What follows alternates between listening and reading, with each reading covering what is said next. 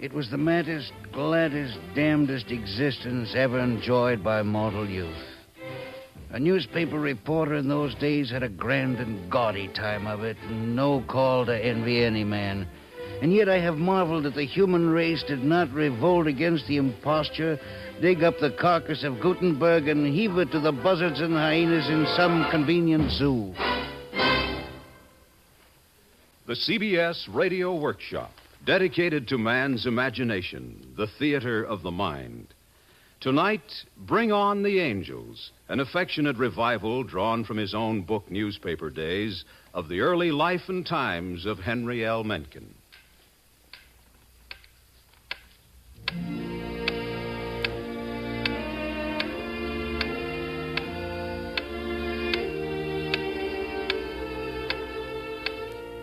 The man in the bed has had a stroke, a being full of gusto and sour joy. He's paralyzed. A master's master of words. He'll never speak sense again. He's 68. His eyes are open, but there's no fire there. They see instead inward. What the sudden grab of thrombosis has left of his brain now gropes in the swirling mist of reversing time. Seeks, finds, remembers.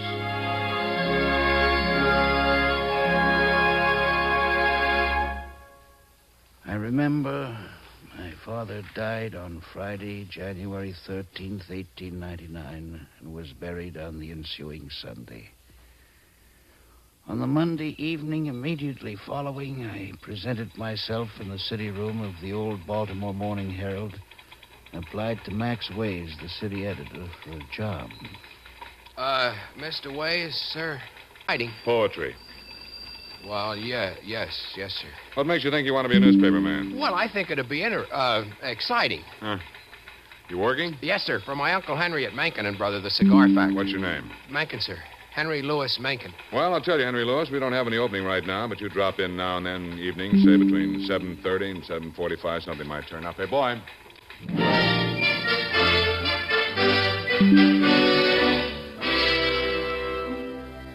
The next night, precisely at 7:31, I was back. Max waved me away without parley. The third night, he simply shook his head.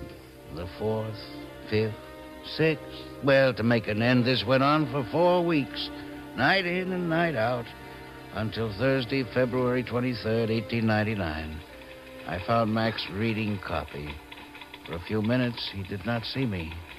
Then his eyes lifted, and he said, casually, Go out to Governorstown, see if anything's happening there. We're supposed to have a Governorstown correspondent, but he hasn't been heard from for 6 days.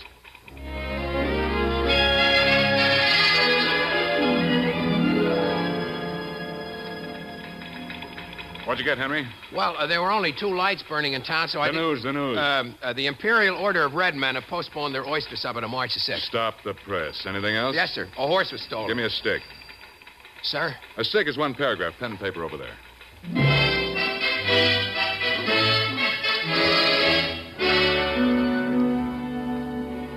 I was up with the milkman the next morning to search the paper.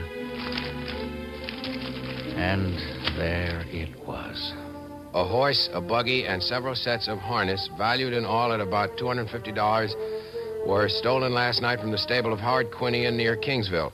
The county police are at work on the case, but so far no trace of either thieves or booty has been found. He didn't change a single word. I was hooked. I was in print. I was a reporter. I was hired. Sonny, I'm going to give you a start.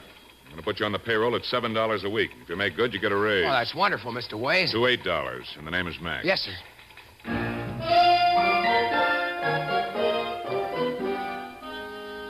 It wasn't long before I had a typewriter, a spittoon of my own, and a beat.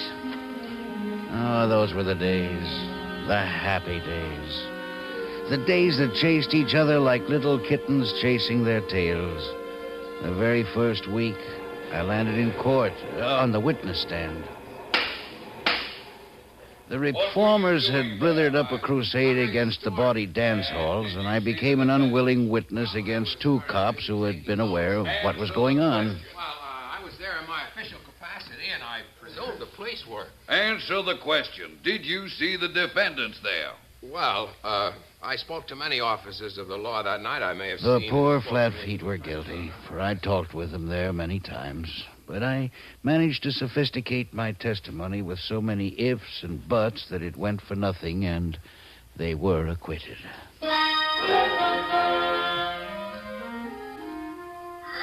That was my first and last experience as an agent of moral endeavor.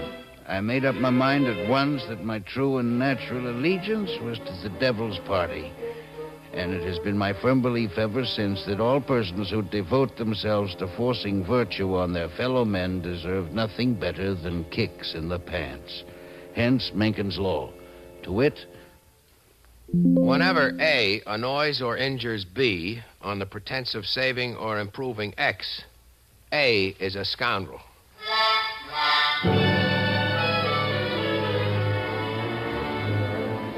I learned my trade from veterans who had seen Lincoln clear. Sometimes, for instance, it would be a matter of legging it to the iron wilds of Locust Point. But De Becker was more experienced than I and had a beard to prove it. Come with me, Mencken. Where are we going? Never mind, come with me.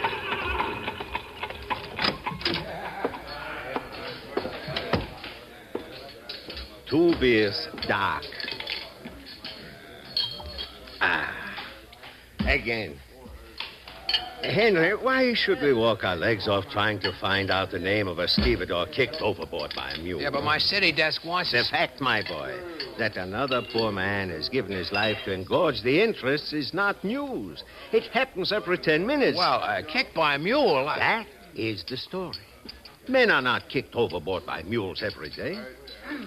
That is the story, not the name. Therefore, I move you, my esteemed contemporary, that the name of the deceased be Ignaz Karpinski. Karpinski. That the name of his widow be Marie. Right. That his age was 36. That he lived at 1777 4th Avenue. And that he leaves 11 minor children. Charlie!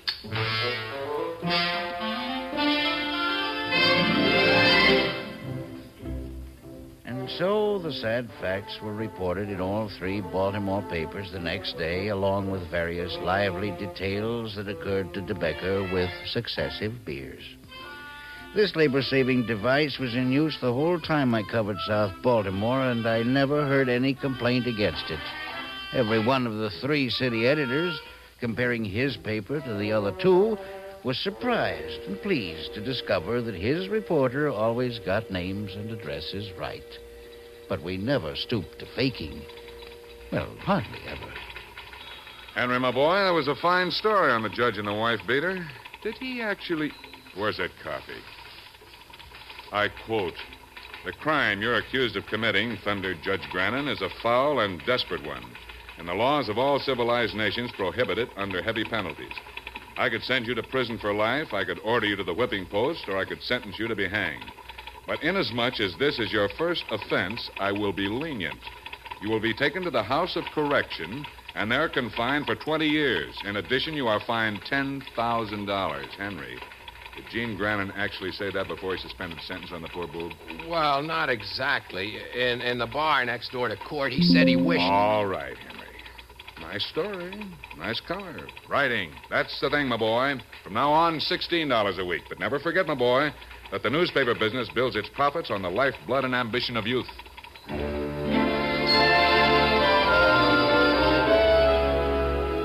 By this time, I had begun to reflect upon my trade. It worked me too hard. More than once, I produced 5,000 words of copy between noon and midnight. Not in a single story, Why? but perhaps 12 or 15, every one of them requiring some legging. But there were compensations. Max put it best, I think, one night at the Stevedores Club.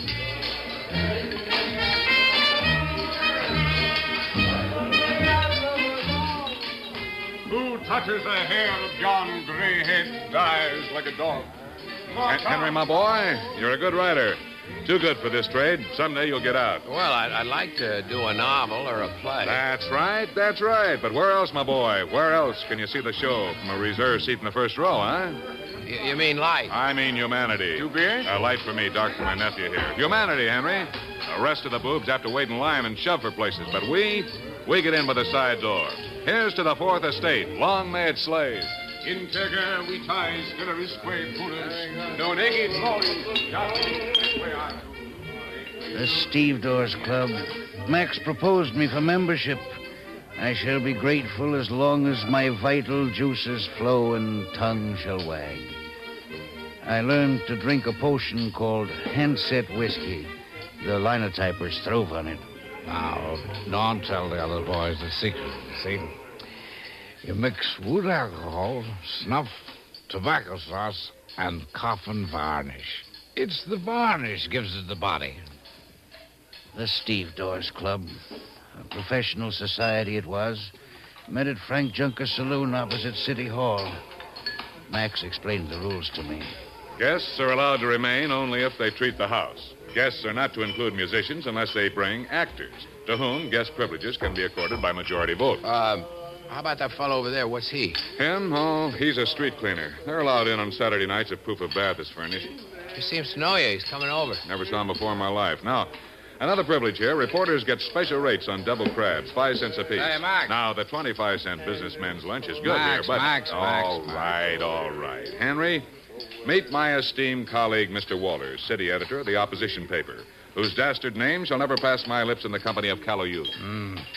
Listen, Max, that story about the 2 congressmen who got into a debate in Miss Nellie's music room. Oh, yes, I've been wondering about that one. Well, it's accurate, Max. One of them dented the other's skull with a spittoon. Yeah, that's the way we got it. Max, are we going to print that? Now, Miss Nellie's got a nice reputation. Do we want to run her music hall down? Oh, I wouldn't want to do that, Chuck. Miss Nellie's an awfully good news source. Of course she is. Now, if it's all right with you, I thought we might put the accident up in Mount Vernon Place. The most respectable neighborhood in town. Fine. All right, I'll go along with you. Now, about the spittoon. Well, let's say one was opening an umbrella and the other turned suddenly. Oh, we can do better than that. Say they got kicked by a runaway hack horse. Excuse me. What is it, my boy?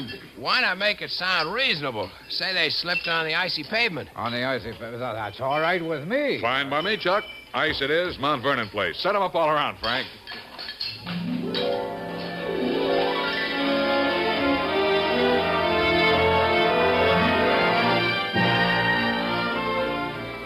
Thus, the cooperation of the press to protect a respected establishment, Miss Nellie's Music Hall. Scoops, beats, there were plenty.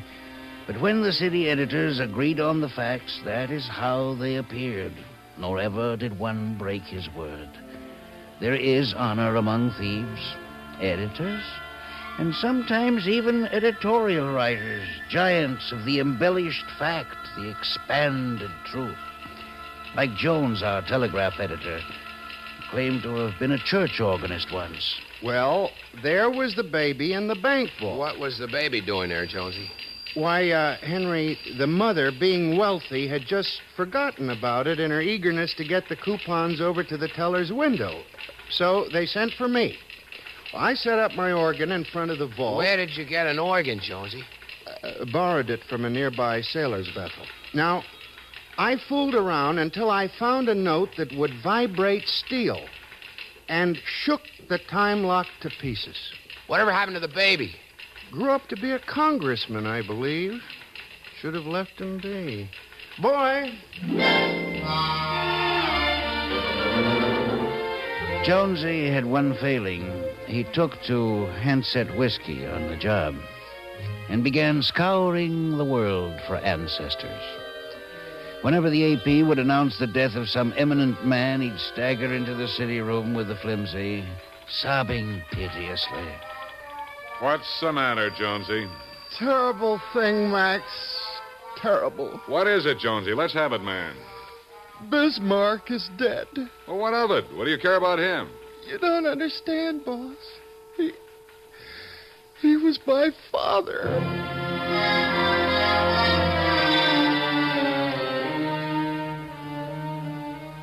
when, in the course of one day's international wire, Jonesy had claimed for his parents a Confederate general, a Boston suffragette, a Marshal Lieutenant Hung Chang. That was November 7th, 1901. Max had to let him go. We were amazed when word drifted in that he was actually working as an organist in a Presbyterian church in a poor suburb, claiming to be a son of both John Calvin and John Knox. Giants and sinners, all of us. What we did with great gobs of gusto. It was a time of thoroughness, anyway. I was sent to the Patapsco to cover a suicide one day. The unfortunate had been a bar owner. The cop couldn't even spell his last name.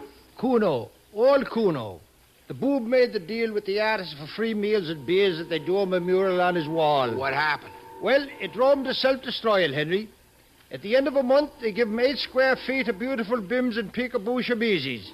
But it run him 120 meals and 500 some beers. We got him. Let's go, Henry, and take your hat off. Now, the way we make it out, he climbed up on the rail, tied a rope to it looped around his neck, swallowed a dose of arsenic, shot himself through the head, then fell or jumped into the river. You always want to say it like that, my boy. Fell or jumped. Respect the family's feelings.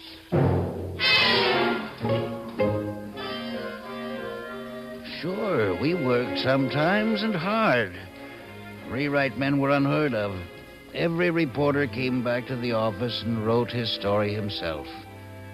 But the Herald City Room was the most modern in Baltimore. It had 2 telephones. Occasionally, somebody would get the right number. Harold Mencken. Henry, this is Miss Nellie. Yes, Miss Nellie. How are all the girls? Fine, but you better get down here. The most extraordinary thing has occurred. Miss Nellie, I will take a hack immediately.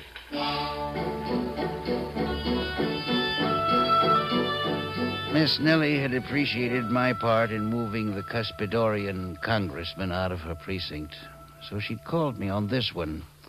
Her story was succinct. Peebles, the hack driver, brought her. He says she gets out of the train, climbs into his cab, and says, "Take me to an establishment for fallen women." So he took her here. Did he say why? Because she was so young and innocent, he didn't know what to make of her. So with that, she tells me she comes from somewheres near a burg called Red Lion, P.A. What's her name? Emmeline Baron Blicker.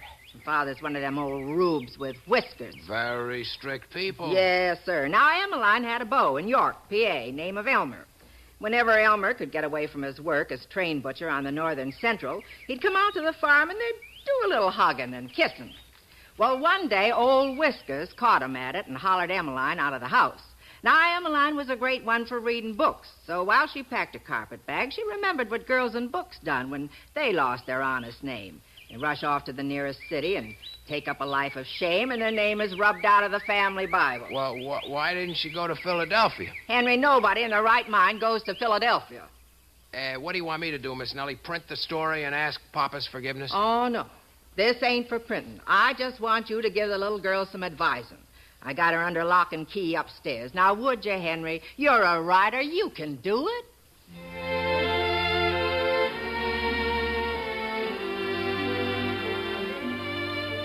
Presently, Miss Nellie fetched in Emmeline.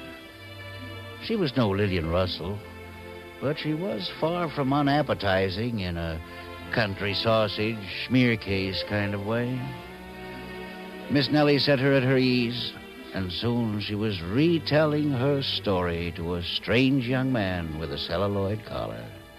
Then, out of my worldly wisdom, I spoke. My dear Miss Baron-Blicker, you have been grossly misinformed. I don't know what these works of fiction are that you have read, but they are wrong. The world no longer burns men for heresy nor women for witchcraft, and it has ceased to condemn girls to lives of shame and death in the gutter for trivial derelictions such as those you acknowledge. The only thing that is frowned upon nowadays is getting caught. What do you think Emmy should do, Mr. Mencken? I advise you to go home, make some plausible excuse to your pa for lighting out, And resume your faithful ministrations to his cows. Now, you see, honey, Mr. Mencken says go home. Yes, and at the proper opportunity, take your bow to the pastor and join him in indissoluble love. It is the one safe, respectable, and hygienic course. The primrose path, my dear, is not for you. It is beset with thorns, heartburn, and corset stays.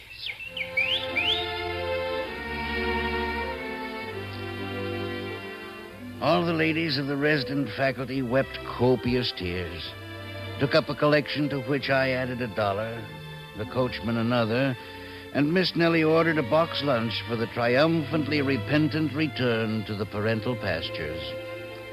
Emma promised to send Miss Nellie a picture postcard of Red Lion showing the new hall of the Knights of Pythias, but it never arrived.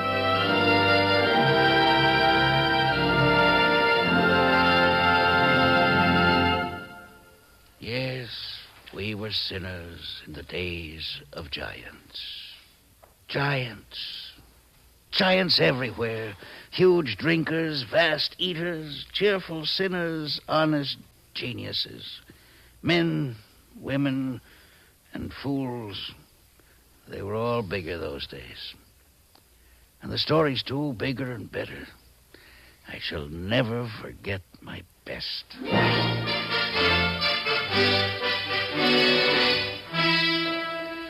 At midnight on Saturday, February 6th, 1904, by which time I was city editor, I put the Herald to bed, then joined the exercises of the Steve Dawes Club until 3:30.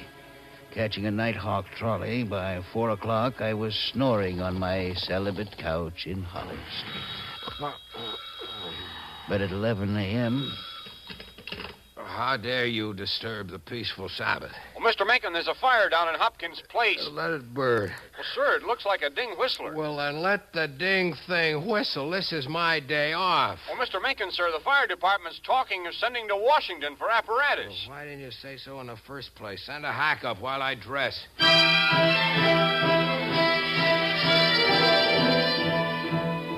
I hoisted my still malty bones from my couch, and 10 minutes later, I was on my way to the office. That was at about 11:30 a.m. on Sunday, February 7th. It was not until 4 a.m. of Wednesday, February 10th, that my pants and shoes, or even my collar, came off again.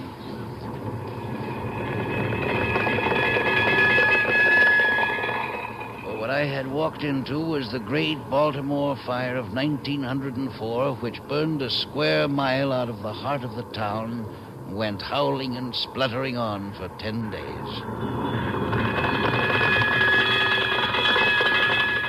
I can remember the 8-column streamer head I wrote when 3 days later, burned out, we finally printed in Philadelphia. Part of Baltimore wrecked by greatest fire in city's history. We had a story, I'm here to tell you. Was there ever one that was fatter, juicier, more exhilarating to the journalists on the actual ground? Apparatus from Washington, Philadelphia, Pittsburgh, New York, every block in Midtown on fire. I need men. Cliff, get on the phone, check the bars and the poorhouses. Find me printers and reporters. If you need 20 pages, take them. If you need 50, take 50. They're dynamiting in the next block. All right, everybody out, everybody. Where are we going, boss? Out of here. We'll operate out of the Sloan Hotel. Everybody out!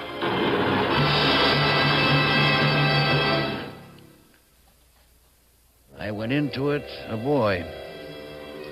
When I came out of it at last, I was settled and indeed almost a middle-aged man, spavined by responsibility. When it was all over, I returned to the ruins of the Herald. It was easy to find the place where my desk had been. The desk itself was a heap of white dust.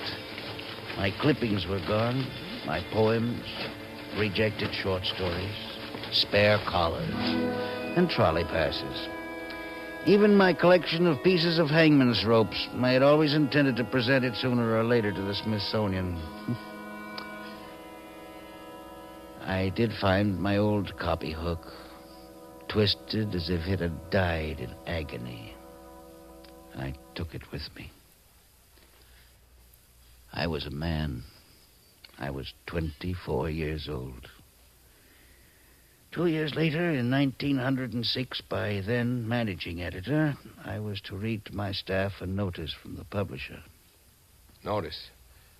Tomorrow, the property of the Herald Publishing Company will pass into new hands, and there will be no further publication of the Sunday Herald, the Evening Herald, or the Weekly Herald.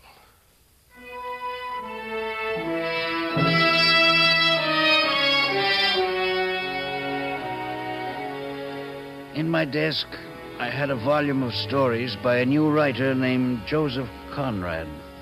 The man could write. His people were sailors, not newspapermen, but they spoke for me. I remember my youth and the feeling that will never come back anymore. The feeling that I could last forever. Outlast the sea, the earth, and all men. Youth. All youth. The silly, charming, beautiful youth.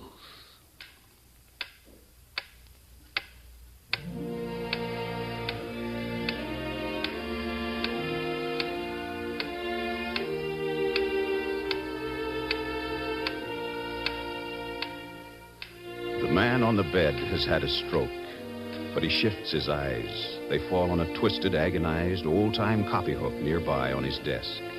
The eyes find fire somewhere, perhaps purloined from the past. He, a writer who is to be paralyzed, who is never to speak sense again afterward, opens his mouth and speaks. Yes, Mr. Mencken, what is it?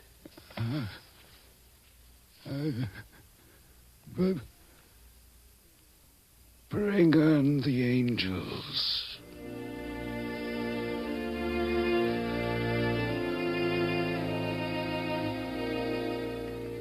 The angels will treat him kindly. Why?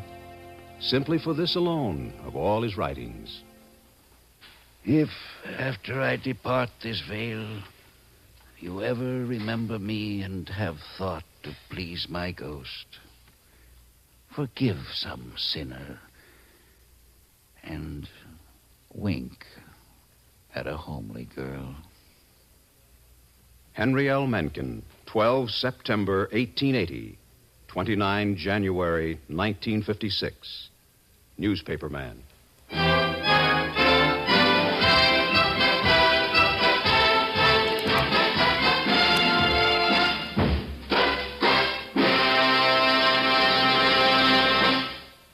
The CBS Radio Workshop has presented Bring On the Angels from the notes of Henry L. Mencken as dramatized by Alan Sloan and produced and directed by Paul Roberts. The music was composed by Ben Ludlow and conducted by Alfredo Antonini. Louis Van Ruten was heard as the elder Mencken, Mason Adams as the younger Mencken, Ed Prentice as Max Ways. Others in the cast included Ethel Owen, Daniel Ocko, Jackson Beck, Walter Kinsella, John Gibson, Joe Helgeson, and Ian Martin.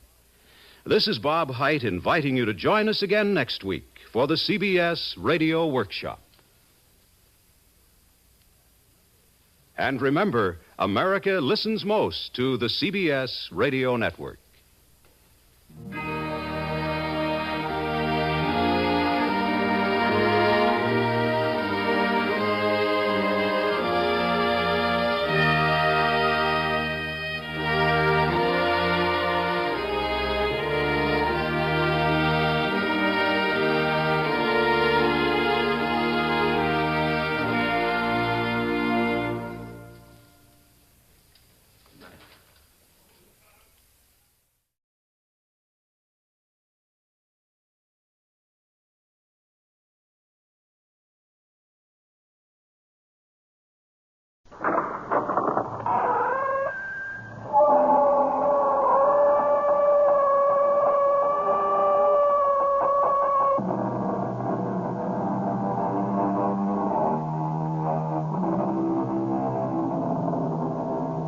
Come in.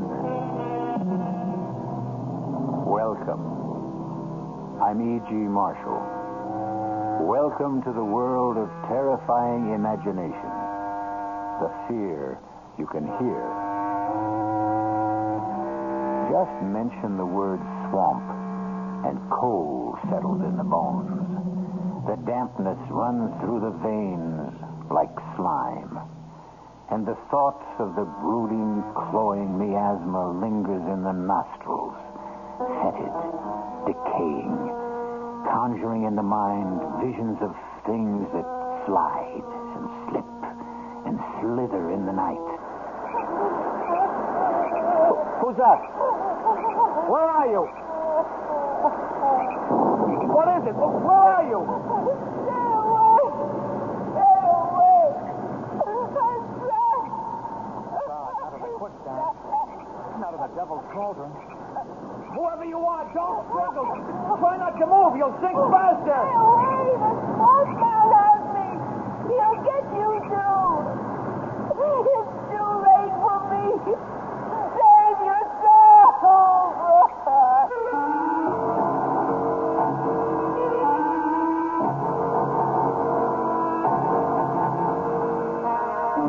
Our mystery drama, The Creature from the Swamp, was written especially for the Mystery Theater by Ian Martin and stars Jack Grimes and Joan Loring.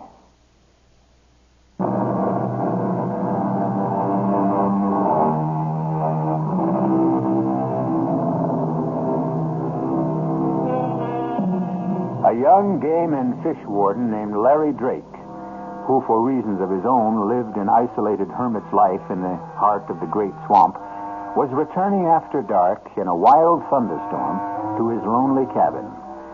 Just as he approached the cup-shaped body of quicksand and swamp water called... But since this is his story, and he left a painfully careful and detailed record, why not let him tell it for himself? I'm typing this before I do what I have to do. Because I know the sheriff must be on his way for me by now. This is the end of what began, seems a lifetime ago. But I reckon it's only a few days. The weather was foul. And as I started to skirt the edge of the devil's cauldron, I heard the sound of a woman crying. I broke through the undergrowth, and in a flash of lightning, I saw her for the first time trapped waist deep in a slime and sinking fast. Try to stay still. The more you flounder, the more you sink. Leave me. Save yourself. I'm not in any danger. Now, neither are you if you do as I say. Yeah, grab the end of this tree branch. You feel your soul, too. Let's not fuss over me. Concentrate on you. Grab the branch. That's it. Now, pull it towards you till you get the main stem. All right, now listen. I'm not worth your saving. We'll talk about that later. Now, go on. Grab it. You pull me down. Who? Swamp man. That's just old country talk. Have you got the branch? Yes. Okay. Now, don't you move, you hear me? I'm going to pull you in to me. Don't try to help. You can't do anything without sinking deeper. Just trust me. Trust me. Trust me.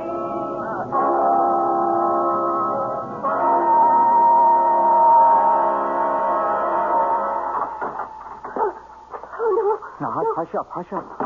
You're all right. Who are you? Just the guy who pulled you out of the swamp. My name's Larry Drake. Here, I brought you some soup. It's so dark in here. It's the middle of the night.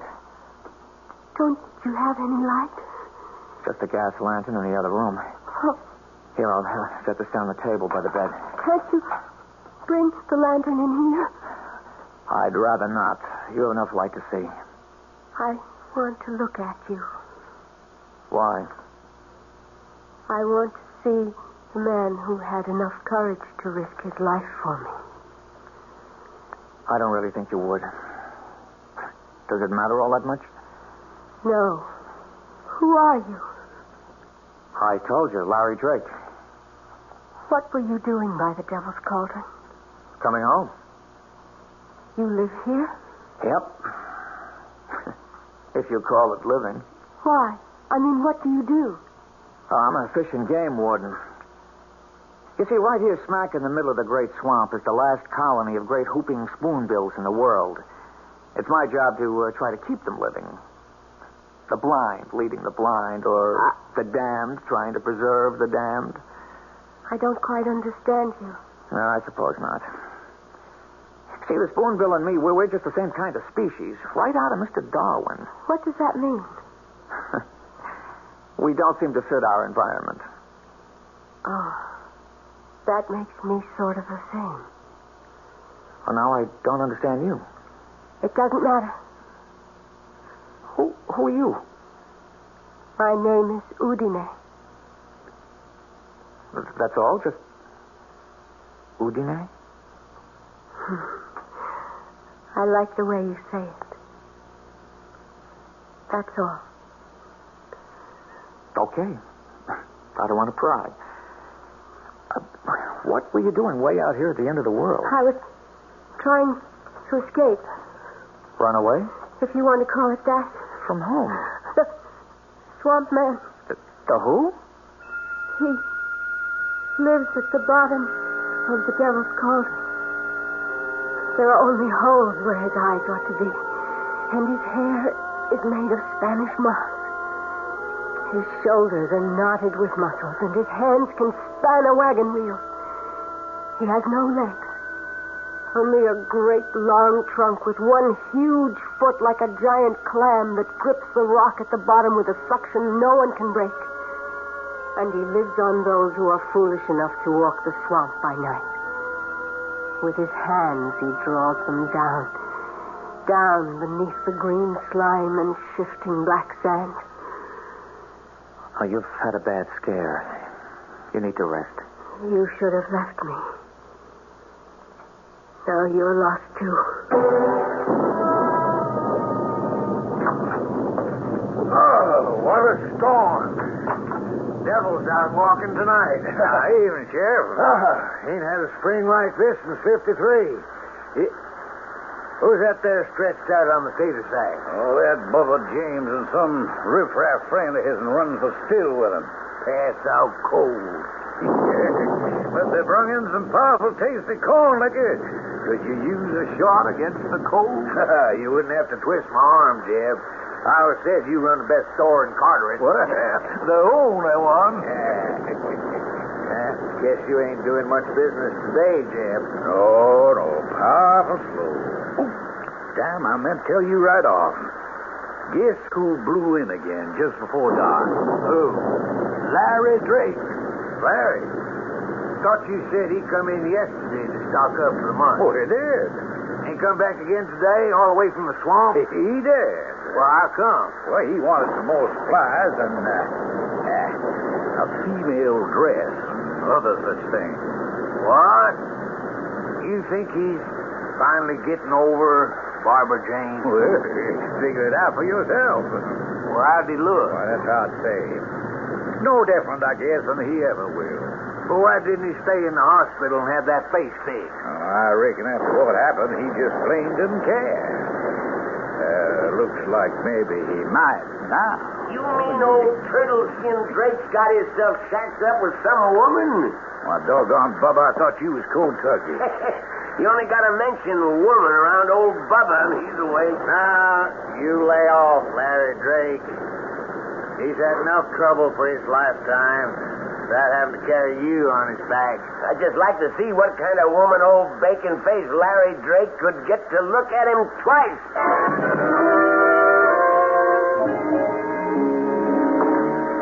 You reckon you can sleep now, Udine? You're going to leave me, Larry? Bring the lantern. Why? I want to look at you. Very well. Maybe it's best.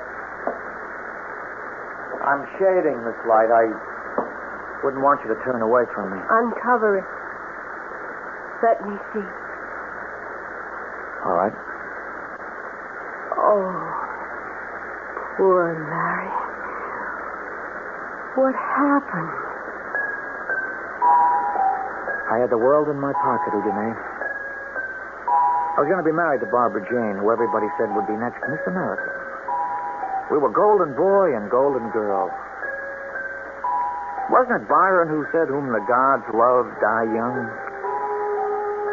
I got myself all liquored up at a party 2 nights before the wedding and insisted on driving home. We went off the road and into a ditch. I was thrown clear, but she was trapped in the car. I tried to get through the flames to her, but she was burned to a crisp. As you can see, there wasn't much more left of me, except I lived. Your poor face. If they wanted to fix it, I suppose it could have been made better, but I had no money and less interest.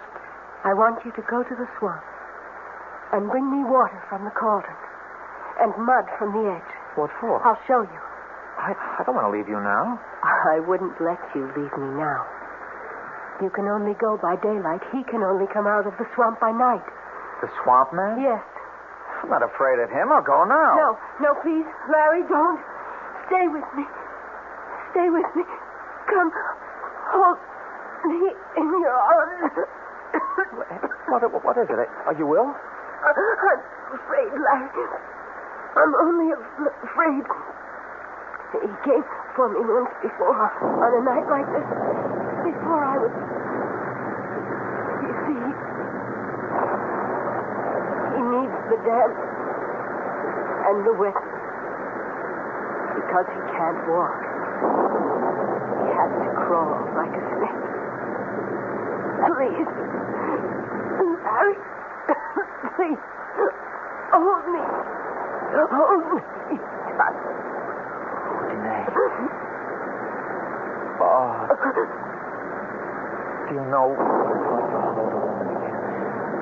To be warm again. To feel you dry and smooth. What? No. What? He's coming for me. He's coming to take me back. It's the swamp man.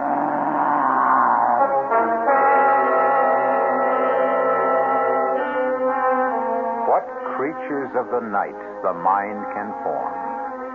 What faceless horrors that creep and crawl and drag themselves out of the imagination into the world we think safe. Is the sound Larry and Udine strain to hear some unimaginable creature born from the murky deeps of the rotting swamps? Or does he exist only in the forest of the mind? I'll return shortly with Act 2.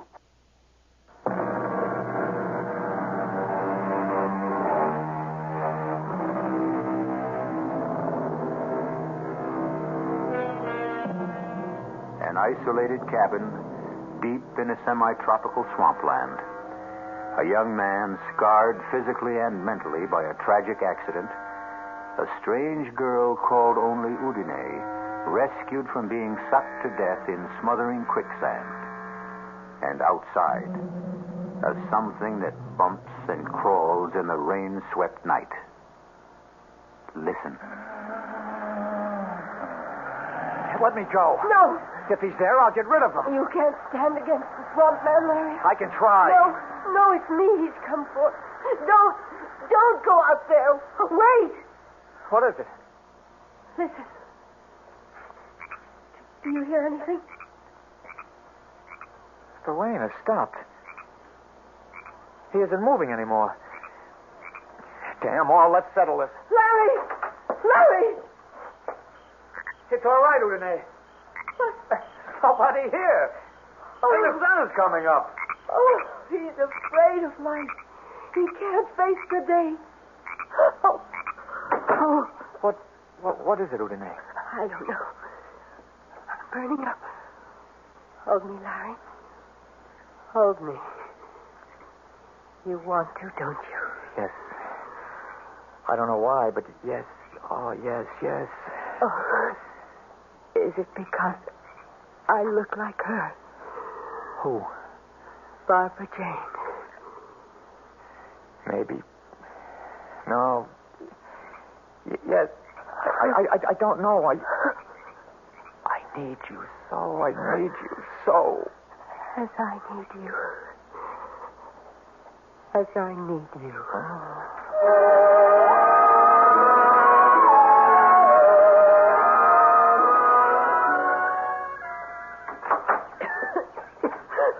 Who is it? It's Larry. It's all right. I went out to get the mud in the swamp water.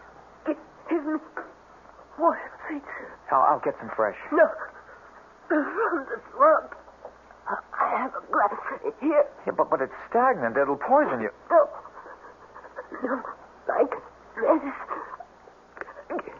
Give me, please. Are you sure? Please. Okay, here, Udine. Thank you. Oh, that's better. Oh, I feel much better now. I'm worried about that cough. It's nothing. I'm just very dry.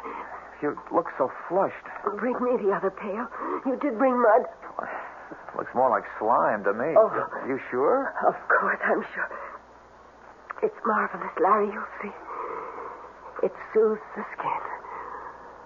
Look, I rub it into my skin, and I can feel the muscles relax, and then become renewed again. It smooths away every wrinkle. Come here, Larry. Kneel beside me. Don't look at me in the light. Don't be afraid. I see behind the mask. And I'm going to gentle that poor, charred skin. Feel how smooth and gentle. Shut your eyes. And you are in a cave of water. Down in the cool, green depths. Quiet and soulful. Like a cathedral at the silent bottom of a sun-struck lake. I could have this moment last forever. Or choose it for the one to die. Does it feel good? I don't know about this primeval slime. It's all in the touch of your hands. Oh, if only it were. I'm sorry.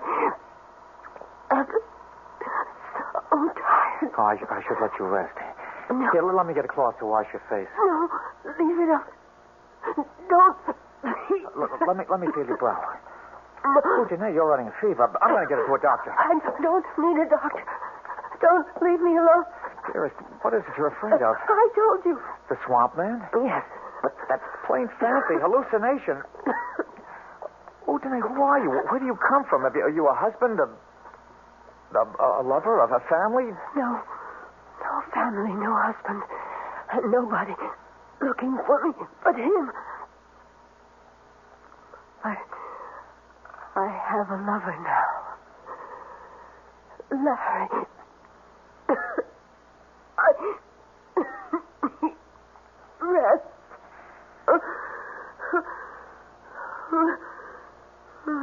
Udine? Udine? She must be running 100 at 3 or 4. I've got to get a doctor. A doctor!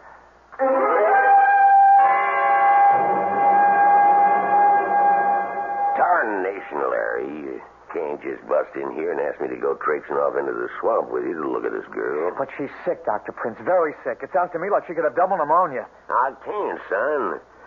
There's only one of me. Bring her in here. I'll be glad to examine her. I'd have to carry her out of the swamp. You know there's no road into my cabin. Yes, I know it. It's why I can't spare the time. You think this antibiotic will bring her temperature down? Well, I can only hope. I don't dare prescribe anything else sight unseen. Of course, if I knew for a fact that it was the swamp fever, You need a blood test for that. Yeah? All right, Doc. I'll bring you back a blood sample myself. That's right. You were fixing to be a veterinarian, I forgot. Yeah, a lot of things I was fixing to be once, Doc.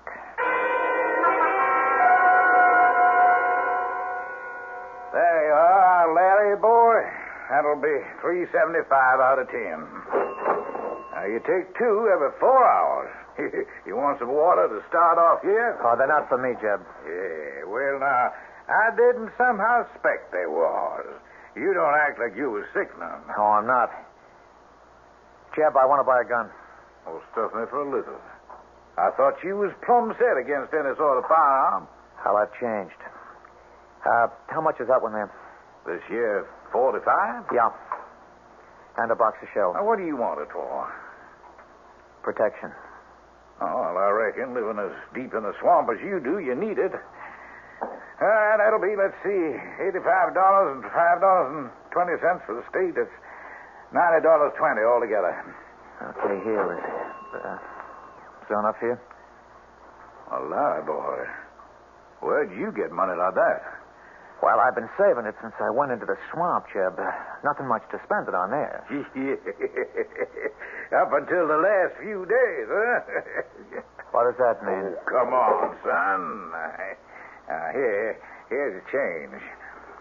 I know from the other day that you got yourself a woman out there. That's none of your business. Larry, you ain't got nothing but friends around here. I ain't poking into your chicken coop. I just hope she's someone who'll treat you right. And I'm right sorry to hear she's poorly. Well, she got herself caught in the devil's cauldron. I had to pull her out. You don't say now. A local girl? I don't know. Any missing hereabouts? Well, not as I've heard tell. Can I ask her name? Udine. Udine. Well, that's a kind of foreign, like, eh? What's she look like, Larry? She looks like the spitting image of Barbara Jane. And you found her in the devil's cauldron? Half buried in the quicksand. Larry, boy, you sure she's what she seems to be? Come on, Jeb. Get in out of the rain. Hi there, Jeb. Got some smokes for me and my buddy? Well, here's an unexpected pleasure.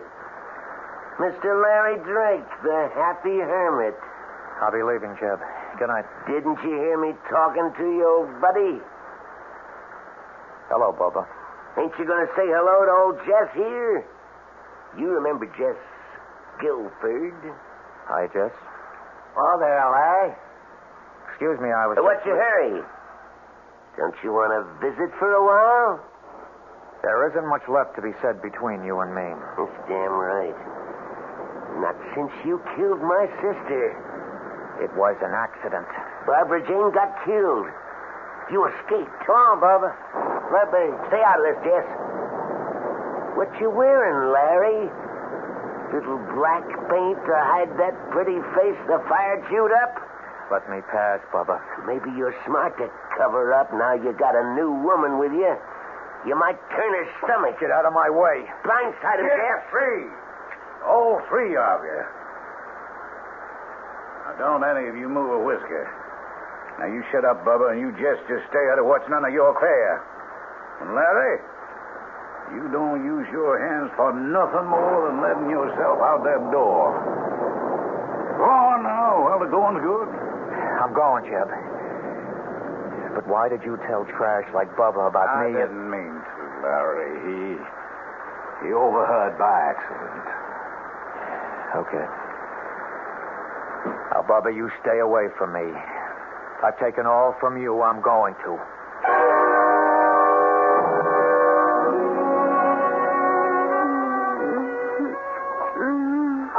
Hush, Udine. Larry? Oh, I thought... No, nothing to worry about. How do you feel? Some water, please. Oh, it's right here. Thanks, Larry. That feels better. I feel like getting up for a while. I've made us some dinner. If you want me to. Oh, what happened to my dress? I threw it away. It was all stained and torn. Oh, well, then what am I brought you a new one from the store. Oh. I hope it fits, and you like it. You bought me a new gown? Well, you have to have something to wear. Oh, Open this dress. I haven't had a new gown for... Oh, Larry. It's beautiful. Oh, it's beautiful. Give me a little time by myself to freshen up and put it on. Oh, you're beautiful. You're so beautiful. Is it because I look like her? Yes. And no. Barbara Jane is dead. You're alive. What is it? Nothing. Larry, I'm tired again. So tired. Oh, I've kept you sitting here too long in front of the fire. You... No. Oh, you sure cast a spell over me. I didn't realize it had gone out. I'll get some fresh wood. No, darling, I don't need a fire. I just need... Is it still raining? Yeah, cats and dogs. Oh. So heavy you can't see. It's pitch dark out. Well, it's been a black day. The night came early. Then, so will he.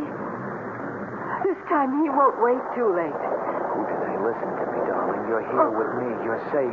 There's no such thing as a swamp man. He's coming. I feel it. He's coming. It's just superstition and folk. No, listen. You see, there's nothing. Listen.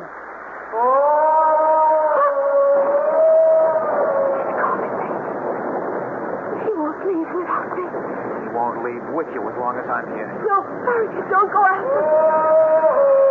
I've brought some protection. I've got no use against him. We'll find out soon enough. Swamp man, if you come for her, you won't get her. I'm giving you one last warning. Stay back.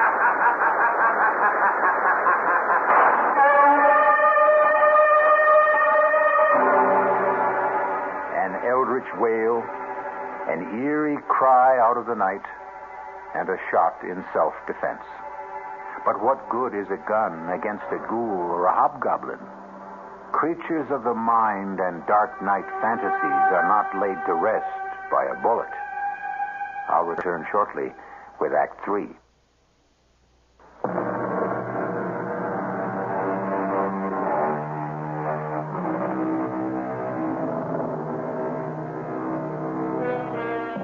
What a host of strange, blood-chilling monsters the human imagination has dredged up from the depths.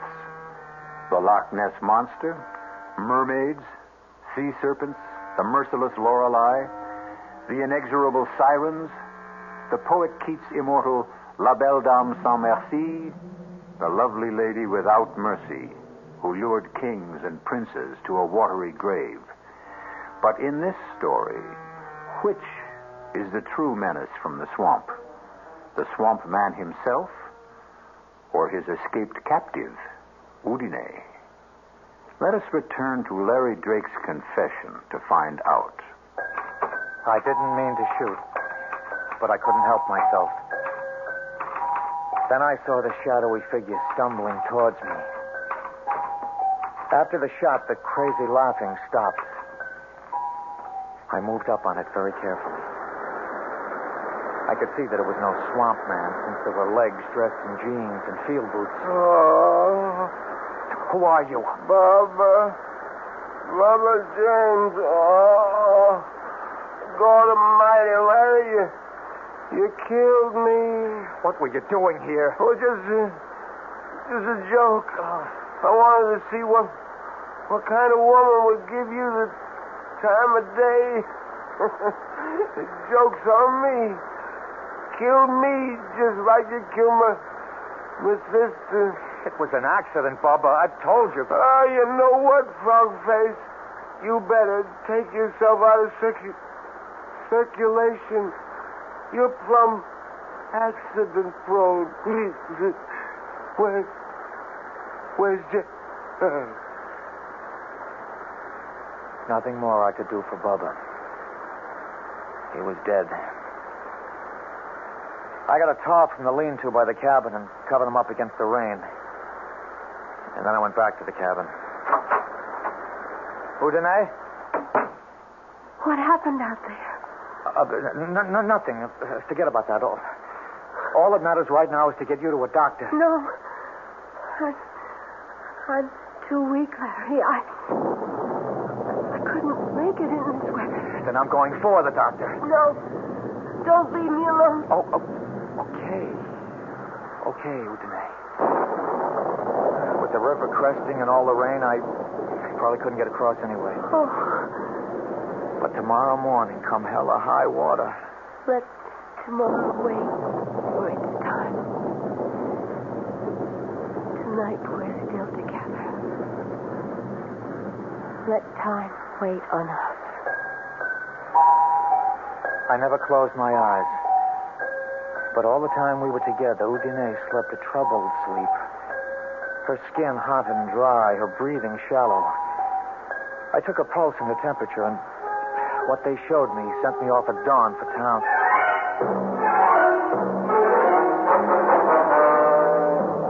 I don't know what the Sam Hill you're up to, Larry. Have you been drinking? No, Doctor. What do you mean? Well, I don't know about the blood sample. That'll have to be tested. But those other vital signs you described... That's why I'm here, to drag you back to see her. Well, it ain't possible. A pulse of under 30, a BP of 60 over 40, flushed and feverish and running a temperature of under 90? Well, she should be cold and clammy. That isn't enough to sustain life, human life anyway. You must have made a mistake. No mistake. I was as careful as I could be. Udine is alive. You can see for yourself when you come. I shouldn't give in to you, but you got me intrigued. Can we get across the river? If we leave right now. Okay. Hello? When? Well, can he be moved, Sheriff? Yeah. Now, look here. You have him lift him in a blanket and handle him like he was partridge eggs. Yeah. Right to the office. I'll be waiting. Well, Larry, I can't go with you now. Now, wait a minute. You said you were... That was the sheriff. Down to the levee. Toady William got trapped under a sandbag slide. He's in bad shape. They're bringing him here for me to operate on. How long is that going to take? It could be well on to most of the afternoon. I'll come out to your place as soon as I'm finished. You don't understand. I understand, son, but I got to take first things first. But you'll surely come. Yeah, I promise. How are you going to find your way into the swamp? I'll pick up Jeb Scanlon to guide me. He knows this country like the back of his hand.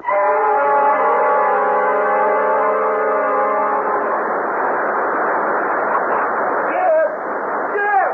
Just calling. What is you, boy? You look nigh on the ground. Now, where's your sidekick, Bubba? Bubba, he's dead, Jeb. He's dead. Larry Drake blew a hole in him with a big old 45. Lord almighty. The sheriff know about this? No, I just got to town. I thought I might find him here. Oh, he's down the river. Tress goes by this afternoon around 4. Here's your drink. Oh, thank you. When did all this happen? Last night. Bubba and me. Well, you know, Bubba, he figured he was going to bother Larry some about the woman he was supposed to be shacked up with. We come up on the cabin, and the lights was on. And Bubba, he says, I want to give old frog-faced Larry and his fancy woman some big scare. You just watch me make like old swamp man. And then he started calling kind of ghostly-like, and the next thing I knew... Now, come on, boy. Pull yourself together. Larry come out on the porch, and he called out. Then he just let rip with that big old cannon. I heard that slug rip right through Bubba, and I took off for the trees like all the devils in hell was on my tail. So you don't know if Bubba's dead? Oh, the way I heard him take it, I don't see how he could be anything else. You didn't stay to find out? No, sir, not me. You just took out, yeah? Larry don't know you was with Bubba last night? You know, I wouldn't think it. You see, he come out thinking Bubba was the swamp man, and old Bubba, he's just trying to keep up the fun and all that. Yeah, that Bubba was a card. He just picked himself the wrong poker game this time. Sure looks like Larry's got himself mixed up in something mighty strange.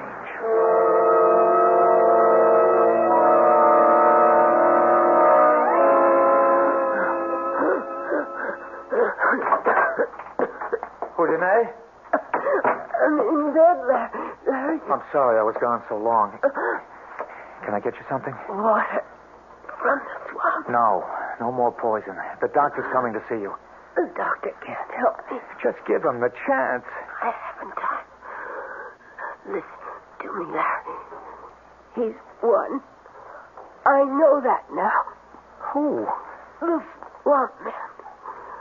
I can't live in the air anymore. That's ridiculous. That's sheer nonsense. Look at me, Larry. I'm dying. I'm out of my element.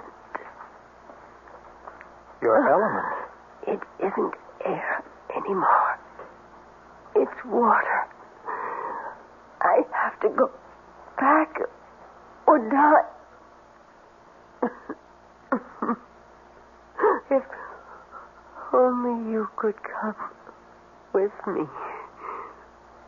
But he'd never let you. I'd fight him for you. Oh, I suppose you'd try. You love me that much. Larry? Yes? The wine we had at dinner last night. Yes? Could you bring a glass and share it with me? Okay, I'll get it. But this is no goodbye toast. I'd never let you go. I know. Okay, this is to drink to your staying here till Dr. Prince gets here and has a chance to prescribe for you and make you well. So that you and me can live forever afterwards. Drink deep, Larry. My love. To you.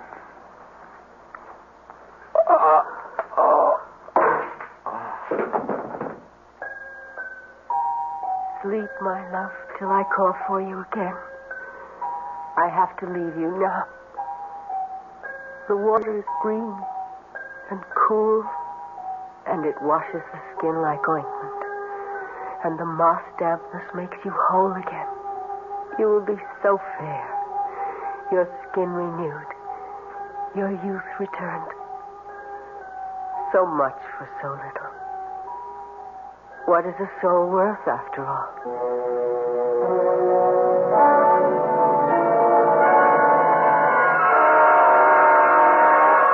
Well, quite frankly, I think my patient is much more Larry than this mysterious woman. What's that mean? Well, from all the evidence, no one, save Larry, has seen her. Oh, you don't mean she don't exist? So physiologically, as a doctor, I don't see how she can. In addition to the impossible figures on her vital signs, I got a report on her blood sample. And? I don't know where our veterinarian game warden got it, but that was no human blood. What kind, then? Not a biologist or a hemopathologist. Reptile, fish. Not a warm-blooded animal, and certainly not a primate. You think this is some kind of a hoax? Well, I think a boy I loved very deeply because of what he once was is obviously broken psychologically. I think we'd better get out to that swamp and see what tatters of them remain that might be pasted together. If Jess Tomlin's testimony is right, there ain't many tatters remaining.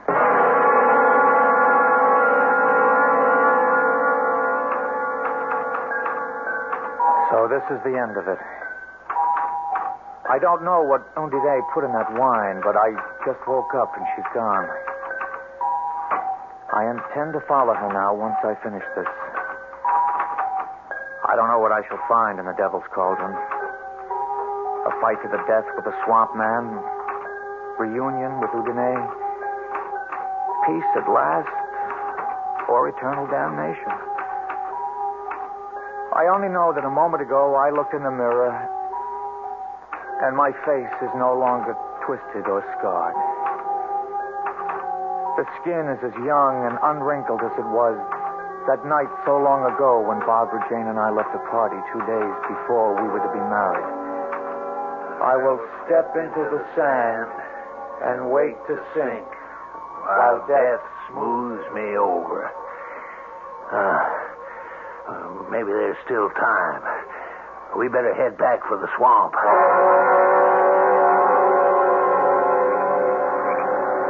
Hold the light higher, Jeb. You ever see anything like that? The old devil's cauldron is boiling like the fires of hell was under it. Lovely, all the rain and the high surface table. Trapped swamp gas bubbling to the surface. Yeah, Larry and old One-Toe locked in combat. Oh, there ought to be some way we could get in there and try to help the boy. You stay where you are. This swamp has brought enough lives in its time. Come daylight, we'll see. My God! Look. What's that? I can't see too good. Hold your lanterns high. Oh. Well, that's a body surfacing. It ain't Larry. How do you know in this half-light? I ain't got no legs. That's a swamp man. Or a manatee or some other animal. Too dark to see. By tomorrow, the currents will have sucked it away. Well, maybe if it is the swamp man, he's the lucky one. Who's to say the woman ain't the one who sucks them dry, spews them out? Nah, you spend too much time gossiping around the stove, Jim. It could be. That's what the old ones say. The swamp is a woman that drags men down, often her body, in exchange for their souls.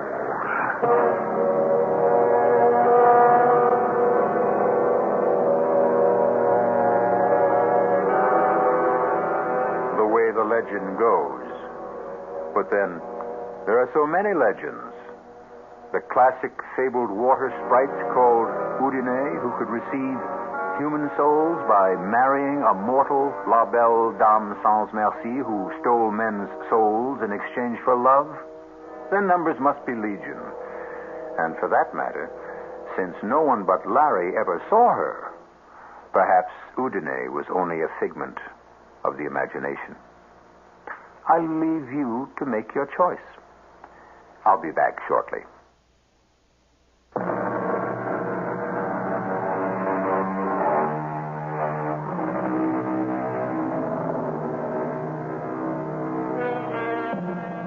One footnote before we part.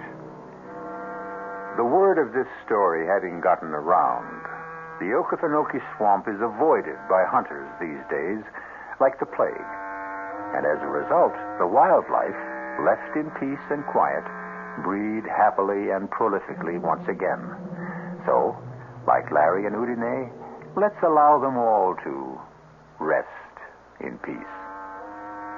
Our cast included Jack Grimes, Joan Loring, Ian Martin, Robert Dryden, and Leon Janney. The entire production was under the direction of Hyman Brown. This is E.G. Marshall inviting you to return to our Mystery Theater for another adventure in the macabre. Until next time, pleasant dreams.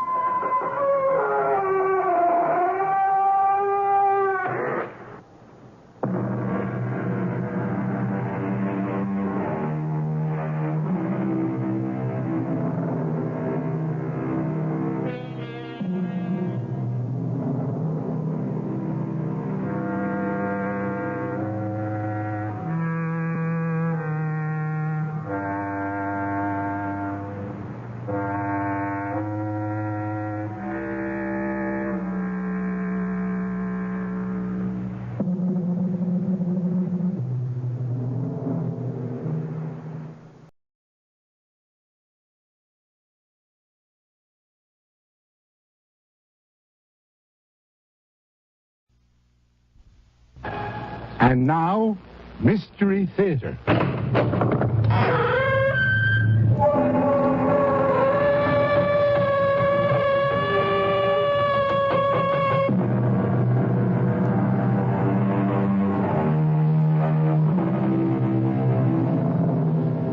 Come in. Welcome. I'm E.G. Marshall. Welcome to the exciting world of your own imagination. The law says, thou shalt not kill. And that's the law most of us openly acknowledge. Yet, there are other laws and drives that stir primitive, long-forgotten urges, instincts, laws that raise murder from the worst of sins to the most satisfying of deeds. Hey, please, let me go. Oh, no. I've got you now, Jim. You have no reason to kill me. We're friends. It's nothing personal, Jim. Why? Why do you want to kill me? A hawk kills a rabbit. Why? Because he has to. It's the law of nature. Frank, you're crazy. Put away that knife. I'm a natural man, Jim. I'm only obeying the law of nature. Kill!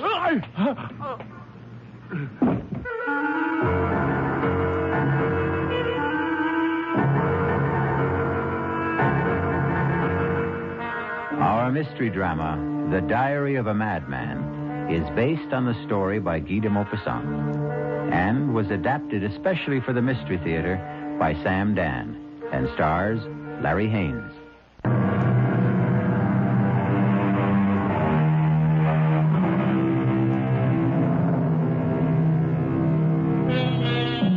Homicide is illegal, immoral, and a mortal sin.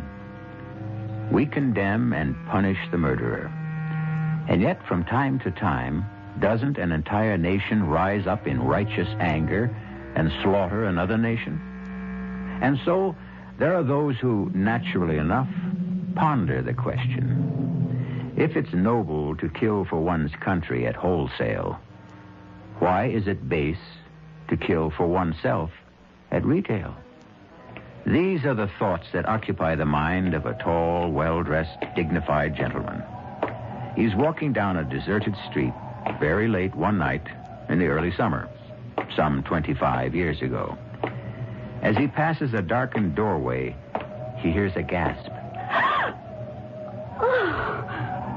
What a relief. I beg your pardon. Oh. Is something the matter, miss? Yeah. Oh, it's only you. Me? Yeah, you. I don't believe we know each other, Miss... Wilson. Darlene Wilson. Oh, my glad it's you. I'm afraid I don't understand. Well, you see, I took this job at Benji's Diner. My first night at the job. You know the place? No, I can't say that I do. We'll never go there. Oh, what a bunch of creeps. Anyhow, somebody said this street was a shortcut to the bus stop. And I was walking down the street and I heard these footsteps coming up right behind me. Well, wouldn't you be scared if you was me? Well, I suppose. Oh, I got so scared. I tried to hide in this doorway. Oh, and it turned out to be you. Well, I'm sorry I frightened you. Oh, forget it. You're just the kind of person somebody would like to see on a lonely, deserted street late at night. Really? Why? Well, you're so well dressed. Is that all? Well, look. Is it okay if I walk with you as far as the boulevard? I guess it's pretty safe there. Yes, of course. Do you mind if I ask you something? Please do. I really shouldn't ask strangers such questions, but what's a person like you doing in a neighborhood like this, anyhow? I was looking for somebody. Down here? Yes. What kind of person will you be looking for in this part of town? I mean, it's none of my business. Well, in a sense, it is your business. It is? How? Because, I happen to be looking for a person like you. What? What did you say? Person like you. What are you talking about? You see, I have a certain urgent need. Now, listen here, mister. If I was that kind of a girl... No, Darlene. It's obvious you are not that kind of girl. Well, then, what do you want from me? I want your life, Darlene. What are you saying? No, please, get out of my way. Oh, no, Darlene. Let go of me. Let go. No, I can't, Darlene. You can't kill me. I never did anything to you. No, of course not. I don't even you. There's nothing personal in this, Please, Darlene. I'm scared. Please leave me alone. Now, please, don't struggle. I won't hurt you. It'll be over very quickly. I don't want to die. Don't please.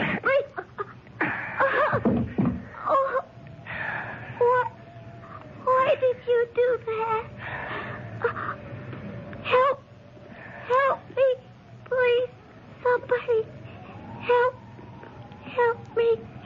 Some maniac step. I'm not a maniac, Darlene. To kill is to obey the law of nature.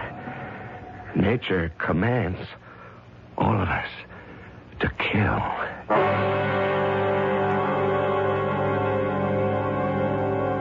June 29th. I've done it again. And again. It was so easy and exciting. She struggled desperately. I could feel the wild beating of her heart, the hysterical pounding of pulses.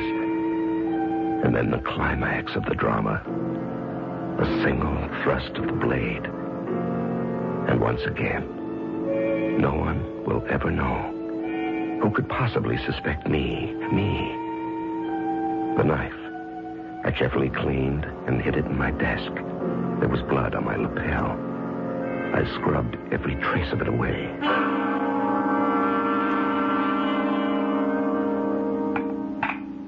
Morning, Frank. Good morning, dear. Everything smells so good. You mean you've regained your appetite? Well, I don't know. I'm starved. Oh, that's wonderful. I've been so worried about you lately, Frank. What did the poet say, dearest? Come fill the cup. Well, fill my cup and my plate with doubles of everything. What's come over you? Well, I feel like a brand new man today. How was the banquet last night? Oh, the usual political nonsense. Anyone want you to run for the Senate? Well, as they say, the feelers were out.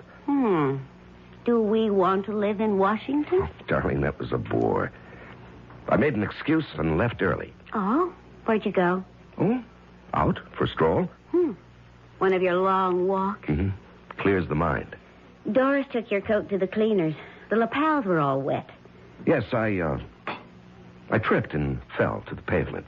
Oh, you didn't hurt yourself? No. I landed on some grease or paint or something. I tried to wash it off when I got home. Well, you didn't have to bother. Doris said it looked like blood. Oh, it sounds ominous.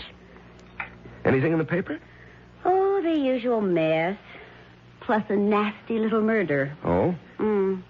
A young girl who worked in a diner, killed on her way home from work. Oh, killed, huh? Why? How? How? Stabbed to death on a deserted street. Oh, what a terrible thing. She was hardly more than a child. How would you know that? Well, you said a young girl. She was just 18. Oh, but why? Oh, I think it'll turn out to be a lover's quarrel. Really? They picked up her boyfriend. Seems the two of them had been quarreling. About what? Oh, use of the car. Her parents say she was angry because he took it, but he claims it's as much his as hers. Well, what do they have on the boy? Well, he's got bloodstains on his jacket. Oh, well, that doesn't look good. No. He claims he was out riding around. No. Into a fight. Oh, with whom? Well, that's the problem. He'd been drinking and can't remember where or with whom. Oh, why do we talk about these things at home, Frank? Isn't it about these bad enough you have to live with them?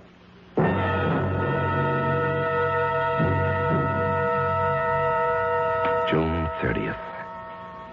Although I'm completely above suspicion, I can't afford to be careless. Not that anyone in his wildest dreams would ever suspect. Still, I should be more careful about my clothes. Last time, there were also bloodstains. And yesterday, I'd forgotten to lock my desk drawer. Of course, Estelle never bothers.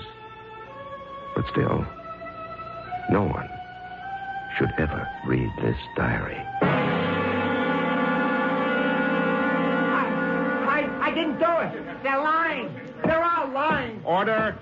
Order! Order, I'll clear this court. The defendant will rise and face the bench. Your Honor, Don't you call me Your Honor, young man. By your conduct, you show no respect for the law or for this court. Judge Wallace, I didn't kill her. Why would I kill her? Why? I loved her. Young man, you're being given a fair trial. You have every opportunity to prove your innocence. Judge, please. None of them believe me. What are you saying? Everybody thinks I'm guilty. I can tell. But I was cruising around and I got into a fight. I got the bloodstains that way. I got no alibi, but I didn't do it. You'll have to be seated. And we'll proceed in an orderly fashion. Will the attorney for the people continue his cross-examination?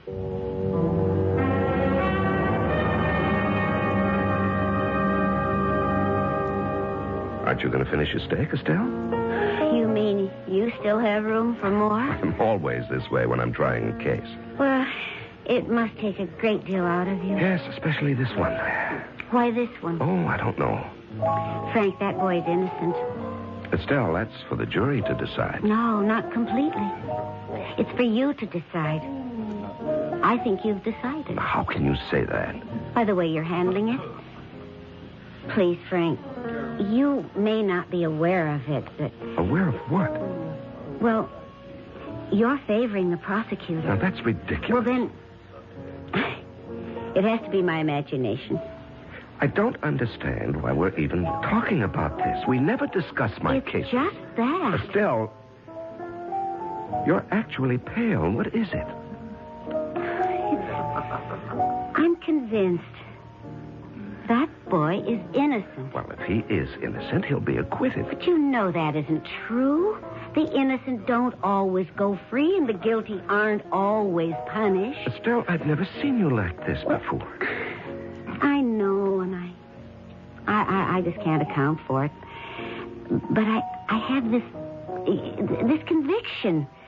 That boy is absolutely innocent. Darling, there's evidence. I don't care about evidence. Now, that's irrational. Well, what can I do? I know. Don't ask me how. I just know. That boy is innocent. Well, then there's every chance the jury will agree with you. No, Frank. That's what makes it so terrible. I don't think the jury will agree with me. I had killed before, but this was the first time somebody was going to pay for it, so it was doubly exciting. I had not only killed her, but in a very real sense, I would also be killing him. He was doomed. I could tell. They didn't like the boy. I could read the verdict in their faces. And so I went out of my way to give them the kind of charge that would be as favorable to the defendant as I could make it, because I knew that nothing could save him. They stayed out a whole day, all night, and the better part of the next morning. There was never any doubt in my mind.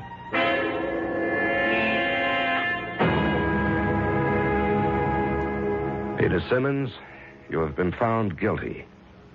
Have you anything to say? I was brought up to believe in God and to believe in justice. And I can tell you there's going to be justice one day. Not today, but one day. And the person who killed Darlene will never be forgiven.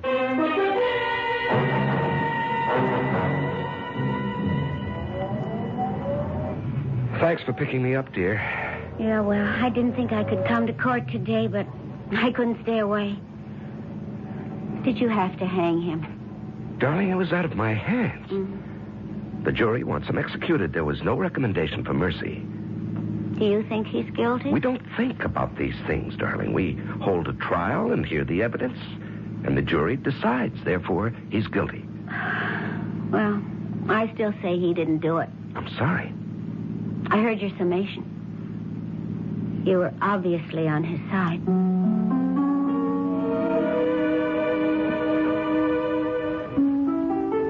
November 27th. All of his appeals ran out. He was executed last night. I understand he died very well. But it isn't as if I killed him with my own hands. And it's been a long time. A very long time since I obeyed the law of nature. I'm growing restless.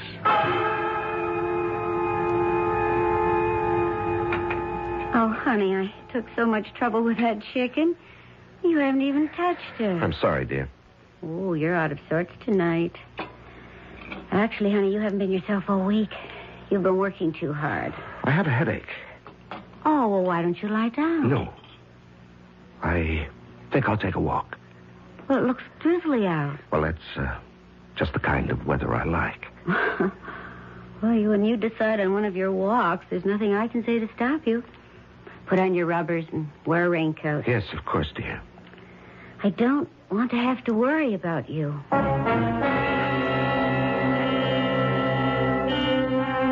Walking may be good for some people, but it can be extremely hazardous for others, especially for someone who might just happen to run into Frank Wallace.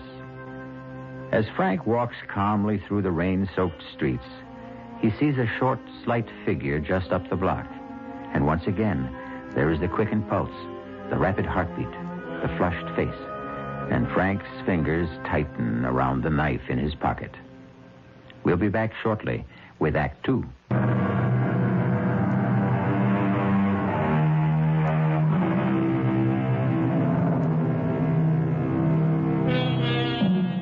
Franklin K. Wallace is a distinguished judge. He's a credit to the community and an ornament to his profession. So what is he doing out late at night on a dark street in a drizzle and fog with a knife in his pocket, moving swiftly toward a man who is walking just ahead of him? What? Hey, well, I'll be. It's Judge Wallace. Evening, Judge. Oh, it's, Jim Downer. Don't you recognize me? Yes, of course. How are you, Downer? Well, I tell you, I'm having a problem. Oh? She says to me, Jim, you're chasing around. And it's true. I am. And she says, Jim, you've squandered not just your money, but mine. And it's true, I have. And she says, Jim, if you don't quit, I'll leave you or I'll kill you. Either one, maybe both. I don't know. Hey, what are you doing out on a night like this, Judge? Just walking. Oh, you don't kid old Jim. Nobody picks a night like this to go just walking. Something's up, huh, Judge? Well, nothing you'd want to write about in the newspaper, darn it. You know, Judge, I need a story in the worst way. I'm up against a deadline. I don't even have tomorrow's column. How about an idea? Well, how about, murder? Murder? Murder. Oh, no. No, I don't think so. Why not? Oh, because it's kind of offbeat, you know? Average person isn't concerned with murder. He doesn't think about killing. Oh, that's where you're wrong, down it. Killing is the law of nature. Every living being has the mission to kill. Well, Judge, I wouldn't exactly say that. Oh, yes, everyone wants to kill. Animals kill ceaselessly every day in order to live. Birds constantly must kill. Well, yeah, but we're not exactly talking about animals. Or we cause to be killed for our benefit. Well, it's kind of a gruesome topic. No, killing is almost the same as creating. To make and to destroy. These concepts are the history of the universe. Well, Judge, it's been great running into you, but I have some people down the line. To kill is the law. All right, if you say so, Because Judge. nature loves eternal youth. The more she destroys, the more she renews herself. Well, I wouldn't doubt that for a minute. Okay, I'll see you. Now, just a second. Huh? What is it? I want to show you something. Here, look. Judge, what are you doing with a knife? Judge, let go of me. Are you crazy? No, I'm not crazy. We kill animals, but that's not enough to satisfy. Now, wait a minute. Long ago, the basic need was met by human sacrifice. But now, each man must... Help! Quiet. I always treated you fairly, Judge. I always wrote good things about There's you. nothing personal in this. Please understand that. It has to be done. Judge. Don't struggle, Jim. It'll be over very quickly.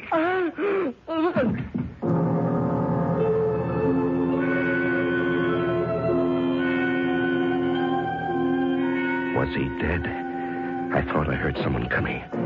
His scream may have been heard by someone, the police maybe. If he wasn't dead, I was doomed. But I didn't have time to make sure. I had to get out of there because I knew I had blood on my coat. I had to get out of there, and I had to get rid of that coat.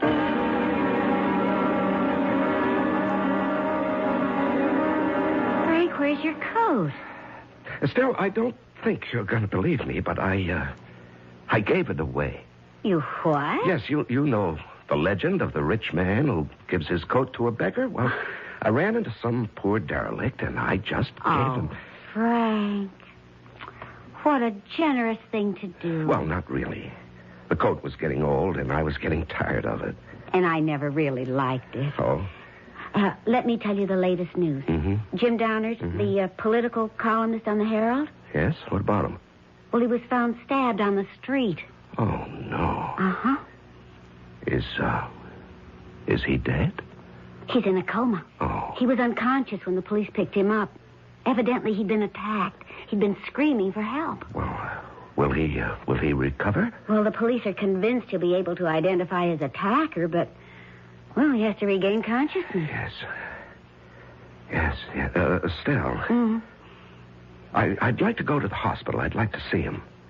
Oh, I didn't know you were that close with Jim. Jim was, he said he wanted to do a biography on me. Really? Mm-hmm. But you never said anything. Well, it was just in the talk stages. Well, they probably wouldn't permit visitors. Well, the least I can do is go there and ask if he needs blood. Oh, Frank. That's wonderful. The doctor said, sure, he needs blood. And they took a pint of mine, which I thought was only fitting and proper. And then I asked if I could see Jim.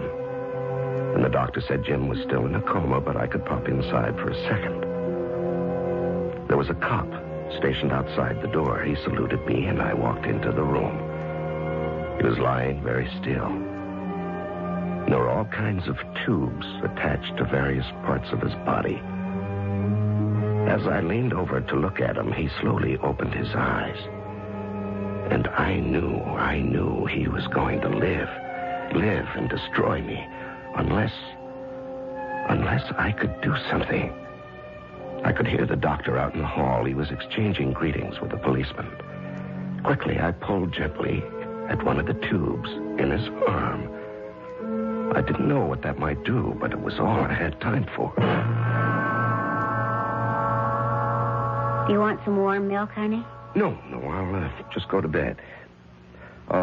Any news about Jim Downard? Sorry to have to tell you this, Frank, but came over the radio a few minutes ago. Jim Downard is dead. Oh. They said he never really had a chance. January 20th. I had discovered something else. In addition to the thrill of killing, there is also the exhilaration that is felt by the victim. Nature is kind.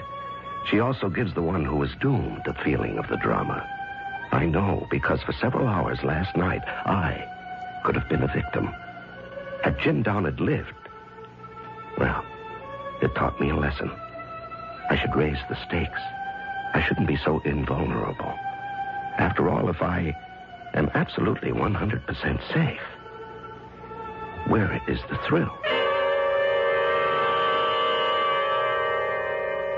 Morning, darling. Oh, I see you've prepared a big breakfast.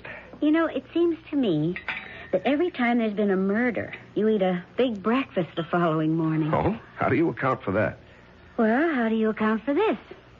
Police have suspect in Downard murder. Have they? It's remarkable.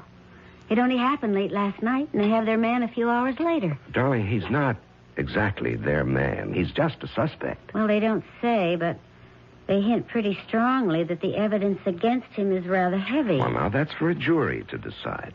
I don't know, Frank. I don't think he did it. Oh, no. Here we go again. Well, it's just a feeling. Darling, he'll have his day in court. Well, that doesn't necessarily prove anything. Estelle, are you attacking our system of justice? Did that poor kid, what's his name, Peter Simmons, did he get justice? Well, he got a fair trial. Huh. Well, I still believe he's innocent, for all the good that does him now. And I believe this man is innocent, too. Estelle, you don't know what the evidence Well, is. it's just a feeling, and it just won't go away. Oh, you're being silly. Maybe. I just wish that you weren't involved. Well, I have to be involved. It's my job. February 23rd. The man's name is Tom Lewis. 30 years old. He has a previous record. He did time for robbery and again for assault. I don't think his chances are too good. He doesn't have a very good story either. Well, I was just walking along down the street, see, and I thought I heard somebody yell for help. So I wasn't going to get mixed up in it, see, but it was foggy. And I couldn't see, And I guess I must have tripped over him. I could see he was dead, or good as dead. And there was blood. There was blood all over him.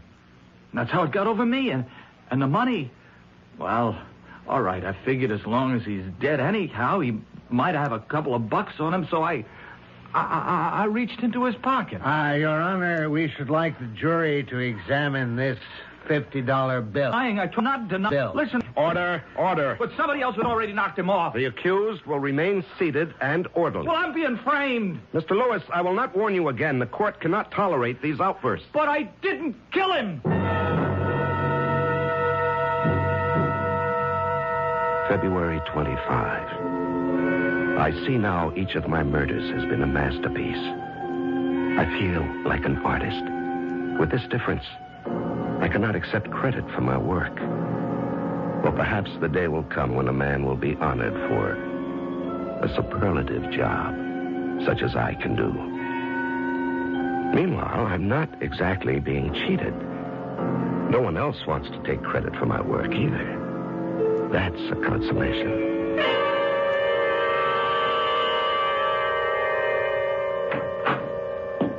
Estelle? Yes, Frank?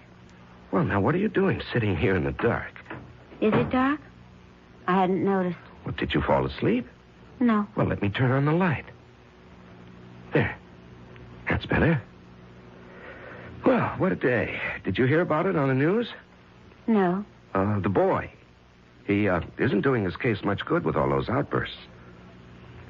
Would you like to go somewhere for dinner? I don't feel like eating out. Oh, well, that's all right. I just assumed. The truth is, I don't feel like eating at all. What's wrong?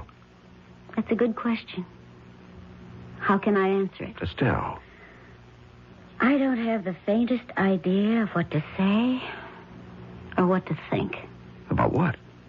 About everything.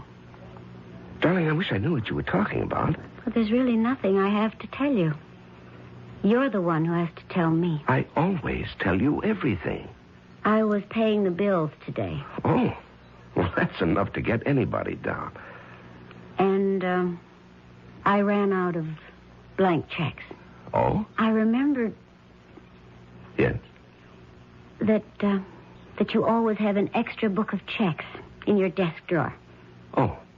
But you always keep it locked. Yes, that's right, I do. I thought, maybe this time, you might have left it open. Estelle, I never go through your things. We always respected each other's privacy. But the drawer just happened to be open. And I found this little book. And, did you read it? Yes. Yes, Frank, I read it. Every single word of it. Did you tell anyone about it? No, Frank. I've told no one. Well, that's good. That's very good to know. Frank.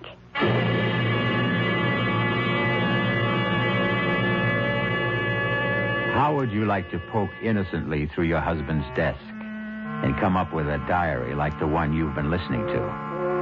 Well, you could say she's twice foolish. First, to find the diary, and second, to let him know it. We'll let you know what happens when I return shortly with that. Might have left...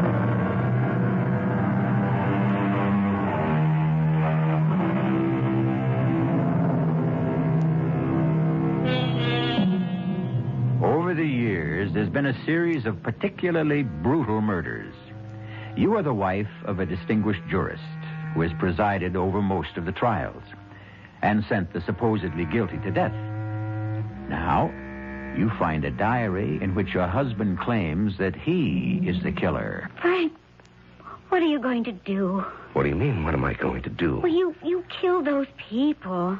This boy, this one who's on trial now for the murder of Jim Downard, he's innocent. No, dear, he's guilty. But I just read your confession. And Peter Simmons, who was hanged for killing his sweetheart. Well, you admit you killed her. Darling, please sit down. You're becoming hysterical. That's right, I am. I have every right to become... Estelle, please, will you listen? But to what? To the truth. I've just read the truth. Darling, listen. Now, for many years, I wanted to write a book. What? Now, will you please just listen? You don't have to say anything until I'm finished. I have been fascinated by the criminal mind.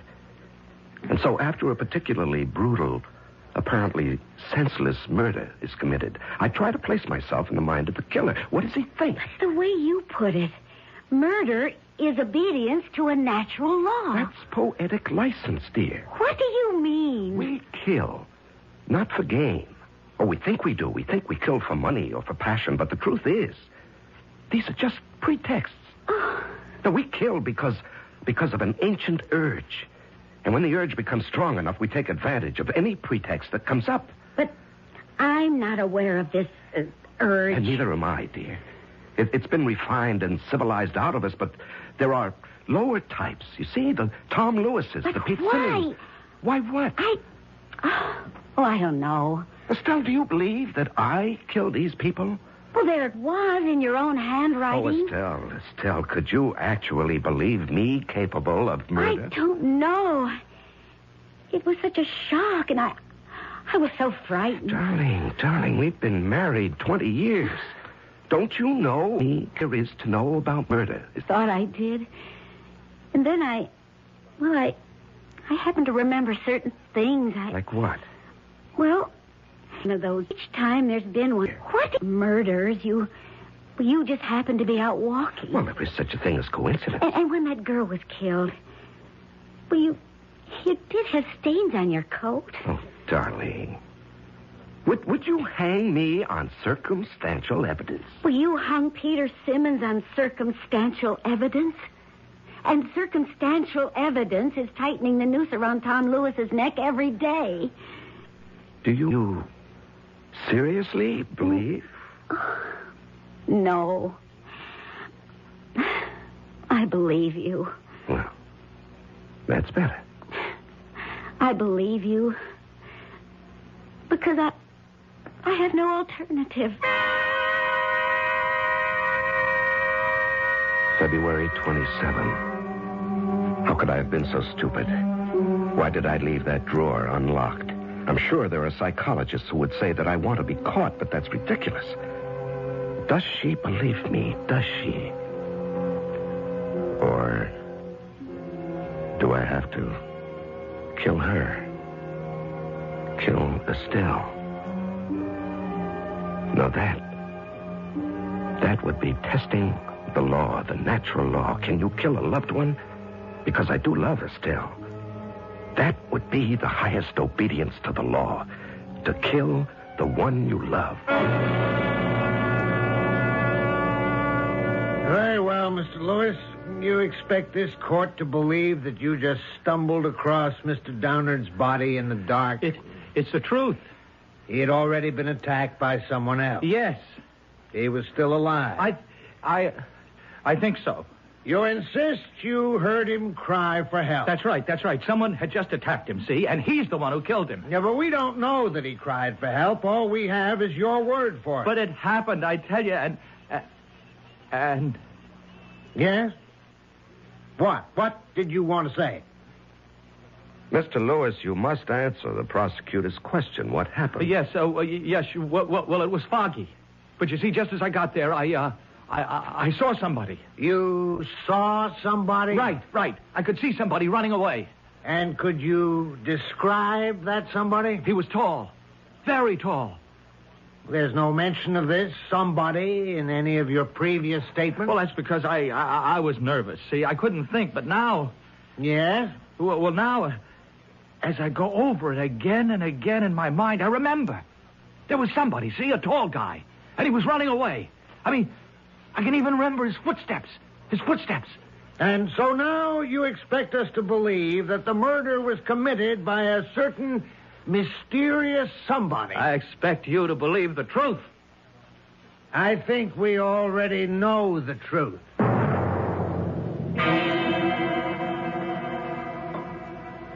You heard about today's testimony, Estelle? Yes. He claims that a tall, mysterious stranger was running away from the scene. Yes, I know about it. I was out walking that night. And I'm tall. Exceptionally tall. Yes. And if you want to add it, I came home without my coat. Now, why would I do that? To get rid of it. And why would I want to get rid of my coat? Because of the stains, naturally. Oh, please, Frank. How are we going to live with this, Estelle? You suspect me of being a killer. I never said You don't that. have to say. I can tell by your face, by the tone of your voice, you suspect me. I don't know. I don't know what to think. Well, if you think I'm a killer, shouldn't you want to stop me? How? Even if I believe it, who would believe me? I'm sorry, Estelle. I'm sorry for both of us. I should have never written a book like that. You should never have read it. I don't know what kind of life we can have together. You'll never know the truth. But I will, Frank, I will. I found a way to determine the truth. How? How could you? The truth is in your diary. I read your diary very closely. I found a way. I found a way.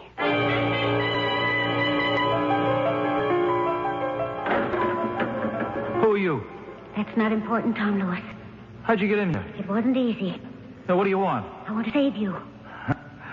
Yeah, why? Listen, I pulled a lot of wires to get into the prison. I'm the only chance you've got. Who are you kidding?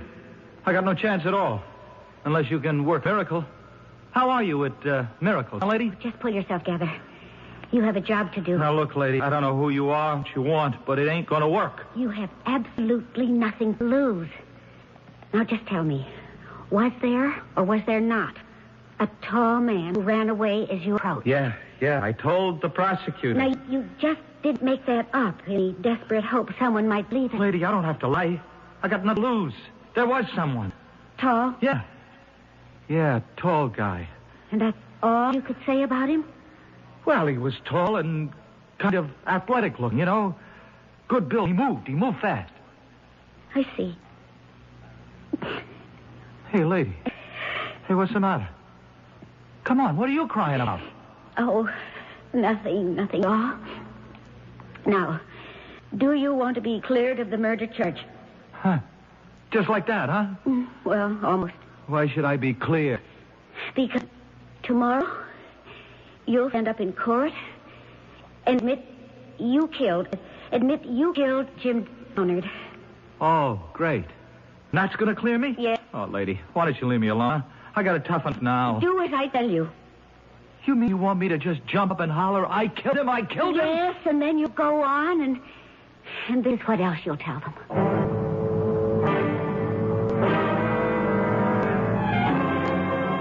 So, ladies and gentlemen of the jury, you've heard all the testimony, seen all the evidence, and now it's up to you to decide whether the accused, Tom Lewis, is guilty as charged of the crime of murder. They don't have to decide. There will be order in this court. Order. I mean, what's to decide? I'm guilty. Hey, hear what he says? Order. The prisoner will be seated. I'm guilty. You see? I don't know what those clowns on the jury think. I killed him. I killed Jim Donard. I killed him, and I'm proud of it. I'm proud of it. Sure, I killed him. What's wrong with that? Everybody kills sooner or later. We're all killers, you see. I killed him because I couldn't help myself. I said be seated. Didn't you ever want to kill somebody, Judge, huh? Didn't you? I'll have you removed from this court. What do I care? I killed him. I also killed that woman last year, you know? That Darlene, right? Darlene, what's her name? I killed her. Her boyfriend swung for it. You did not. I did. I can still feel the wild beating of her heart, you see. The hysterical pounding of her pulse. And then you stab. You stabbed the knife. You didn't kill her. I killed her. And I killed Tom Downard. You can take that away from me. Don't anybody try to take it away from me. Silence. I won't be silent. I killed because I had to. I had to obey the law. The natural law. Nature commanded me to kill. That's a lie. You're a cheap little punk. What would you know about nature's laws?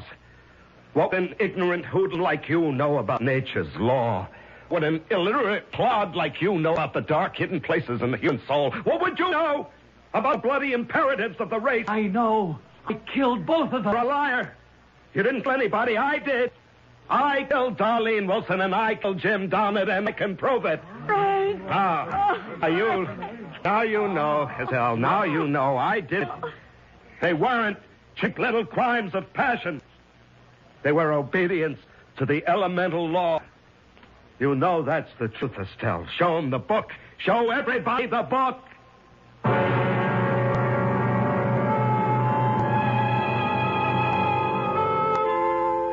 Well, they were all set to throw the book at ex-Judge Frank Wallace, but, of course, the plea was insanity. And if it proves anything at all, it demonstrates that no one should try to steal credit from a true artist. No one else should ever try to pose as the author of his works, even if those works are concerned with murder. I'll be back shortly.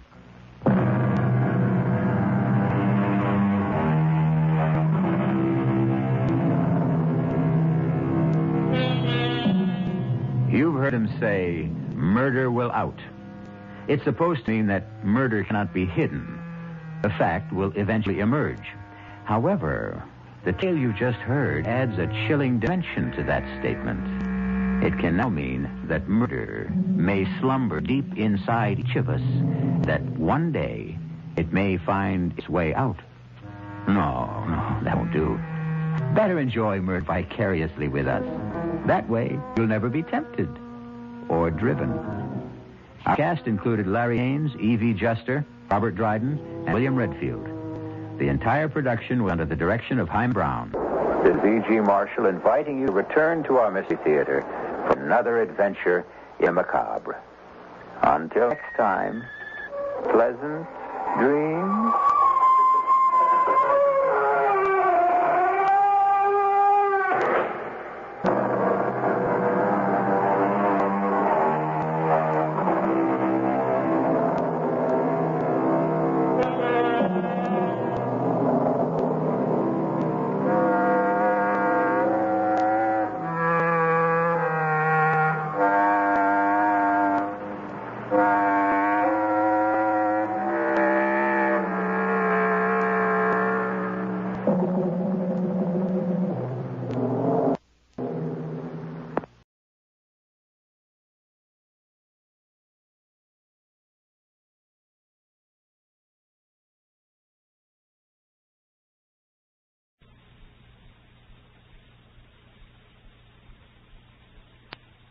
So it's a good idea not to wait till the last minute to apply.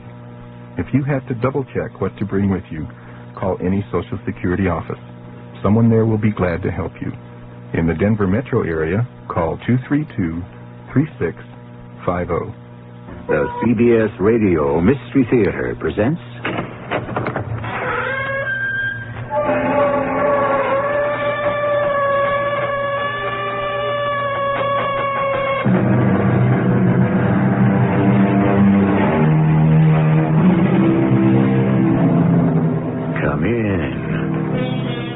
Welcome. I'm E.G. Marshall. For a brief moment, during the darkest night, we have a glimpse of ourselves and of our world, islanded in the stream of stars, pilgrims of mortality, voyaging between horizons across the eternal seas of space and time. Yes, for a moment, for only the briefest moment. She was kidnapped, Sergeant. That's right. There were people on the street. Someone would have seen something. Are you sure she didn't run away? She was kidnapped, Sergeant. But if she were kidnapped, you'd have received a ransom note. Is it possible for a girl to disappear without a trace? As if the earth just swallowed her up?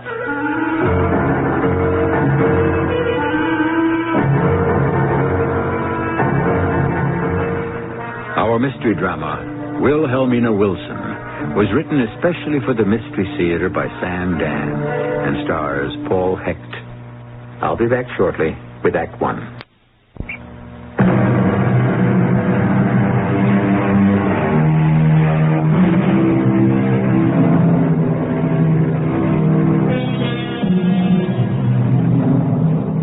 Absence, said the Roman philosopher, makes the heart grow fonder. However, an unexplained absence is bound to make the heart grow anxious. Society takes note of this fact, which is why every police department has its Bureau of Missing Persons.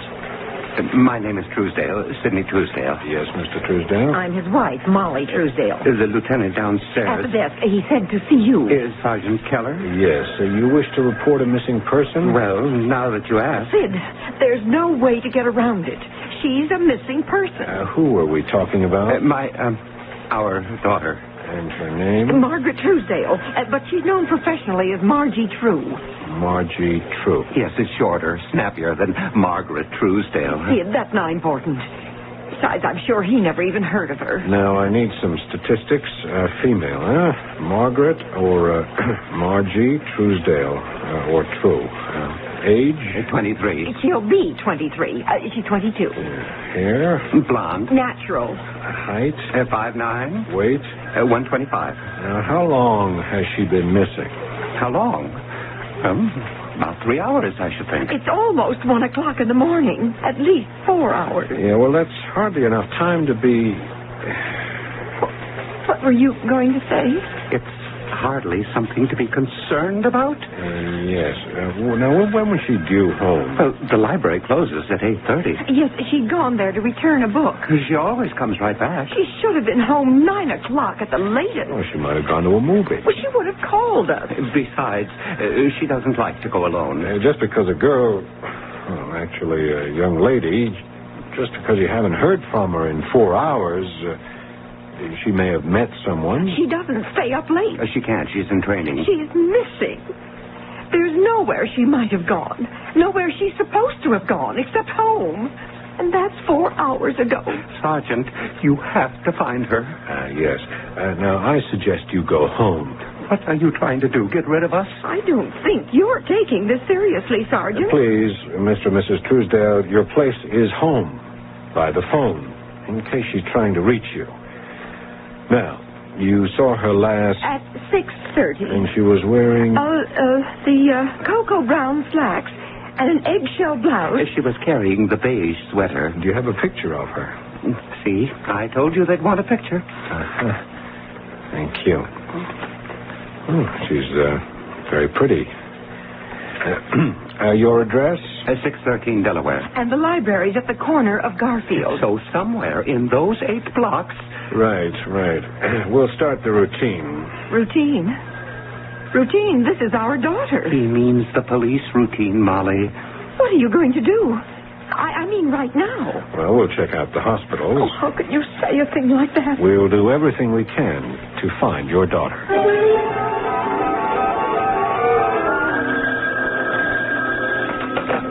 Sergeant Keller. Oh, yeah, Marty. The Truesdale girl? Yeah, what have you got? Nothing, huh? Anything from the cop on the beat? Hospitals? How about the morgue? Oh, okay. Thanks. May I help you? Yes, I'm a police detective. My identification. Oh. Were you working here at the library last night, Miss Stacy? Oh, yes, sir. Till when? Oh, well, Wednesday nights we close the library at 8:30. Do you know Miss Margaret Truesdale? Oh, yes. What do you know about her? What? Is she in any trouble? I hope not. Well, I really don't know very much about her. Was she in last night? Oh, yes, she was. And what time did she arrive? I'm not sure. I didn't see her come in. Do you know when she left? Oh, yes. At exactly 7:30. You're sure? Oh, absolutely. Because when she said goodnight to me, I remember saying to her, I've got 1 more hour to go. Do you know anything at all about her? Oh, she's a very pretty girl. Yeah, she is. Oh, let's see. She looks to be about 19. She comes in quite often, early in the evening. She reads for a while, and then she takes out a book and leaves. Is she ever in here with anyone? Oh, no. She's always alone. Does she talk to anybody? Just to me, as far as I know. What do you talk about? Oh, books, mostly. What kind of books? Fiction. Usually short stories. Who's her favorite author? Oh, I would say Edgar Allan Poe. See, there's one book she'd had out for quite a while.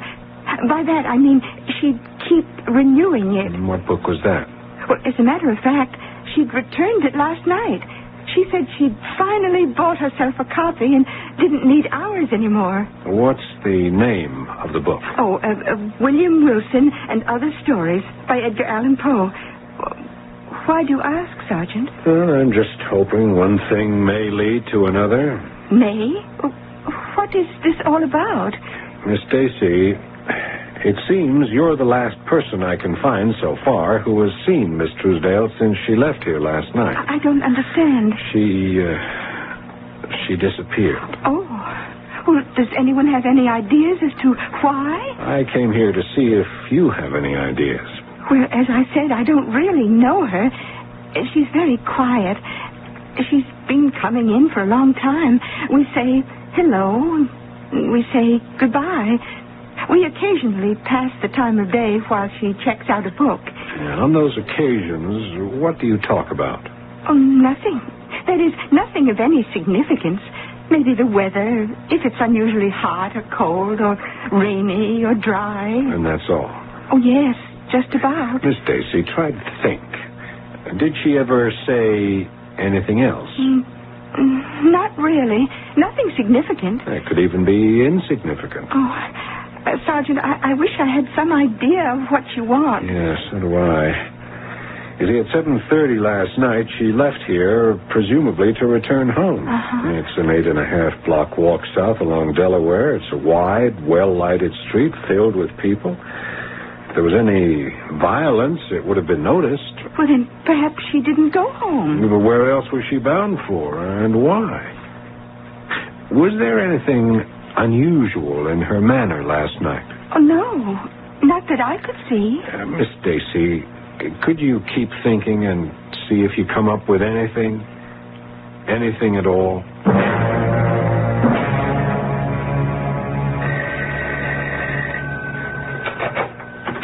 Oh, Mrs. Truesdale? Oh, it's the police sergeant.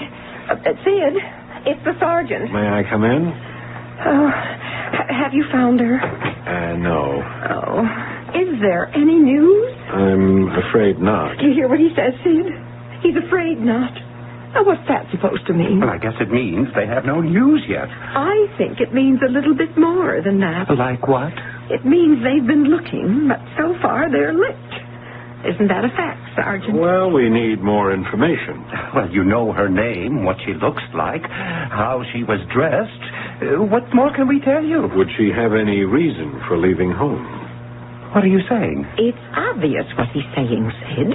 He's implying she ran off. I'm suggesting it as a possibility. And I'm here to go on record that it's an impossibility. Now, why is that, Mr. Truesdale? Now, you have no right to ask... No, simmer down, Sid, simmer down. He's a cop. They've got a right to ask anything they please. No, Sergeant. She did not run off. Can you be sure of it? Why would a girl who loved her home, loved her parents, and loved her career just up and take off? Yes. Where did she work? At the Sunrise Athletic Club. What sort of job did she have there? No, she wasn't employed there. What my wife means is that she worked out there. Oh, she was an athlete. See, Sid? He never heard of her. You never heard of Margie True, Sergeant? No, not until you reported her missing. He doesn't know who she is, what she does. And we're paying your friend Morrison a pretty penny for publicity, too. She's not my friend. All right. She goes to the athletic club. Now, why? She's probably the best swimmer in the world. What do you mean, probably? When she was about 14, she was very sick. And the doctor said the best thing for her would be to swim. She became a champion swimmer by the time she recovered her health. That took more than 6 years. Anyhow, she decided she should go into the Olympics. She's almost 23. That's maybe a little old. Actually, she started at a time when most of these kids are ready to retire. But she's got it. And we've been working with her, setting things up. This is the year she has to make it. Yes. But the fact is, she's missing. Now, people disappear for one of three general reasons. First, foul play. Oh, don't say that. Second, for some reason of their own. She'd have absolutely no reason to run away. Third, this is very rare, amnesia. That's it? Our little girl is wandering around somewhere not even knowing who she is. I'd like to talk with some of her friends. I'm sure they wouldn't know very much. Could you give me some names? Well, she wasn't really that close with too many people. Does she have a boyfriend?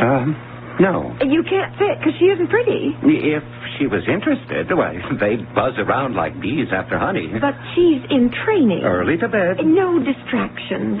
The idea is you win the Olympics. You get the fame, the publicity. And you go on from there. Endorsements, TV, movies, a whole new important career. And then you're exposed to a totally different class of men. Tell me about her daily routine. Well, she'd leave for the club in the morning. Say about 9, and she'd work out till lunch. Then she'd rest. And back again for lessons and practice till 4. That's a pretty solid day. And that's all she did? Well, it's enough. We'd go out to dinner. A show. Or we'd stay home and watch TV. She liked to go to the library. She loved to read. She was very intelligent. She could talk about things. Like what? Well, you know, things. Specifically? Just things in general. Can you remember any individual topics? Sergeant, there's no point giving me the 3rd degree. Now, don't speak to the sergeant like that, Sid. Right now, he's our only hope. Well, what do people talk about? The weather, sports, the news. What's happening? Did she seem nervous or scared lately?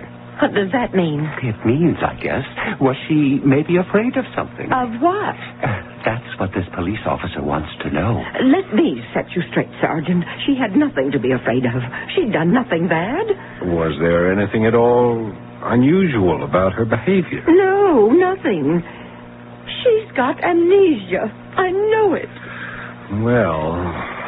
What does that well mean? It means he's in the dark. He's up a tree, just like us. Well, what are you standing around here for, Sergeant? Why aren't you out looking for her? Out? Where? I need help. We're willing to help. You are willing, but I'm afraid you're not able. We're doing everything we can. You're not answering my question. That isn't so. You don't know who her friends are? You don't know what she thinks about? She's a very dedicated girl. Yes, then why did she run off? She would never run off. She has amnesia. Well, why would she have amnesia? Well, because... She's an athlete in training. She's in perfect health. Well, then she was kidnapped. How? Right off the street to Delaware Avenue? They could have overpowered her, forced her into a car. She wouldn't go quietly. She seems a big, strong girl. Don't say it like that. You make her sound ungainly. She's beautifully built. Well, you can't rule out the possibility of kidnapping, Sergeant. You'd have received word by now about a ransom. Well, maybe it's the kind of kidnapping where girls are sold into, slavery. Oh, please, Molly. Sergeant, we're desperate. Yes, I understand. I just wish you knew a little more about her. Sergeant, find her. Please. She's our little girl. And we love her.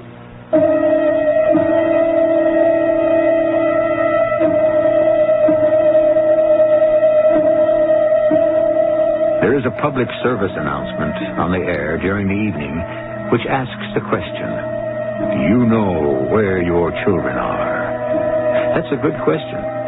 However, a question more to the point is one that asks, do you know who your child is?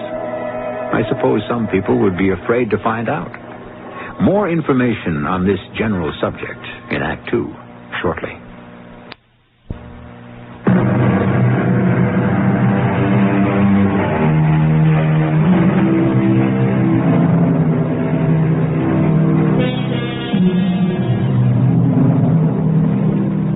You need not wander afar to seek out the stranger. He is with you, within you. What the poet is saying is, how can we hope to see the truth in others when we are unaware of what the truth is about ourselves? Who are we? What are we? And why? This has preoccupied the finest brains since the beginning of time. So if we don't completely settle it here, please don't ask for your money back. Sergeant Keller, what can I do for you? What do you know about Margie Truesdale? Well? No, I'm not trying to evade your question, Sergeant. I'm just trying to think. What do I know about Margie? The answer has to be nothing. Mr. Sparta, you're her swimming coach.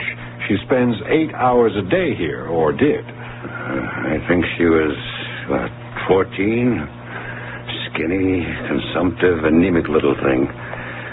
Just barely alive. Today, would you believe it? I can't believe you know nothing about her. Some people go through life talkers.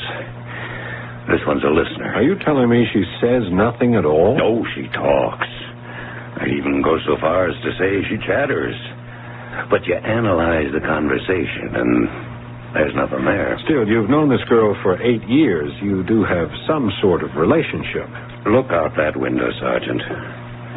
See that swimming pool? Yeah. That forms the boundaries of our relationship. But you do talk about something. Sure.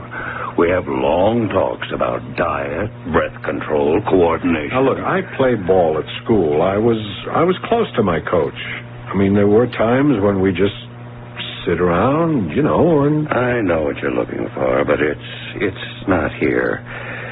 Not like with the other kids, where you become more than just a coach. You're sort of an older brother, maybe a second father. You talk about what really bothers kids today. Sex, friendship, life. But not with her.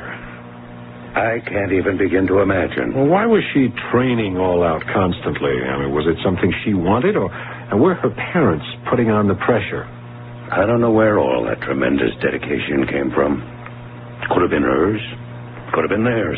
How did she feel toward her mother and father? Well, I never saw so much love on the part of a kid, considering the circumstances. Oh, what circumstances? Well, considering they weren't her real father and mother. Now, just because two people adopt a child, that doesn't mean they're not the real parents. Well, I didn't mean it to sound that way.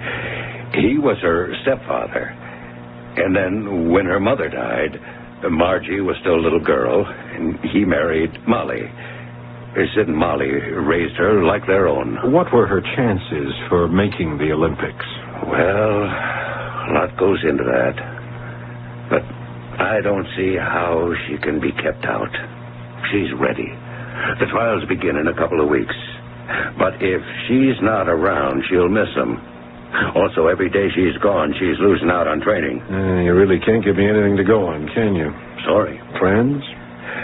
I don't think she had any. She had to be friendly with somebody. Oh, with everybody. That's not the same as having friends. I can't believe there was nothing to this girl's existence except swimming. She must have had another life, one that nobody knew about. Maybe.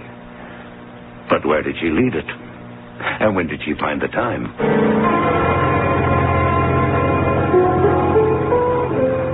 Well, hello there, Sergeant. Hi, Moms. What are you drinking? Oh, I'm on duty. Lemonade. Make it sour.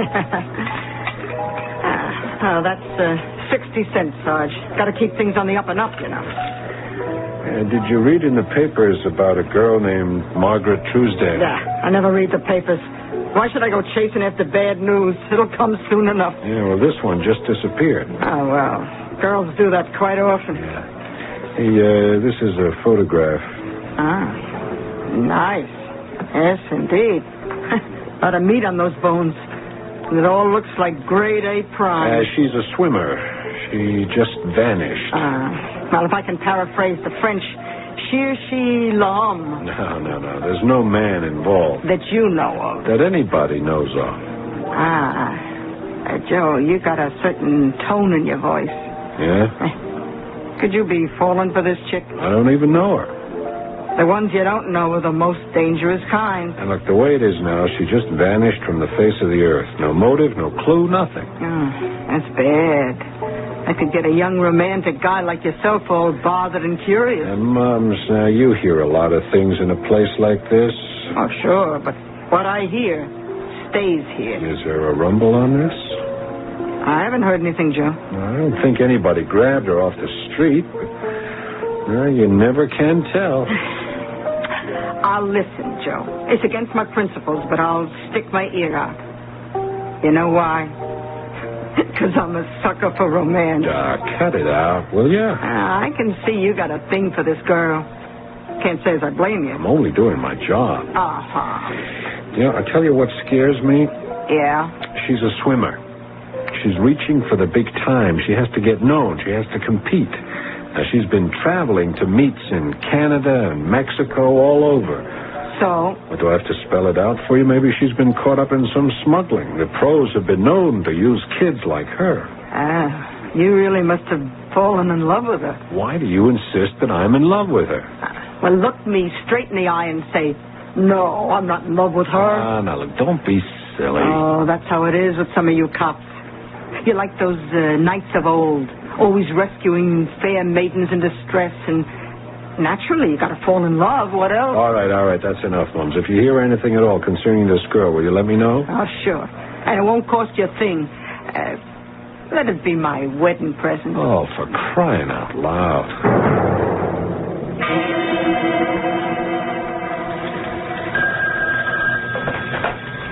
Keller. Oh, yeah. The parents of this girl, Margaret Truesdale, what do they want, Inspector? Miracles? Inspector, they're phoning me every minute of the day and night. She just disappeared, and I know what you're going to say. Nobody just vanishes into thin air. There has to be some clue. Look, I'm doing the best I can. I got nothing to go on. I'm making bricks without straw. Okay, yes, sir. Yes, sir. Just as soon as something turns up. Sure thing. Gee, what could have happened to her?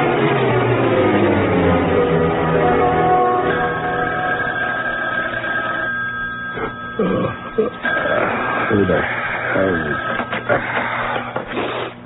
Hello? Sergeant Keller, I know it's very late. I mean, very early in the morning. Yeah, it sure is. I got your phone number from your office. I said it was an emergency. You have to come over here right away. Have you heard from Margie? No, but I'm calling you because otherwise there's going to be a lot of trouble and embarrassment. Can you come over? Now? It's my wife. She has this idea, and, well, you'd better talk to her.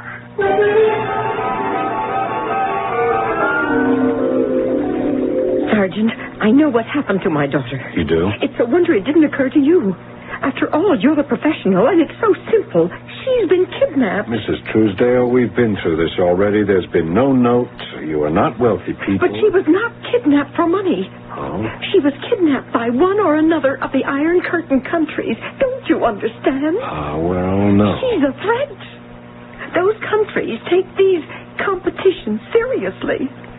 They're doing this to keep her out of the games. Oh. You don't believe it. Oh, it's pretty far-fetched. You're a police officer. You have connections with the FBI. Yes, And but... you're coordinated with the CIA. Not that I know of. You get to work on this immediately. Or you will force me to get in touch with my congressman and my senator. Now, Molly, it's awfully late. Why don't you get to bed? Sid, don't think you can fluff me off. Oh, nobody's got that idea. The sergeant is going to notify all the necessary authorities, get all the wheels in motion. Once the government steps in, they won't dare to harm her. You look awfully tired. Yes. Yes, I am. I'm very, very tired.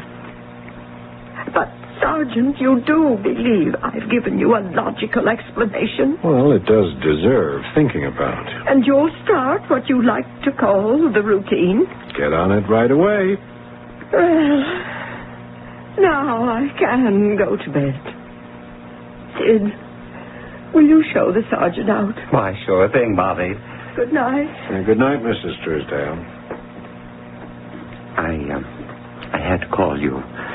Otherwise, she'd be phoning the President of the United States. Yeah, okay. Besides, who says she has to be off base? Crazy things happen today. Yeah, sure. Good night, Mr. Truesdale. Oh, don't go. No, it's late. My day starts early. I know what you must think of me and my wife. You don't care for us. Now, why do you say that? Well, I guess we come over like stage parents. You know, the kind that push their kids toward a career. Well, isn't that what you did? No. This whole training routine was her idea? Yes. I remember you said she decided she should go into the Olympics. Well, she did. Without any help from you or Mrs. Truesdale? Oh, we approved. But the idea was hers. Is there any chance she might have suggested it to win your approval? No. If she were to appear right now and say, Mom, Dad, I want to throw the whole thing over, what would you say to her? Impossible. Impossible for her to say that? Well, impossible to think she'd even want to. Yeah. All right. Oh, do you mind if I have a look at her room? Why? I don't know. Maybe I can find something. Like what? Well, I want to know this girl better. Maybe there's something in the room. Right through here. See? Everything just as she left it. She was very neat. No, we haven't touched a thing. See, even the wastebasket. We haven't even emptied it. Just a crumpled piece of paper here. Well, it's going to stay right there. Mm-hmm. Funny, it's probably the last thing she ever wrote, too. What is it? Nothing. Nothing at all. Just a name. A name? Whose? Nobody's name that I know of. What's the name? Wilson. We don't even know anyone named Wilson. Wilson. Yeah. Wilhelmina Wilson. Could I see that? What for? No. All right. Here. But I want it back. Wilhelmina Wilson. Is this your daughter's handwriting? Of course. She writes Wilhelmina Wilson as if it's a signature. She's written it 4 or 5 or 6 times as if she were practicing how to sign it. Why? I can't imagine. Wilhelmina Wilson. Have you ever heard that name in any connection? No. Wait a minute. Maybe I have. Where? I heard it somewhere before. Or maybe one that sounds an awful lot like it.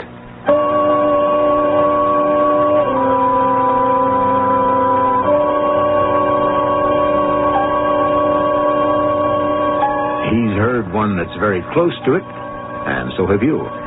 It's a name that's fraught with significance, as they say, provided you know just how to look at it. Stop for a minute. Think for a minute. And it should all fall into place. And if it doesn't, we'll take care of it in Act 3.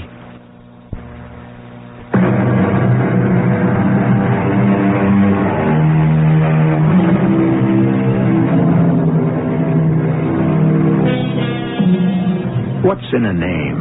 Asked Mr. Shakespeare. That which we call a rose, by any other name, would smell as sweet, and so forth.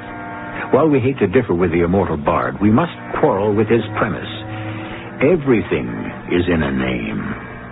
And who can say that the rose doesn't smell sweeter precisely because it's called a rose? The fact is, we're the captives of our own propaganda. Wilhelmina Wilson. You're sure this name means nothing to you, Mr. Truesdale? Nothing at all. Mrs. Truesdale? Well, I asked her. She doesn't know either. All right. But where did I hear it?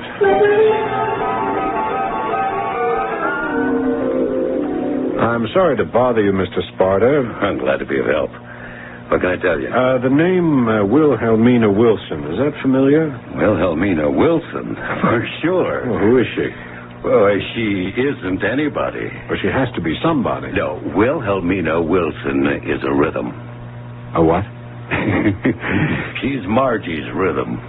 While she swims, Margie keeps saying, Wilhelmina Wilson, Wilhelmina Wilson. Oh, yeah. It's a simple 6-beat rhythm. Da-da-da-da-da-da. I see. It helps. So, a lot of them set up a little chant like that. Yeah, that's all Wilhelmina Wilson is. Huh? Yeah. Why? What'd you think it was?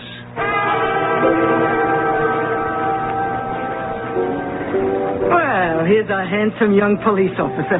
Yep. Oh, you look like you need a drink. I do, which is why I'm not going to have one. Well, tell old Moms. What's the problem? I just stopped by in case you may have heard something. About who? Oh, yeah. About your chick. Hey, how many times do I have to tell you there's nothing there? If there was nothing there, you'd only have to tell me once. Well, what do you hear? Not a whisper. Gee, somebody has to know something. Oh, sure. I just can't find a handle on this case. Oh, poor Joe. Tell me, is this the kind of girl you've been looking for all your life? All right, Mom. She's an interesting girl. Good. We finally got that out in the open. Now you can go to work. I've been working without let up since the case came in. Working? Yeah. But thinking? No. I don't follow. Joe, when I saw you for the first time, you know what I said to myself? I said, that one's going to be a smart cop once he settles down. You got this dame on the brain. Look, we don't have to keep talking about that aspect of it. But now suppose it was an old lady that was missing. Or a guy. Yeah, a guy would be even better. Better for what?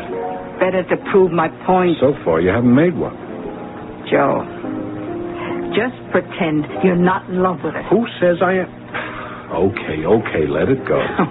Guys like you who are already over 30, you were always afraid of getting married. Hey, listen. So you make up excuses. You get up this ideal of some dame that's just gorgeous, but out of reach, see? Moms, I've seen all those moving pictures, too, you know. Where do you think life gets its ideas from? The movies. I'm going at this case the same way I tackle every other. That's what you say. But just take a deep breath and think. Now, think about it from every angle. I am. Good. Now, ask yourself the question you should have asked the very first night. Am I being had? What? Think about it, Joe. Are you being had?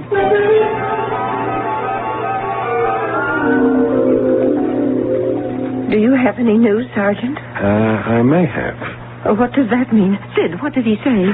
Sergeant, what do you have to tell us? I'm thinking about what you told me. And all rests on the assumption that your daughter could disappear on a crowded, well-lighted street. Assumption? Sid, he said assumption. I heard what he said. I'm afraid it didn't work. The only way she could disappear was for you to arrange a place for her to go to. No. Now, you'd better listen to me. At first, I had the idea maybe she might have gotten into a little jam. She went to swimming meets in Canada and Mexico. Maybe she carried some pot for somebody. Maybe something a little stronger. That's a lie. Actually, I didn't believe it myself. Then what are you trying to imply? I think it's all a publicity stunt, but it's gone sour. How dare you? Sid, call this man superior officer, whoever he is. I'll give you his name and phone number myself, but you better hear the rest of it first. Now, the stakes are tremendous. I should have realized that in the beginning. The Olympics, they've become a fantastic media event. The winners get more than the old laurel wreath, even more than the gold medal. Now, hold it a minute, Sergeant. You have no right to accuse... Beautiful swimmer disappears. That would be the headline, wouldn't it? Well, it could have been. But all you got was a couple of lines on page 17 and nothing to speak of on the air. The media didn't bite. Or maybe you didn't know how to promote it. You don't understand. She's missing. What you needed was an experienced, inventive publicity guy. He might have pulled it off. It isn't true. You have to keep it alive, so you feed me little things like this Iron Curtain plot. It could be true. Yeah, and then you try to fob off this name at me, this Wilhelmina Wilson. Why did you pretend you didn't know what it was, Mr. Truesdale? Well, I don't have the faintest idea. Sid, who is Wilhelmina Wilson? Well, didn't you think I'd check it out with Dick Sparta? I mean, you're trying to tell me you actually don't know that Wilhelmina Wilson is the name she says to herself while she swims? I never heard of it. Where is she? We don't know. She disappeared. If you knowingly mislead the police... We haven't. It's the truth. Wait. Wilhelmina Wilson. I just remembered.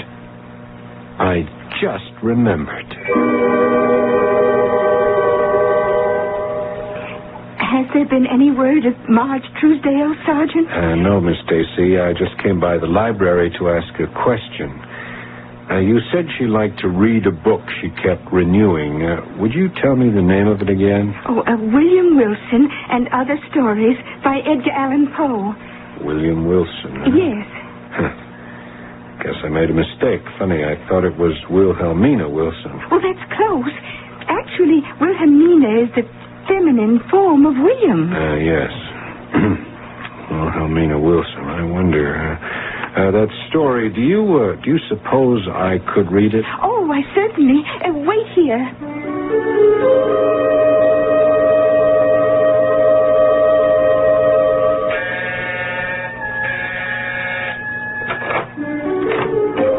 Yes? Miss Wilhelmina Wilson? Yes? Yes. And you dyed your hair, you changed your makeup. Instead of wearing beiges and browns, I see you've gone in for blues and grays. It does give you a different look. Who are you? Oh, sorry. I'm a police detective, Sergeant Joe Keller. May I come in? Why? I want to talk to you about Margaret Truesdale. All right.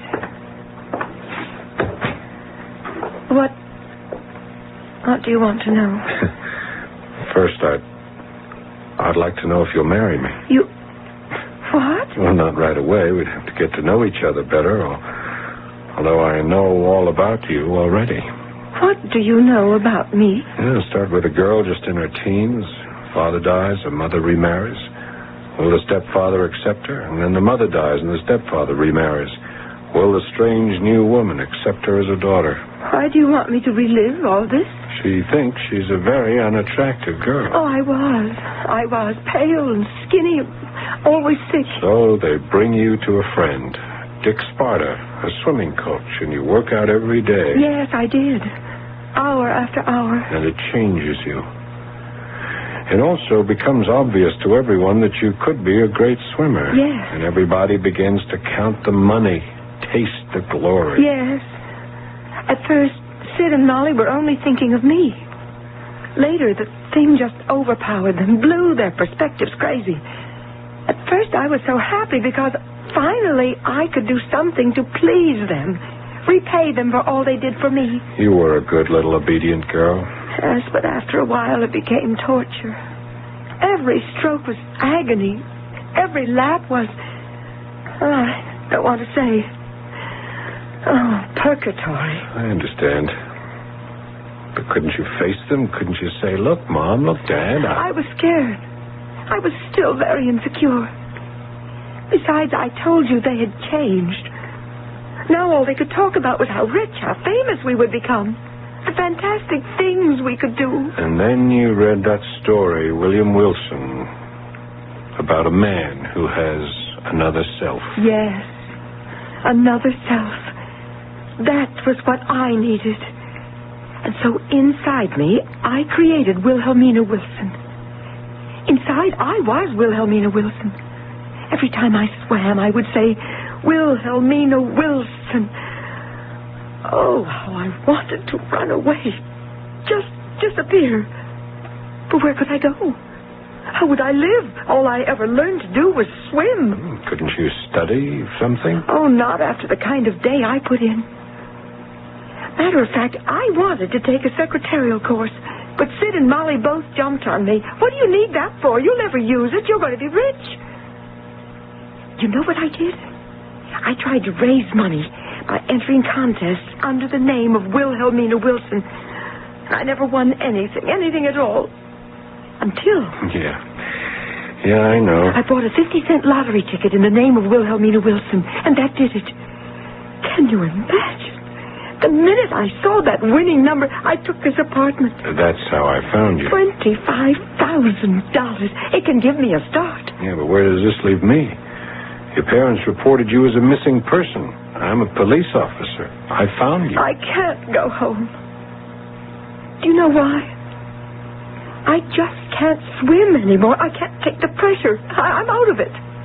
That's going to break their hearts. They're broken-hearted now. But this way, they'll still have their dreams. That I could have been the greatest swimmer in the world. No. I can't go back. Yes, you can. No. I'm no longer scared little Margie Truesdale. And they wouldn't understand Wilhelmina Wilson. They would never forgive her for wasting that chance of a lifetime. Do you know who they could understand, forgive, and accept? Who? Mrs. Joseph Keller. Who's she? She would be my wife. But I don't know you. Don't you want to get to know me? Well, I don't know. I suppose I could. By that time, the Olympic trials will be over. Oh, they'll never forgive me. Sure they will. Once we make it very clear that you forgive them.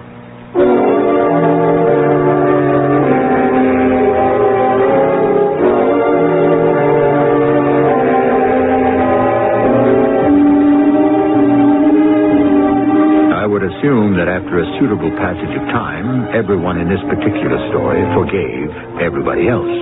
Although why and for what is not exactly crystal clear. After all, we do our best to reach a goal, but so many times that goal isn't even our own. I'll be back shortly. If you're looking for a sensible way you can profit instead of being squeezed by today's high interest rates, call this toll-free number right now. 800-228-5000. Ask the operator to send you detailed information on Dreyfus liquid assets. Find out how you can take advantage of the income-earning opportunity that Dreyfus offers with its money market fund. Consider the benefits. Your money works hard because you participate in today's rising money market, and it's always available when you need it. Plus, you get the flexibility of withdrawing cash by phone or writing checks to pay larger bills. No charge for the checks and never a penalty or sales charge. Today, you owe it to yourself to earn as much as you can on your money. So call 800-228-5000 for complete information and a prospectus including management fee, charges, and expenses. Read the prospectus carefully before you invest. Learn how you can get the lion's share of today's high interest rates from Dreyfus Liquid Assets. 800-228-5000. Toll free. 800-228-5000. Dreyfus pays for the call. This week on the Chisholms, the journey continues as they leave the security of the wagon train behind to strike out for the promised land called California. We're heading our own way to California. I think we should give it careful thought. Staying with the wagon train would be safer. You'll be traveling through mostly uncharted territory. I'm afraid of what might happen. Who will survive the last great American adventure? The Chisholms, starring Robert Preston and Rosemary Harris. Saturday night at 8, 7 Central on CBS Television. Starring Robert Preston and Rosemary Harris. Saturday night at 8, 7... You can sing Smoke Gets in Your Eyes. But when it gets into everyone else's eyes and nose and throat, it's no musical matter. Your lung association says cigarettes are a personal health hazard, and secondhand smoke is offensive to all non-smokers. Give us all a break. Let the Lung Association help you kick the habit, for your sake and for everyone's life and breath.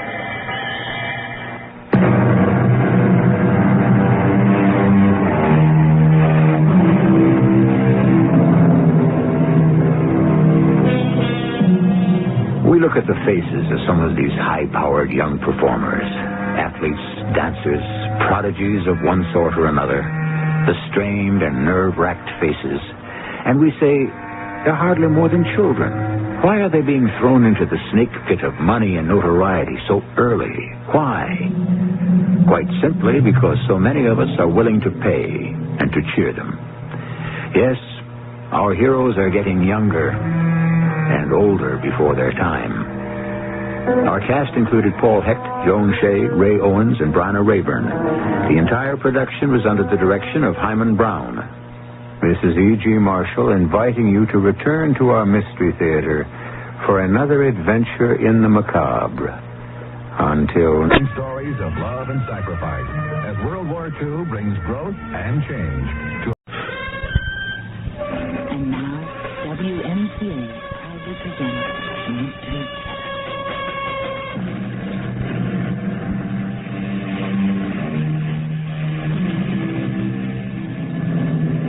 Come in.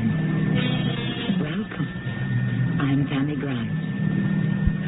All of us have seen, and perhaps many of us have hung, those little signs from the knobs of hotel room doors which say, "Do not disturb." Do not disturb, when you analyze its meaning, is a polite way of saying, "Don't bother me." And in this context, it becomes an invisible sign that hangs from millions of doors all over the world. Don't bother me. I don't want to hear bad news. Please, don't rock the boat. How many times, and in how many ways, and to how many people has each of us said, "Do not disturb"? I promised her.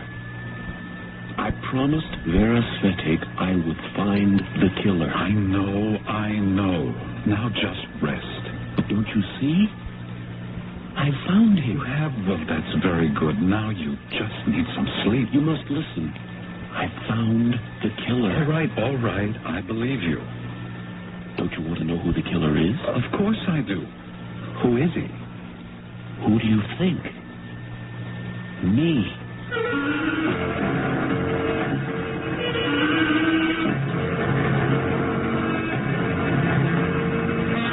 Our mystery drama, I Am the Killer, was written especially for the Mystery Theater by Sam Dan and stars Kid Lay. I'll be back shortly with Act One. You're listening to the Mystery Theater on your conversation station, WMCA New York.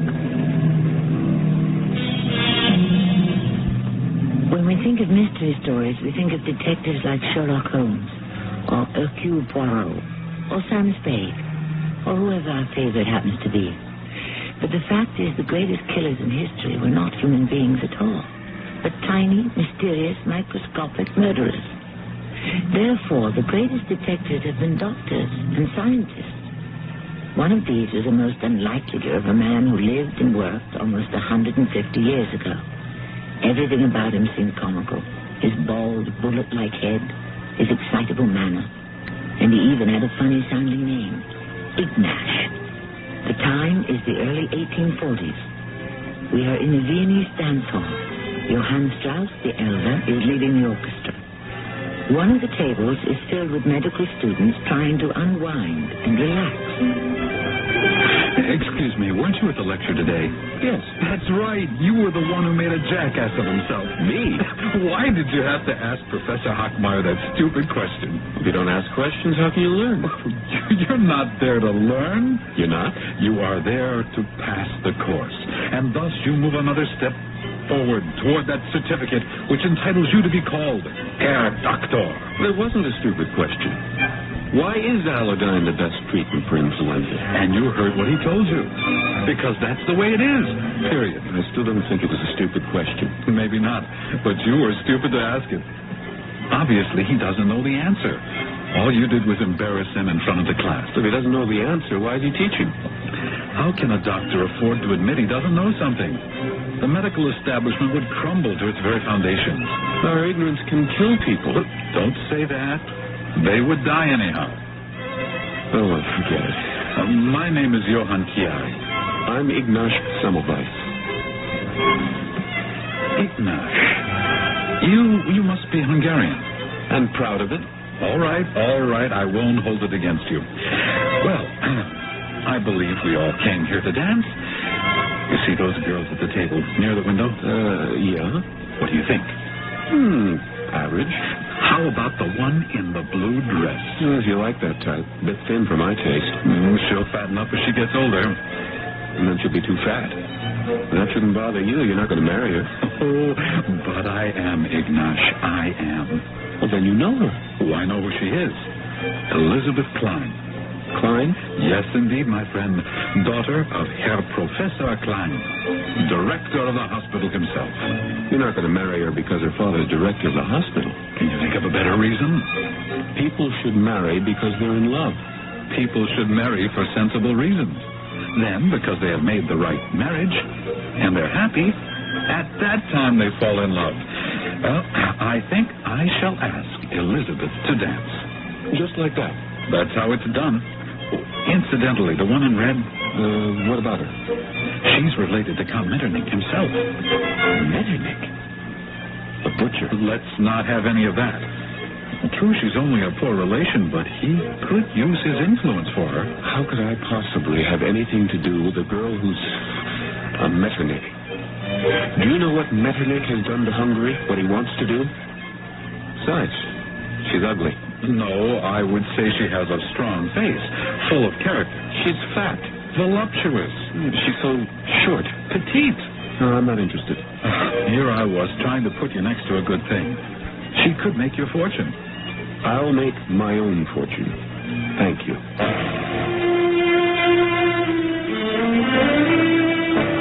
That was my friend, Ignaz Semmelweis. Caustic, abrasive, corrosive, like acid. A constant irritation to his professors. But what causes the disease, Professor Klein? That is not your concern, Herr Semmelweis. What is my concern, Herr Professor? Your concern is to show the proper respect to your teachers and your superiors. But how am I being disrespectful? By wasting the time of the class on foolish questions. Excuse me, Herr Professor. Why are these questions foolish? It is not the province of a doctor to determine the cause of a disease. His mission is to cure it. But how can we cure it? Herr Semmelweis, we have already wasted enough time. You could expect it in every class, at every lecture. He would always interrupt to ask, how? Can this be proved? Why, Professor?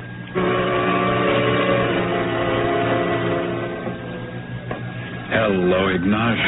Johann. Sit down. You mean you're willing to be seen sitting at a cafe with me? A man has to do something dangerous now and then to keep life from becoming too dull. Johann, you're the only friend I have. Well, that's your fault. You're a good fellow, Ignaz, but you're... I know. Well, you're much too controversial.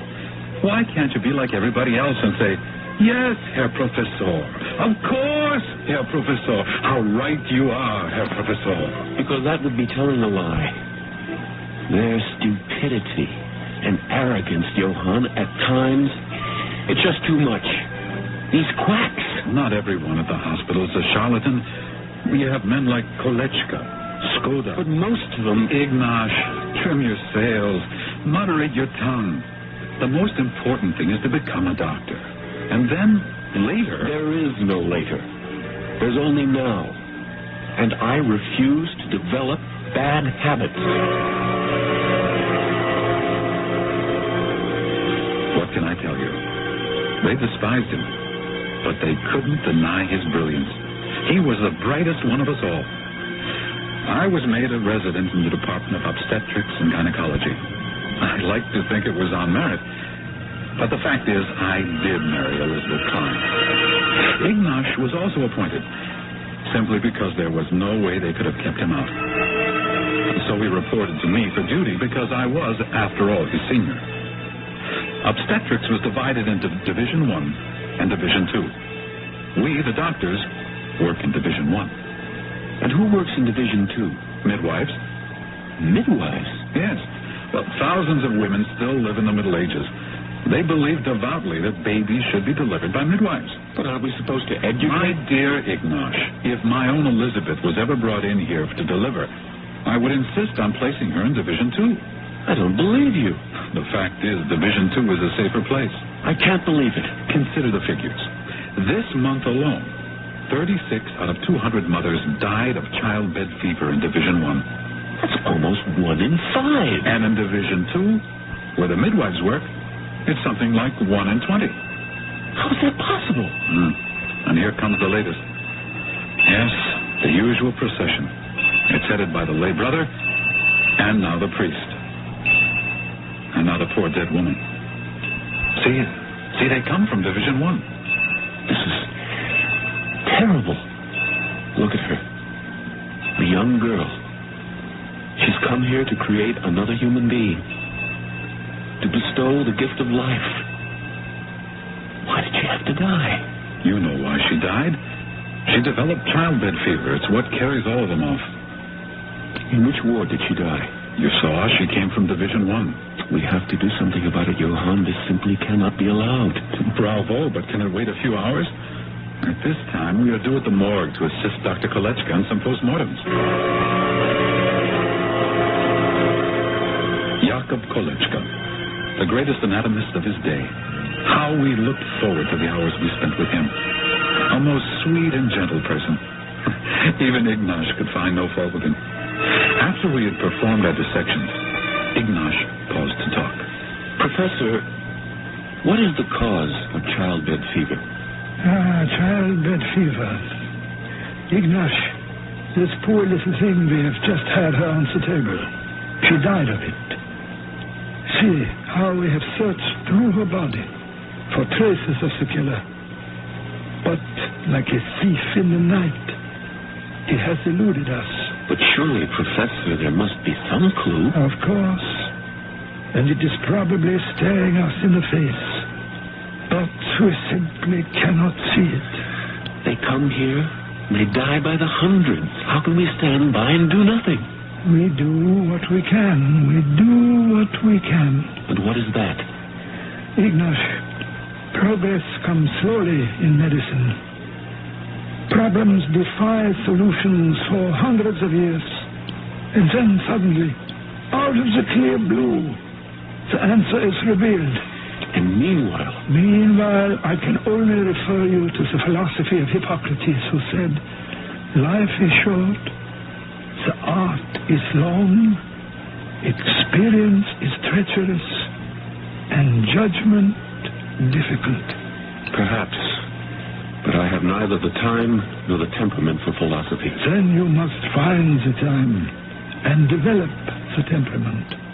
Otherwise, you will lose your sanity. What causes childbed fever? What is killing all these women in our hospital? Perhaps one day, Ignash. And that day will not be today. We're due at Division 1 to deliver some babies. We walked along the corridors. As I look back at it now, how dim and dismal and dingy they were. Ignash was silent. His face was set, as if in stone. And Kolechka's the best of them. How can he sleep at night? You'll fall asleep at night too, Ignash, after a while. Listen, another one. You'll get used to that too. I don't want to see it. Let's walk around the other way. It's coming from Division 1, isn't it? Yes, Ignash. Look, if this is how you feel, perhaps you should not have chosen obstetrics. If I hadn't, would that have changed anything? The killer disease would still exist. The women would still be murdered. Where his patients were concerned, I had never seen such tenderness, such sympathy, such concern. She was a little more than a child, and she was ready to give birth to a child of her own. She was poor, ragged, dirty. After all, she was only a charity patient. As he stopped by her cot, she grasped his hand. Herr Doctor, Herr Doctor. Yes, my dear? Oh, Doctor, please, help me. Of course, that's why I'm here. Save me, Doctor. I'll do everything I can for you, my child. Doctor, please, please. Don't be afraid. Millions of babies are born every day all over the world. It's a normal... It's natural. Don't let them kill me. No. No one's going to kill you. Yes. Is this the place where they kill the mothers right in here? Now, who's been telling you stories? It's true, Doctor. I wanted to go into Division 2. That's the place for the mothers who are going to live. Division 1. It's where they kill us. Oh, no. Ask anyone. My sister died here. My friend Liesel died here. Everyone here gets the fever after the baby is born. Oh, please, Doctor, take me away from here. Put me in Division 2, please. My dear, you're here now. I'm your doctor. Now, look at me. Do you think I would let any harm come to you? I'm Dr. Semmelweis. What's your name? Vera Svetic. I promise you, Vera, everything will be all right. But the pain, it's starting again. The baby. Now, Vera, you can trust me. Say you trust me. I trust you, Doctor. I trust you.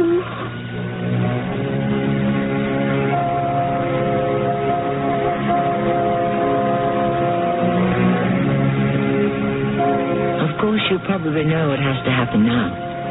Stories that are taken from life and reality must follow a real and lifelike logic. Sometimes there can be more fantastic than the most contrived tales of the most inventive writer's imagination. Our exploration of the human psyche and the human body continues shortly with Act 2. And now, the Mystery Theater continues on WMCA, New York.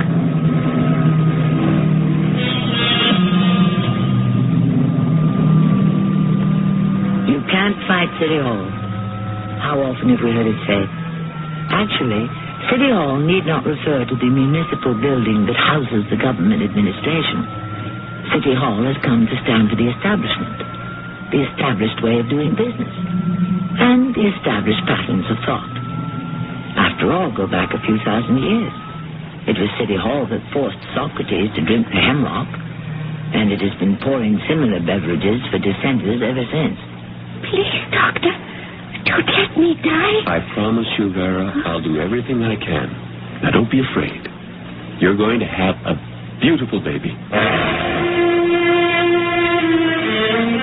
And she did. It was a classical textbook delivery. No complications at all. Everything smooth and regular as clockwork. Absolutely nothing went wrong. Doctor? Here's your son, Vera. My son. Oh, and it's a boy. Yes? Heaven be praised. You wanted a boy, didn't you? Oh, yes, Doctor, yes. This world is no place for a girl, especially for the kind of girl she would have to become. A girl like me. But you're a very nice girl, Vera. Where else could she grow up, if not where I grew up, on the streets? And where else could she earn her living, but on the streets? It isn't as if she has a father who's a millionaire or a Grand Duke. Who is her father? I don't know. Well, you get some sleep now. You had a hard morning. Yes, Doctor. How do you feel? All right. How does she look to you, Johann? Well, pulse seems regular. Breathing appears normal. Color is fine. Yes, I thank the good Lord. This one will survive.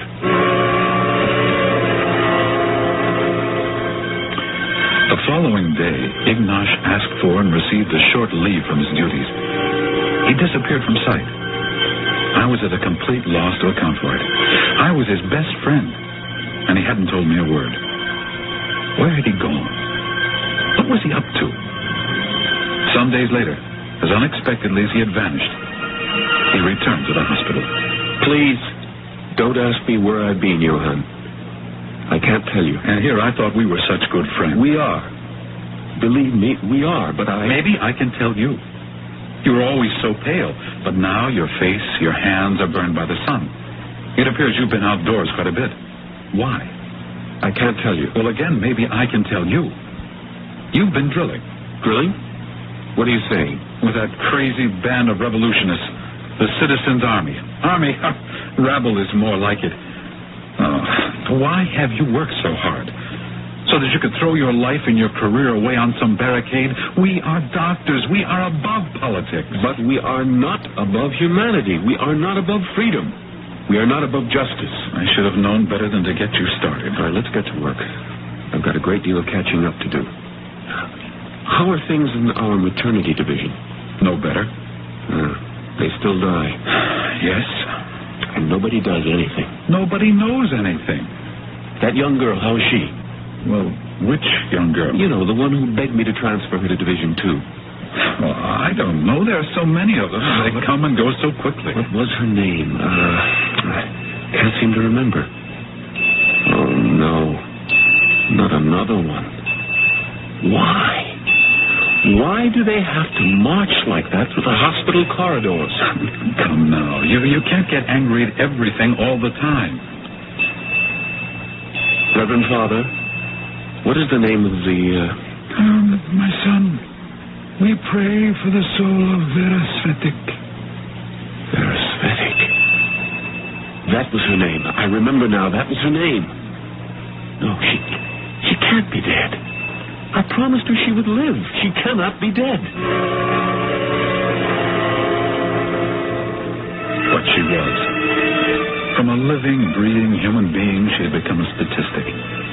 The 37th victim claimed by childbed fever that month. We were well on our way to a record. We went to the morgue for our session with Dr. Kolechka. Ignash gave him no rest. She came to you here? Yes, Ignash. You did the postmortem? Yes, Ignash. What did you see? What did you find? What did you learn? The answer to all three questions. Nothing. There is a killer running loose in our maternity division. We must find that killer. And we will. We will search through the body. We will keep looking through the tissue. The murderer is in there.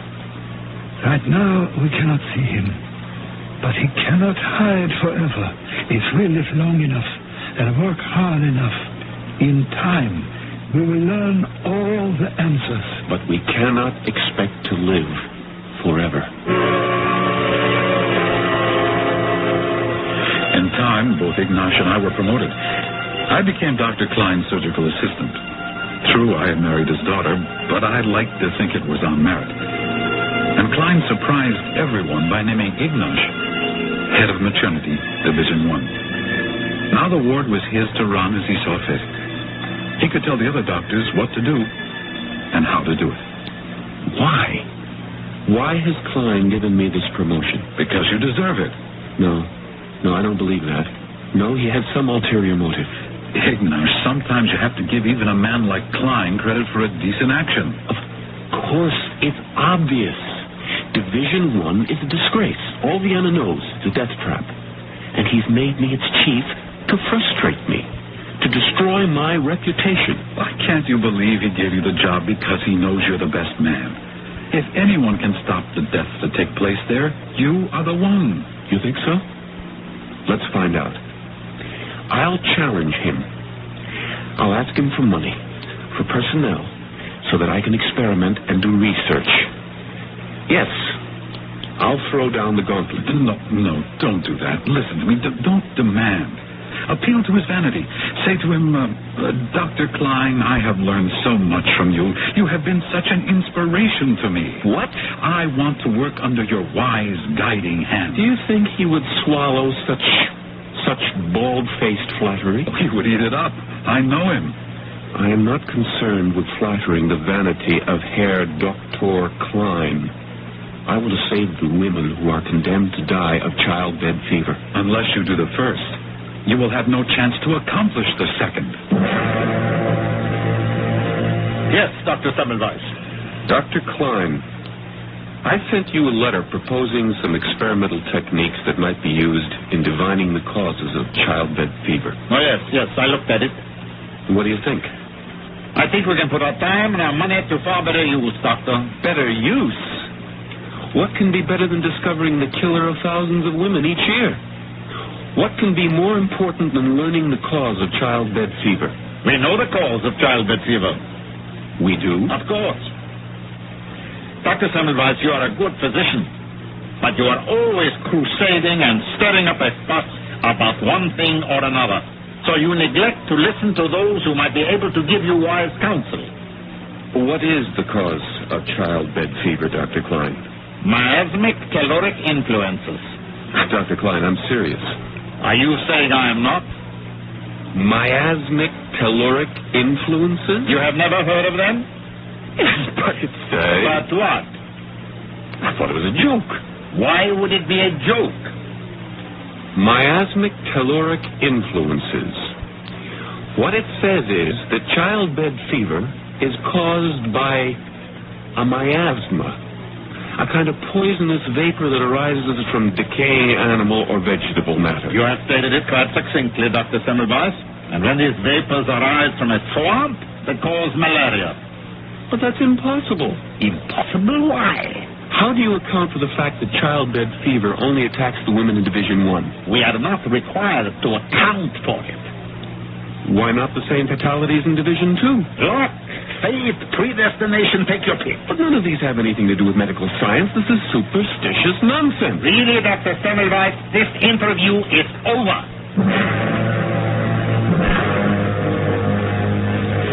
I've heard all about it, Ignash. You did everything you shouldn't have. The man's an idiot. True, but he's your idiot. You have to work with him. Miasmic caloric influences. Why don't you transfer to another service? I did, and my life is so much happier. No more childbed fever. I broke my promise to Vera Svetic. She's not the only one who died. To me, she represents all of them. Every woman in that ward who looks up at me with hope and trust in her eyes. And I betray them all, just as I betrayed her. I'm going to find that killer, Johann, if it's the last thing I do. It may well be. But what's the first thing you're going to do? Klein says that those who are placed in Ward 1 are predestined, marked by fate to die. I'll make him eat those words. But what are you going to do? Come down to Division 2 and watch me. Good morning, Dr. Semmelweis. Good morning, Sister Margaret. How are things in Division 2 today? Very fine, Dr. Semmelweis. They haven't had a single case of childbed fever here in over a week. Yes, so I understand. Tell me, how do you account for it? How do I account for it? Is the doctor asking me? Yes. Since the doctor honors me, just an ignorant midwife with that question. Never mind this nonsense. If you suspect anything at all, you must tell me. Since the doctor is speaking frankly, I can only suspect that midwives are more successful at delivering babies than doctors. Obviously. But why? I cannot say, Doctor. It has been suggested that the women who come to Division 1 are destined to die, while those who are sent to Division 2 are destined to live. Now, what do you think of that? Who has suggested this ridiculous theory? Dr. Klein, the director of the hospital. Oh, well then, in that case, it is probably quite valid. Let's find out. We shall move all your Ward 2 patients into my Ward 1, and all my Ward 1 patients in here. Oh, no. No? I am the head of Division 2. I refuse. My good woman, you may be the head of this division, but I am the head of the entire department of obstetrics and gynecology. We will make the change. At once. To move all the patients? No. The patients will remain where they are. The staffs will move. All your women will go and work next door. All my doctors and medical students will come and work in here. And so, we shall see.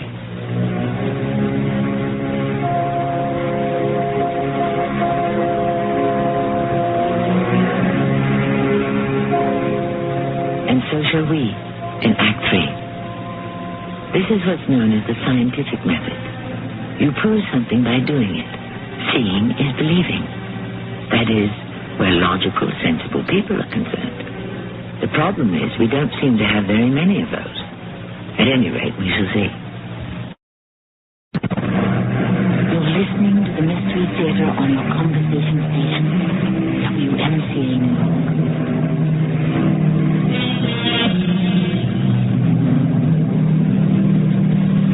All the things we never think about. All those things we take for granted. Freedom, justice, equality, beliefs.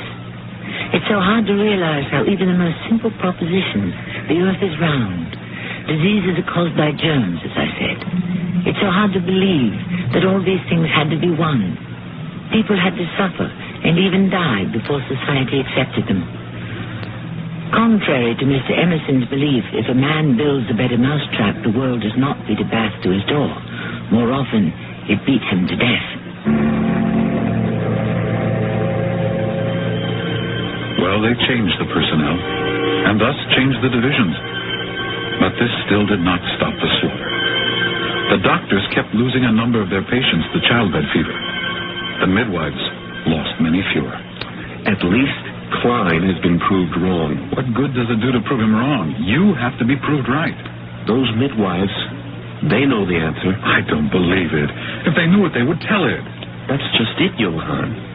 They don't know that they know the answer. How is that possible? I must simply spend my time there. I must observe how they work.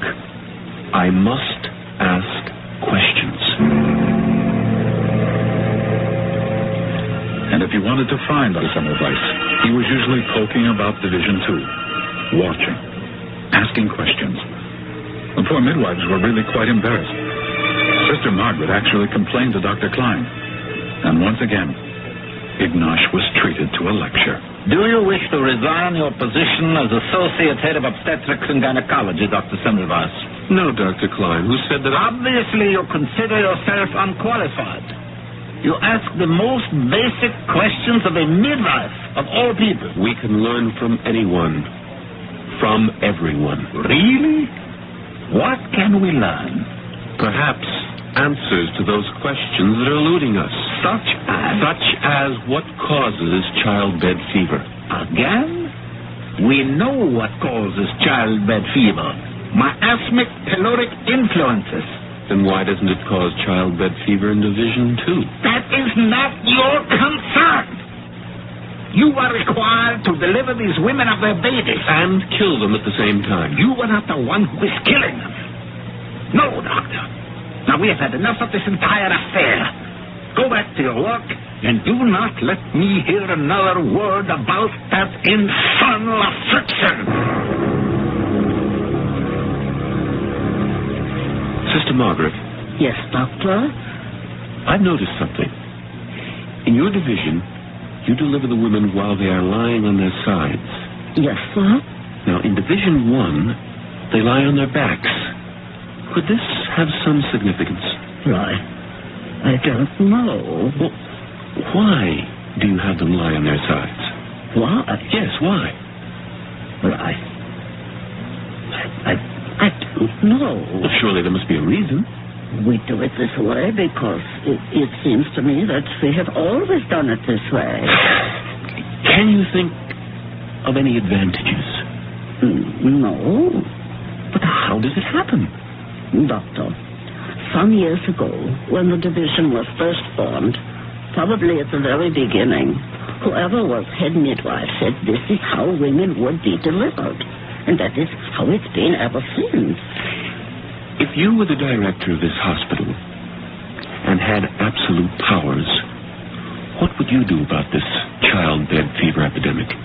Since you have asked me in confidence, I can only say this. I would do away with all obstetrics and gynecology.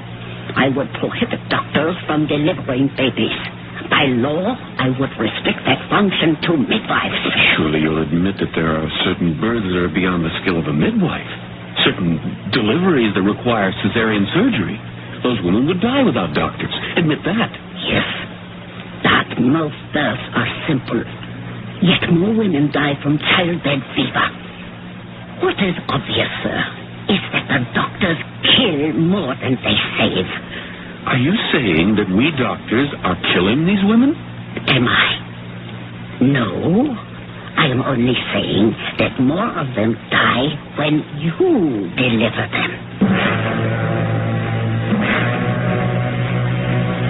Well, Ignash, what have you learned from the midwives? We kill more mothers than they do. You haven't found out why? I need money, Johann. If only I could convince your father-in-law. Maybe you could say something to him. Your name is taboo around the house, Ignash. And the fact that I'm your friend doesn't endear me to him either. We cannot save the living, but we can learn from the dead. The doctors on my service will have to work closer in the morgue with Dr. Kolechka. Poor Ignash. Maybe the answer is staring you in the face. Probably. And they did work, without let-up. It becomes a matter of pride.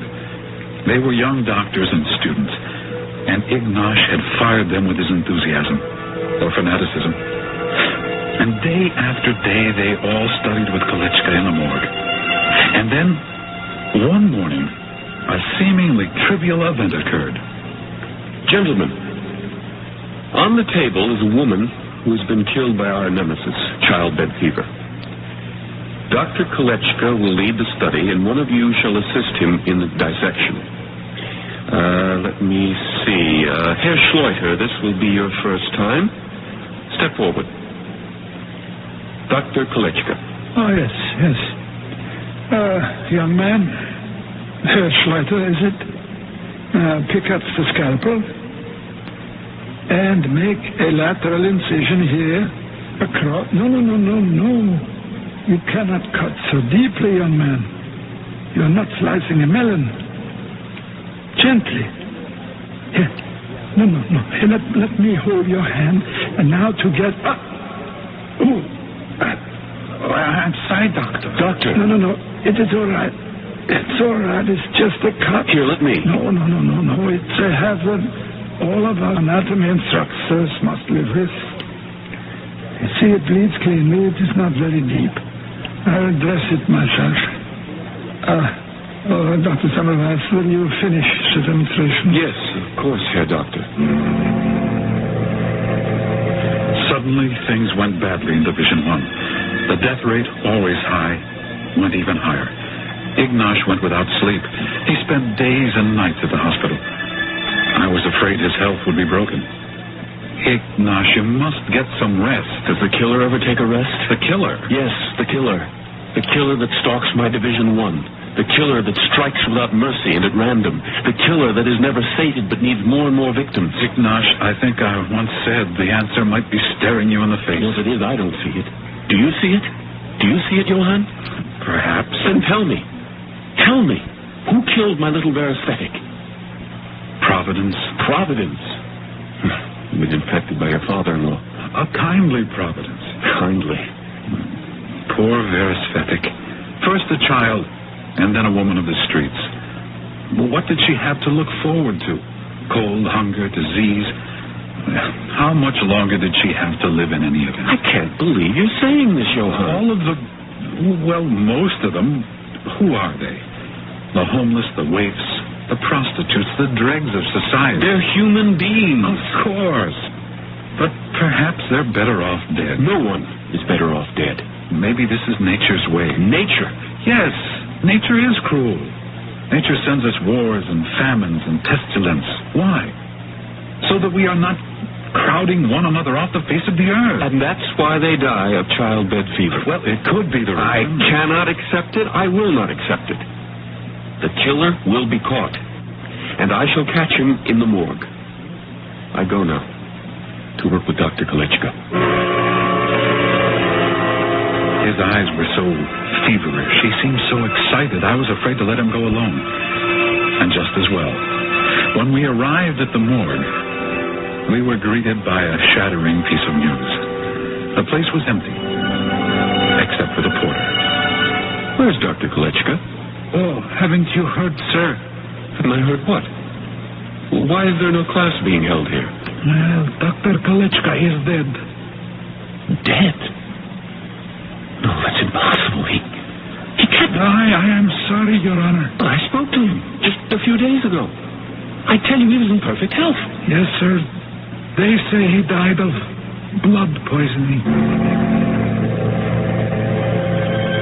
Yes, that is exactly what had happened to Jakob Kolechka. A great doctor, an even greater human being. Blood poison. That's what the diagnosis had been. And that's what the post-mortem had proved. How did he get it, Ignash? How? It might have been... Wait. I know. You know? Yes, and you do too. Or you should. Well, how would I know? You were there when it happened. You saw it happen. What? Schleiter, that clumsy, heavy-handed medical student. He was assisting Kolechka at an autopsy. Well, what does this have to do with... Schleiter didn't know how to make the proper incision. Kolechka held his hand to give him a feel of the right pressure. The knife slipped in Schleiter's fingers and cut Kolechka. You saw it. That's how Kolechka became infected. That's how? And that's how they get it. That's how... Who gets what? The women. That's how they get childbed fever. Now, wait. We were talking about blood poisoning. Isn't that precisely what childbed fever is, Johann? Johann! I've been searching for the killer day and night without rest, and I found him. Do you know who he is? Me. I am the killer. Ignash, you need some rest, some sleep. I am the killer. I killed Veresthetic. I came from the morgue with the infection on my hands, loaded with diseases. I came to Division 1 to deliver babies. I killed Veresthetic. All of us killed her. Ignash, you can't just blame yourself. Why? Why don't they die in Division 2? It's so simple. Midwives do not perform autopsies. Midwives do not attend pregnant women with diseases on their hands. Why didn't we see it? Why couldn't we see it? Now listen to me. Here's what we're going to do. Every doctor every student who comes into Division 1 will first wash his hands with soap and water and then rinse them in chlorine. Those are my orders.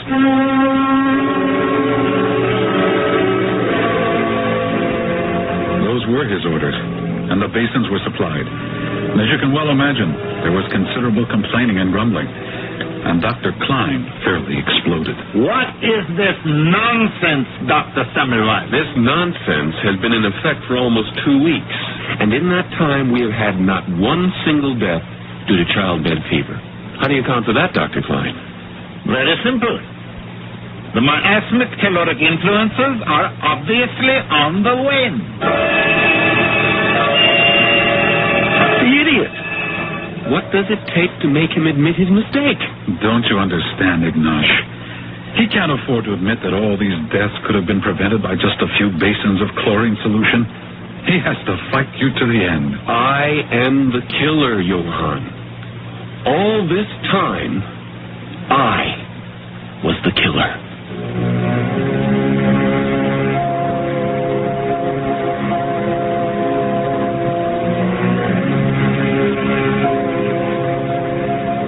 It took years before everyone finally saw what should have been obvious in the first place. We say there are none so blind as those who will not see. It might be illuminating to find out why so many people prefer the darkness to the light. I shall return shortly. And now, the Mystery Theater continues on WMCA, New York.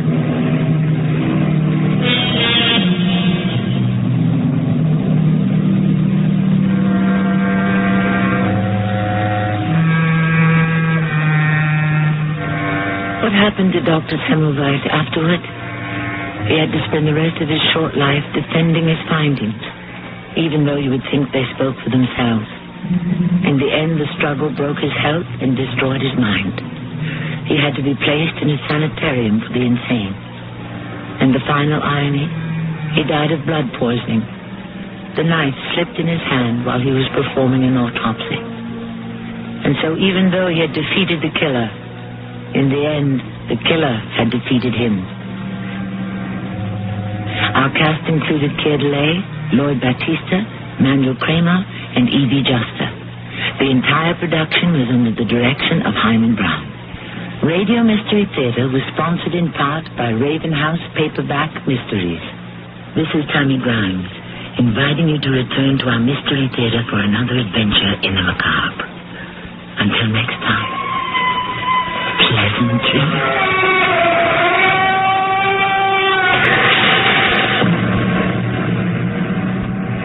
The CBS Radio Mystery Theater presents...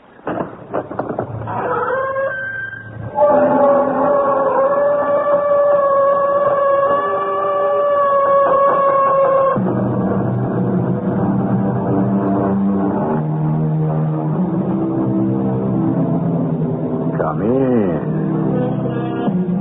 Welcome. I'm E.G. Marshall. One picture, says the Chinese proverb, is worth 10,000 words. But to whom? That is always the question. It's all a matter of supply and demand. It could also be a matter of who is looking and who is listening.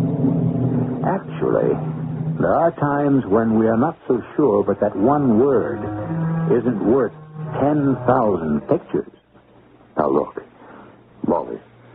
You wouldn't shoot me. I thought I meant something to you. I thought you and I, the things we said to each other. Killing me won't change anything. I'm pleading with you. Oh, you're begging now. I'll give you as much mercy as you gave me. But I didn't kill you. What do you mean you didn't kill me? I'll show you how it feels to be dead.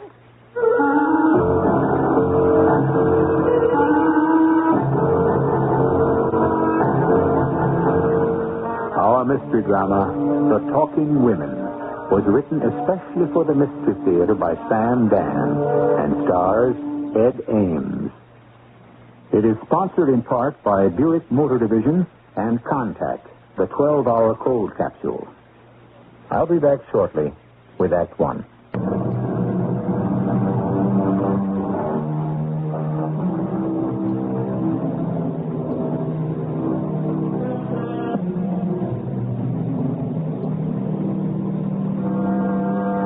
Our lives are frittered away by details, said Henry David Thoreau. Well, while we have every regard and respect for Mr. Thoreau's wisdom, on this particular issue, we must regretfully disagree. Details, the minute, the almost insignificant details, these can often be woven into a rope to hang the guilty or rescue the innocent, as any homicide detective could tell you. But not just now. Our homicide has not occurred yet, but it will before you know it. The Bayswells, Robert and Martha, are at dinner. Another cup of coffee, Robert? No, dear. That's good. You should start cutting down. Well, Oh, not just for your health, either. It's the only way we can move those prices out of the stratosphere, don't you think? The fact is, I don't have time. You don't have time to think? I don't have time to do anything else because I have to go to New York. You have to go to New York? When? Now, actually. I have to make that 8 o'clock plane. Oh, why didn't you tell me? I didn't want to ruin our dinner. The whole thing came up out of thin air just a few minutes before I left the office. Oh, I know how you hate to travel, Robert, but if you're going to make the 8 o'clock, I'd better pack your overnight bag and get ready to drive you to the airport. Mr. Parsons asked me to go. Bob, I want you to go check out that situation in the New York office. What situation? I don't know, but there's always some kind of situation, and it can be solved, so he thinks, by what he calls a headquarters presence at the scene of the crime. Crime? What crime? Oh, it's just his way of talking. In other words, my being there will make people toe the mark. Oh, well, if you're going to make that 8 o'clock... I don't want to go to New York. You know what I should do? Quit that job. How can I quit? We have a mortgage, 2 cars, insurance, a profit-sharing setup, a bonus arrangement, an equity, and a pension plan. Who was it that said, we don't own our possessions, they own us? All right, dear. Now, how long will you be staying? I don't know. A couple of days. Oh, well, I'll pack 3 shirts. I wish I didn't have to go. Oh, darling, it's obviously something we must learn to live with.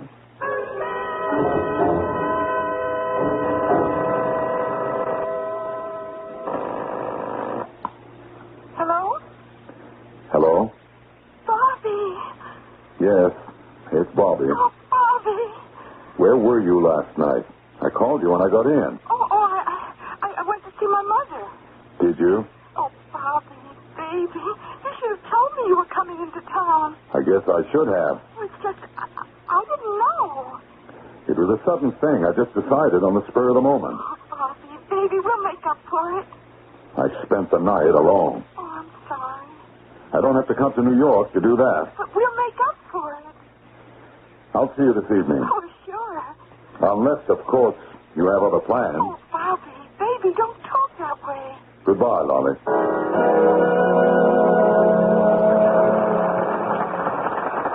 What do you say? Oh, no, sorry, Corby. It's just the funniest fella. I mean, we can die laughing at him on the TV, but here in a nightclub. Oh, what's the matter, Bobby? What's the matter? Something's wrong, Bobby. What makes you say that? Oh, I don't know. You just seem to be so far away. I'm right here at the table. Oh, you're still sore about last night. Last night is gone. Forgotten.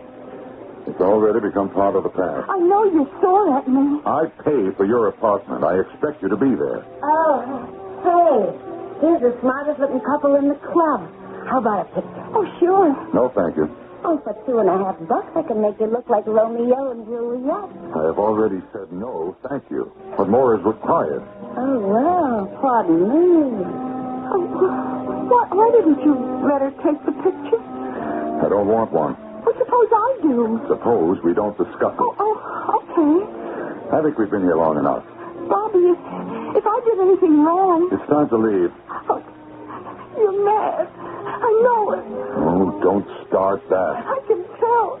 You're mad. Now cut it out. I can't help it. It's so terrible. Now stop that, I said. I'll be right back. Hello? Oh. Hello? Oh, come on. Things can't be that bad. No, but the worst. Oh, yeah. Hey, you see the sign on the door of this place? Ladies' Lounge? It should read Veil of Tears. Is it the old story? What old story? Well, the oldest story in the world. He's going to ditch you. Yes. He's the whole good-looking one, huh? With the hair just starting to get a little bit pepper and salt. Very disengaged. Yes. The one who didn't want the picture. Listen, you want something to remember him by? I took it anyhow. It's all over. Finished. There's other fish in the sea? Not for me. He came into town last night. I wasn't home. He's mad, huh? Oh, but it's an excuse. Why?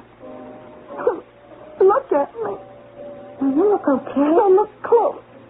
You still look okay. The lines. I'm getting some lines I never had before. All of us are. And under the chin, it's starting to sag a little bit. I'm getting older. Who isn't? Well, he don't like it. Oh, come on, you're still cute. I thought he would be the one. Which one? The one I'd get older with. The one I would settle down with. You mean he's not married? Oh, yeah, but he still needs somebody like me. Like what I used to be just a little while ago. He's tired of me. Are you sure? Oh, I know it. To the way he looks at other girls whenever we're out. Well, you can't blame a guy for looking. No, it's the way he looks. So, last night I wasn't home, and wouldn't you know last night is the night he would pick to come into town? It's always the case. I should have been home, but I'm running scared. I was out with a guy. Uh-oh. Was that smart? I need somebody. I don't have too much money. I have to have somebody to take care of me. I wanted to be ready when he walks out. Now, the very first thing you gotta do is cheer up. It isn't fair. I've been to him 5 years. 5 of my best years. I was as close to him as his wife. Closer. He told me things I bet he never told her. That's all part of it, honey. See, I had a boyfriend once, and he was very educated. Oh, the way he would talk. You know, girls like you and me, back in ancient Greece, you know what we used to be called? Hetaeria. You know what that means? No. Talking women. That's because, in addition to everything else, we were the only kind of women they could really talk to. You know, afterwards. Well, he just can't walk out on me. I won't let him. Well, how are you going to stop? I'll stop him. Nobody should be treated the way I've been treated. Look, you want the picture? No. Hey, you don't bite my head off. I know exactly what I have to do. Yeah? Well, I hope so. Goodbye. I enjoyed talking to you. Oh, now there's a dame somebody should keep an eye on. I must say, you almost made a spectacle of yourself tonight in that club. You want a drink? After all, a man in my position. Should I make us something to eat? No. Well, what do you want to do? Sit here and lecture me about how big a nothing I am? I think it's time you adopted an adult point of view. Oh, yeah. I know what that means. Do you? It means you're nerving yourself up to tell me we're finished. Now, Lolly. Now, Lolly, what? I wish you were more sober. I'm sober enough. You could understand better. Understand what better? This is how things work out. Oh, the only word I heard is out. And that's where I am. Out. Just like that. No, it's not just like that. Relationships run their course. Oh, sure. You're a grown woman. You should understand that. Yeah. What happens to me? What would have happened to you if we'd never met?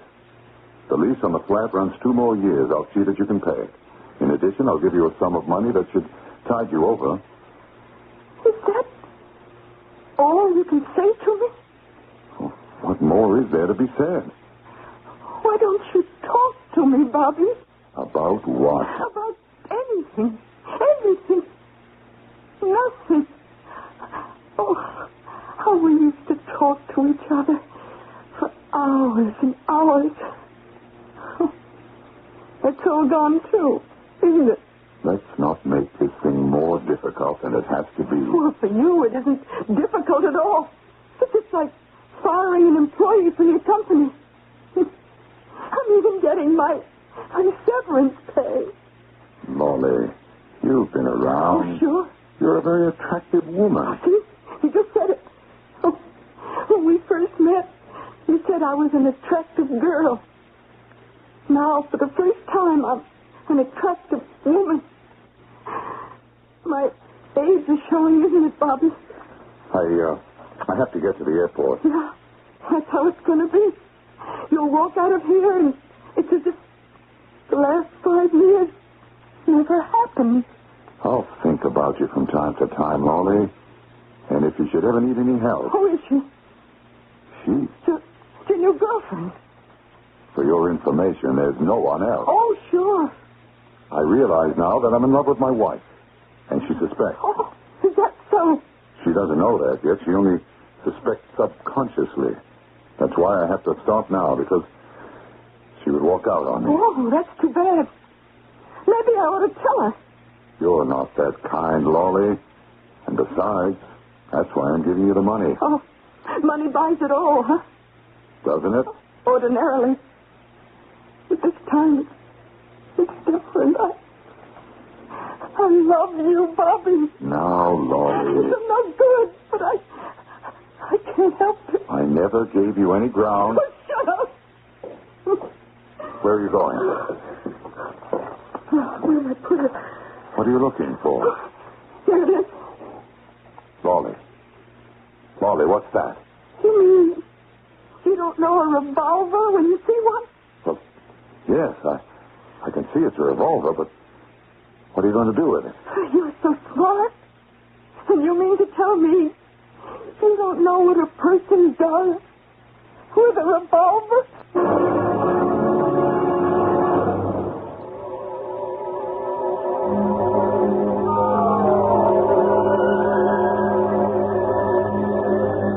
That's as simple a question as you can find to end an act with. And so what is our tableau? We have handsome, dignified Robert Bayswell standing perfectly still and holding his breath. And we have angry, distraught Lolly holding a .38 caliber in a none too steady hand. The question that was posed will be answered shortly when I shall return with Act 2.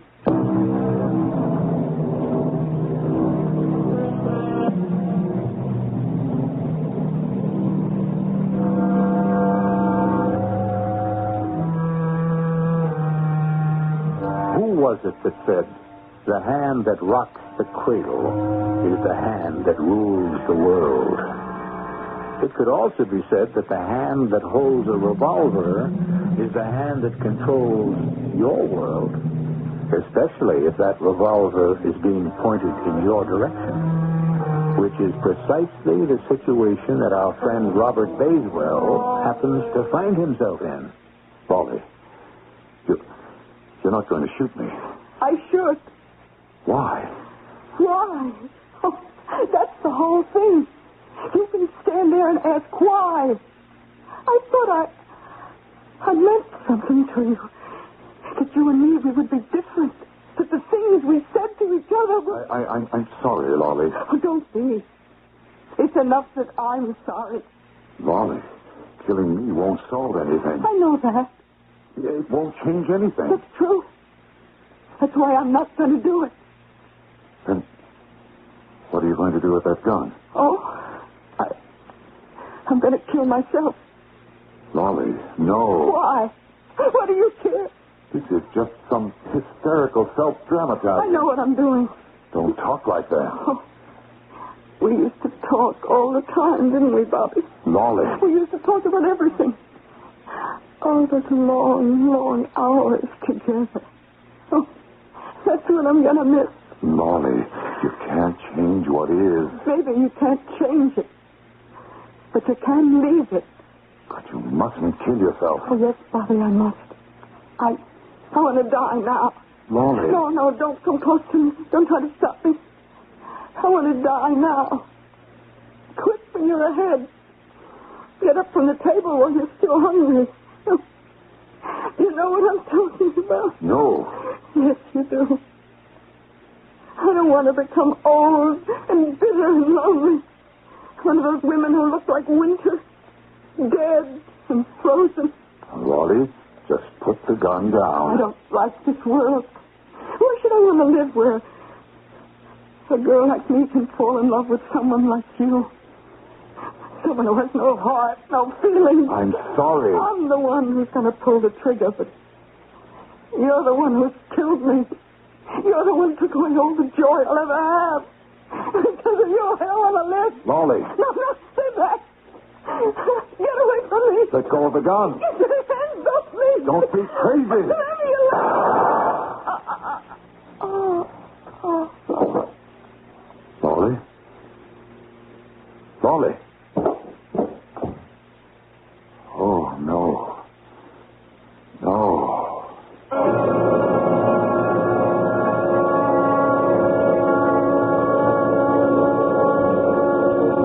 Your name's Julie Palmer? That's me. I'm Sergeant DeLuca, homicide. Wow. You're the photographer in this club, Elementary, my dear Watson, since I'm carrying this camera. You've got a great future as a detective. Let's step inside here, into the manager's office, where it's quiet. Ooh. What you have in mind? Let's sit down. Oh, yes, sir. Sherlock, sir. Did you know a girl named Lolly Harbison? No, sir. Or maybe you knew her by her full name, Dolores Harbison. No, sir.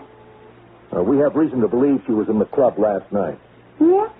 She took an ashtray home with her, and your boss says it's a new kind that he only started putting on the tables last night. So she had to be here. Oh, I get it. You want it because she swiped an ashtray. No, I want to find out about her because she's dead. Oh.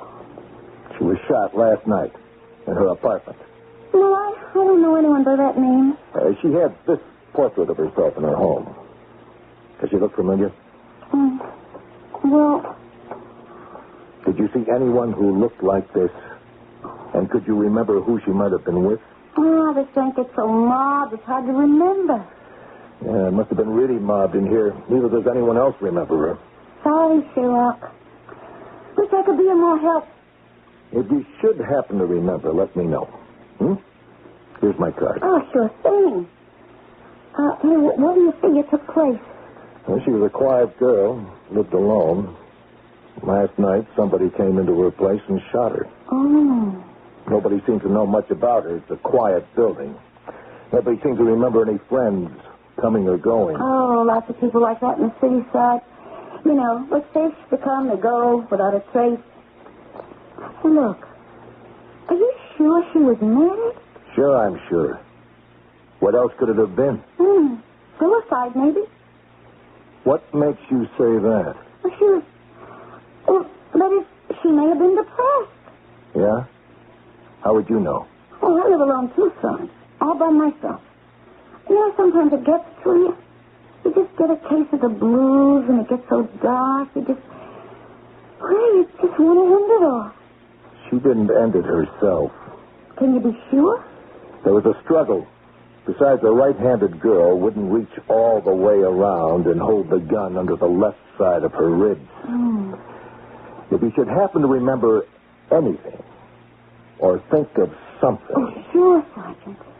Glad to help out.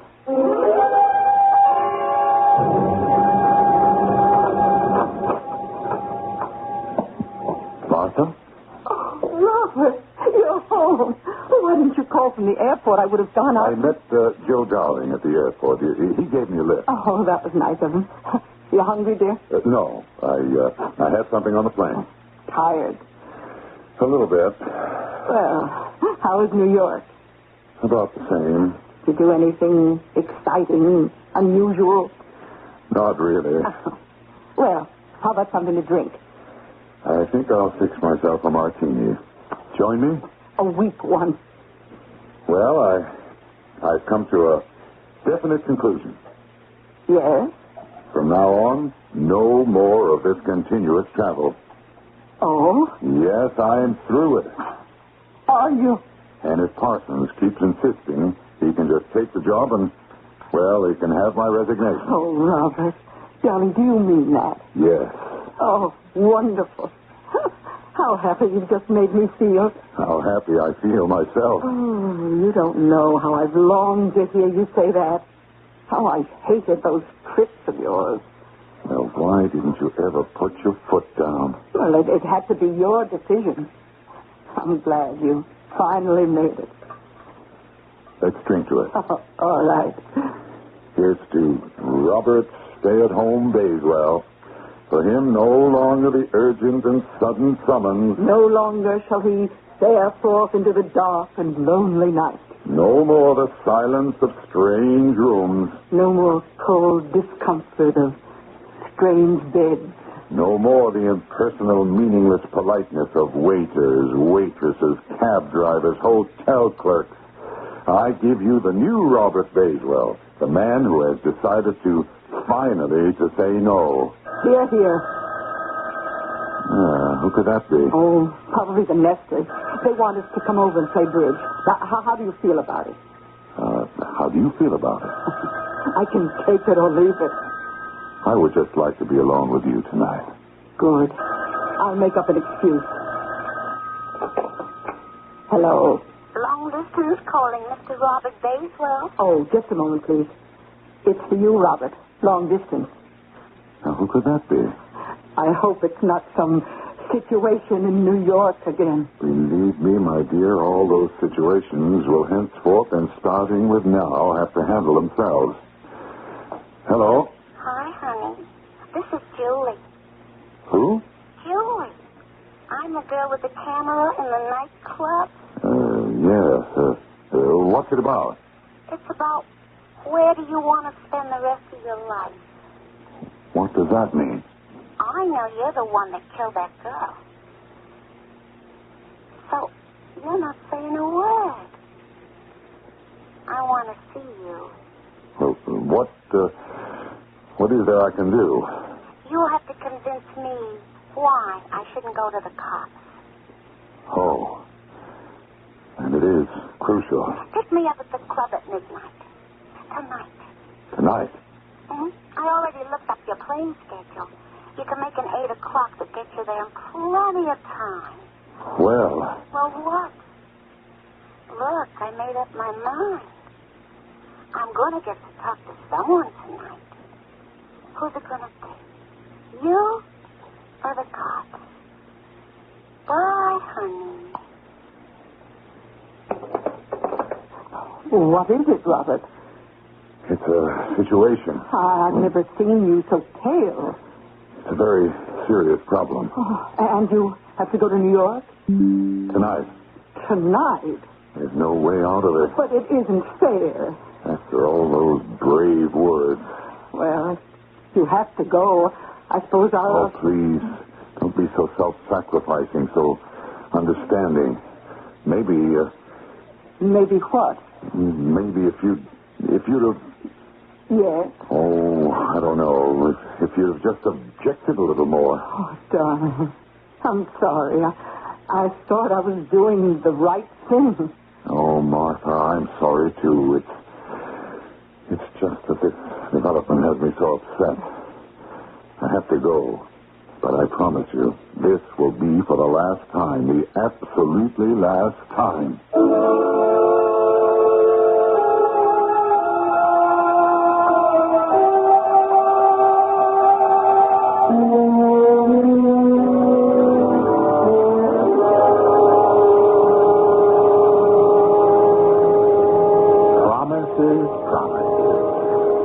easily made, how readily broken.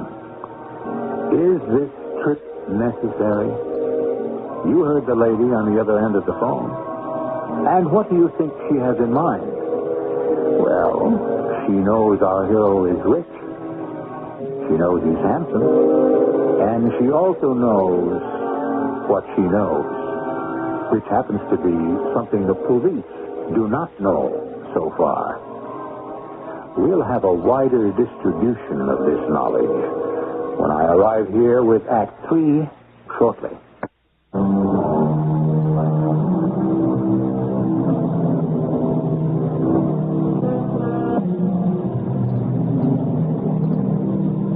I only know what I read in the papers, said Mr. Will Rogers. In that case, he would join the rest of the world in being ignorant of the facts concerning the death of Miss Lolly Harbison.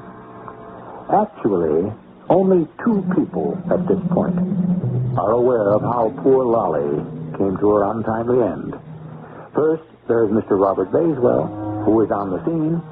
And second, we have Miss Julie Palmer, who has made an extremely shrewd and educated guess. And we have placed both of them in the same room for your convenience. How about a drink? If you don't mind, I'd rather we got down to business. Oh, business. Well, yesterday, detectives asked me if I'd seen a young lady named Lolly Harbison in the club the night before. Not only if I'd seen her, but also if I could remember the guy she was with, if any. And, what did you tell the detective? I was about to say, sure, I remember both her and the guy real well. Matter of fact, it was on the tip of my tongue. But you see, my mother once told me, never say the first thing that comes into your head. Good advice, no? What did you tell him? You see, I used to date this college professor. Oh, you don't believe it. No, I didn't say I didn't. Yeah, but you got this look that says, how could this dizzy blonde go out with a college professor? Look, what do you want from me? He said this prop, that everything's a commodity, and therefore it's got its price. You know what I mean? I think so. So this cop says to me, did I see this Lolly Harbison in the club? And I says to myself, what's he going to give me for that information? It's got to be worth something. I could lead him straight to the guy that killed her. He gets a promotion, a raise in pay, and what do I get? I get the satisfaction of knowing I did my duty as a citizen. But can I deposit that in the bank and write checks against it? Now, what do you think? More important is, what do you think? I think you should make me an offer. To do what? To keep my mouth shut. But I don't think you understand. I didn't kill her. You didn't? No. You see, she wanted to commit suicide. She did? I tried to take the gun away from her, and it went off. Oh. Oh, is that what happened? Yes. Oh, I see. It's the truth. Well, then, see who goes to cops? The police? Well, sure. They want to know what happened. Yes, but the poor girl, she's dead, isn't she? Oh, she sure is. It's not going to change anything. It won't help her. But the cops are unhappy. They got a murder. But it wasn't a murder. It was an accident. Oh, whatever. They have to keep the record straight. So why don't you go down and explain it? I can't explain it. Why? Because I have to explain what I was doing in her apartment. Oh, you'd be surprised how broad-minded the cops are. They wouldn't care why you were in her apartment. But my wife would. Well, I admit you got a problem. And you know perfectly well the police wouldn't believe I was trying to stop her from suicide. I admit it doesn't get better. How could you prove I was there with her? Well, if you didn't believe I could prove it, why'd you come flying back here? Well, I may have panicked, yes, and Now that I think of it, nobody knows about Lolly and me. Nobody. Nobody can prove a thing. It's only your word against mine. Oh, relax. I got you nailed to the wall. What makes you think so? I've got this. What? What is that? What do you think?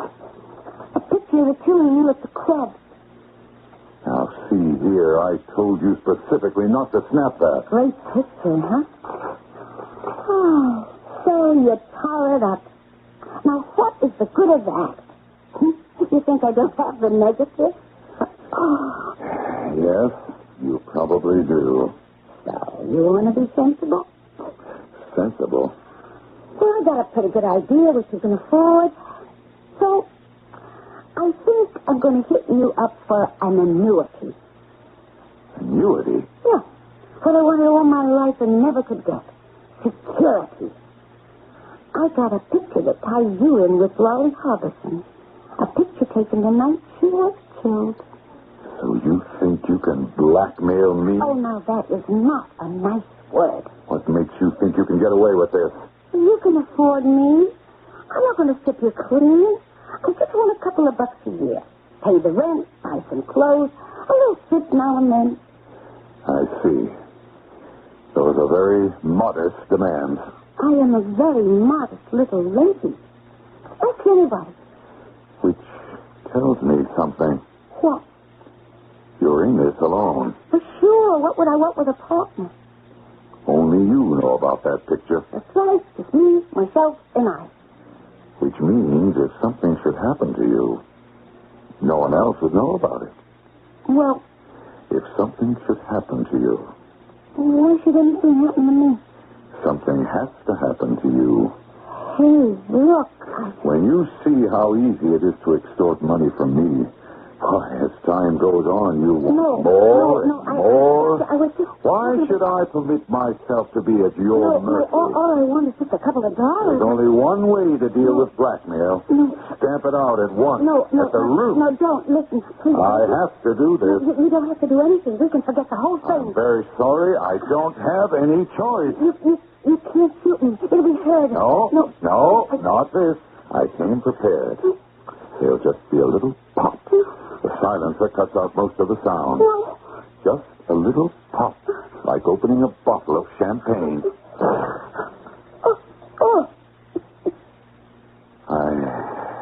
I'm sorry. Really sorry. And now I'm through with it. Never again. Never again, as long as I live, will I ever step over that line.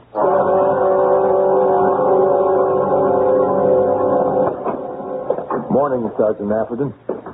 Mind if I come in? Morning to you, Sergeant DeLuca. I understand this is your murder. Julie Palmer. Know anything about her? I spoke to her day before yesterday. Why? Connection with my murder. The Lolly Harbison thing. Still a line cross?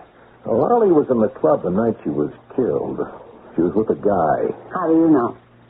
Would a girl like Lolly go to a nightclub alone?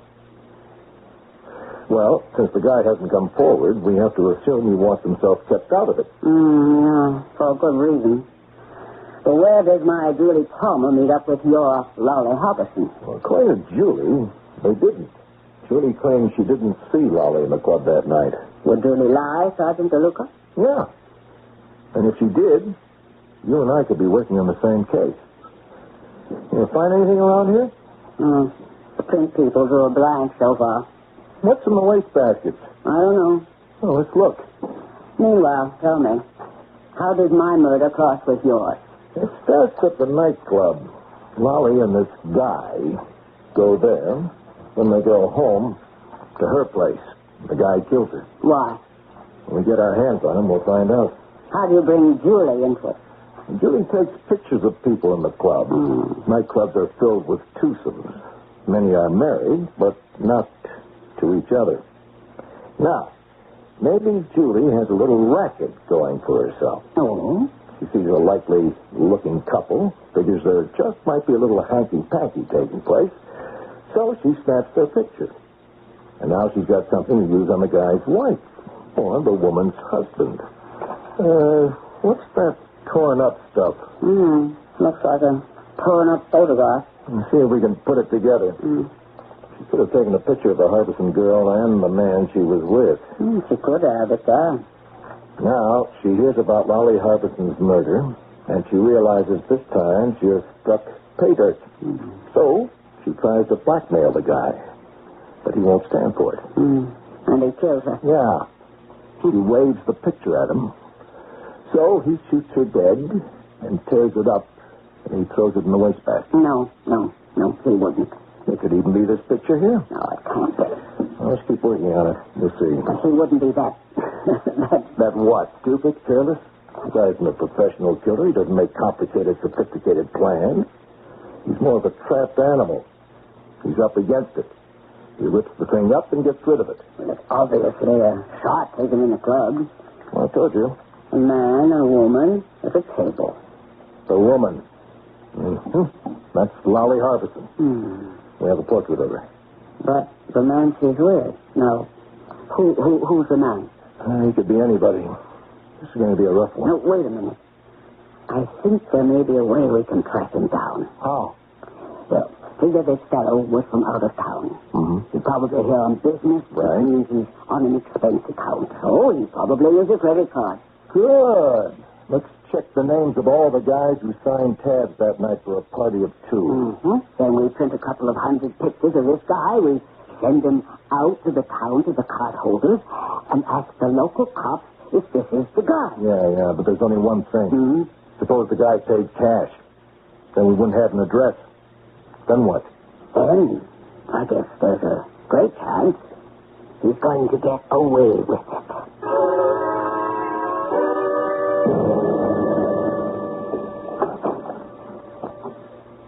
You wanted to see me, Mr. Parsons? Yes. Sit down, Bob. Yes, sir. Bob, you've been making a lot of trips to New York.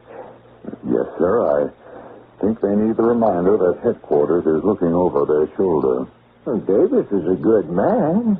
He's got some capable people under him. Yes, sir. It's just that... what's your name, Bob? I beg your pardon. Look, Bob, your expense account is all out of line. Mr. Parsons, I do find it necessary to entertain a great deal while I'm... Bob, I know the drill. The controller has been sending me your credit card billings. You know, Frank, he hates to spend a dime on entertainment. Bob, if you want to entertain your lady friends, use your own money. But, sir, I assure you... I'm older than you, and I've been through it. And you've got yourself a nice little wife there. You know your job. You've got a bright future here. Whoever that girl is in New York, get her out of your system. Otherwise, you're asking for trouble. Now, that's my final word on the subject. Do you understand?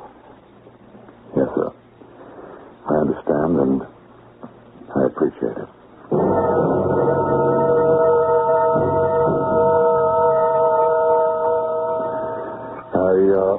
I had a showdown with Parsons. Oh, what do you mean? I told him. I said, look, I've had it. The traveling, the airplanes, the hotels, this not being able to call my life my own, I just laid it on the line. Oh, dear. I hope you didn't alienate him. That wasn't my first consideration. This thing has been eroding our married life. Robert, dear, I wouldn't say that. It's true. What kind of life has it been for us this past 5 years or so? We could never plan. But what did Mr. Parsons say? He said I was right. Oh, Bob, darling. Just because you're not a demanding woman, does that mean you should be taken advantage of? No, darling. No more of those trips. New York will have to sink or swim without me. Oh, I'm so happy. You finally asserted yourself. It was overdue, and we'll never be separated again. Say, who could that be? I don't know. I'm not expecting anyone. I'll see who it is. Yes? Mr. Robert Bayswell? Oh, yeah, I can see you're Mr. Robert Bayswell. I'm a homicide detective from New York City. My name is Sergeant James DeLuca. My identification. Yes. Well, what do you want with me? Well, now, for the do-it-yourselfers in our audience, here is an opportunity for you to write the end of our story. Remember, the very next thing Sergeant DeLuca must do is read Robert his rights. Please make sure of that. Otherwise, Robert will beat this thing in court. Then DeLuca will explain about the picture and ask Robert to accompany him back to New York. You don't have to mess with the extradition procedures, as there won't be any problem with that. Okay. Then the trial for 2 killings. Then the sentence. Life, don't you think? And the moral. Well, let that wait until I return shortly.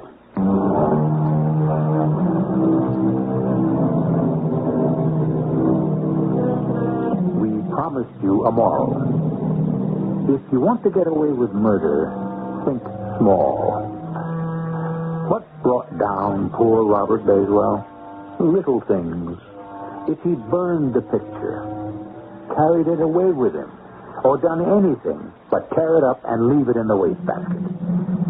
Even so, he'd never have been caught if he'd paid his nightclub tabs with his own money instead of charging them to his company. Well, Robert is only one of many murderers who get it here regularly. Our cast included Ed Ames, Bryna Rayburn, Evie Juster, and Sam Gray. The entire production was under the direction of Hyman Brown. And now, a preview of our next tale. The Fountain of Youth, if I am rightly informed, is situated in the southern part of the Floridian Peninsula, not far from Lake Macaco. Its source is overshadowed by several gigantic magnolias which, though numberless centuries old, have been kept fresh as violets by the virtues of this wonderful water. An acquaintance of mine has sent me what you see in the picture.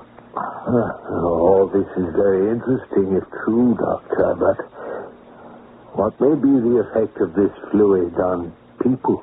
That, my dear Colonel, you shall judge for yourself, for that is why I have asked you here today. I should like you, all of you, to partake of this liquid that I may observe the degree of its potency upon the human frame. Radio Mystery Theater was sponsored in part by Contact, the 12-hour cold capsule, and Buick Motor Division. This is E.G. Marshall inviting you to return to our Mystery Theater for another adventure in the macabre. Until next time, pleasant dreams.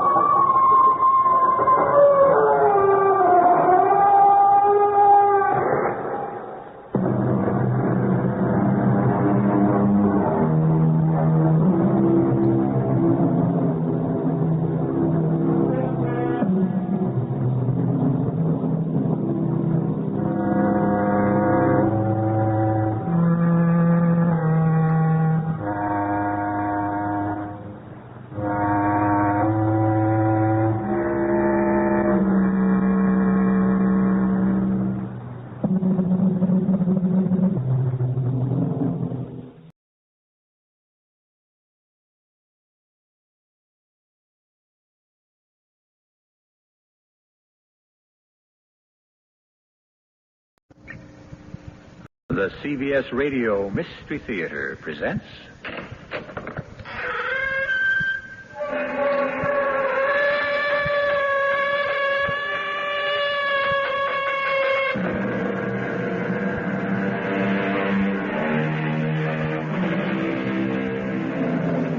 Come in. Welcome. I'm E.G. Marshall. Our story is called Obsession. What is an obsession? It is a persistent and disturbing intrusion of, or anxious and inescapable preoccupation with, an idea. More simply, it is a siege. And the obsessed person is laid siege to by an unreasonable, absurd, obstinate, inescapable conviction. I couldn't believe it. I'd known the guy all my life. We grew up together, lived on the same street. Why, he was best man at my wedding. I named my first son after him. Now here he was, standing in front of me and asking me to... I simply couldn't believe it.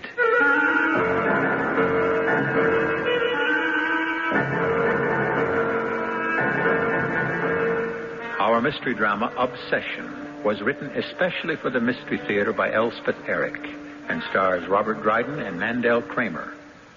I'll be back shortly with Act One.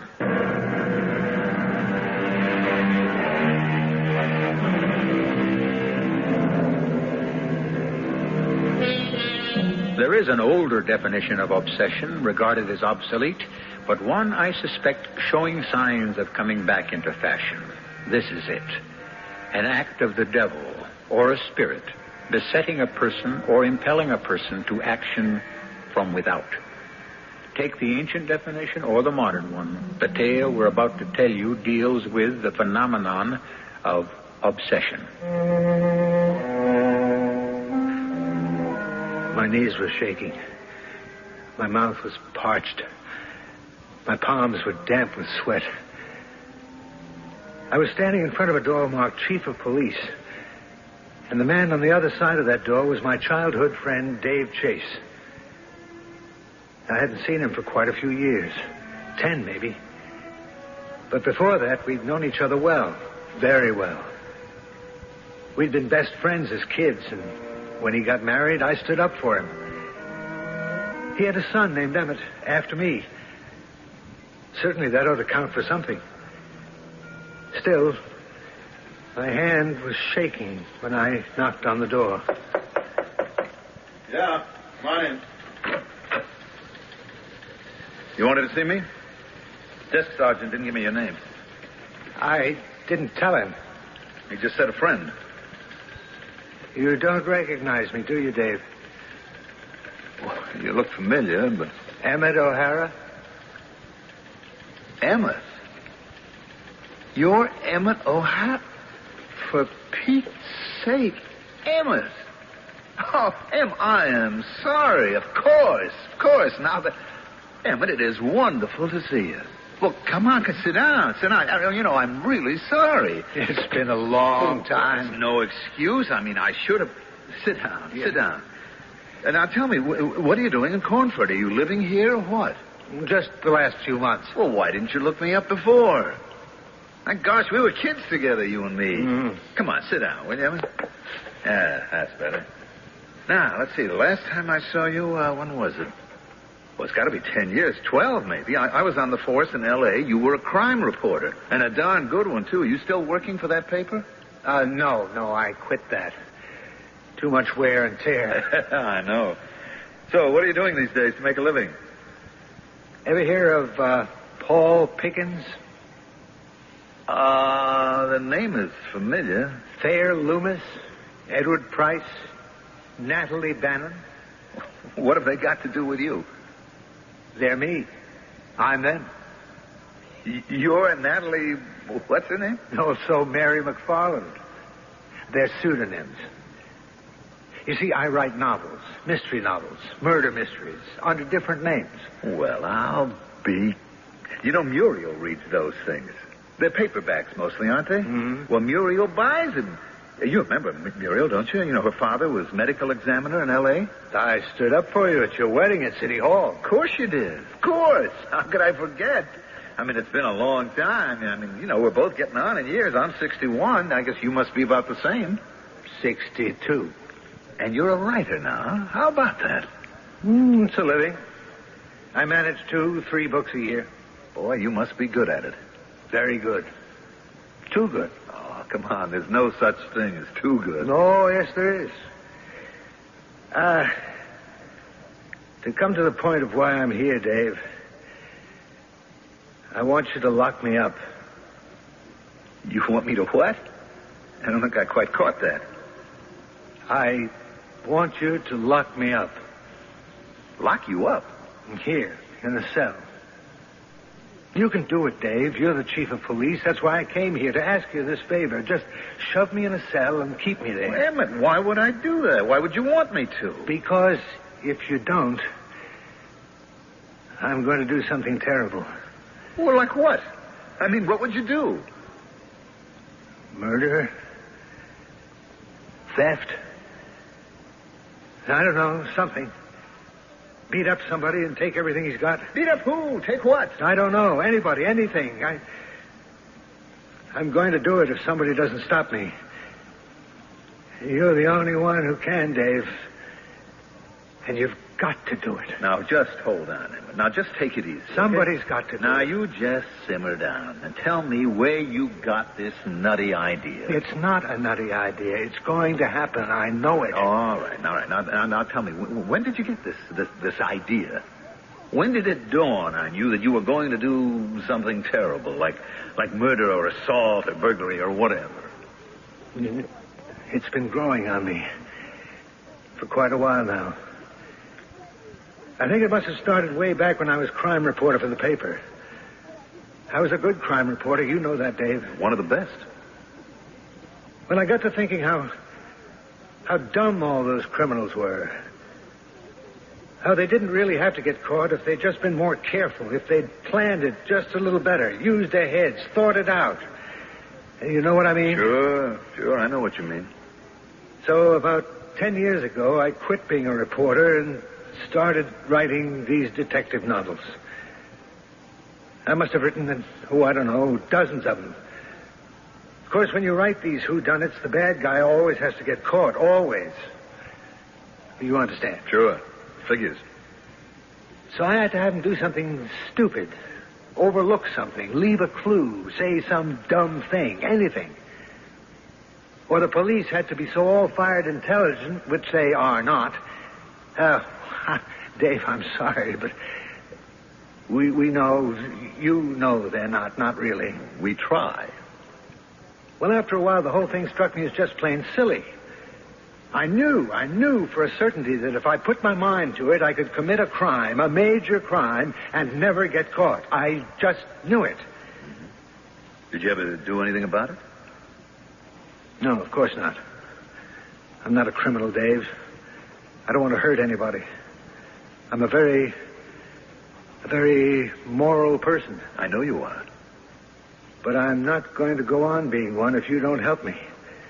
I'm going to commit a terrible crime if you don't lock me up. I can't do that. But you've got to. I'm telling you the truth, Dave. If you don't... Now, just take it easy, will you? Will you just take it easy? You know, Em, whenever there's a crime committed, all sorts of people come running to the police trying to confess, saying they did it, you know, that they're the criminal. This is different. I mean, we can spot those people a mile off. It's some kind of a need to punish themselves. At least that's what the psychiatrists tell us. Not for anything they've done, just for something they wanted to do. This is different. Personally, I think they're looking to get their pictures in the paper. You know, they feel so insignificant that they'll do anything just to get noticed. Get somebody to pay attention. At least that's my opinion. This is different. But you're not insignificant, Emmett. You're a successful writer. You're known. You ever get married, Em? No, I was afraid to. Oh? Well, maybe you should have. You got a girl? I've had lots of girls. No, I don't mean lots of girls. I mean, anybody can have lots of girls. I mean, a girl. Have you got a girl here in Cornford? Yeah. Rosalie. Oh, pretty name, Rosalie. She's housekeeper for some rich people out on the River Road. You like her? And I like her. She like you? Seems like she does. Well, look, my suggestion to you is you go and see Rosalie. Or call her up and ask her out for dinner. Or take her to a movie. There's a good one playing at the Bijou. Anyway, Muriel says it's good. I wouldn't know. You take Rosalie to the Bijou and call me tomorrow, Emmett, and we'll talk some more. Okay? You're not going to lock me up? I can't, Emmett. I got no reason to lock you up. You haven't done anything. You can't just walk in here and say, put me in a cell. The law doesn't work that way. You could do it if you wanted to. No, I couldn't. Jail isn't a motel, Em. You can't just check in and out whenever you have a mind to. Yeah, I suppose you're right. I know I'm right. I know the law, Em. I know what I'm allowed to do and what I'm not allowed to do. Now, you run along and call Rosalie. Got it? Right. Got it. And call me tomorrow, huh? Or stop by here. Okay? Right. Okay. Thanks, Dave.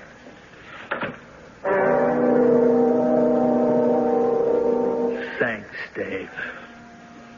Thanks for nothing. What on earth had made me think my old pal would believe me? Not only did he not believe me, he thought I was an idiot, a total idiot, soft in the head, somebody to be humored and nursed along till he comes to his senses. He didn't know that this was serious. Dead serious, you might say. Because I couldn't think of anything else to do, I did the first thing that came into my mind. Will you care for another drink, Mr. O'Hara? Oh, no, thanks. I tell you what I would like, though. Yes, anything for a good customer. I'd like to buy a quart of gin to take back to my hotel. You want me to sell you a bottle of gin over the bar? Yes, please. Oh, I can't do that. $20? It's against the law, Mr. O'Hara. 30? Look, you can drink all you want here. But we're not allowed to sell booze to take out. You have to go to the liquor store. Yes, but they're all closed. Now, look, you know me. I'm a regular customer. I've never asked you for a favor before. Just this one time, Look, I need it. I really do. Believe me, I do. Well, if you really need it, so... All right, here you go. You won't regret this. Slip it under your coat if anybody saw me doing this. You got a phone I can use? Yeah, on the wall, by the door. If it's a local call, you don't have to pay for it. It's a local.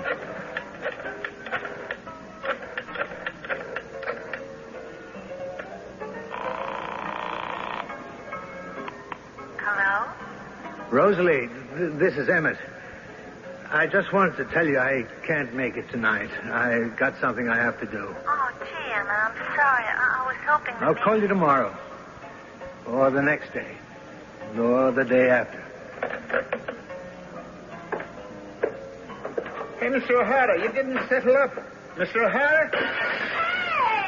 Hey! That's him. Grab that guy. He broke my window. I seen him do it. Get a cop. Somebody get a cop. Of course, I just stood there. I felt calm and peaceful. Everything was all right. I had done something wrong, and they were going to put me in jail. I think I was smiling when the cop came and took me away.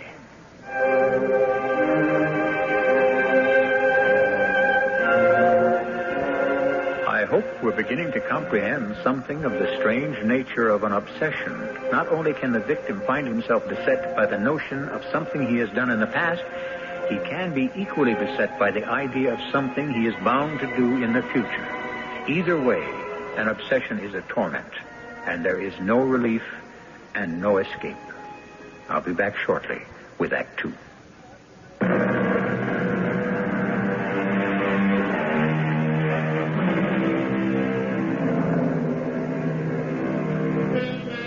You've heard me describe an obsession as a siege. That definition is taken from Webster's International Dictionary, and to me seems appropriate. For the person obsessed is indeed a person besieged, set upon, bombarded, attacked, and rendered helpless through no fault of his own. He is, in every truth, under siege. I couldn't believe it. I'd known Emmett O'Hara all my life. Granted, I hadn't seen him for the last 10, 12 years, but we were kids together. Then he shows up out of the blue and says put him in jail because he might commit a crime. Now, I tried to reason with him. I tried to calm him down, and I thought I had. I thought he was going to call some woman named Rosalie and take her to a movie. 2 hours later, they tell me he's been brought in on a charge of disorderly conduct. A crazy loon had thrown a bottle of gin through a window. Emmett O'Hara? Our Emmett? Our Emmett. I tell you, Muriel, when he walked into my office, at first I didn't know him. He's changed that much? Well, it's not so much that he's changed exactly. I mean, he's still got all his hair. He's a little heavier, maybe. No, it was the way he looked. His expression. I can't describe it. Well, try. I was always very fond of Emmett. So were you. Well, it was his eyes, mostly, I think. They're kind of wild, staring. And his smile. When he managed to smile, which wasn't too often. Emmett always had a lovely smile. Well, he hasn't anymore. It's I don't know, it's kind of twisted. It's more of a grimace than a smile. Well, what's happened to him to make him look like that? Nothing's happened, not really. I mean, he's been very successful. He's had all those murder mystery books. The kind you read. Mm. No, it's this notion he's got into his head that he's going to commit a crime. Oh, Emmett wouldn't hurt a fly. Yeah, I know that, and you know that. Even Emmett knows that. I mean, he said so himself. He's a very moral person. Well, then why in the world... Muriel, it's an obsession. He's convinced, he's absolutely positive that he would do something awful if I didn't lock him up. Well, of course, I couldn't do that.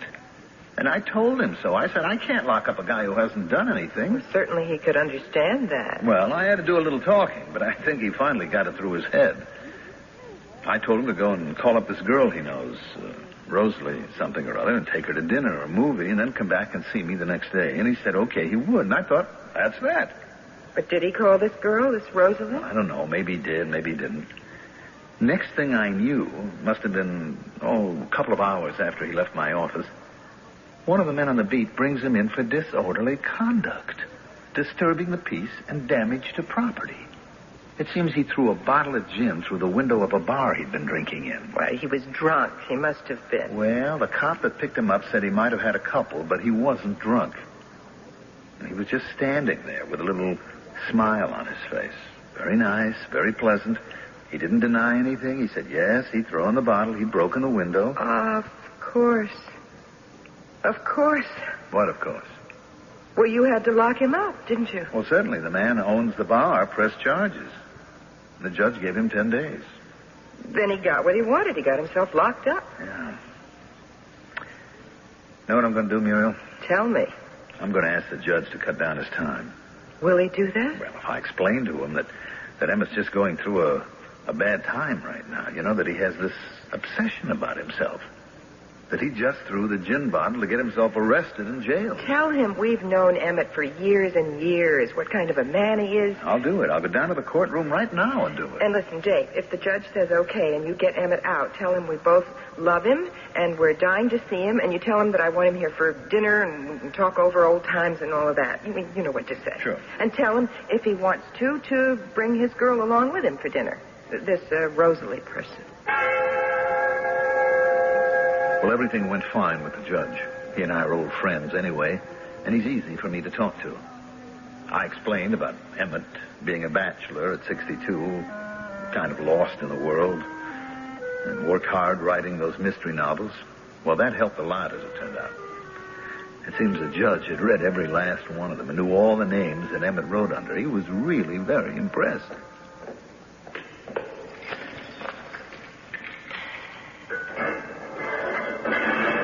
Emmett?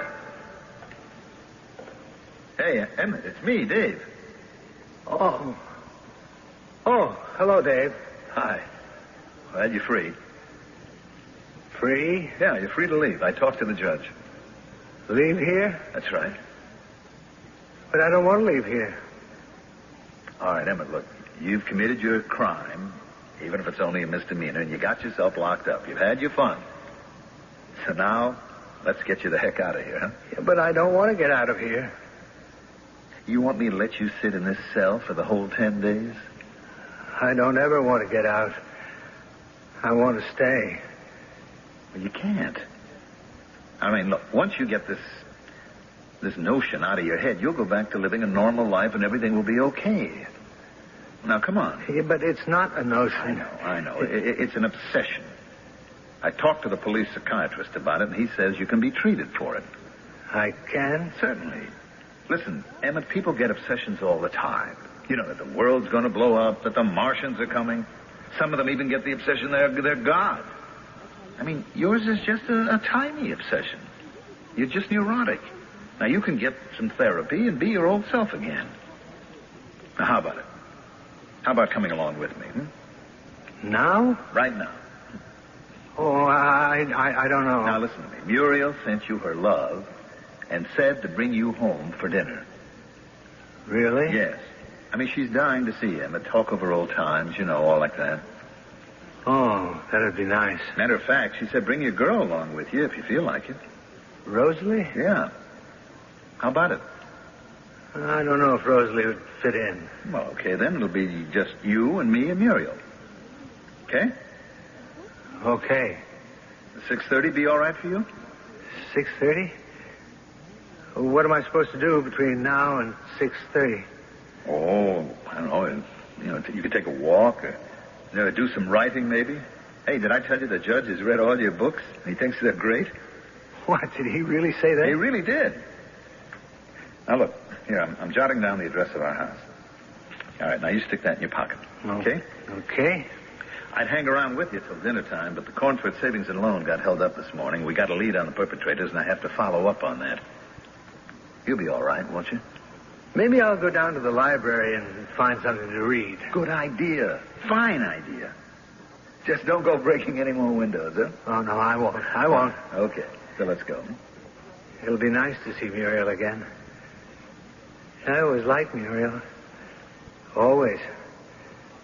I liked her a lot. I have to say, I didn't think too much about Emmett for the rest of the day. I had to go back to my office and turn my attention to the problem of catching up with the bums who'd robbed the Cornford Savings and Loan. I was surprised when I looked at my watch and saw that it was already 6:30. So I shut up shop and hurried home fast as I could, wondering if Emmett really did show up. I'm home. About time. Oh, I'm sorry, honey. It couldn't be helped. I'm putting dinner on the table. Emmett here? Mm-hmm. In the living room. I mixed a drink for him since you weren't here to do the honors. Oh, I'm sorry about that. Well, hi, Emmett. Hello, Dave. Hi. Make it to the library okay? Oh, yeah. Read one of my own books. Learn anything? I wrote it so long ago I'd forgot how it came out.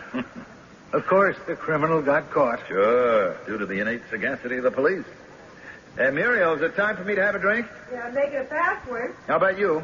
A small glass of sherry. Okay. Well, how do you think Muriel looks after all these years? Oh, wonderful. Wonderful. Hardly changed at all. He put on a little weight, but, 4 kids, You got grandchildren? 6. 6? Boy, that must be wonderful. Yeah, it is kind of wonderful. Of course, we hardly ever see any of them. They're scattered all over the country. You see them at Christmas, probably. Yeah, some of them. And once in a while, all of them. Oh, that must be sensational. Well, it is, kind of. Gives you a sense of, continuity or whatever. Emmett, your namesake, he's got 2 boys and a girl. You don't say. Mm-hmm. And one of his boys is named Emmett. Boy, is that so? That's right. Tell me, are you sorry you never got married, Em? Right now I am. All right. Where is my small glass of sherry? Right here, honey. Ready and waiting. Thank you. Well, here's to all us good old friends. Yes, us. To us. Emmett was just asking about our grandchildren. And Muriel knows all their names and how old they are. I kind of get them all mixed up. Well, there's Emmett David Jr. He's 19. And then there's Melinda Muriel. She is 17. And... Hey, excuse me a minute, will you? Oh, sure, Emmett. Anything wrong? No. I'll be back in a minute. You need anything? I have to take a pill, a tranquilizer. They're in my overcoat pocket. The doctor recommended them. I keep forgetting. Think he's all right? He's just very nervous, that's all. He'll be all right. He looks all right. You think so? Yes, I think so. Anyway, I think so. I'm glad we got him here for dinner. You were the attraction. Me? Sure. As soon as I said you wanted to see him, he came right along. He likes you a lot, Muriel. He always has. He said so. You want to get the phone? Sure. Yeah, Chaser. Yeah. Are you sure? Yeah. Well, good work. All right, I'll be right down. Hold everything till I get there. You going out? I got to get back to headquarters. They've collared the guys who held up Cornford Savings and Loan. But what about Emmett? What about him? You're going to leave me here alone with him? Honey, it'll be all right. Emmett's okay. You don't have to be scared of him or anything. He's not going to do anything to you. Matter of fact, he's not going to do anything to anybody. It's all in his head. Come on, give us a kiss. I'll be back as soon as I can.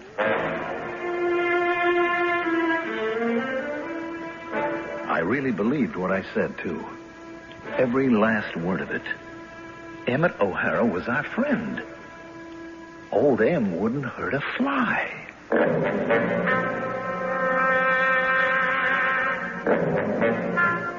No, of course, old M wouldn't hurt a fly. Not the old M that Dave and Muriel knew back in Los Angeles. Not good old M. Not that good old M. But this is a new M. The new M obsessed with the idea that he can commit a perfect crime. Not old M at all. And perhaps not good at all. I'll be back shortly with our final act.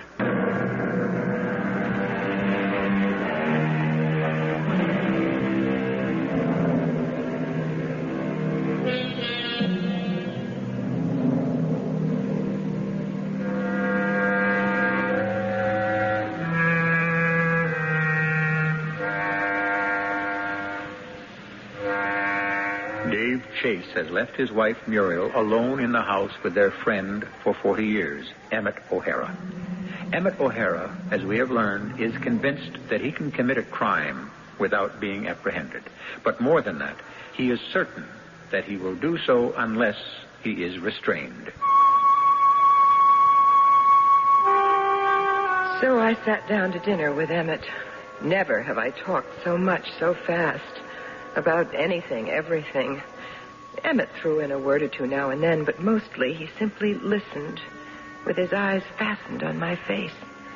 Not really looking at me, I felt, but looking through me or beyond me. His look was intent and at the same time vacant, if such a thing is possible. Finally, dinner was over, and I was faced with the prospect of an evening alone with this man I'd known so long, so well, and now hardly knew at all. You know what I think I will do, Em? I think I'll go get my knitting. Oh, well, sure, if you want to. The fire's all laid in the fireplace, so if you want to set a match to it. Yeah, I could do that. I'll just go fetch my knitting. It's in the bedroom. Go ahead. I'll be right back. Take your time, Muriel. I'm finishing up an Afghan for my newest grandchild. I'd like to have it ready for Christmas. Sure.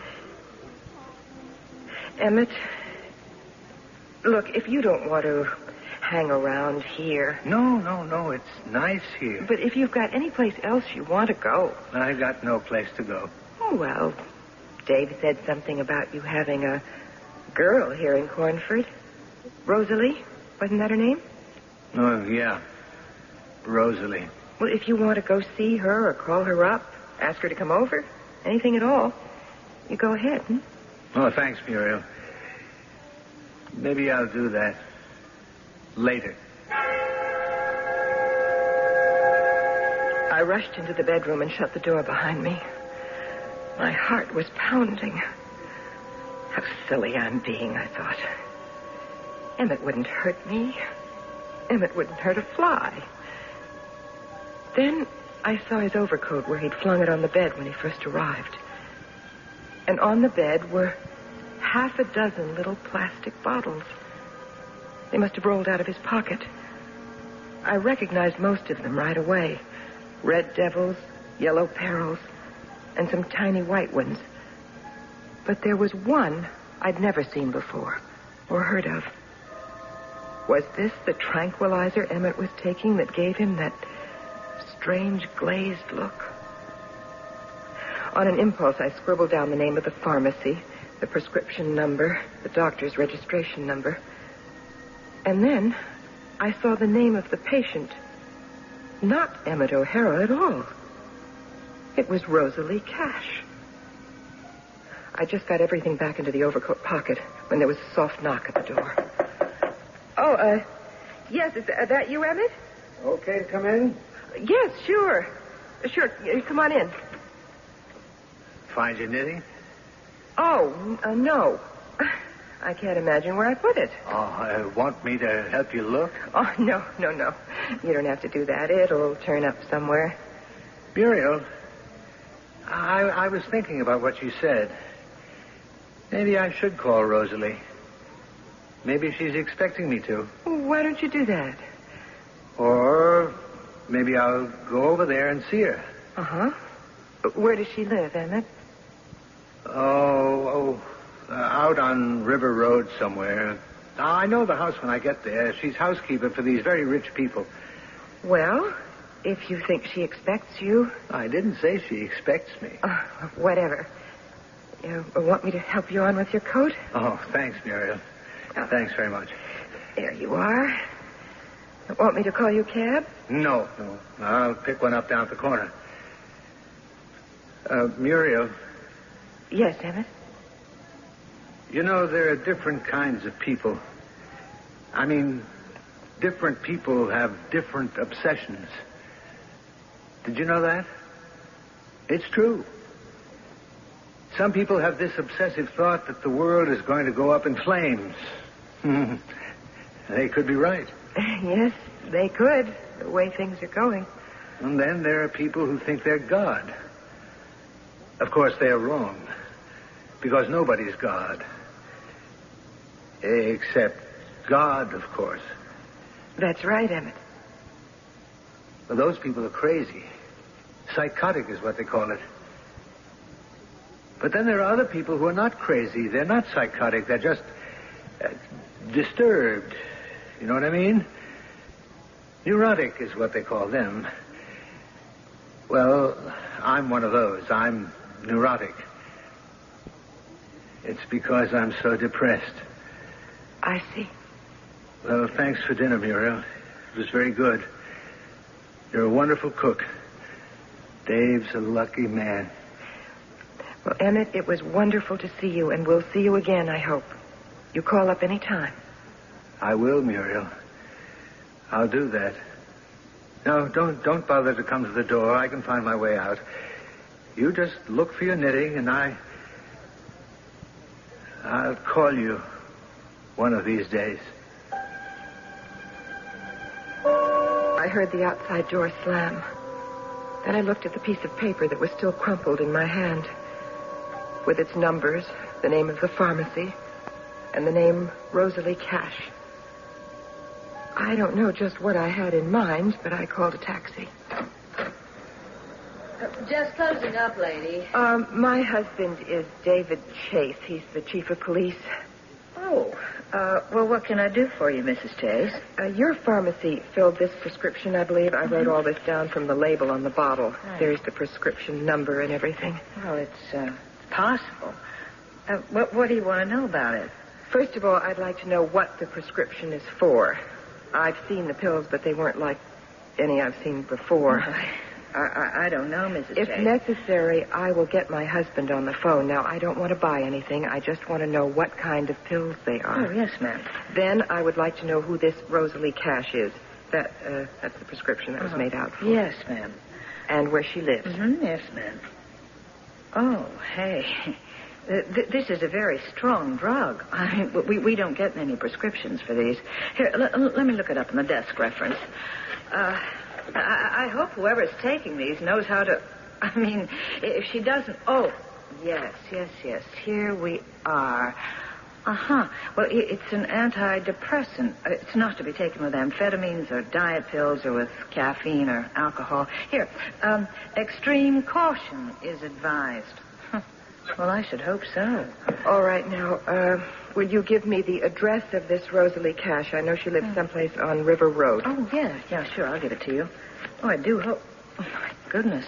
Oh, here it is, yeah. Number 13 River Road. Well, that should be about 12 miles out in the direction... Never mind. I'll find it. A dozen thoughts chased themselves crazily through my head as the taxi drove me toward 13 River Road. Emmett would kill Rosalie Cash. Emmett would rob the house where Rosalie Cash worked. Emmett would bludgeon Rosalie Cash into unconsciousness and then set fire to the house. Emmett would... How could I know what Emmett O'Hara would or would not do? The taxi pulled up at the house, and I started to pay him off. Hey, wait a minute. Taxi, wait. Will you wait there a minute? Hey, are you through with this cab? Who are you? Oh, what do you care? Hey, driver. Are you Rosalie Cash? Would you get out of my way, lady? Do you know Emmett O'Hara? I never heard of him. Would you just get out of my way, please? I need this cab. He came to see you tonight. I know he did. Look, are you going to let me have this cab? No, I am not. Listen, Rosalie, my husband is chief of police in this town, Dave Chase. Maybe you've heard of him. I didn't do anything. Well, we were just having... Driver, here's your money. We won't be needing you. No, please. Now, Rosalie, I know Emmett O'Hara came to see you tonight. He was at my house. He said he was coming here to see you. I didn't ask him to. But he did, didn't he? Well, he showed up here. As a matter of fact, he called first to see if the people I work for were going to be in or out. Oh, Lord, which was it? Out. They went out. So he came over and he brought a bottle of champagne with him. Yeah, I don't even like champagne, and he knows I don't like it.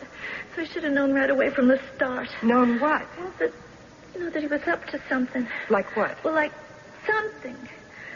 Well, I got out some champagne glasses, and we went and we sat down in the drawing room. I mean, as long as people were out, it seemed all right. I mean, we've done that before. See, I always clean up afterwards, and, we started to drink the champagne. Only I didn't like mine. I mean, I really didn't like it, more than usual. It tasted funny, like bitter, like awful. So, when he wasn't looking, I poured it in the potted palm, but he just kept on pouring it in, and he kept on saying, "Come on, drink up," and I couldn't drink it. I mean, I just couldn't, it tasted so peculiar. So, after a while, but by that time he wasn't noticing anything, so I switched glasses, and he tossed off the one that was supposed to be mine, and then he... God, it was terrible. I mean, it was just terrible. I couldn't bear to look at him. He turned white as a sheet, and he grabbed his head, and then he just fell over. He just fell over. And I didn't know what to do. I just wanted to get out, to get away, Where is he now? I don't know. I guess he's still on the floor. I mean, right inside. That's where I left him. Is he dead? I don't know. He could be. I didn't wait to find out. Come on. We're going inside.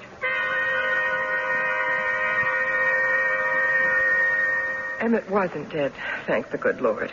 But he was unconscious, and I could hardly find his pulse. I called the ambulance. They got there in jig time and took him to the hospital. I left him there and went home and waited to tell Dave the whole terrible story. It was several days before we were allowed to see our old friend Emmett at the hospital. That's a pretty darn fool thing to do, Em. I told you.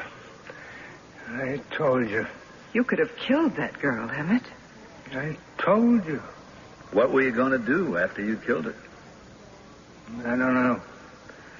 Maybe steal some jewelry. I don't know. What kind of a dumb doctor gave you that prescription? One I always go to. Well, how come Rosalie Cash's name was on the prescription? I told him I needed it for a friend. For a friend, hmm? Yeah. A friend who was really depressed. In a deep depression, I told him. That's what I told the pharmacist, too. I'm sorry. I'm sorry. All right. No need to cry about it. I told you to lock me up. I begged you to, Dave. You don't have to beg anymore. I warned you. I said I'd commit a terrible crime. You did. What? You committed a crime. Well, I was going to. No, but... not going to. You did. Didn't you know that attempting suicide is a crime in this state, Em? But I didn't attempt suicide. No? Well, we'll take you to court and see what the judge says. Do you think he might? Yes, I think he might. Then we'll have to lock you up for a while. Will that make you happy, Emmett? Kind of. Yes. Happy. Kind of. That's what I thought. Come on, Dave. Let's go home.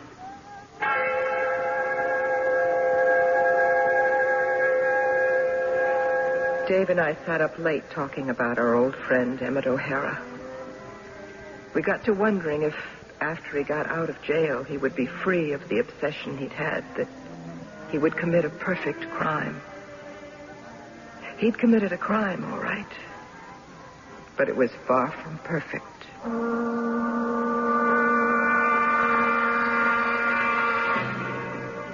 I do not know if the obsessed person is freed from his obsessive idea once it has been executed. I do know that when the obsessed one is a strictly moral person, yet convinced that he is dangerous to others, there is every likelihood he will prove dangerous to himself. I'll be back shortly.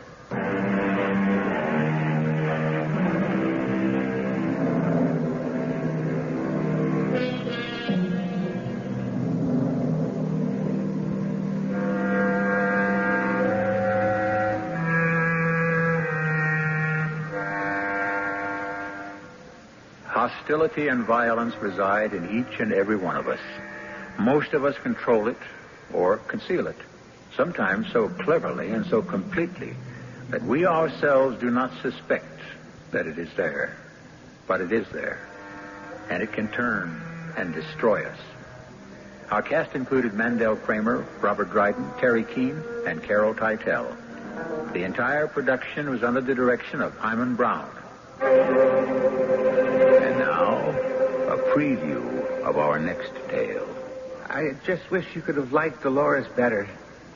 She brought you a plant. That brownish, hairy, scraggly thing. Oh, Mom, she's really a sweet girl. I wish you'd give Dolores a chance. A chance? I never want to see her again.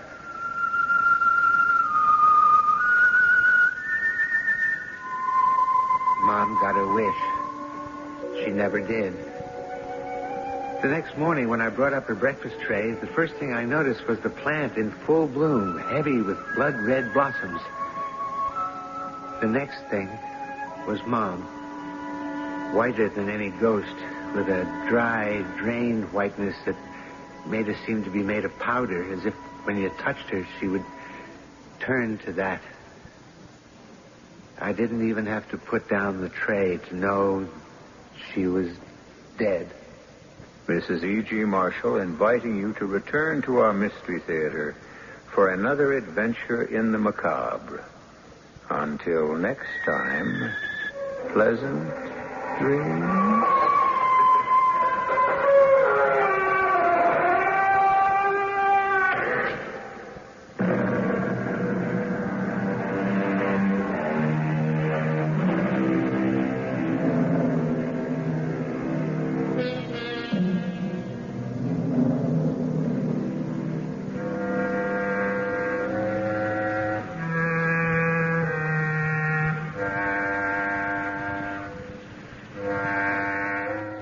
CBS Radio Mystery Theater presents...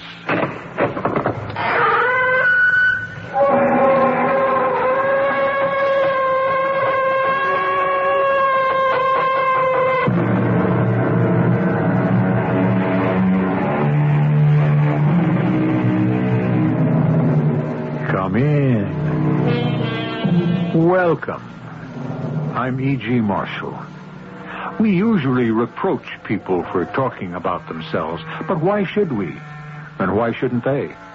Isn't this the subject they know best and love best and that inspires them the most?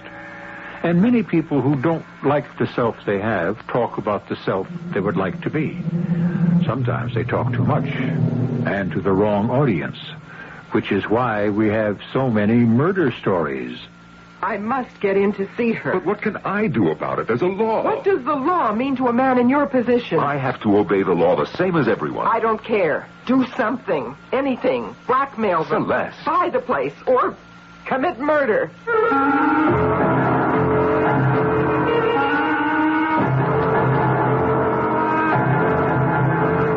Our mystery drama, In the Name of Love, was written especially for the Mystery Theater by Sam Dan and stars Terry Keane and Norman Rose.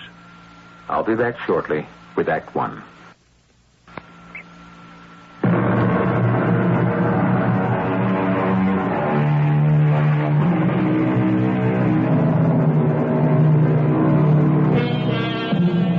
You're not required to answer this question, but have you ever unburdened yourself to a complete stranger? A chance-met seatmate, perhaps, on a plane or a train? Told someone you've never seen before and will never see again intimate personal details that you've kept secret from even your closest friends? As I said, you are not required to answer. A huge supersonic jet is being wafted through space between Paris and New York. Aboard, up forward, in the luxurious first-class lounge, sits a well-groomed, attractive woman. Next to her, a well-groomed, attractive man. The two, who just happen to be sitting near each other, are whiling away the journey with polite, meaningless small talk. I suppose we take it for granted by now. Take what for granted? Oh, this, what we're doing. How we can travel across the Atlantic in practically the twinkling of an eye. I don't know. I made better time last trip. Oh, did you? Yes.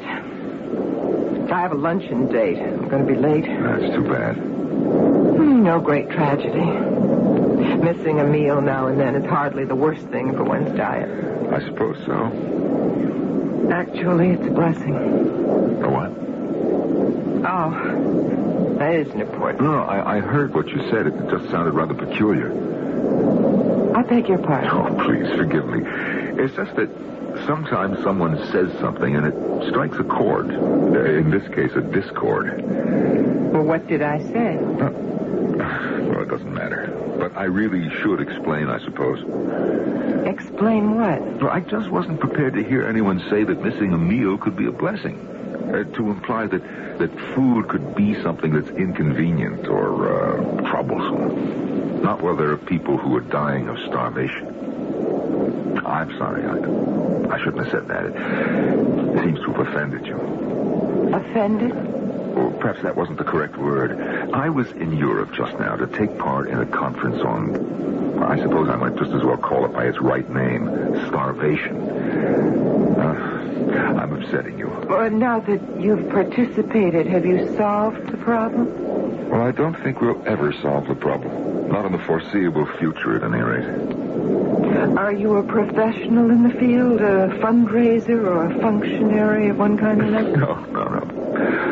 I'm just a volunteer businessman. I feel that people should devote a portion of their time and effort and money to just helping out. Very commendable. It's been very nice talking to you, but now if you'll excuse me. I'm sure that really isn't true. I'm sure it hasn't been nice talking to me. And I'm sorry. You must let me explain. What is there to explain? I don't want you to go away thinking that I'm a fanatic of some sort. I had a very shocking and moving experience. What I'm trying to say is that in the ordinary way, I don't make people uncomfortable. Well, that's certainly in your favor. This conference I attended, you know, it opened up a world I never knew existed. I may have been aware, I suppose we all are, but, I mean, to be confronted with it was just too much. Oh, well, I hope you'll feel better soon. Well, I don't know if I'll ever really feel better again. As I said, it's been nice talking to you. Goodbye. Goodbye. No. Just a moment. I resent your attitude. What? I'm sorry, I didn't... You spoke to me as if I were Marie Antoinette. Qu'il mange de la brioche. Let him eat cake. I am very aware of the cruelties and the suffering of the world. Look, I had no intention... Oh, yes, you did. so eager to flaunt your newfound social conscience. Your heart aches so much for children. Do you have any of your own? Well, I never married. I was always too busy. Making money, no doubt. Yes, I confess. You don't have to confess anything to me. You see, I at least have a child, and I adopted her when she was 6 years old. Today, she's a lovely young lady of 20. You're very fortunate. I envy you. A daughter. Do you have a picture? A picture? What? Yes. Yes, of course. May I see it? Why? Because if she's yours, she must be beautiful. Well, how can I resist that? Wait. Oh, yes. Beautiful. You know, somehow she looks familiar. Familiar? Could I have seen her somewhere? Most kids today look very much alike, the way they wear their hair and dress. Yeah, that's true. What's your name? Maureen. Oh, yes. Beautiful girl. Lovely name. Yes. And it's not just on the outside. She's really a most unusual girl. Ladies and gentlemen, please fasten your seatbelts to prepare for our landing in New York City. Oh, that's the voice that literally brings me back to Earth. Once I get started on my daughter. Yeah, I understand. Well, what a fortunate woman you are. Well, goodbye. And it really has been nice talking to you.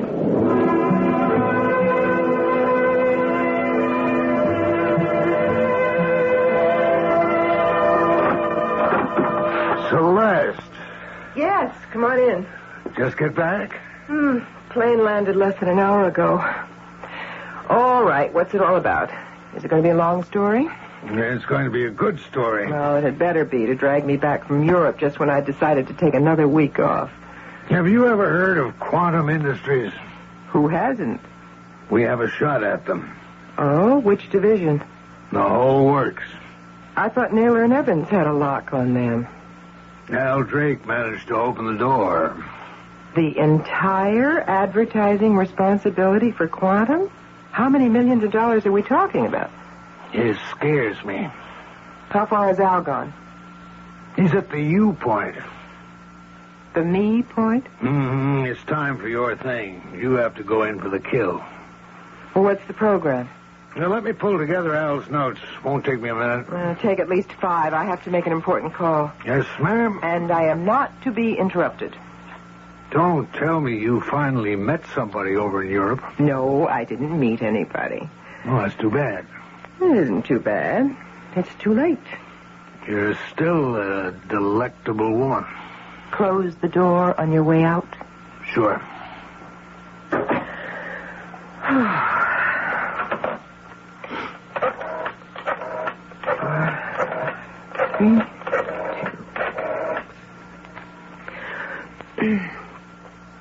Darling.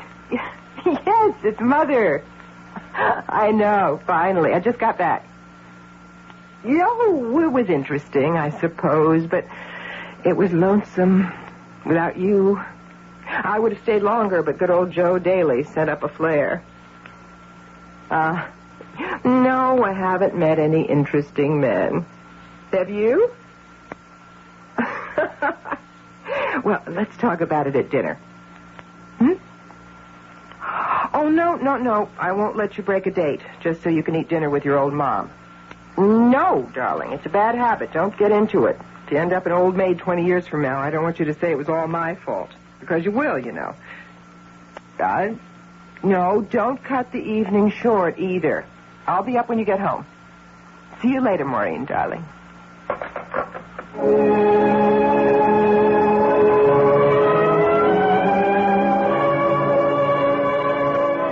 Let me brief you on Quantum. Fine. Who makes the decision? Roger Carlson. Roger Carlson.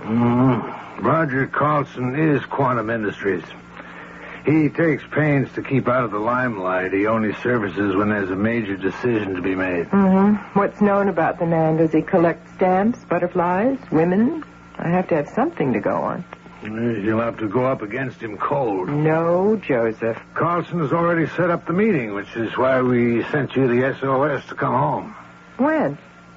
Tomorrow morning, for breakfast. What?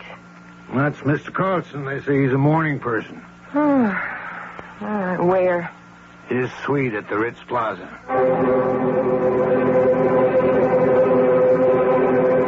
Oh, no. You're the famous Celeste Manning. And you're the all-powerful Roger Carlson. We meet again. Well, had we known, we could have held the meeting on the plane. No. I enjoyed the conversation. We did have so much more than any possible discussion of business. Well, then, shall we now get down to business? Oh, no. Not until after breakfast. Oh, may I present Joe Daly, who will be able to supply us with any document that may be required? How do you do, sir? Hello, Joe. Well, why don't we sit down? Dare I say that it's a small world? The chief executive officer of Quantum Industries may say anything he likes. Now, Mrs. Manning. Miss Manning. Miss Manning, please do not be impressed with me. Or how can I help it? Well, you certainly weren't on the plane the other day. Oh, had I but known. Yes, had you but known, we might have developed a most artificial relationship.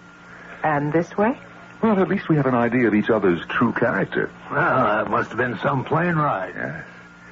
And how is the lovely Maureen? Maureen? Yes. Oh, yes, she's fine. Is that all you can say, a non-committal fine, after the way you raved about her? Well, she's fine. I tell you, Joe, you don't want to let this one get started on the subject of Maureen. But I guess you know that already. Have you met young Al Drake at our company? Yes, and I was impressed enough to take your outfit seriously. Well, you'll discover that we're completely equipped to handle everything. Yes, I've already ascertained all that. But this is business, and we're still at breakfast. And I make it a rule never to combine the two. And I'd rather discuss Maureen. What a lovely and unusual young lady she is. Excuse me. Yes. Later. Well, why can't it wait? Oh, I see. All right, hold on. Well, you see, I no sooner tell you that I have a rule and I'm forced to break it. Will you excuse me for just a few minutes? I have to take this inside. Celeste. Celeste, what did you tell this guy? What did you tell him?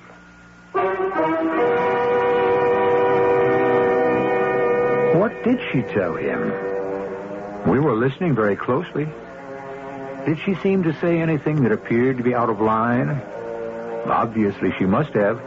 Else why would right-hand man Joe Daly be so upset? The second act, the act of illumination, shall soon be here.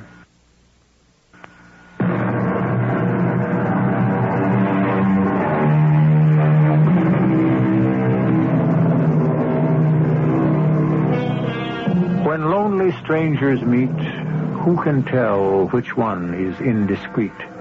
Obviously, the poet doesn't know. Do we? Perhaps this is why we seek to exchange confidences with strangers, so that we may commit indiscretions with impunity. Has our Miss Celeste Manning been indiscreet lately? Obviously. Celeste, what did you tell Roger Carlson on that airplane?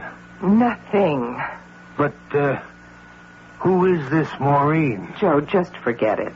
Well, if you say so. But it seems I'm supposed to know about her. I said to forget it. Now, let me worry about it. Okay. I just wish I knew what's going on.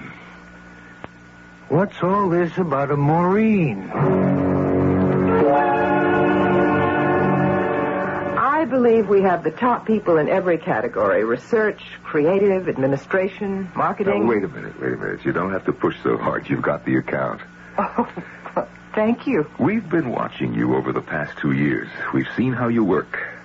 Oh, there'll be considerable negotiating and all that sort of thing to go through, but you and I have people who handle those details. Yes. Leaving us free for grand strategy. I wonder how to go about setting up mine. Your strategy? Yes. Well, what's your problem? In a word, you. Me? When I saw you on the plane, I said to myself, this is a woman I will simply have to get to know. Oh? I want you to know this. It has nothing to do with the account. That is reassuring. You see, I missed so much in life. It's my own fault, of course. Of course. I think what iced it for me was when you spoke of your daughter. Here was an opportunity at one stroke to make up for everything. A wife, family. And all this time, I thought what I had to offer was the most efficient and effective advertising agency in the world. I can imagine how this sounds. I wonder. But I've always been like this. I say things that may sound way out to others, but, well, if I feel them, why not say them? Why not indeed? I wonder if I might take you and Maureen to dinner one night. Well, Maureen is going away. She intends to stay with a friend for a while on the West Coast. Oh. Well, could we make it some evening before she leaves? We could try.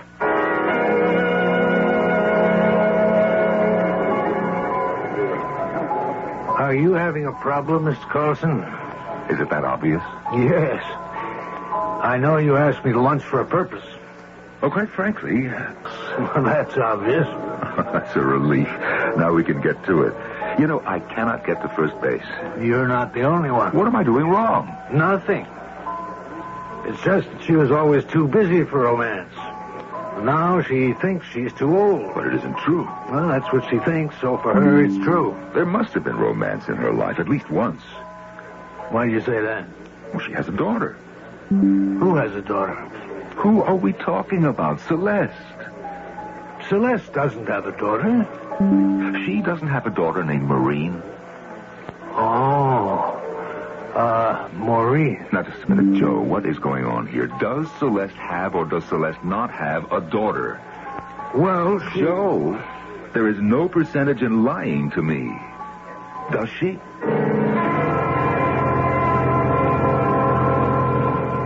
Hello, darling. It's Mother. I just wanted to find out if you arrived safely. Oh, wonderful. I know. I miss you, too. Ted, what about him?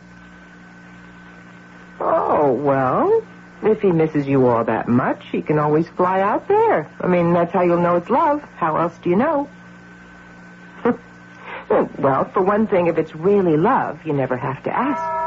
Oh, there's somebody at the door, darling. Call me later tonight after you get settled in. We'll talk then. Bye now. Just a minute, please.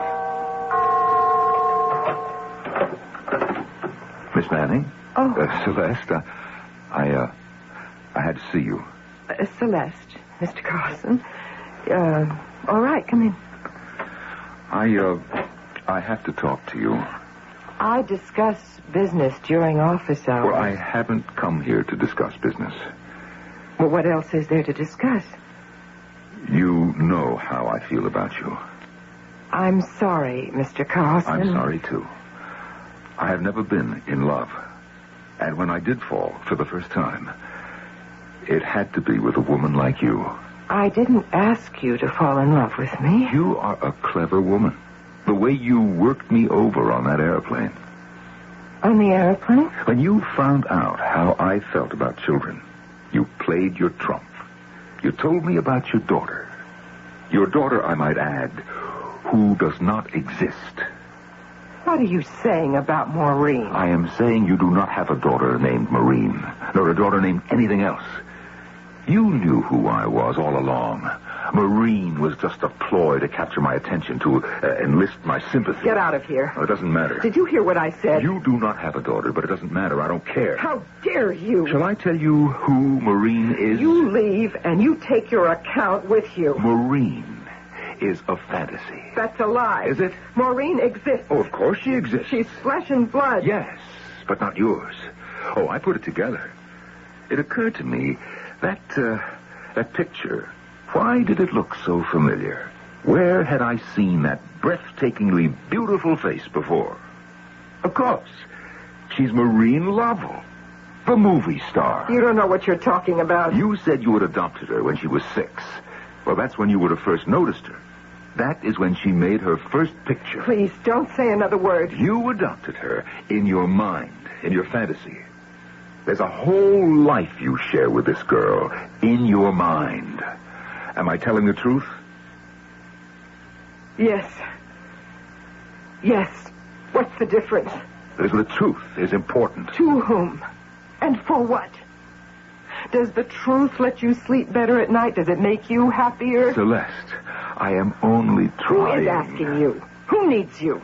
Who sent for you? Look, let's be realistic. You can be as realistic as you please.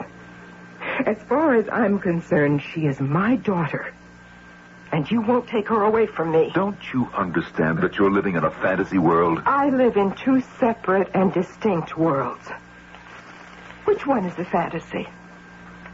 The cutthroat, the dog-eat-dog jungle that you and I prowl every day, taking what we choose by force and cunning. That world drains you, exhausts you. There's no peace, no rest. You live moment by moment with a constantly improvised strategy. Where is the time for love in such a world? Did you find the time for it? Oh. No, I didn't either.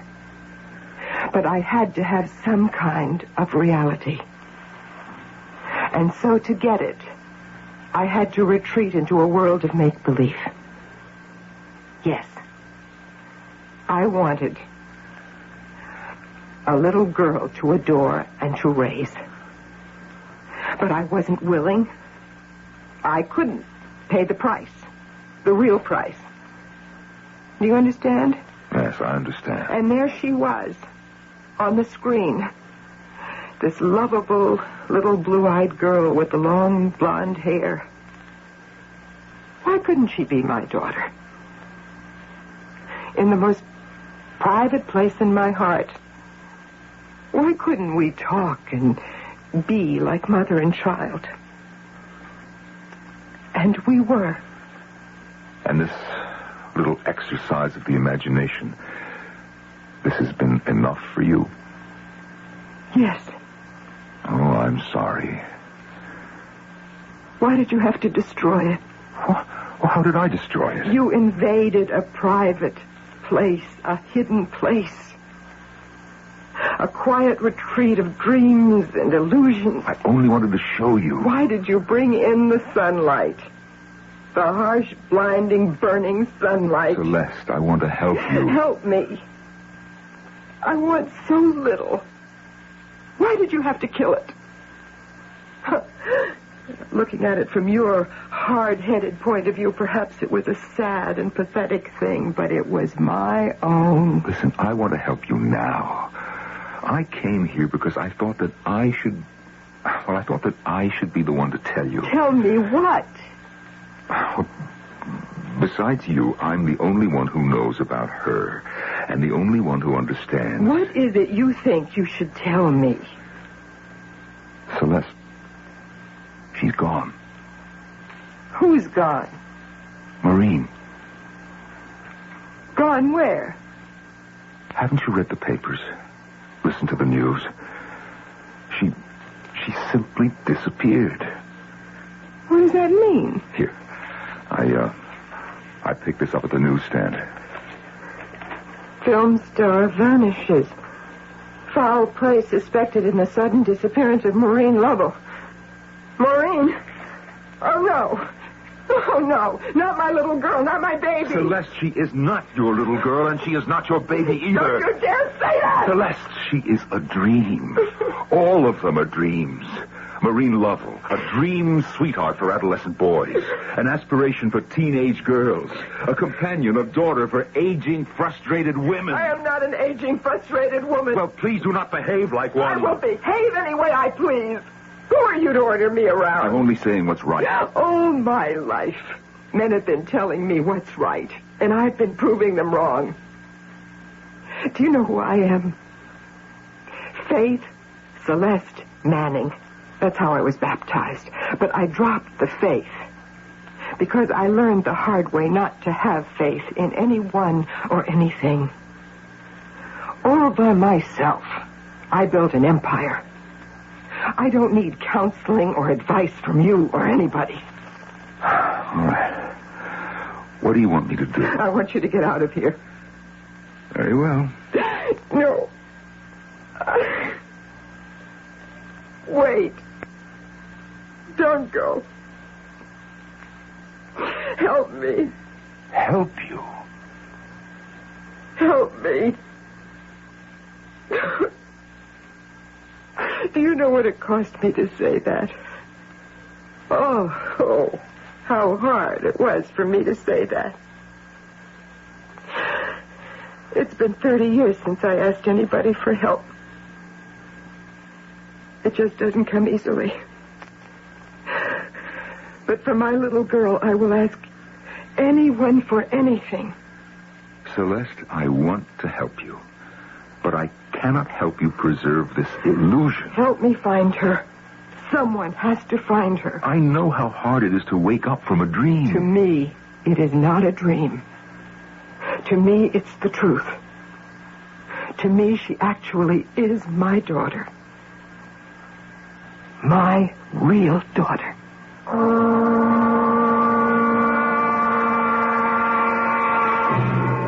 And so our mystery deepens.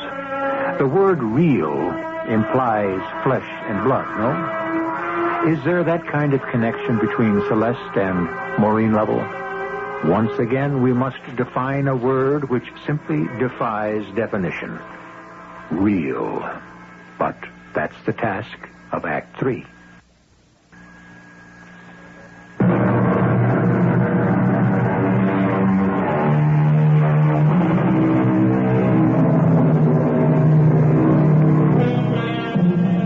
You have heard it said, and quite possibly agreed, that life is real and life is earnest.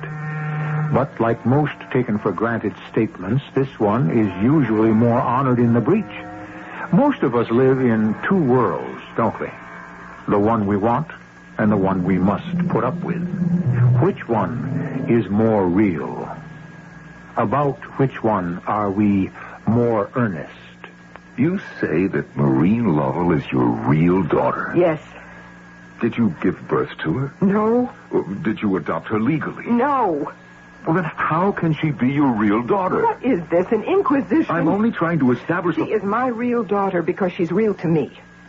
Now, is that good enough for you? Oh, Celeste, in the world of business where you made your mark, is that kind of thinking good enough for you? I want my daughter back.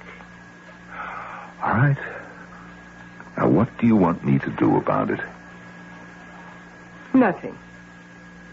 I'll find her myself.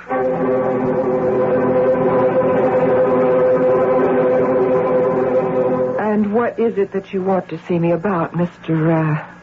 Jenkins, is it? Yes, Mrs. Manning. Mr. Carlson told me to report to you. Obviously. If you hadn't used Mr. Carlson's name, you'd never have gotten in here. I'm sure. I'm sorry. I'm having a bad time. I understand. How could you possibly understand? Well, I'm used to it. By the nature of my profession, I usually get to see people who are having a bad time of one kind or another. I'm a private detective. Oh. And Mr. Carlson asked me to look into the disappearance of Miss Maureen Lovell. Have you found any clues? I'm sorry. No. Then nobody knows where she is or if she's been kidnapped. At this point, I would rule out kidnapping. Why? We would have had a ransom demand. But she is gone. Why? How? With Maureen Lovell, anything is possible. I don't know what that means. I suppose you could say that the private life of Maureen Lovell was one of the best-kept secrets in the business. Yes? Everyone's little blue-eyed, blonde-haired sweetheart. The cheerful, wholesome, all-American next-door beauty. Would you please get to the point? None of it was true. All of it was a public relations smokescreen. And Miss Manning, I don't know how they could have kept the lid on it. Well, I do. If you spend enough money, you can buy any image you like. And they did. How bad is it? Everything. You name it, she's done it. Of course, now the drugs are the worst. If you want my opinion, they spirited her away someplace. I guess it was getting out of control. I see. Is that all you have to say to me? At this time, yes. And thank you, Mr. Jenkins. Good day. Good day, Miss Fanny.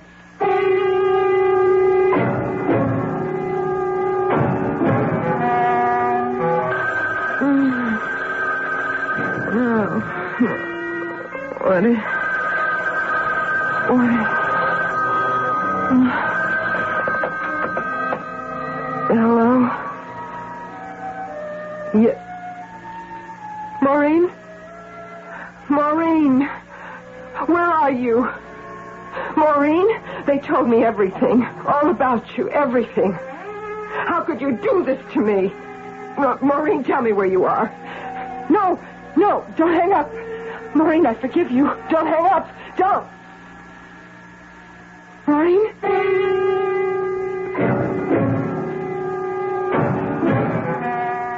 Why did you do it? It's only right that you know the truth about your alleged daughter. And now that I know it? Well, it should help you dispel this fantasy. That's what you thought.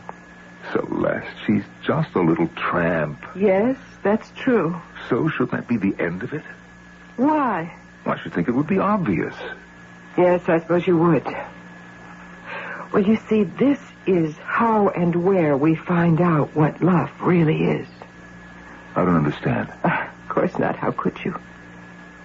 When you found out about this, what you called this, fantasy, you thought I was mad. Oh, no. Not exactly. I just thought that you were somewhat off base in a certain area, but that's all. I created a full flesh and blood reality for myself, even if it was all inside of me. I took her through the cute little tomboy period, through the awkward stage. Oh, we had long, serious, confidential talks about boys and sex and life. And I watched her blossom into a radiant beauty. I enjoyed the best of her. Oh, Celeste. But you can't be selective. Not if you really love. Now I have to live with the worst of her. Do you want this to drive you mad? No. It's going to help keep me sane. She needs me. What do you mean she needs you? She needs a mother. Right now, more than anything or anyone else, she needs a mother. I'm going to go to her. But how can you hope to find her? They're obviously maintaining a fantastic secrecy. Do you know how many millions are at stake here? Your Mr. Jenkins can find her. Or I can hire my own Mr. Jenkins.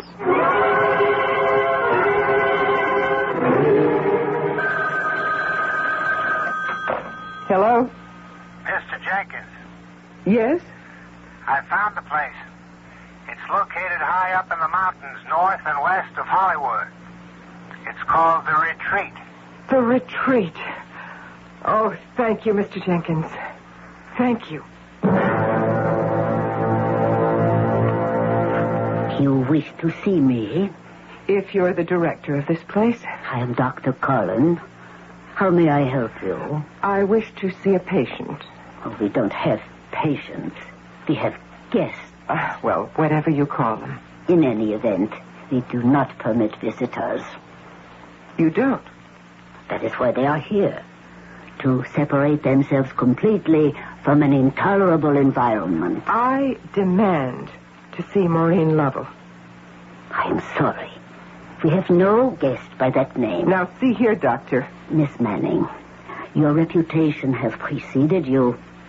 I know who you are and how important you think you are.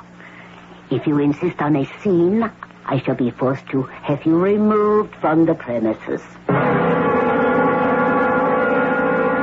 What do you want me to do? Something. It's a legitimate institution. She's been signed in legally. Why won't they permit visitors? Oh, they have a right to make their own rules. But they can't help her. They have access to the finest medical talent. Only her mother can help her. Oh, Celeste. I know what's wrong with her. Oh, sure you do. I mean it.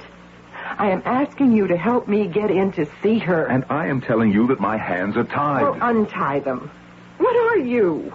Some ineffectual little clerk somewhere? You're Roger Carlson. You can do anything. Celeste. Don't give me that modest, barefoot country boy look. You get what you want. Nothing ever stops you. But in this case, In this case, what? There's a weak link in the chain around that place. For instance, you could make sure they'd have trouble getting their license renewed. Or buy the place. Fire everybody in it. Have somebody killed. I don't care.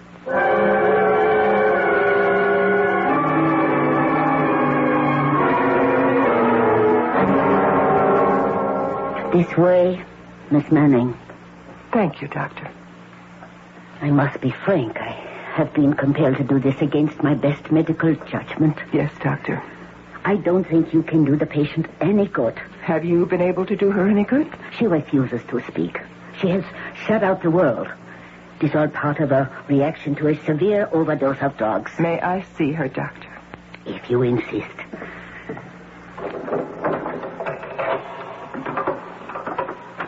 You may go inside.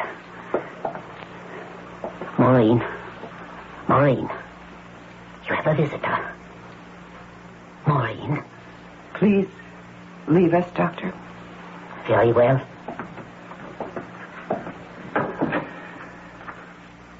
Darling, she's gone. And we're alone. I'm here. Finally, Maureen, dearest. Who are you? It's me. Mother. Mommy. Mommy? Mm-hmm. I don't have a mother. I don't. Anymore? Oh, yes, you do. They tried to keep me away from you, but I'm here. Why? I'm here to help you. Help me? Darling, I heard you call to me. You said, help me. No. No, you can't help me. Nobody can help me. Let me try. Because nobody loves me for myself. I do. Nobody wants me for myself. Darling, I want you. Oh, yes, now you want me. You come to see me now. Where were you? Maureen, listen to me. Oh, I'm so tired. Everything hurts. I'm so lonely and frightened. You don't know what it is. I do. I do. Please go away. Just let me disappear. That's all I want. Please. No, I won't go away. Please. Please, Mommy, please. Never, darling. I'm going to help you. I'm scared. You don't have to be scared. Ever again. Mommy is here with you, and you'll come home with Mommy. Mommy? I'll always be with you. Nothing bad will ever happen again.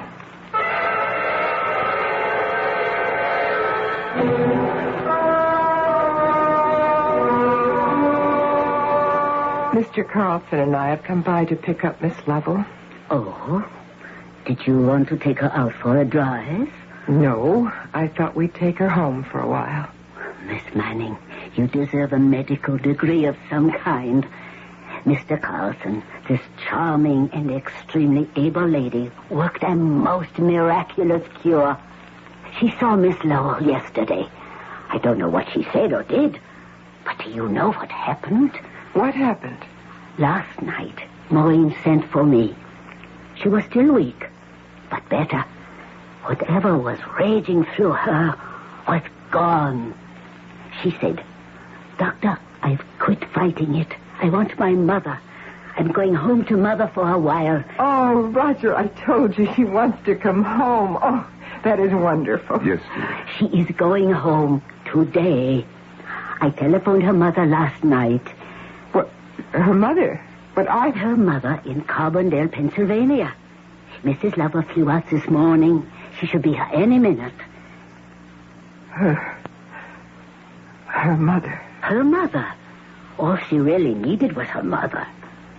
How did you know that, Miss Manning? Oh, here comes Maureen now, all dressed and ready to go. Maureen, my dear, may I see you for a moment? She may not remember you, Miss Manning. I think she believes she had a dream, and everything suddenly became clear to her. Yes, Dr. Cullen? I would like you to meet Miss Manning. How do you do, Miss Manning? And Mr. Carlson. How do you do, sir? Maureen? Oh, You look troubled, Miss Manning. Oh, but you shouldn't be. This is a very good place. They really do the job for you here. Oh, that's the taxi. And Mother's here. Mother, I'm coming. I'm coming. Miss Manning, are you all right? Miss Manning has had a hectic day. I think we'll just sit down for a moment in the lounge, may we? Of course. Celeste? Well, Celeste, are you ready for the real thing? It would be too hard. The make-believe's even harder. How about the real thing? It's too late. Too late for make-believe also? All the years were wasted. No, they weren't. You were a mother. What a foolish dream. But you made it real at the end. For the most important few hours of her life, you actually were her mother. Was I really? You saw the proof of it. She was saved by the way only a mother could save her. A lot of love is needed in this world. Celeste? Yes? Love, real love, starts with two people. And it radiates from there all over the whole world. What do you say, Celeste? The question is, can a billionaire industrialist find happiness with a millionaire advertising executive?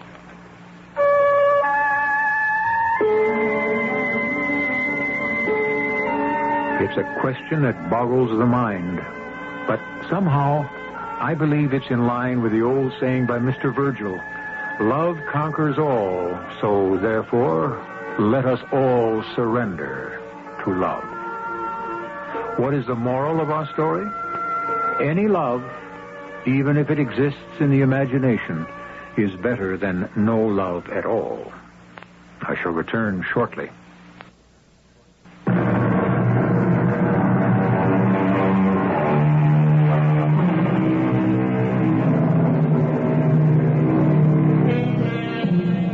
What deeds do we commit in the name of love? Well, may the philosopher ask. For everything is done for a love of one sort or another. Love is the most prevalent and pervasive of all the emotions. Love can be good, and love can be bad. But whichever way it goes, we live with it.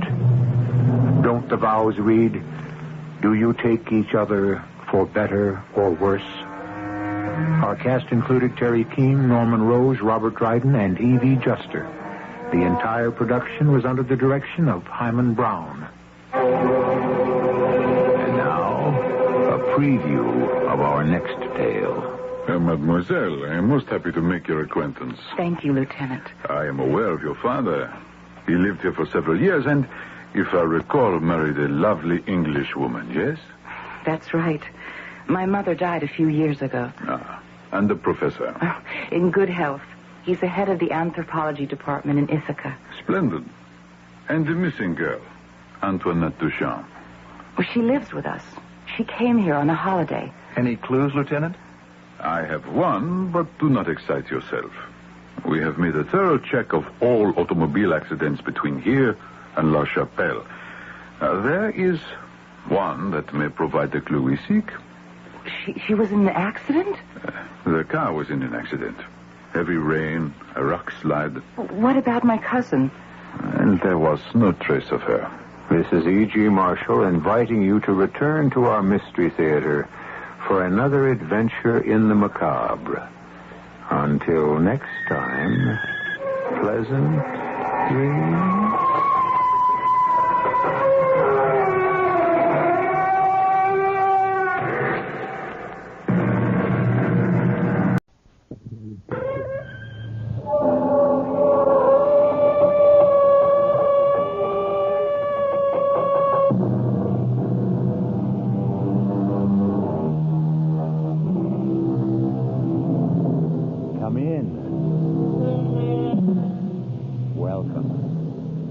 I'm E.G. Marshall. Welcome to the terrifying world of your own imagination. I would like to offer a few observations on the vagaries of the animal called man. Take the popular saying, seeing is believing. What idiot first said that? And how many idiots have repeated it since? Do you believe in love? Tell me the color of it. Do you believe in truth, goodness, mercy? What shapes do they come in? No, my friends. Seeing is not believing. Only believing is believing. And we'll prove it to you in the story that follows. Our mystery drama, The Ghost at the Gate, was written especially for the Mystery Theater by Elspeth Eric and stars Beatrice Straight.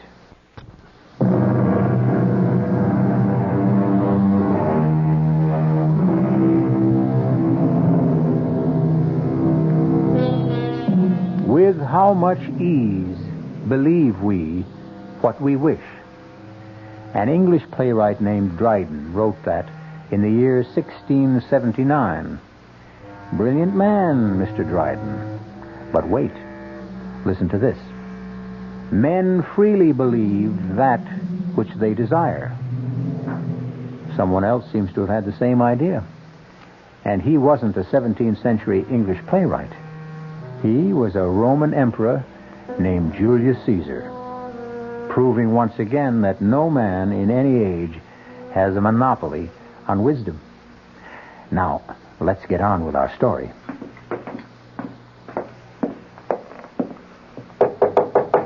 Come in, Dorothea.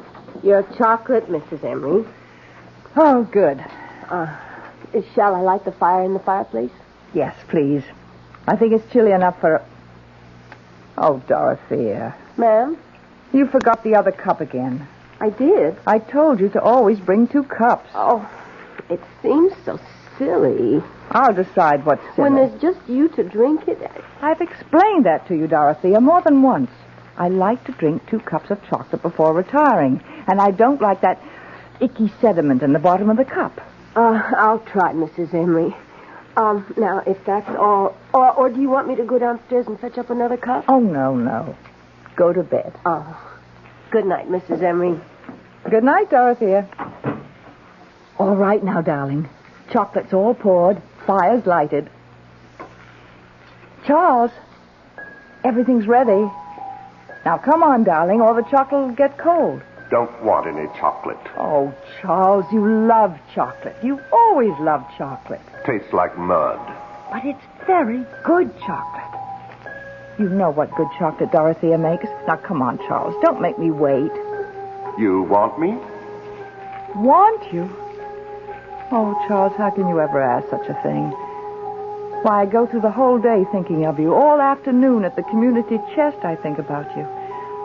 Why, darling, it's torture for me listening to those other women whose husbands are with them in the conventional way. I want to scream at them, but I have my Charles, you silly females. Every night he comes to my bedroom, and he's tall and handsome and brilliant and romantic and adorable and manly, and we sit and talk together, and he... All right, Alice. That's enough. There you are. Oh, Charles. Missed me? Oh, darling, the days are so terrible. I can't think of anything but this moment when we're together. But you know that, my dear. I tell you every single night. I need to hear it, Alice. We who have more or less left this world can't come back unless we are wanted by someone who is still here. Wanted a lot. Otherwise, we can't make the trip, as it were.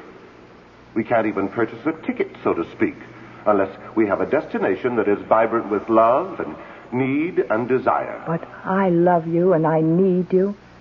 I desire you. You should know that, Charles. Well, it doesn't hurt to hear it. Here's your chocolate. Try it. I don't want it. Oh, Charles. The longer we're away from this earth, Alice, the less we rely on our senses. The senses, in a manner of speaking, start to fade. Mashed potatoes begin to taste like cold cream. Coffee tastes like iodine. And this chocolate tastes like mud. They tell me this is quite normal. Charles, when you say they tell you this and they tell you that, you mean... I mean them, of course. Oh, those. The ones up there? It isn't up there, Alice. And it isn't down there either. Well, where is it? It's simply there. Meaning not here. Heavens, I thought you knew that. Are there a lot of them? Of course there are a lot of them. It's all so vast, so endless, and so damnably peaceful. I know what it is to be lonely, Charles. This big house, I couldn't bear to move out of it after you weren't here all the time, because I couldn't leave the place where you and I had spent so many happy years together. Why don't you ask someone to move in with you? Move in? Why, I never thought. Such a large house. You could have separate quarters. You wouldn't be forever bumping into each other. But who would want to move in? Who would I want to move in? Oh, some old good friend? Well, like who, Charles? Oh, someone like Connie, maybe. Connie Lawrence. Connie Lawrence? Well, I've certainly known her long enough. We were roommates at school. What, do you think she'd want to? She'll jump at the chance, would be my guess. She still lives in that tiny one-room apartment. I know she's saving for a retirement. And with the pay school teachers get in this town. Charles, I'll call her tomorrow. She gets home from school at 3.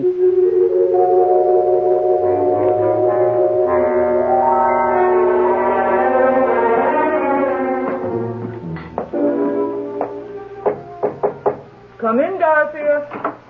Your breakfast, Mrs. Emery. Thank you. You don't want 2 cups in the morning, do you? Oh, no. No. Coffee doesn't leave that icky stuff the way chocolate does. Actually, I think I won't have chocolate at night anymore, Dorothea. I feel like trying something else.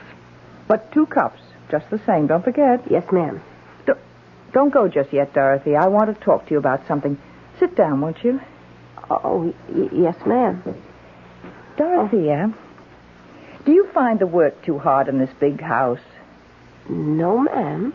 Well, we used to have a houseman and an upstairs maid and a cook. Oh, I've no complaints, Mrs. Emery, if you don't. Oh, I don't. This is the only job I've ever had. I've worked here for 22 years. I was so fond of both you and Mr. Emery right from the start, and I still am of you. And, well, goodness knows I practically worship this house. It's so beautiful.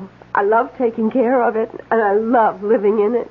Do you still have that little room on the 3rd floor in the back? Oh, I love that little room, Mrs. Emery. I can look out and see the garden. I was thinking, why couldn't we give you all the other rooms as well? The rooms the other servants used to have. All of them? Well, why couldn't we knock out the partition between your room and what used to be the cook's room? I'd have 2 windows. And make one of the other rooms into a really big dressing room. Oh. And maybe put in some kind of a kitchen for you with a hot plate and a refrigerator. Oh, Mrs. Emery, I never thought I never imagined in my wildest dreams. No. It's all settled. Oh. I'm going to stay right here in bed all morning and make plans. I don't know how to thank you, Mrs. Emery. Don't try. It's my pleasure. I just hope I deserve all of... Oh, before I forget, Dorothea. Oh, yes? Last night, while I was drinking your lovely chocolate, an idea came to me. You and I are rattling around in this big house. Oh, we certainly are. And I was wondering, well, how would it be if we invited Miss Lawrence to stay with us? Miss Constance Lawrence? Do you remember her?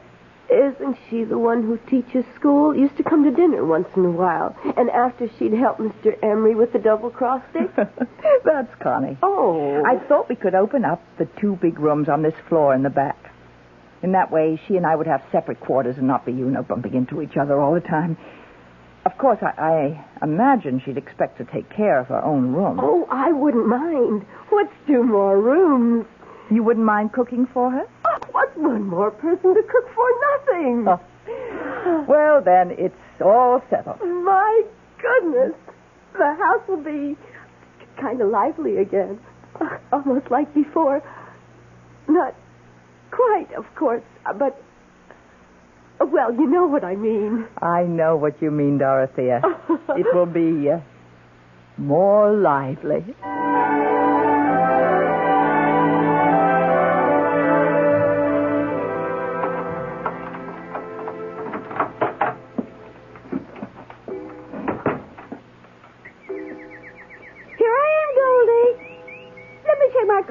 Will you? Then I'll scratch your head for you. Oh, dear. You're just going to have to wait. I'm sorry, Goldie. Hello? Connie, this is Alice Emery. Alice, how are you? Long time no see. Well, I don't get out a great deal. Maybe we could have dinner some evening. Would you like to come here? Well, I thought you might like to come here. Well, if you'd rather... Heaven knows your dinners are better than mine. Connie, I want you to come here for good. I mean to live. To live? To live with you? Why not? We've known each other practically all our lives, and I've got this huge house. I've got Dorothea to look after us. You could have your own quarters overlooking the garden. We live quite independently since I'm in the front, and you're at school till 3, and by the time you get home, I'll be at the community chest. We'll just meet for dinner. Maybe have a little nip together first. Oh, Connie, say you will. Oh, Alice, I don't know. I've lived here for so long. That tiny little place? High time you got out of it. But I'm used to it. And then there's Goldie. You know, my canary. Bring Goldie with you. We'll find a nice sunny window. Alice, it's all very tempting, but... I don't know. Think about having 2 big rooms and vegetables out of the garden and being waited on. And, Connie, think of the money you'll save. Well, yes, but all the same... You've just got to say yes, Connie. Take the afternoon to think about it and call me back. I will, Alice. I'll call you soon. Fine. Bye. Bye, Alice.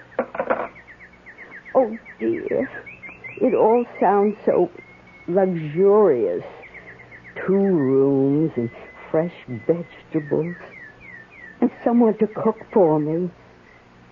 But I can't leave this little place. I can't give up my afternoons. Why, I couldn't live without my afternoons. I know this place is small and dark and furniture is dingy and the bathroom is old-fashioned. But we've never minded, have we, dearest? Have we? It's a very small place, Connie. But if I move into Alice's house, I might lose you forever. You might never come to visit me again, and all my lovely afternoons would be really over. You're not to worry, Connie. You mean we can go on as we always have? Only we'll have more room. Well, if you... say so. Trust me, Connie. Oh, I do trust you, Charlie. Haven't I always trusted you? All these years.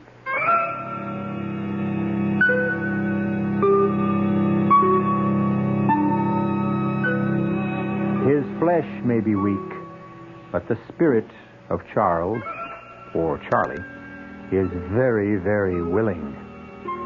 Also very inventive and very persuasive. Ah, well, there's nothing like the love of a good woman. Unless it's the love of 2 good women. We'll come back in a bit for Act 2. This is WR New York, an RKO General Station.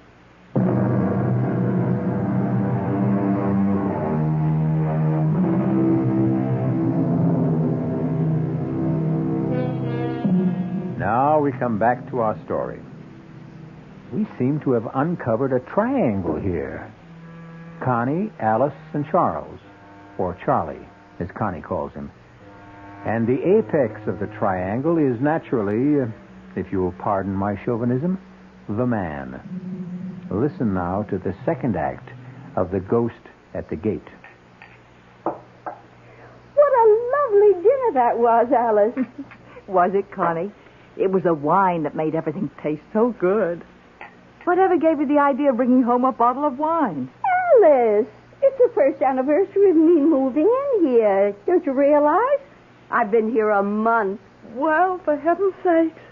Why, it seems like a week. Or it seems like you've always lived here. I don't know which. It has worked out, hasn't it? Has it ever worked out? I was so afraid it wouldn't. You know what? It's meeting just for dinner that's done it. Leading separate lives except for dinner. Connie, let's have wine every night. This wine. What kind is it? I can't quite make out what the label says. Oh, it's in French. Oh, so never mind. It's got a picture of a house on it. If it's French, it's a chateau. I didn't know that. You're very clever, Alice. Save the label, and I'll order a case of it. Must be really nice to have money. I've always found it to be nice. I guess money is about the nicest thing in the world. Money isn't. Love is. Oh, yes. First comes love. Friends come second, then money. How about friends who have money? Oh, Connie, you're very witty tonight. So are you, Alice. Witty and profound. Seriously, though, Connie, you have been happy here, haven't you? Oh, Alice, my beautiful room, the marvelous food. Having Dorothea to make my bed and clean up, it's heavenly. You're stuck with me. Oh, I am so glad, Connie. You can't imagine how glad. Is there any more of that wine? More than half a bottle. Oh, good. Let's... Mrs. Emery? What? Oh, Dorothea. What is it? It's after 9 o'clock, Mrs. Emery. You don't say. I was wondering, should I bring your clear consommé upstairs to you? What clear consommé?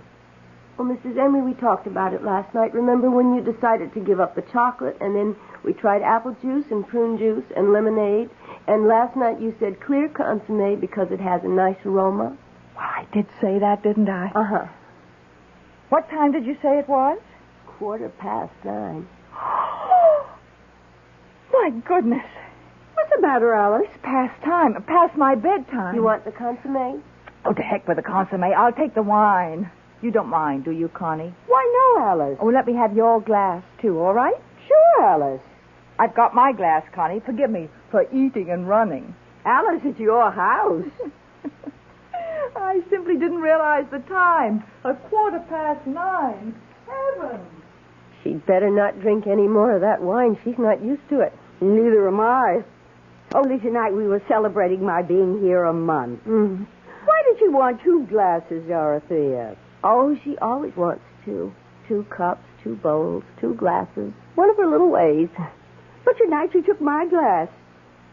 Do you suppose she wants me to join her? I wouldn't know, Miss Lawrence. Maybe. Maybe she's always expected me to join her after dinner, only she didn't want to suggest it. When I moved in here, we agreed that we'd lead absolutely independent lives, not get in each other's way. We've been very careful about that, going to our separate rooms after dinner. Maybe all this time she was hoping I'd stop by her room on my way to my room, and I never noticed Dorothea. That must be it. I wouldn't really know. I never guessed. Oh, how self-centered, how insensitive. I'll never forgive myself. I'm going up there right now and apologize. Can I clear the table now? Do whatever you like. She's got to forgive me. That's all there is to it. Dear, sweet, generous Alice. She'll understand. She'll know I didn't mean to hurt her feelings. Alice, may I come in? Come on, darling, have some wine. Alice? Connie and I had it for dinner, and we just loved it. Try it, Charles. Charles? Not at all bad. Nice bouquet. Charlie! Charlie! Where did you come from, Connie? You never told me. How could you, Charlie? Charlie? Just give me a moment and I'll explain everything. But I need a moment to think. Then I'll explain.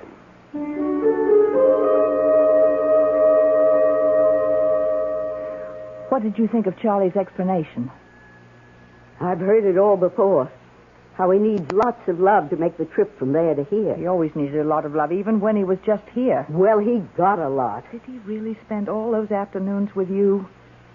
I mean, before he left here and went there? 5 afternoons a week. Alice, do you hate me? I should. I know, but do you? I guess I do when it comes right down to it. I'll move out. I'll move back to my one room. But I don't want you to move out.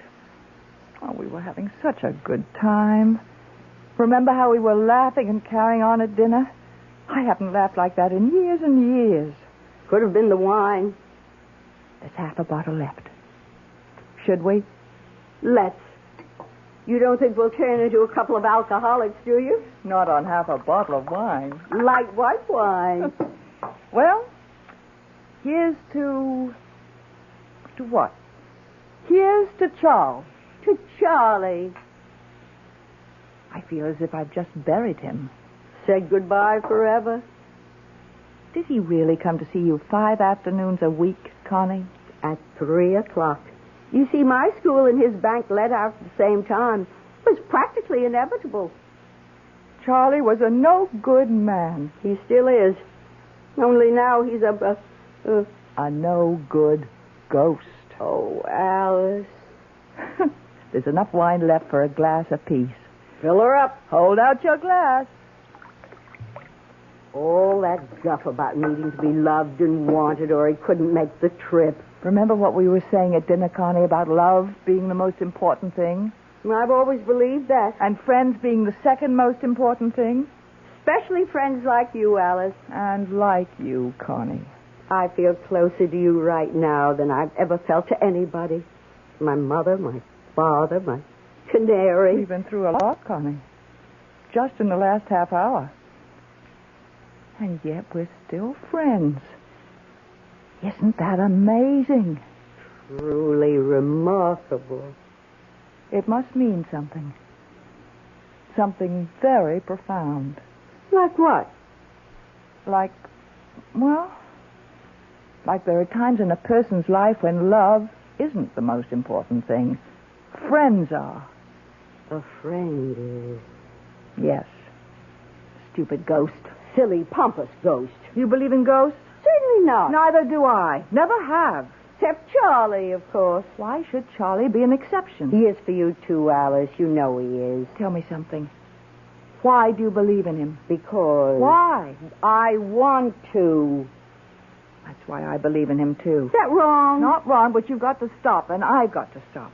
We can't have him visiting you in the back of the house from 3 to 6, and then coming to see me in the front of the house from 9 to 12. Now that we know, it wouldn't be nice. Well, we couldn't be friends anymore. Oh, Alice. But if we don't believe in him, if we don't desire him, then he'll have to go back there and stay there. He won't be able to come here anymore. He can't make the trip. Connie, can you do it? Stop wanting him? Yes. Of course I can. Why, I'm having a wonderful time. I don't need him. Neither do I. We'll be better off without him. We'll be free, Connie. Liberated women. Let's drink to that. Right you are. Bottoms up.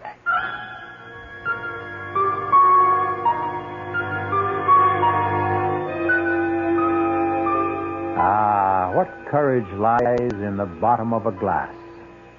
Courage for the shy, the lonely, the frightened, the frustrated, and for the 2 elderly ladies determined to forget a ghost. We'll return shortly with Act 3.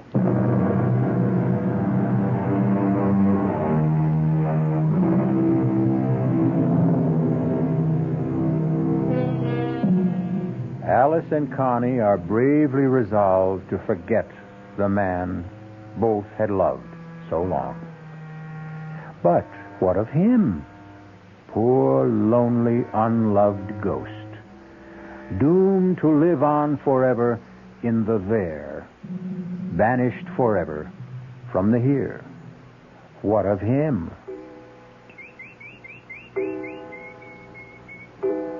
Connie, Connie. Speak to me, Connie. That's my sweet Goldie. That's my lovely bird. Happy to see me, sweetheart? Connie, I know you're here. I'm here, Charlie, but you're not. I am so. I don't believe in you anymore. You do, too. And I don't love you or want you. So there. Connie, you are being very cruel. I expect I am. If you don't believe me, why are you talking to me? Don't try to confuse things, Charlie. Answer my question. Why are you talking to me if you don't believe in me? Goldie, tell that ghost to go away.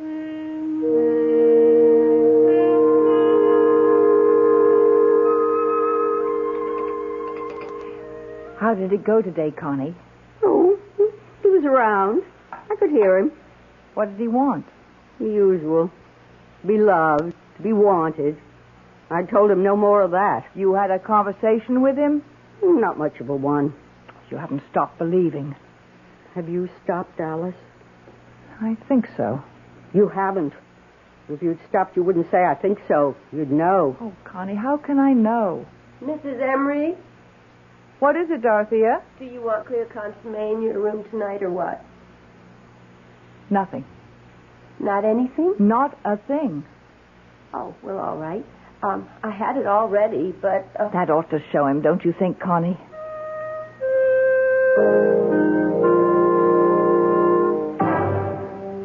Alice. It's Charles. It's Charles, Alice. What delicious surprise do you have for me tonight? Orange crush? Pomegranate juice? Not a blessed thing, Charles. Ah, you spoke. I didn't mean to. But you did. How beautiful to hear your voice. Oh, don't tell me that old malarkey, Charles. Malarkey? I never thought I'd hear my wife use a word like that. I'm not your wife. I'm your widow. And I'm using a lot of words I never used before. Alice, say you love me still. I can't make the trip unless you love me. I loved you for 35 years. Alice, I'm facing eternity. What's 35 years? Maybe not much there where you are. But it's a long time here. Now I'm going to turn off the light and go to sleep.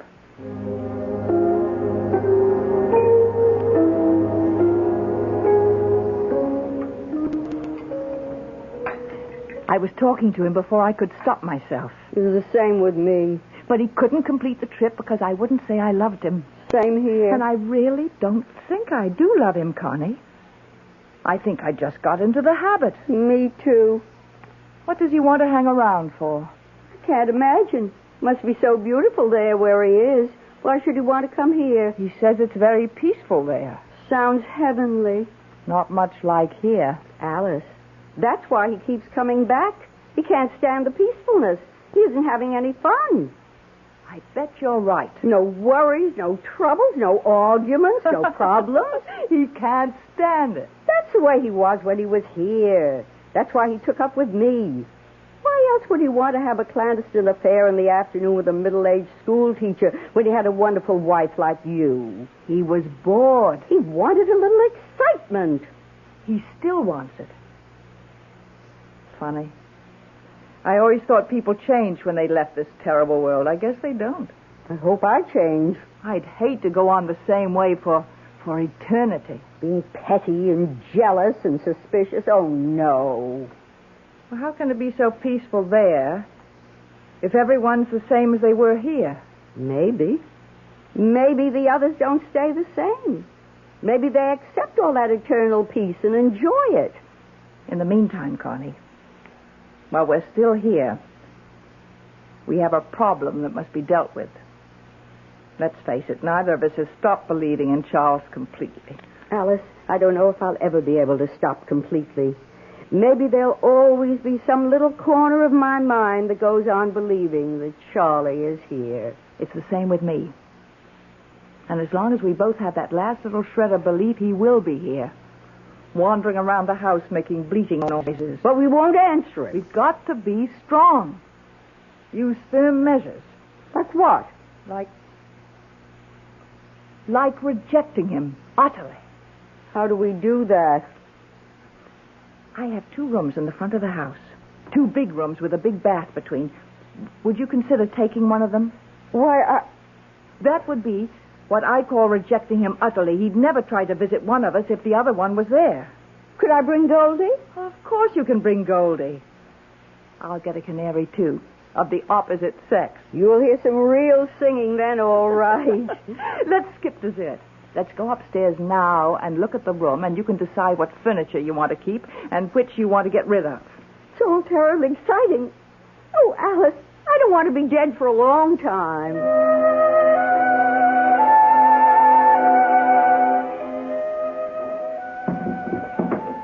There. The desk between the windows and the chair here. We'll take out the love seat. And that'll leave room for the bed. What do you think, Connie? I think it's perfect. Now...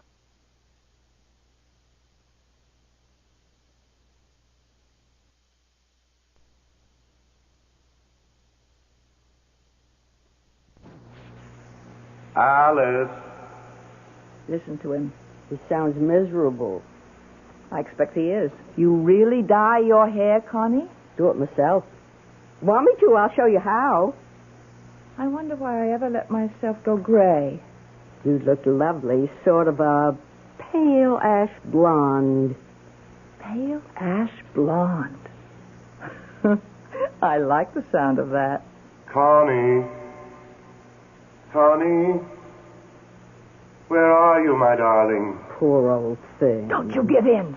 Oh, I won't. I won't. Be strong. Oh, I will, I swear. Connie. Now, you said blue for the walls. Now, what shade of blue? Aquamarine, turquoise, robin's egg? Turquoise. Good. And we'll put white crisscross curtains at the windows. With turquoise tie-backs. Right. And we'll get a turquoise and white spread for the bed. Beautiful. Could I possibly have a white rug? A white shag rug. Why not? Alice. Connie. Somebody.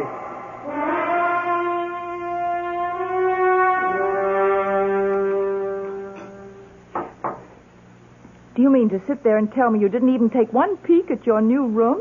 I wanted to wait till you got home from community chess. Well, right after dinner, we'll look at it together.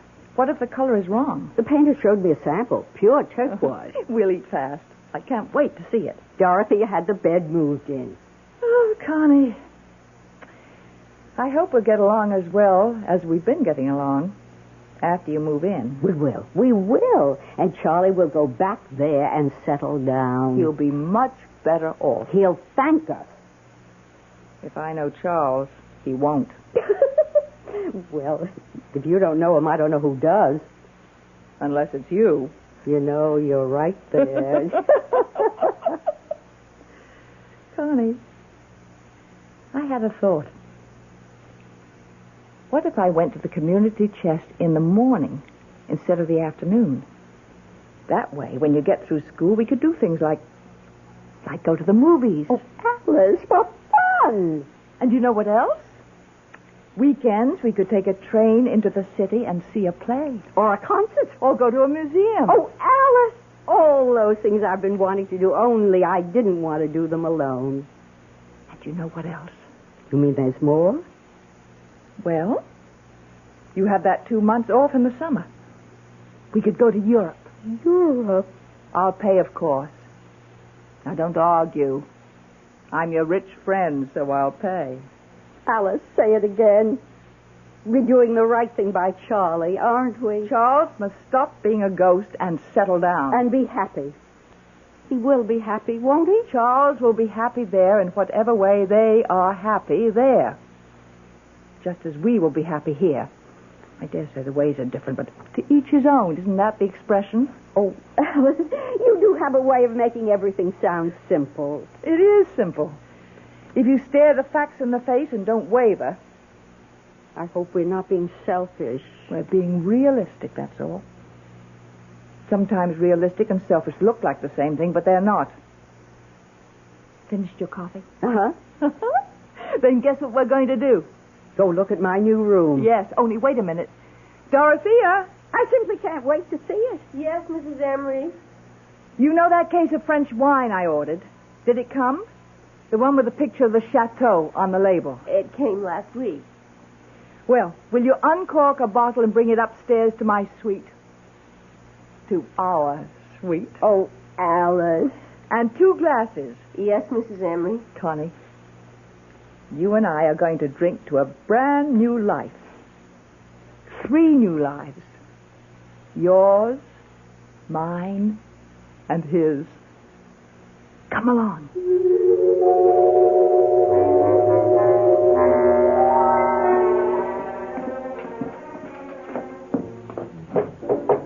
Come in, Dorothea.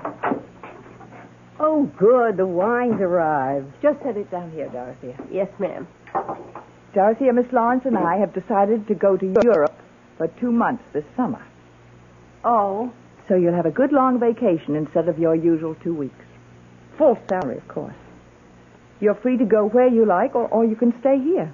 Oh, thank you, Mrs. Emery. I don't know where I'd go exactly. Well, suit yourselves. Pour the wine, Connie. Will that be all for this evening? That'll be all. Then I'll say good night to you both. Good night. Sleep well, Dorothea. Thank you. 2 whole months. They'll be gone 2 whole months. What'll I do with myself?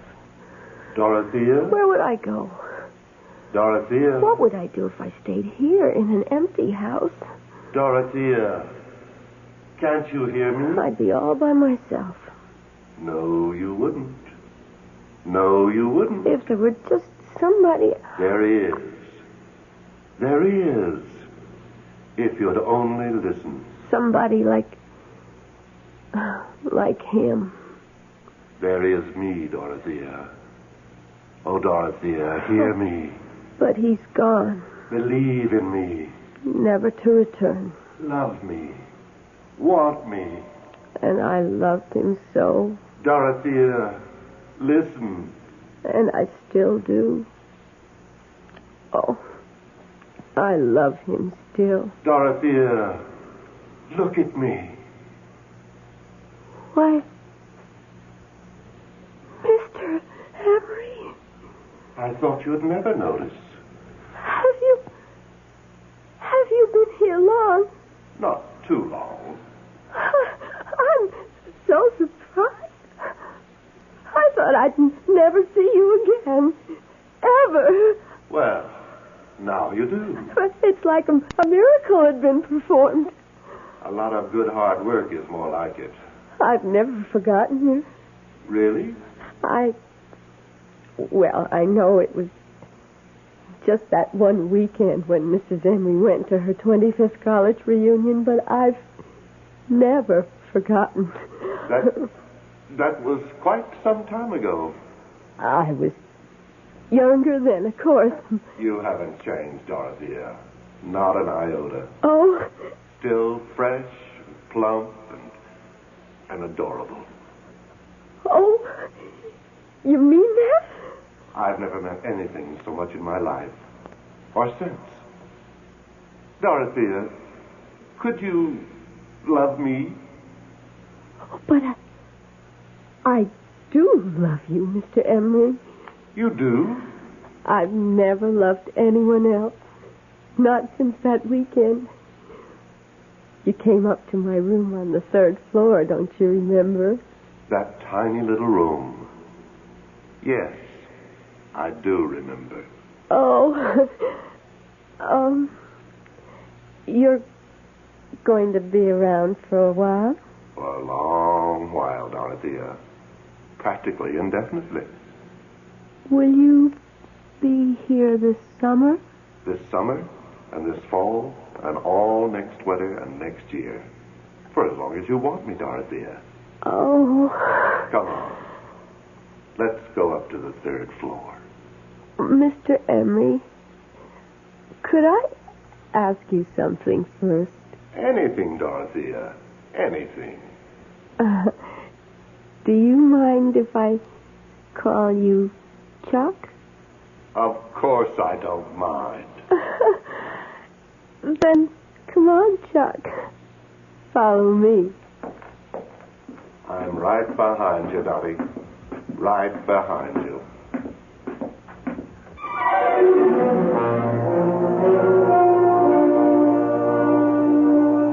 So, Charles continues his mad pursuit of life after death. And I, for one, wish him the best of luck. And the best of luck to Connie and Alice with their new hairdos and their new pantsuits. Good luck to them all. Good luck to all of us. It's what we need the most. I'll be back shortly. Our cast included Beatrice Straight, Paula Truman, Joan Loring, and John Barragrave. The entire production was under the direction of Hyman Brown.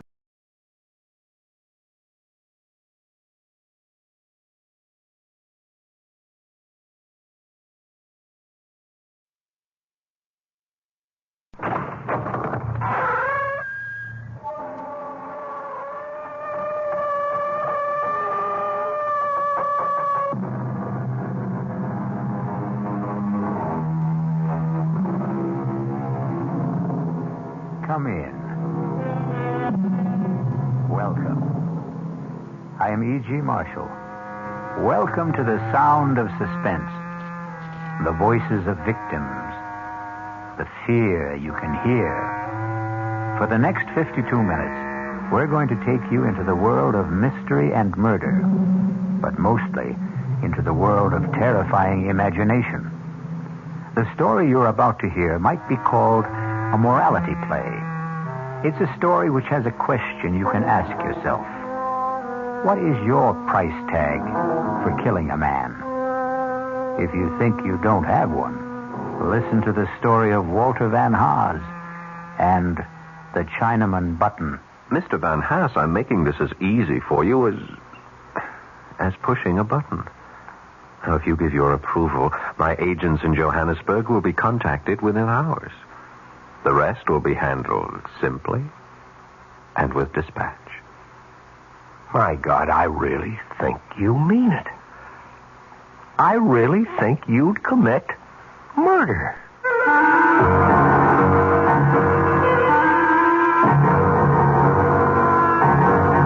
Our mystery drama, The Chinaman Button, was written especially for the Radio Mystery Theater by Henry Slessor and stars Paul Hecht. It is sponsored in part by the Kellogg Company, makers of Kellogg's Special K cereal. I'll be back shortly with Act One.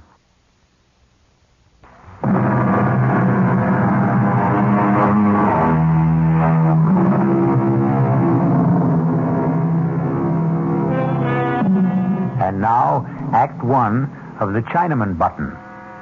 But it does not begin in China.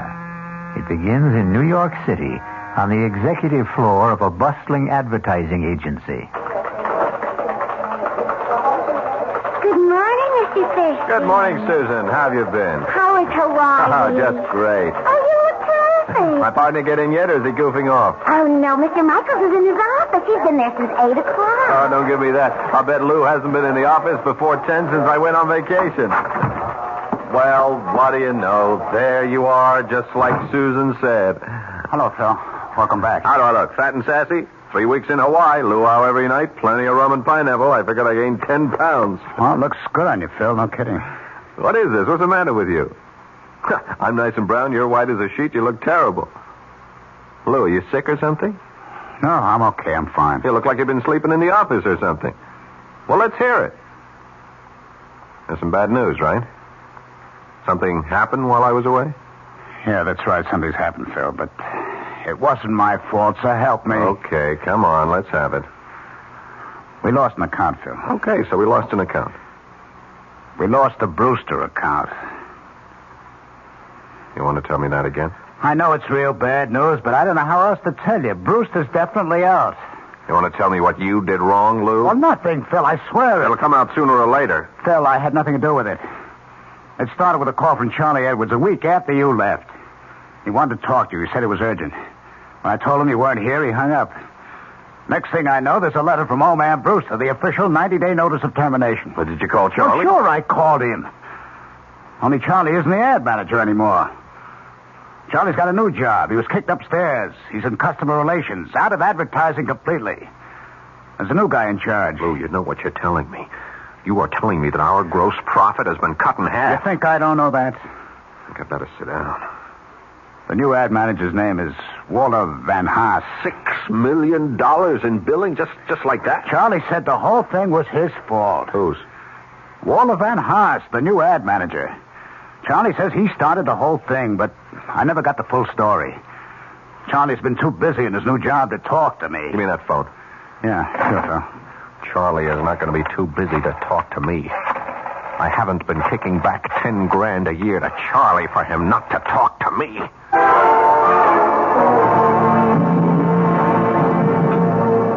You want to know who Walter Van Haas is? I'll tell you, Phil. He's a Boy Scout, and he won his merit badge for backstabbing. So Walter Van Haas is a backstabber. How did he get close enough to do the job? He's my assistant. He's been my assistant for like 8 months. How come I never knew him? Because that's the kind of guy Walter is. He keeps in the background. He's a mouse, Phil. A $200-a-week mouse. Only this mouse roared like a lion, right? 2 weeks ago, he came running into my office with a box full of invoices. It seems he was conducting a private investigation, Phil. Can you believe that guy? He was checking into all the supplier bills you guys sent over. He was actually checking out every engraver, every stat house, every printer, every artist bill. Phil, he found overcharges like 50, 60, even 100%. You were his boss, Charlie. Why didn't you tell him what to do with his invoices? He thought I'd be shocked. He wanted us both to go to old man Brewster and expose your agency. That's when I did the only sensible thing. And what was that? I offered him part of my take. A third of it. Phil, he practically turned blue when I offered him that money. Him take a bribe, the Honorable Walter Van Haas. Are you kidding me? It could have been the whole $10,000, and it wouldn't have been enough. It was a matter of principle. You dig? No, I don't. He didn't tell Brewster about my offer. He wouldn't rat on me. That was part of his code, too, but he did tell the old man about the phony charges. I couldn't stop him.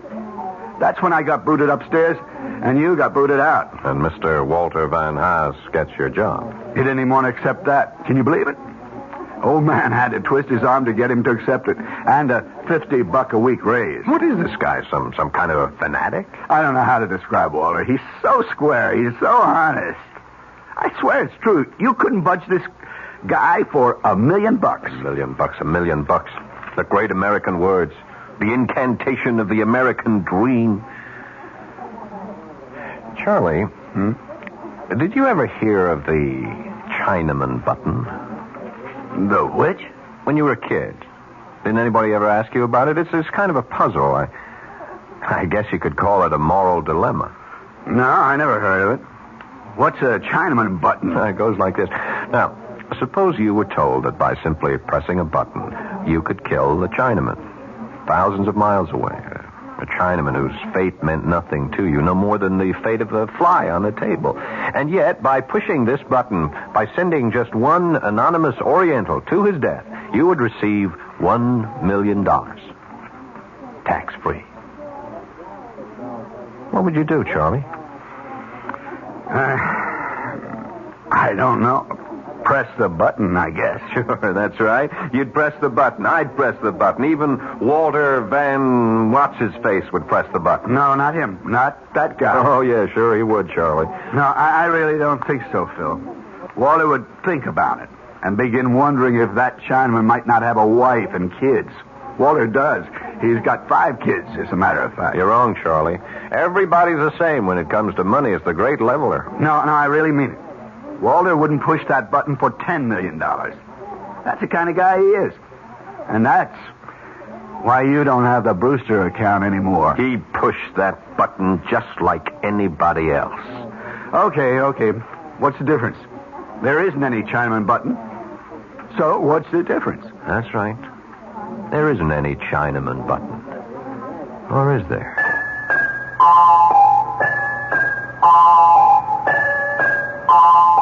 I don't get you, Phil. What's all this talk about a button? I didn't say there had to be a button, Lou. Not literally. Or a Chinaman, for that matter. Van Haas sounds Dutch. How about a Dutchman? What are you talking about? I think he drank a little too much at lunch. He wouldn't be so high and mighty once he pressed that button, would he? That would knock his halo off. What? Which is worse, Lou? Taking a kickback or killing a man? Oh, come on, Phil. Will you talk sense? We'd have him right where we want him. We could call the shots then, Lou. We can get Charlie his job back. We might even get our account back. Oh, for Pete's sake, Phil, will you tell me what you're talking about? Better. I'll show you what I mean. Only first, I gotta compose a letter. A letter to who? Don't rush me. This has got to be done right. We're going to have to print up a special letterhead, something that really looks authentic. Somebody in the art department can do that. But what for? Here, let me use that portable of yours. We'll have to find one of those services that post letters from overseas. Dear Mr. Van Haas, you're writing this guy? Yep.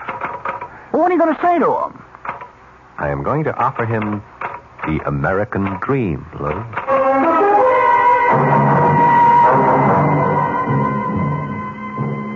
Millie? Oh, Walter, I didn't know you were home. I got here about 10 minutes ago. I was looking through the mail.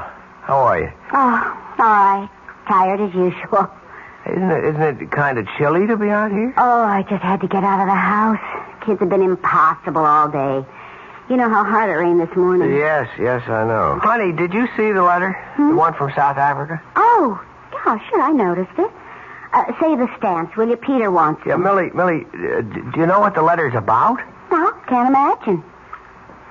You don't know anyone in South Africa, do you? Of course not. But somebody there knows me. It's from some law firm. Look at the letterhead. Uh-huh. Dries Hertog and Beerenbroek? What a name. It's Dutch, I guess. Dries Hertog and Beerenbroek. 200 Commissioner Street, Johannesburg, South Africa. Read it, huh? Well, it says, Dear Mr. Van Haas, our firm is collecting data for record-keeping purposes concerning the surviving family of one of our clients. Would you be so good as to confirm the following facts? Your name, Walter Van Haas. I can confirm that, all right. Well, go on. Read the rest. Your father's name, Benjamin Van Haas. Right again. Your mother's name, Sylvia Reach. I didn't know your mother's name was Sylvia. She always hated the name. That's why she called herself Sally. Anyway, now let's see. Paternal grandparents, Jan Van Haas, Elsa Voort. If the foregoing facts are not correct, would you kindly advise us by return mail? Well, I just saved some postage anyway. Is that all it says? Now, just one more sentence. If these facts are correct, there is no need for further communication. Thank you for your attention to this matter. Yours faithfully, L. something or other. I can't make out the signature. For heaven's sakes, Walter, what do you suppose it means? I haven't the faintest idea. Maybe I've got a rich uncle in South Africa. Maybe he owns one of those diamond or gold mines. Oh, if only. Tell him to send us a couple of diamonds fast. Maybe we could start looking for a new house. If I don't get out of this cheese box soon, I'll just go out of my mind. I'll settle for a couple of gold nuggets. We can melt them down and use them to fill Elsa's teeth. That ought to cut down that dental bill. Look, why don't you write to those people in South Africa and ask them what it's all about? Well, you heard what the man wrote. If these facts are correct, there is no need for further communication.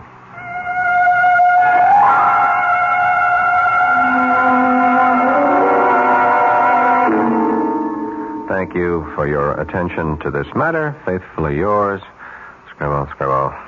How does that sound, Lou?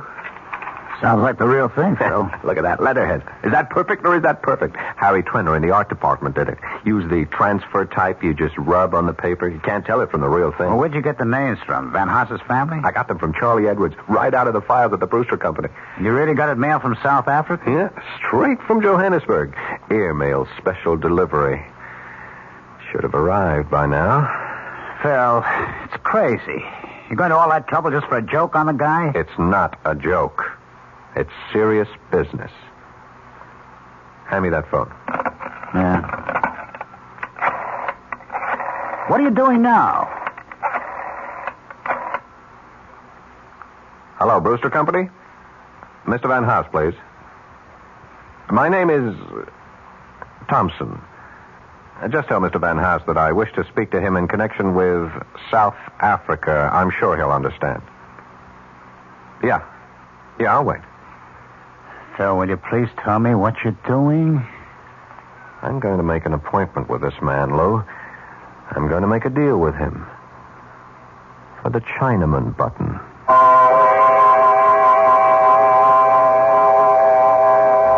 Phil Thurston seems to have invented his own Chinaman button. But will his improved model work? It all depends on Mr. Walter Van Haas. We'll return shortly with Act Two.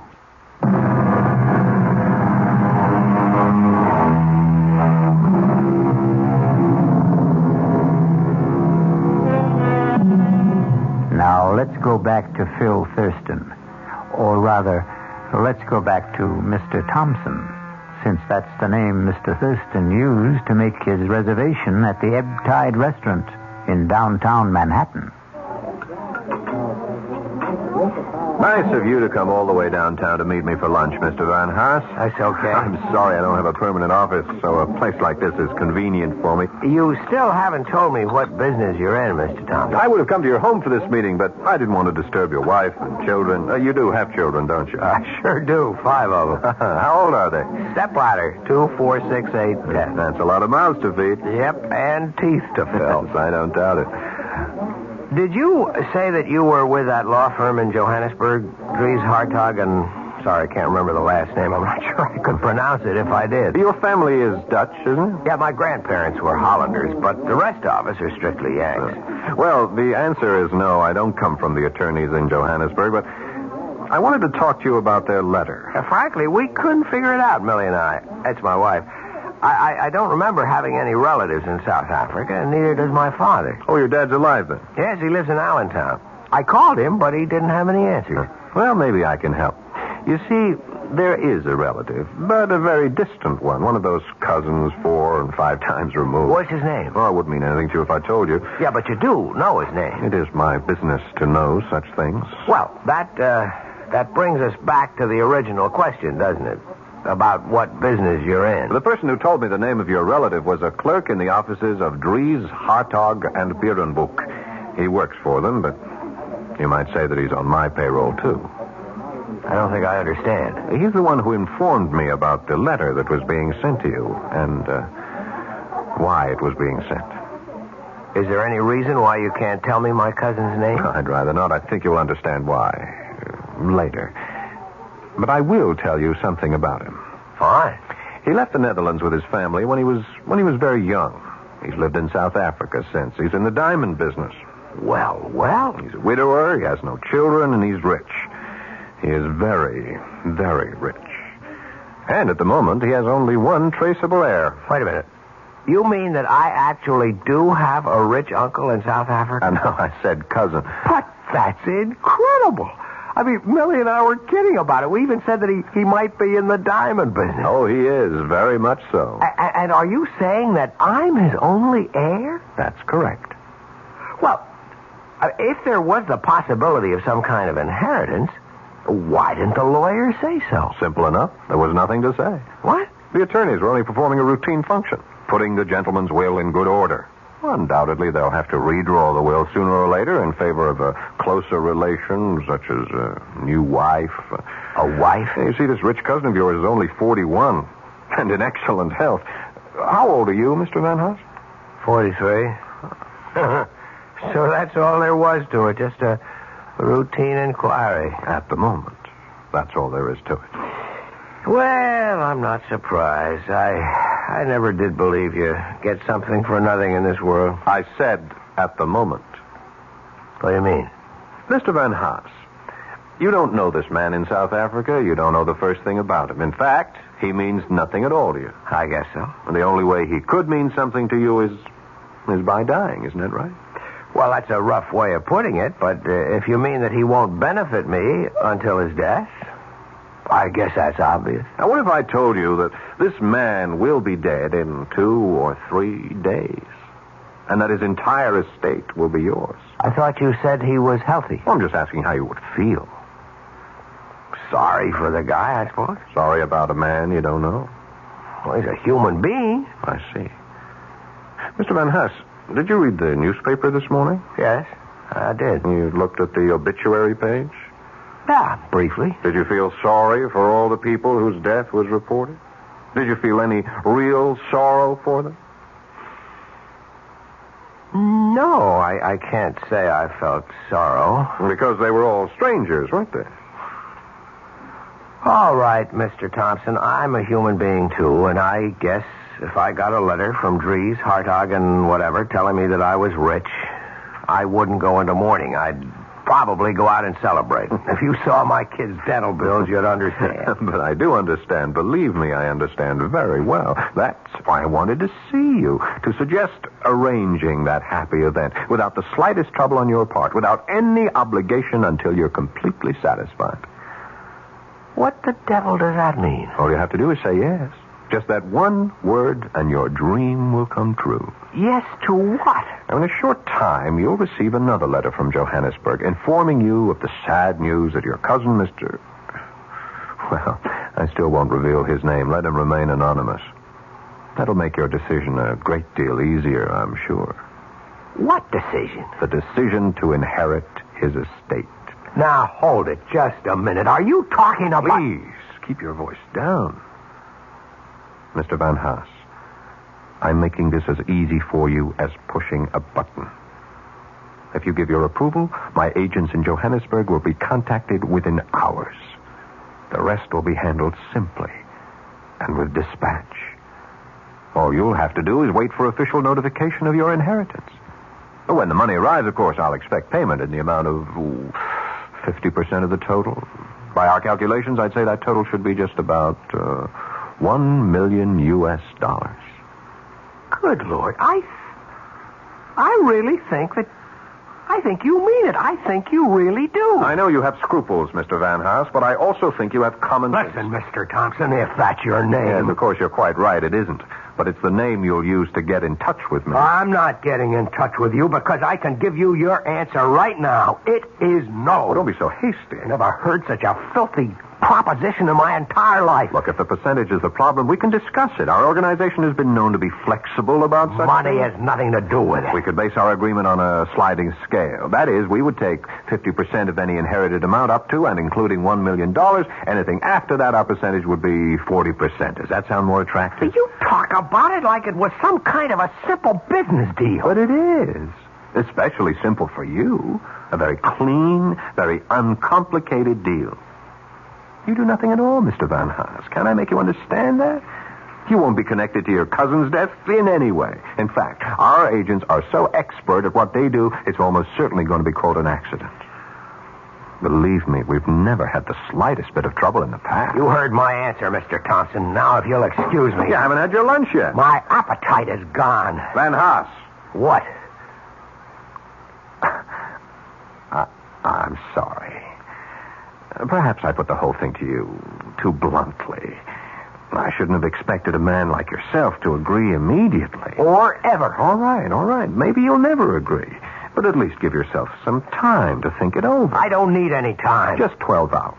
12 hours, that's all I'm talking about. Now, if you change your mind any time during the next 12 hours, you can reach me at the Florentine Hotel on 51st Street. Hey, did you get that name? I don't need to remember it, Mr. Thompson. I'd like to forget your name, too, in this whole conversation. I'll be at the Florentine Hotel between 8 o'clock and midnight tonight. Don't call me after 12, my sleeping habits, you understand? I don't see how you can sleep at all, Mr. Thompson. You'd be amazed at how well rich men sleep. Well, you can go to bed early tonight. Don't wait up for my call because there won't be one. Goodbye. So long, Walter. I'll be hearing from you.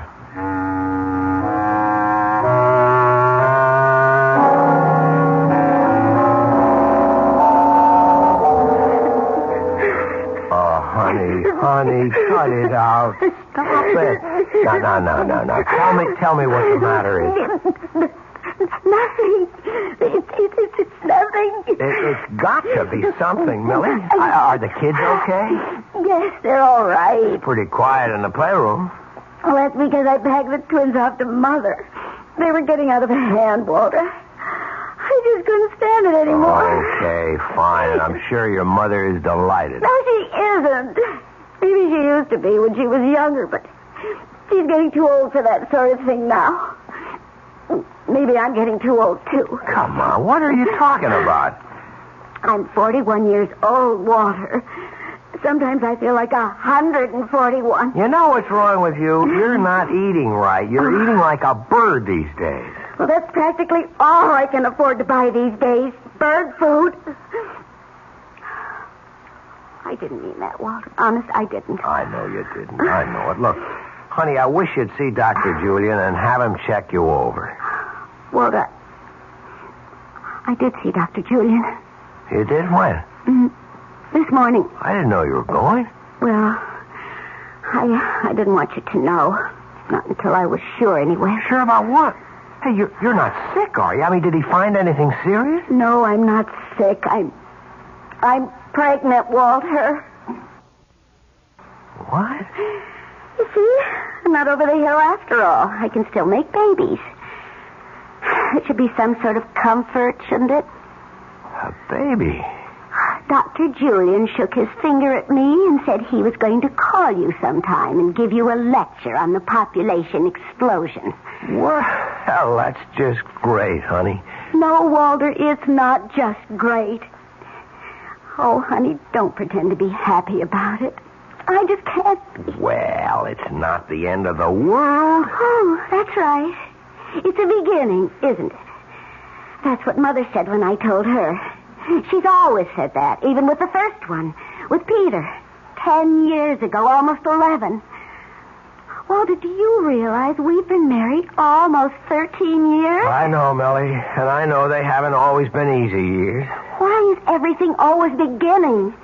When does the middle of everything start for us? Is our life just going to go from beginning to end without anything worthwhile in the middle? Oh, no! What was that? I asked Elsa to wash the dishes and put them away. Oh, I better get in there before they're all broken. Melly, we have to talk. After dinner, all right? I haven't even started it yet. I'm sorry.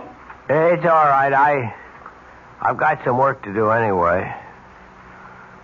Or some thinking anyway.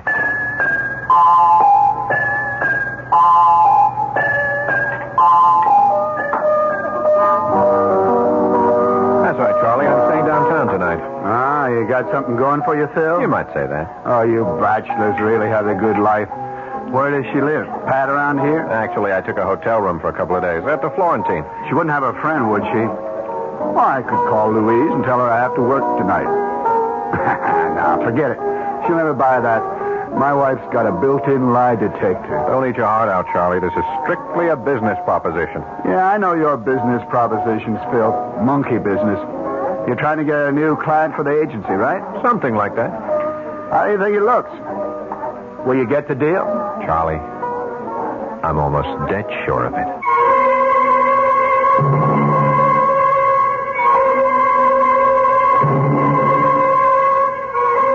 Will Walter Van Haas press the Chinaman button?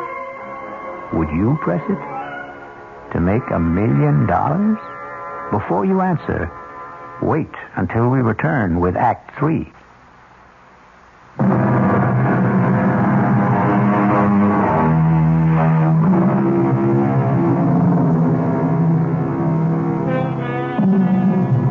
Now let's pay a visit to the Florentine Hotel. It's a posh little hotel with all the conveniences. And in room 610, there's a gentleman registered under the name of Thompson.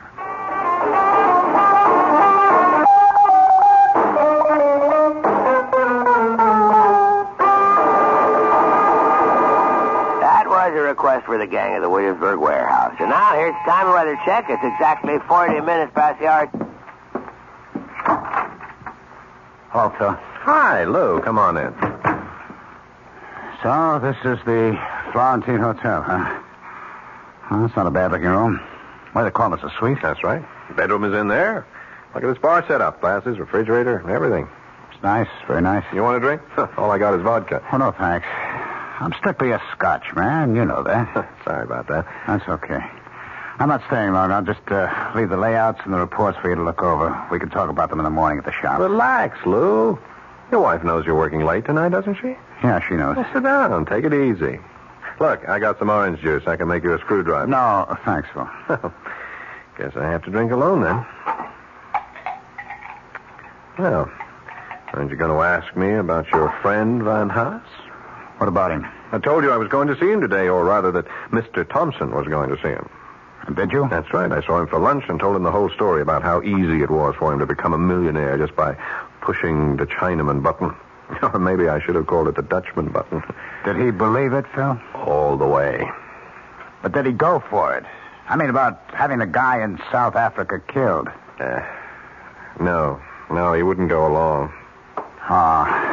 So Charlie was right. He said no because he was scared. He was afraid that he was getting into something too deep for him. Well, maybe that wasn't it, Phil. Maybe he is the kind of guy Charlie says he is. Maybe he was that kind of guy, Lou. And that was before he ever got really tempted. A lot of people are honest because they never had anything worth being dishonest about. Am I right? You don't think much of people, do you? I think people are people, that's all. Open your eyes, Lou. Look at what's happening all around you. Everybody's on the grab.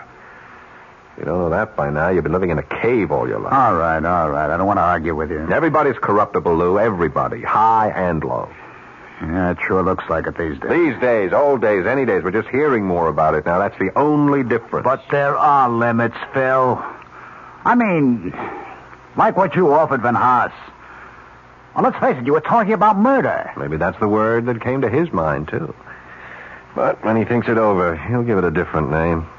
He'll come to the conclusion that all I was talking about was pushing a button. You mean you still think he'll say yes? I told him to call me here. That's why I took this suite at the hotel under the name of Thompson. So that's what it was. And I figured, I don't know, that you had some chick you didn't want to know your right name. I told Van Haas to call me here any time before midnight, in case he changed his mind. Before midnight? It's almost 11 o'clock now. That's right. Well, why did you give him a deadline? Because he needs one. We all need one, or we postpone things forever. Phil, I don't think he'll call. Why not? I think the guy's already made up his mind. Oh, no, he hasn't. He's watching the clock right now, just as we are. He's watching those hands move towards 12, thinking about how simple it would be to pick up the phone and call. You see, that's the beauty part of the whole thing. The simplicity. You remember that old camera slogan? You press the button, we do the rest. No, I don't think you're right. I don't think he'll do it. I can see him right this minute, Lou. Maybe he's in bed, looking up at the ceiling.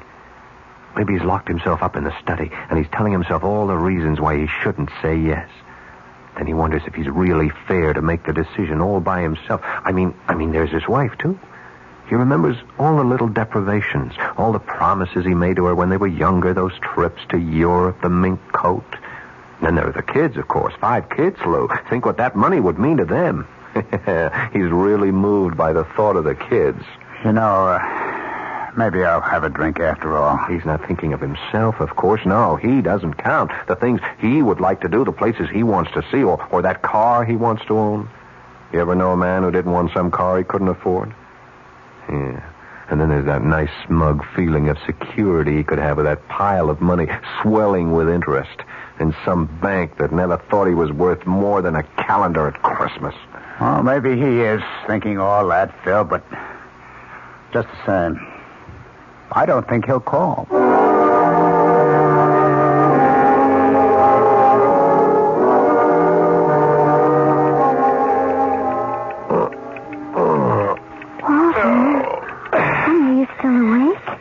Yeah. Do you feel all right? Yeah, I'm okay. You're not still thinking about it, are you? About what? About, the baby. Oh, no, Millie. I wasn't thinking about the baby. Go back to sleep, honey. But, I'm less than 2 months gone, honey.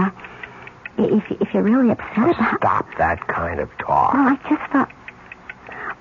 Well, there are alternatives. I'm sick of hearing about that alternative. I heard about it the last time you were pregnant, remember? I'm sorry. I know a word about money. I know all the debts we have. We'll get along. Honey, you're not angry with me. No, I'm not angry. I'm just restless. I've got business worries. Can't turn my mind off. Why don't you read a while? The light will keep you awake. I'll go to the living room. Walter? Yep. I love you. I love you too, Millie. Listen to that clock. Why do cheap clocks have to tick so loud? Yeah, we've got to get ourselves an electric one, maybe one of those digital clocks. Darling, they cost money. Yes. What doesn't?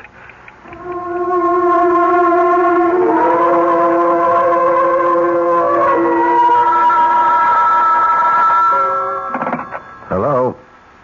Oh, yeah, I ordered the scotch. Oh, you can, huh? All right, thanks.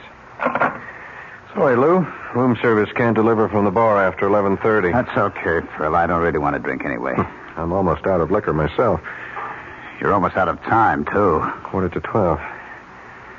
See, I just can't believe it. I can't believe that guy could be that stupid. Is that what you call it? Of course. I mean, who wouldn't jump at a chance like this? Lou, I'm making it so easy for him, so painless. Easier than scratching along on a paycheck shot through with deductions. Easier than bowing and scraping every day of your life to people whose guts he hates. You know old man Brewster. Can you imagine having to be nice to that guy every day? We did it. Yes. That's why I know. Phil. I think you're taking this joke much too much to heart. You're letting it mean too much to you. There's still time left for him to call. But he won't. And he's probably getting panicky right now. What about you, Phil? He sees the whole thing slipping away from him. He's telling himself how dumb he is. He's telling himself that the Chinaman doesn't mean a thing to Dutchman. him. He's telling himself that he's got a bigger duty, a greater responsibility to his wife, to his kids, even to himself. When you forget it, it's over. No concern of his what happens 7,000 miles away. He doesn't have to dirty his hands. All he has to do is call. You're lost, Phil. Why don't you admit it?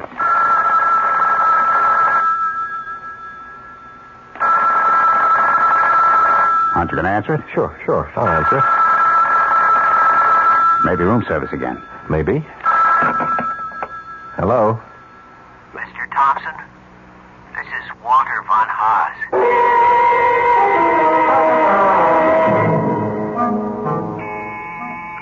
Okay, I'm coming. Who is it? Room service. Breakfast. Come on in, I'm starving. Yes, sir. Are you sure those scrambled eggs are hot? They tasted like rubber yesterday morning. They should be all right, sir. Yeah, well, you tell the chef he'll hear from me if they aren't. Yes, sir. Will you sign right here, sir? Okay. There we are. Thank you. I'll be back later for the table. Half an hour, that's all I need. Yes, sir. I guess my shower's going to have to wait. Oh, now what? Hello. Phil, it's Lou. Oh, hi, what's up? How come you're still at the hotel? I thought you were just going to stay there 1 or 2 days. It's the 3rd day now. I like it here. They stay until the end of the week. Besides, I saw some great-looking chicks at the bar downstairs. Well, what's happening? Nothing. I was just wondering if you knew anything about, Van Haas. Walter Van Haas? He's just waiting for the mailman, Lou. Waiting to hear the good news from South Africa. I spoke to Charlie Edwards. He says Van Haas called in sick yesterday. Yeah, I'll bet he was sick. I'll bet he was home planning on ways to spend all that money he thinks he's going to get. $1 million. No, 500 grand. Are you coming into the office soon, Phil? Sure, I'll be there just as soon as I finish breakfast and grab a shower. I'll see you later then. All right. I'll bet those eggs are cold for sure. Oh, for Pete's sake, it's a conspiracy. Hello, Mr. Thompson. Well, what are you doing here? May I come in? I told you not to get in touch with me, Van Haas. Yes, I know you did, but I had to talk to you in person. I told you that it was for your own protection. Don't worry. I found out your room number, and I came up the back stairs. Nobody knows I'm here. Well, why are you here? Please let me come in. All right. As you can see, I'm just about to take a shower, so whatever you have to say, would you make it fast? Yes, I'll make it fast. I hope you haven't come here to say that you changed your mind because it's too late for that. The thing is over and done with. It is? You're sure of that? Yep, as soon as you gave me your okay, I was in touch with our agents in Johannesburg. They didn't waste any time either. And it went all right? Flawlessly, just as I promised. Now, all you have to do is wait. Yes, I see.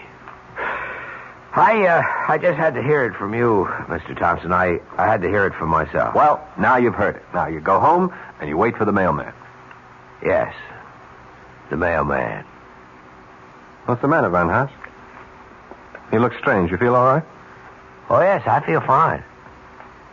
Truth is, I never felt better in my life. Good. I'm glad to hear it. I feel a lot different than I felt 2 days ago. I can't tell you what a torture it was for me to make that phone call to you. Absolute torture. But after I hung up, I felt as light as a feather. You did, huh? Yeah, felt fine. It felt wonderful. Even though I got myself involved in killing a man. It's funny, isn't it? It was easy, wasn't it? Just like I said it would be. Yes, that's the word. I never knew anything could be that easy. Changed me, Mr. Thompson. I saw how stupid I'd been all my life. How stupid most of us are. To waste the one life we're given. I owe you a lot. Well, if you came to say thanks, you're welcome. Now, if you'll excuse me... I felt like a giant. I felt there was nothing I couldn't do. I was a coward before, a weakling. But you showed me a better way. Okay. Would you go home now, Mr. Van Haas? The less we see of each other, the better. Now, when the money arrives, I'll be in touch with you. About my 50%. Yes, your 50%. That's really what I wanted to discuss, Mr. Thompson. Tell me, does this fireplace work, or is it just for show? I really wouldn't know. But I see that they have all the implements. What are you doing with that poker? Van Haas, are you crazy? Sorry, Mr. Thompson, but 100% is so much better. I thought I'd have to bring a hammer or something, but a poker was so much better. Now, into the bathroom, Mr. Thompson. Up into the shower. Yeah. What a shame that you slipped in the tub, Mr. Thompson. What a terrible shame. Now I have to go home to wait for the mailman.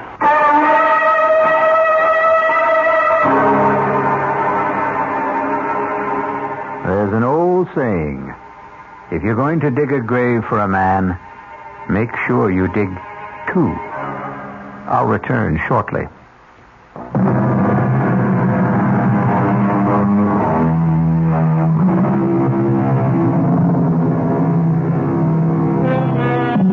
Ready for an instructive statement? It goes like this. The wonderful thing about radio is that it can be enjoyed in complete darkness.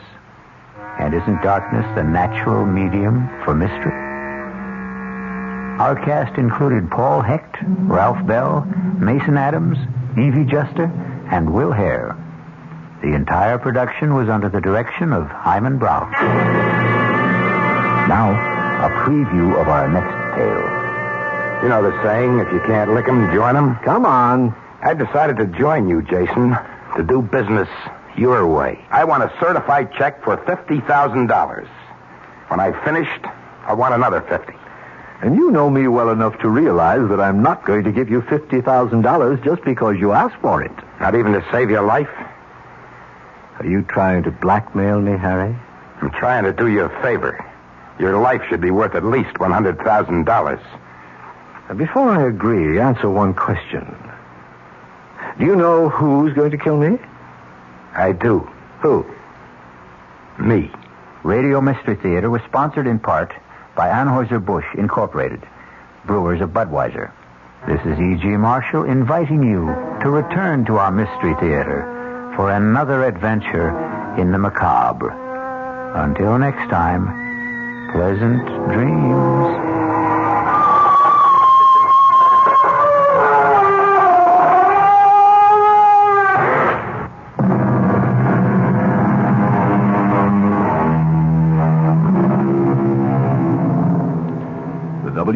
Our Mystery Theater was brought to you by ShopRite Supermarkets, where you get a lot more for a little less, and by Suburban Savings, with offices throughout North Jersey.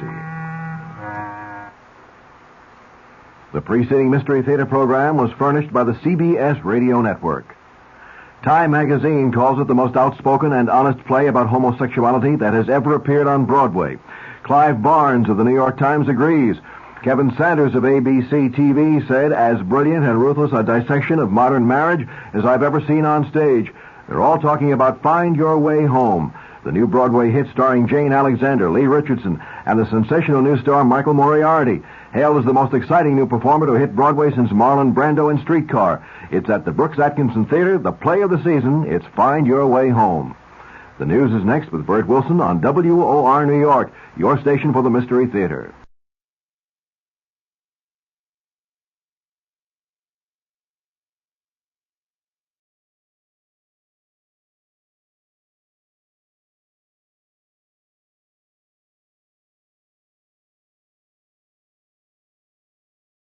Mystery Theater presents...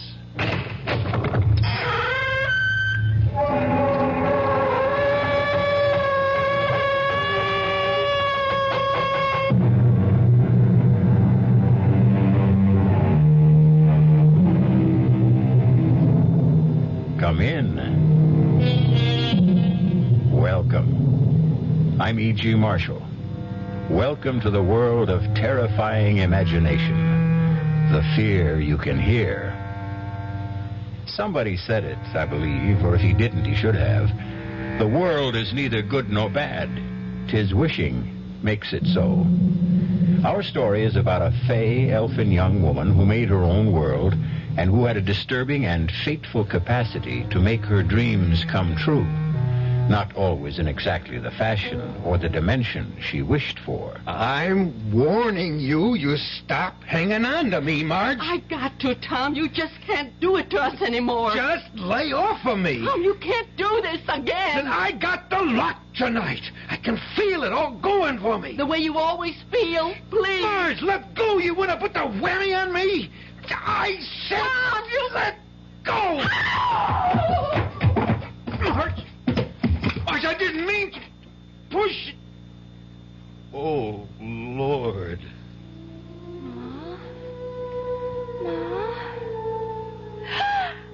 No! Pa, you killed her, Pa! You killed her dead!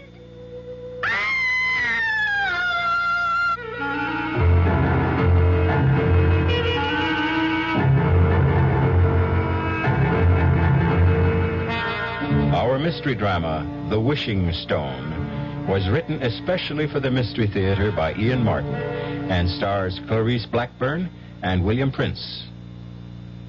It is sponsored in part by the Kellogg Company, makers of Kellogg's Special K cereal, and by new sugar-free Diet 7-Up. I'll be back shortly with Act 1. Hello, Ms. Goldilocks here, and welcome to my professional taste testing laboratory. Oh, Papa Bear, could you bring that case of sugar-free Diet 7-Up over here? Another case? Miss Goldilocks, you're drinking this sugar-free Diet 7-Up like there's no tomorrow. You can't still be taste testing it. Oh, no, Papa Bear. Sugar-free Diet 7-Up has already earned my seal of approval. It's fresh, light, natural, delicious. I drink it because I love its taste. Now hurry up. Okay, here. This sugar-free Diet 7-Up really tastes delicious. Ladies, if you're tired of switching from one diet drink to another, take some advice from Ms. Goldilocks. Try sugar-free Diet 7-Up and you'll say, yes, this one's just right. I'll bear witness to that, Goldie.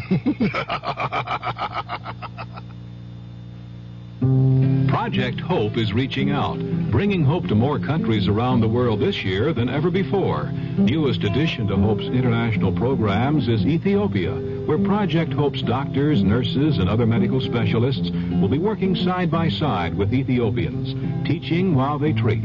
Since 1960, Hope has trained more than 7,000 physicians, dentists, nurses, and other healthcare personnel, has helped establish new schools of nursing, dentistry, and physical therapy in several countries, and assisted in the development of hospitals, teaching institutions, and public health services.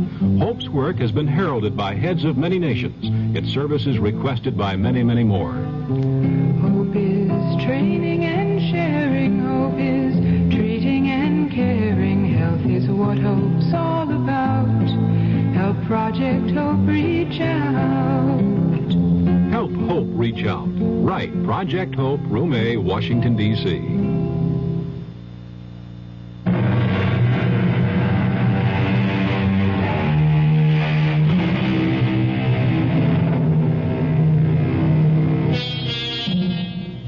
We are such stuff as dreams are made on, and our little life is rounded with a sleep. That quote is definitely Mr. Shakespeare's.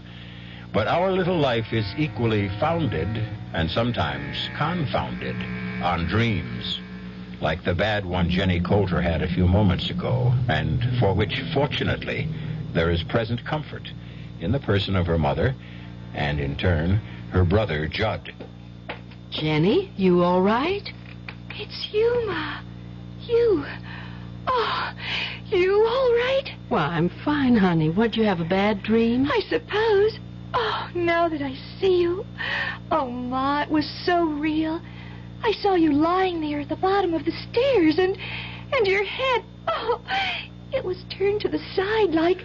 Well, now, don't let it upset you. Here I am, right as rain, and it was only a dream. But it was just like I saw it happen. He pulled his arm away from you while you were hanging on, and you went tumbling down. He? Who's he? I don't want to talk about it.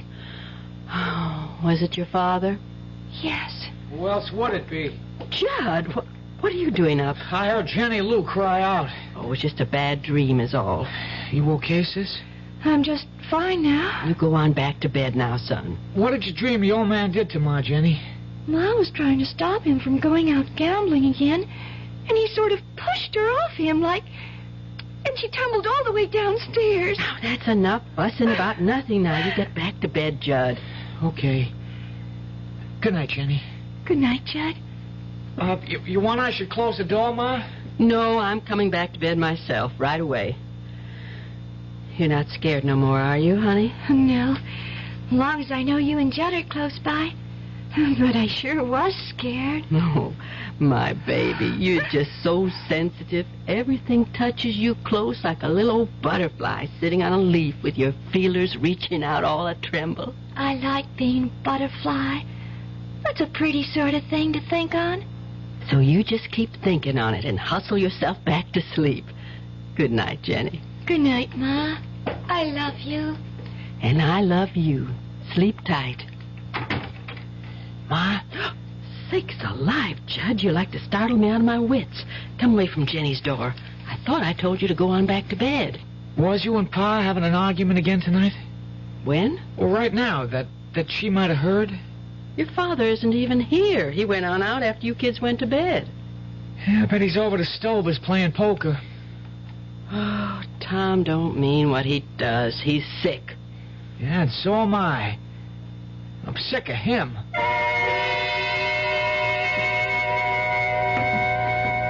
I'm here in the kitchen, Dr. Luther. How's Jenny? Jenny Lou's just fine, Marge. She's getting dressed, and I'm going to drop her off at school on my way into town. It ain't the encephalitis again. You got to stop worrying about that, Marge. It's not so easy. After last year getting put back one grade after missing all her classes. It won't take her long to jump back where she belongs. That's a right smart little girl. She used to be before. That's what I want to talk to you about. If I've told you once, I've told you half a dozen times that Jenny was one of the lucky ones. She came through it without a scratch, physical or mental. But such a long time. It was a very mild case, even if it was stubborn and protracted. It's just I worry so that she was somehow held back. Now, I want you to get that clean out of your mind, once and for all. But Sometimes she seems so young. Lord, what do you want her to be at 16? I don't know of anyone fresher and lovelier and more unspoiled than your little girl. She wants to cling to childhood a little longer. Leave her be. Well, just so you're sure last year didn't hurt her none. There's only one thing I worry about with Jenny. What? Your husband. Lord knows why, but she thinks the sun rises and sets in her father. When she settles for being a woman, she'll have to open her eyes as to what he really is. Oh, Tom doesn't mean to hurt anyone, Doctor. You told me yourself that he's sick. Yeah, I think it is a kind of sickness, but not one a doctor can treat. What am I going to do? I don't know, Marge.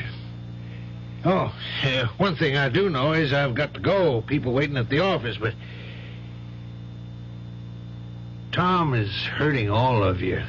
Bad. Worse, maybe, than any of you realize. And in the end, Jenny will lose the one he'll hurt most of all.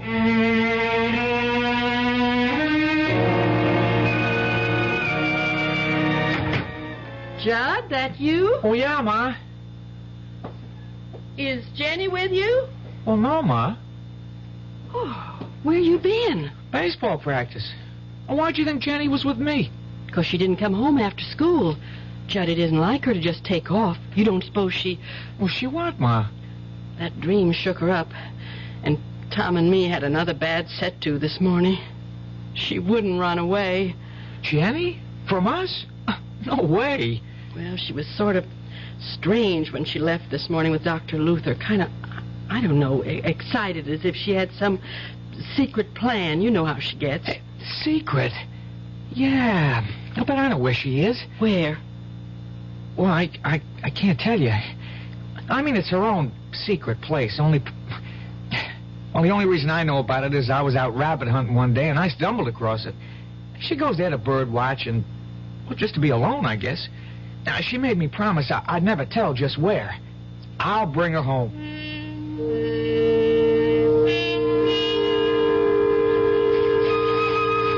Jenny? Jenny? Jenny, what are you doing hiding out here? I wasn't hiding. I just came here to say a little prayer. Well, for who? Pa. Oh?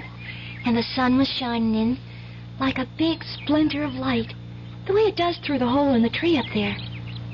Remember how I always used to think when we was little kids that it was God stretching down his hand to touch us? Yeah, it was a long time ago. Don't say that, because he is there. He was here today. Leastways, one of his angels was. What? I was kneeling and looking up into the sun, and all of a sudden, the birds was all still, and the whole hidey-hole here filled up with golden light that sparkled and spun. And right over there, he was standing. Who? Him, the angel of the Lord. And I could feel him all around me, in me, warm and kind, so kind. And then he touched my hand and smiled and just faded away. And then I looked in my hand and I saw it. Oh, wait, I didn't lose it. Oh, no, here. This is what I found in my hand. Well, let's see. Well, what is it? It's a conjure stone, all gold and shiny. A stone I can wish on. The angel said that? He didn't have to. I heard the words inside me. You can wish on this, Jenny. You can have anything you want in the whole wide world. You just don't believe this is a wishing stone, Ma, do you? Jenny, right to the moment, I just got to say I'm so fussed and fumed about dinner being ready and you kids not, and your father ain't home, I can't hardly think straight about... Oh, Lordy, if my biscuits have risen, we're just going to have to sit and eat without Tom. Jenny, don't bother Ma right now. I just want to try my wishing stone. Wish something nice for her. Let's just hold up for a better time. I could wish Pa to hurry home so we wouldn't have to wait. I don't want to wait none at all. I got a math test tomorrow. I just got to pass or I don't make the ball team, and I need every minute to study. Except who am I kidding? If I stayed up all night, I wouldn't be ready for tomorrow. If you had a few more days, could you make it? Well, even just one, I'd stand a chance. Okay, here goes. No, hold up a minute. Too late. Shh.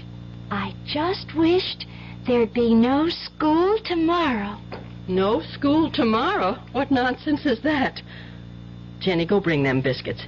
Judd, you sit down. Ain't we gonna wait for Pa? We ain't waiting for nothing, not even wishes to come true. We're going to eat our dinner before it spoils. Yes, Ma. I'll get the biscuits. You didn't have to be so rough on her, Ma. Play her game. I know, Judd. It's just I have no sense of humor left. Or fun.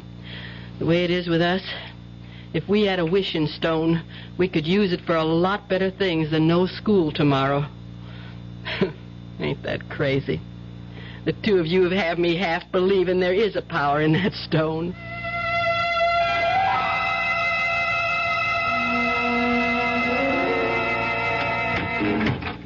Hi, March. Tom? Where are the kids? As if you care. Gone to bed. Where have you been? What was the action tonight? Bingo? Horses? Pool? Nope. Tonight I got a pretty fair excuse. The only thing I was gambling was my life. What's that supposed to mean? I've been a volunteer helper at a fire. Now it's finally out. I couldn't hardly wait to get home and tell the kids the good news. What good news? That the school burned down. Good news for the kids everywhere tonight. No school tomorrow.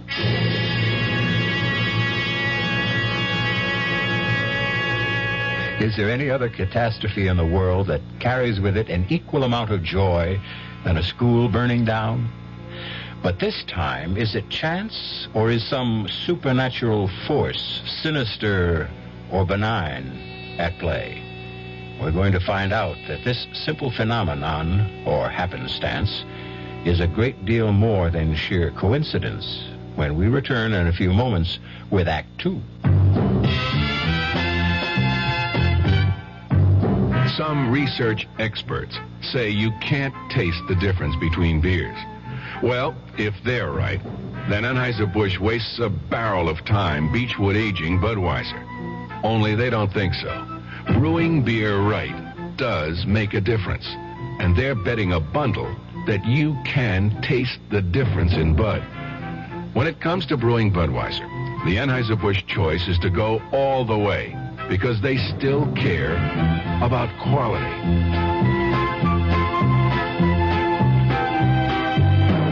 Look at it this way. If the Bud people have a choice between what some experts say and what beer drinkers say, well, you'd better believe they'll go with you beer drinkers every time. When you say Budweiser, you've said it all. Anheuser-Busch, St. Louis. Don't let anyone con you into thinking it's wrong to turn in a heroin pusher. You're not ratting. You're doing your part to wipe out one of the most insidious epidemics racking our country today. So don't let anyone kid you. If you really care about the quality of life, if you really care about improving society, you'll do everything you can to get the heroin pusher off the street and into jail where he belongs. If you have information about a drug pusher, use the heroin hotline. The number is 800-368-5363. That's toll-free from anywhere in the country. The number again is 800-368-5363. A trained operator will answer your call, take your information, and pass it on to experienced federal agents who will investigate. You'll make your own special contribution toward helping us wipe out what President Nixon has called public enemy number one. Call 800-368-5363.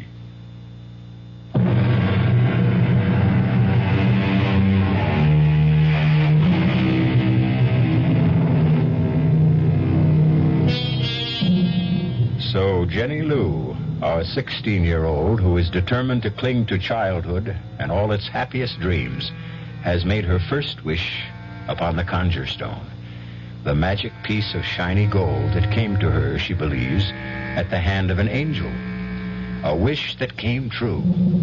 Well, this one was a harmless enough request, although the manner of its granting has been destructive enough, if indeed it was actually granted. If this is a wishing stone, it is potentially as dangerous as a nuclear bomb. Did you say the school burned down, Pa? It sure as Tucker did, Judd. Ain't that good news, Jenny? I reckon. I guess I didn't mean to do it that way. You didn't mean to do what? To burn it down. I just didn't want it to be. That's all I wished on. Hey, what was she talking about, Marge? Oh, it's just Jenny found out. Don't you tell him, Ma. Don't you tell me what? Oh, don't pay any mind to the young'un's nonsense. Just tell us about the schoolhouse and what happened. Well, sir, I just about finished trimming up Mayor Sackett's hedge, and I just started to get all my tools together to put back in the pickup when the fire horn went off. I heard that old horn go just a couple of minutes after. Hush up, Jenny. Yeah, I run straight over to the firehouse, being that close, and we took off. By the time we got there, she was past all saving. And it's funny, you come to think of it, a brick building like that, you wouldn't figure it'd turn into a regular torch. Well, how'd the fire start, Pa? Yeah, you wouldn't believe this. And neither does nobody else credit it. But according to old Sam Wallace, all of a sudden, a flaming arrow comes straight out of the sky and cut right through the brick walls and everything and hit the oil tank and blew her wide open. That drunken old no-good, some custodian. I'll bet he was drinking and dropped one of those foul old stogies he smokes into all that rubbish he's too lazy to clean out of the cellar. Yeah, it could be. It's what most everyone thinks. Still... Still what? It's hard to tell someone who wasn't there. But damn if the way he told that story did make you stop at least once to think on it. What do you mean? Well, it's the first time I ever seen that old booze hound with his eyes put together like he really was seeing what he talked about. Anyways, we talked enough. Hey, something to eat around here. I got it warming. I'll serve it right away. Pa? Yes, sugar. That flaming lightning bolt, you said. How long before the fire horn sounded did it come? Oh, well, according to Sam's story, he lit out next door to the gas station and called the fire department. It couldn't have been more than a couple of minutes. See, Judd? It did so work. Okay, if you want to believe it. What are you kids talking about? Well, forget it, Pa. Just kid talk. Oh, I'm too old to share. Oh, no. If you want to. Oh, sure I do. Well, Pa, it's just for no mind. Jenny and me's got to be getting to bed. With no school to worry about tomorrow? If there's no school, there's plenty of chores they can catch up on in the morning. Scoot now, both of you. I'm serving your Pa dinner. Good night, Pa.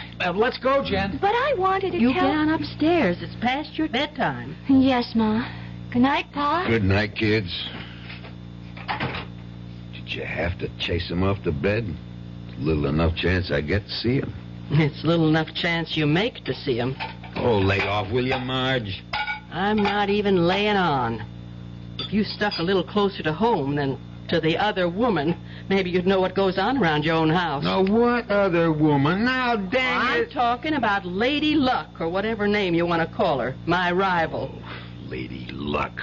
Whatever makes you gamble, Tom, one way or another, it's going to be the end of us. You ever going to see that before it's too late?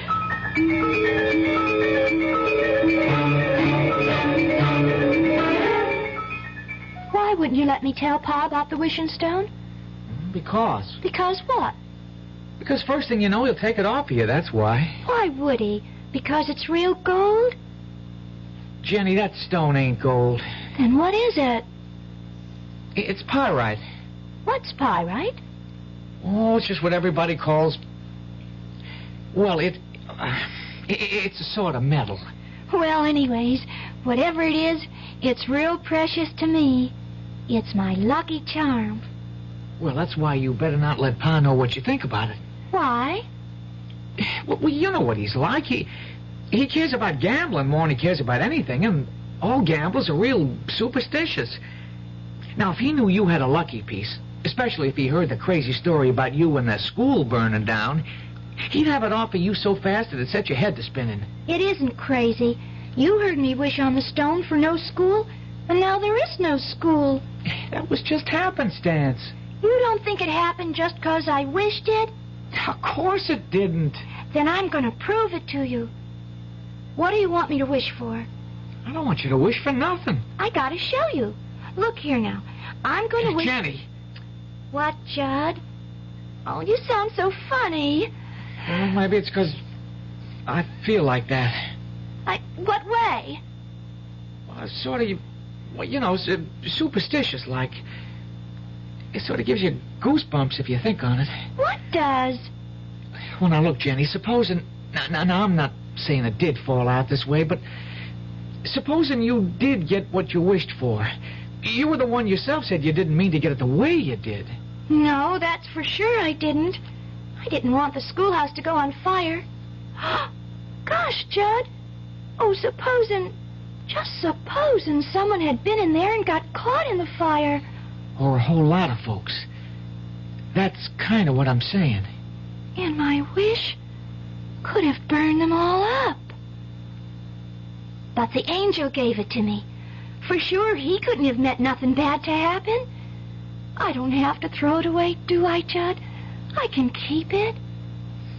Well, that won't do no harm, so long as you don't wish on it. I guess I'll just put it away for my keepsakes. And I'll never use it unless... Unless what? Unless the angel comes and tells me to. Well, that's a right good idea, Jenny. And remember, don't let Pa get wind of that there stone. There wouldn't nothing hold him back from using it, even if he didn't believe in it.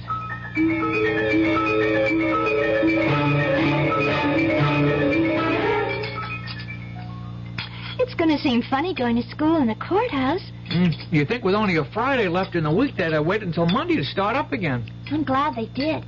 I don't want to miss any more school ever. Then you better look out the things you go around wishing, Missy. Oh, she's I'm sorry, Ma. She's taking a pledge. What does that mean? I'm not going to wish on the stone anymore, 'cause the wish you get might turn out bad for other folks. I think that's a very good pledge. Yes, only... Only what? I'll have to whisper. Well, don't mind me. I'm all finished. I got to get my books from upstairs. What's this you have to whisper? I was just going to say that with Judd's birthday tomorrow, I wanted to wish him a bicycle. He sure has his heart set on one. Well, you won't have to worry because he's already got one. Leastways, he will by later this morning. How? You see this flour tin? Yes. Watch this. Down under the flour, there in this old glass salt cellar's the money I've been saving up for most a year to get your brother the bike he wants. How come you kept it there? Your father, what he is, it had to be some real safe place to keep his hands off it. Who's that? Oh, it's your Uncle Al. He's driving me to work this morning. Get the door, honey, will you? My hands are all flour. Sure thing, Ma. Hi, Uncle Al. Ah, beautiful. Oh, my, you sure are as pretty as a picture. Getting to look more like your mother every day. And they don't come any prettier than that. Oh, you and your honey talk. You should have been on a TV instead of behind a cage. Thank God the bank don't keep its tellers there anymore. You make me sound like an ape. Me, Tarzan. You, Jenny? No, me, Jenny. Well, I saw a guy here laughing. I knew you must be around, Uncle Al. Hi. Hi, Kate. Give me some skin. Well, here's 5. I'm at you. Ooh. Say, that's some grip. You want to Indian wrestle? Oh, I'm going to be ready pretty soon to take you on. I think you're ready already. No, I got no time this morning. I got to catch a school bus. Come on, Jenny. We got to scoot. Goodbye, Ma. Oh, have a good day, son. Bye, Ma. And get a real swell you-know-what. I will. Be happy, Jenny. I am. Bye, Uncle Al. Hey, it's great to see you. We'll make it longer next time. Bye, Uncle Al. Come on, Bye. Jenny. Make next time soon. You can count on it real soon. Oh, they're swell kids, Marge. I envy you. Yeah, they're what I live for these days. Tom left already? No, he's upstairs, dead to the world. He rolled in this morning around 3, smelling like a brewery. That brother of mine, I'd like to knock his head off. The way he'll be feeling time he gets up this morning, you won't have to. It'll fall off all by itself. I got to talk some business to him. Like what? I don't want to get you involved in it, Marge. Well, if it's about money, I will be anyway. It is about money.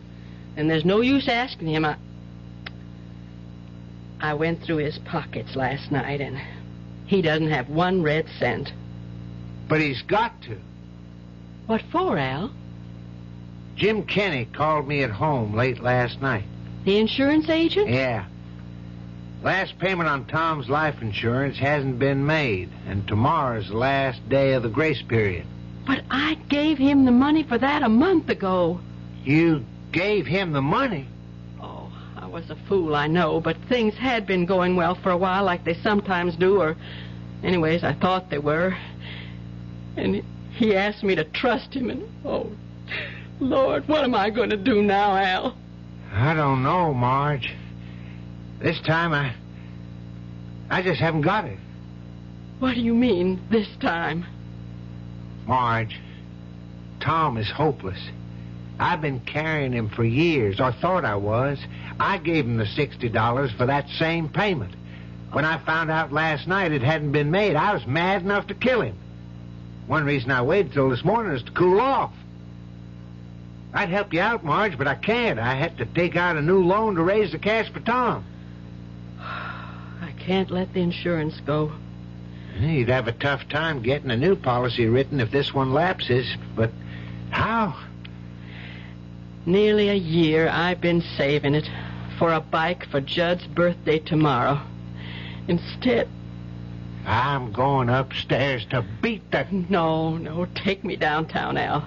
I just can't face Tom this morning. I'll have it out with him tonight.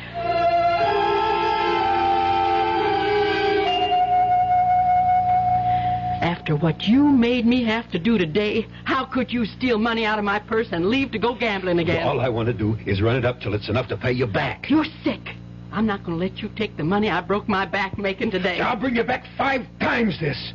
And you're not stopping me. Oh, yes, I will. I'm warning you. You stop hanging on to me. I got to, Tom. You just can't do this to us anymore. Just lay off of me. Tom, you can't do this to us again. I got the luck tonight. I can feel it all going for me. The way you always feel. Please. Let go of me. You want to put the whammy on me? I said... Tom! Let go!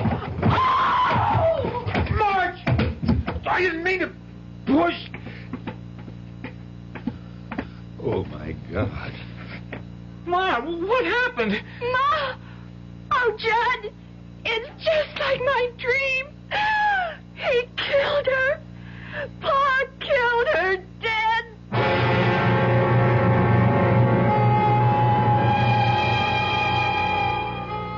The terror of addiction.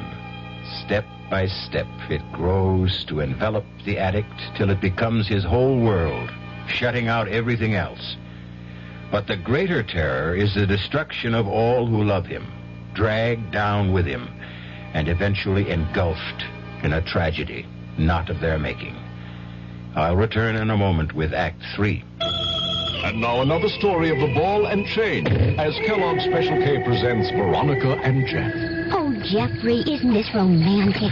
Out in a quiet lake at night with you rowing the boat. Yes, Veronica, it's really neat. Jeffrey, what was that? Frogs. Frogs that go bonk? They're pretty weird frogs. Oh, Jeffrey, you're such a card. You have a ball and chain, like the ones they use in those Special K commercials. Yes, Veronica, it symbolizes my few pounds of extra weight. But I'm going to get rid of it. How? By exercising. You know, like rowing this boat and eating smart at every meal, starting with a Special K breakfast. You mean a 1-ounce bowl of high-protein Special K, 4 ounces of skim milk, orange juice, and coffee? Precisely. It's less than 240 calories, and it tastes delicious. It'll help me get rid of this ball and chain. I'll help too, Jeff. After all, we're all in the same boat. You have a ball and chain, too. Your happy ending could begin with the Special K breakfast from Kellogg's. People can reach people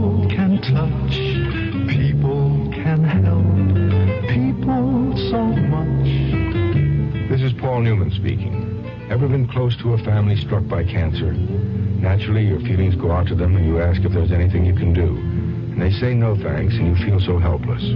Well, there is something you can do. You can tell someone in the family to get in touch with the American Cancer Society. Volunteers there are helping people every day with services, information, and counseling about local community resources. That can mean arranging transportation or homemaking help or informing them about existing rehabilitation programs. When your cancer crusader calls, join the people who care about people. Give generously. We want to wipe out cancer in your lifetime.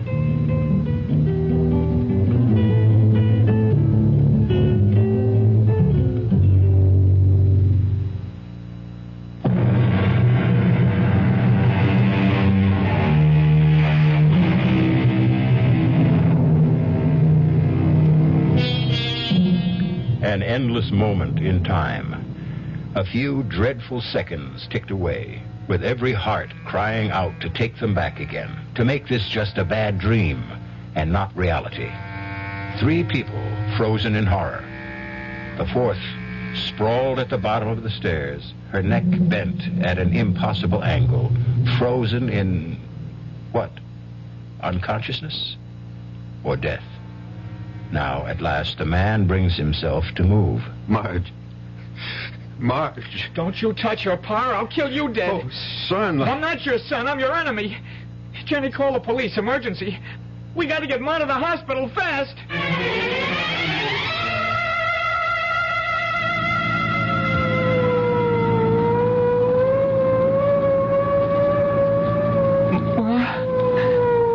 Ma. Okay, kid. Just take it easy. She's not going to die. You're not going to let her die, Doctor. Just hang in tough, kid. We'll do our best.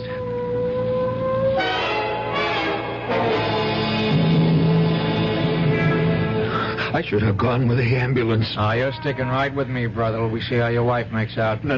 Look, officer, you don't think she's... Well, for the sake of your own skin, you better hope she isn't. But it was an accident. Well, the way that boy of yours reacted looked like he wasn't so sure. Now, we got to get moving. What happened to your daughter? Huh? Oh, Jenny, she went back to get something. Where are you taking us? Well, the hospital. First, anyways. Now, here she comes. Come on, shake her leg, kiddo. I had to get something very important. Okay. Hop in the front with my buddy, Officer Franks.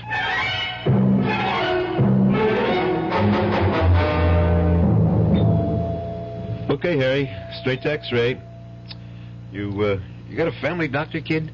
Yeah, Dr. Luther. Oh, you know his number? No, but I can look it up. Okay. Tell your doctor to get here as fast as he can. It's that bad? I wouldn't want to fake you out, son. It's not good. Can I phone Dr. Luther? He's on his way here. Is Ma going to die, Judd? I don't know. I'm scared, real scared. So am I. Judd? What? I'm going to break my pledge. You forgive me? What pledge? I brought the wishing stone. I'm going to wish on it. I'm going to wish that Ma's going to be all right, just like it never happened. If you want to, Jenny, go ahead. Can't do no harm. What can't do no harm? For me to use my wishing stone? Your what? Shh, quiet. I'm wishing right now.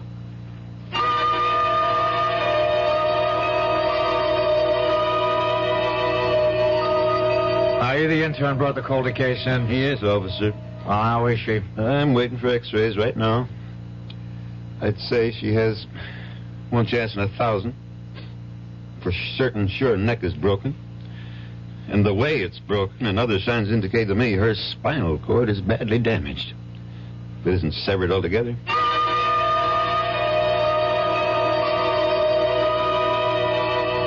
I just can't understand it, Dr. Luther.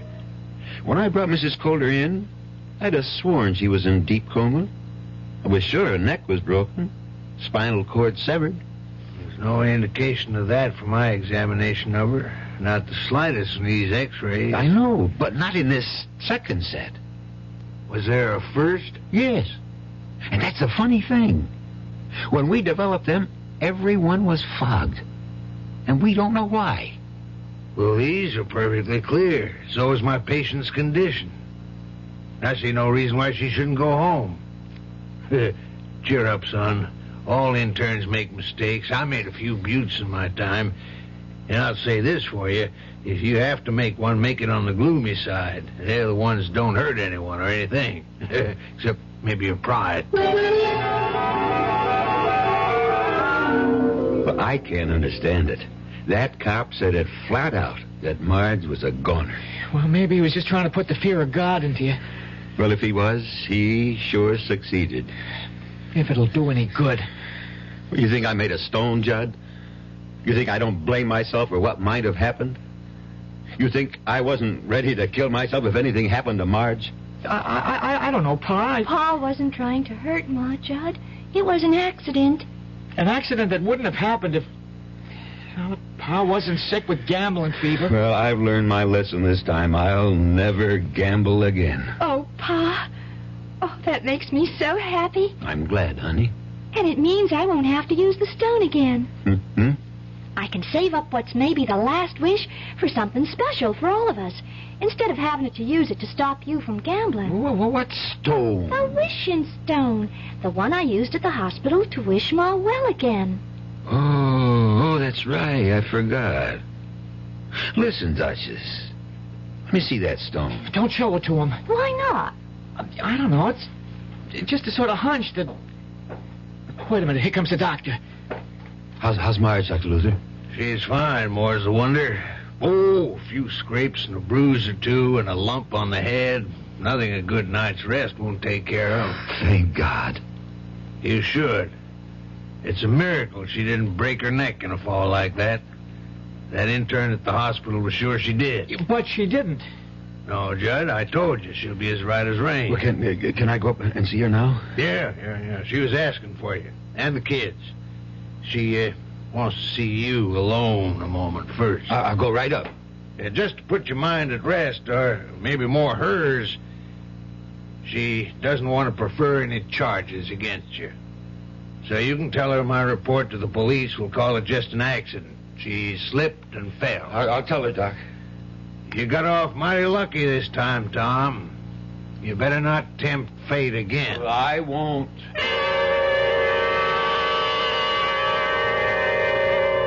No, I mean it, Marge. Just give me another chance. I didn't see how I could, Tom.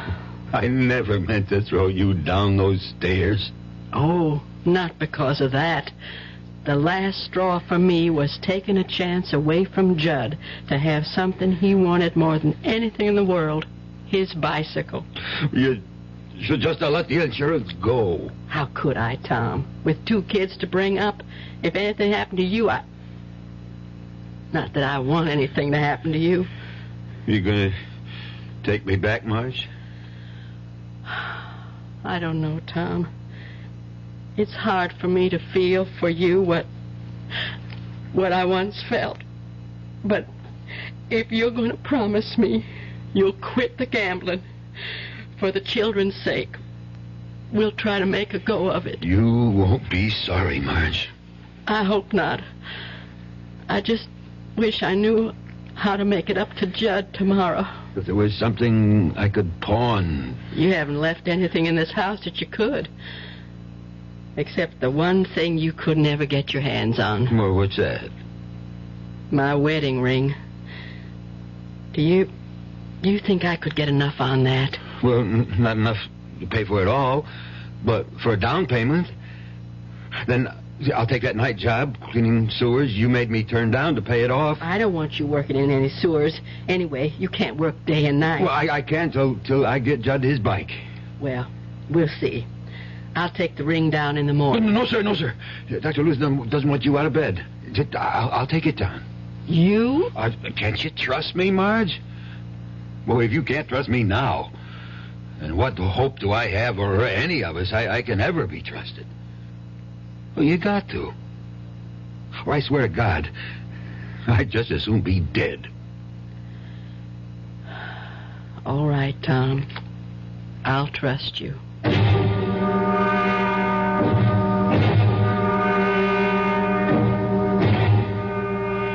Did what?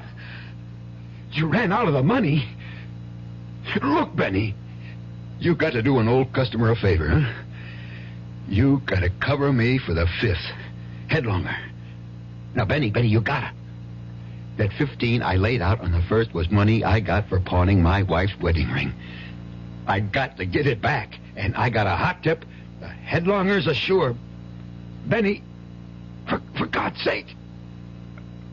Oh, just this once. Please. Benny. Benny. What am I going to do? I wish to God. Wish. Oh, that wishing stone. Yeah.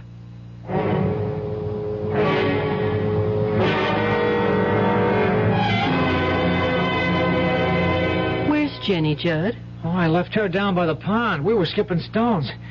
I just came up to see how you were feeling. Fine. I'm going to get up. Your pa didn't get back yet, did he? No, ma'am. I ain't seen him since early morning when he pulled out in the pickup. Well, you go on back down and keep Jenny company. I'm going to make me a cake so we can have a real birthday celebration. Oh, it's all right, Ma. I don't need a cake. You're going to get a lot more than you bargained for. Now, go on. I don't like Jenny down by that pond alone. You know she can't swim.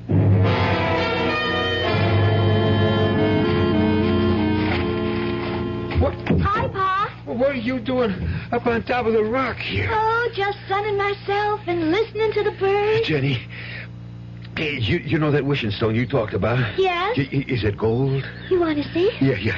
Here. Oh, damn. It's nothing but pyrite. Isn't that a kind of gold? Yeah, fool's gold, and not even worth as much as a piece of charcoal. No, Pa. No. Don't throw it away. It's still good for one wish. You think this makes any wishes come true? It made the school burn down, and Ma got her neck unbroken. Your Ma. Why'd you grow up and stop your daydreaming? Don't you know nobody ever got nothing by wishing? I've been doing a kind of wishing all my life. Look at where I end up now. Well, I'm going to wake up your little Miss Bright Eyes to show just how tough a world this is. Pa! Please don't get mad. If this was a wishing stone, well, nobody ever needed it more than me right this moment. So look at this. I'm going to make a wish. I need money. I need it bad. So I'm going to wish that old Nick himself comes climbing up out of the middle of this pond with a sack of gold on his back for me. And I ain't going to be greedy. And I ain't going to ask for much. Just say like a 10, no, make it $20,000. Okay. Now, I'll rub the stone, and I wish. You see? It ain't no wishing stone. It don't make dreams come true. It's a nothing. Ah! Oh, Jenny, help me!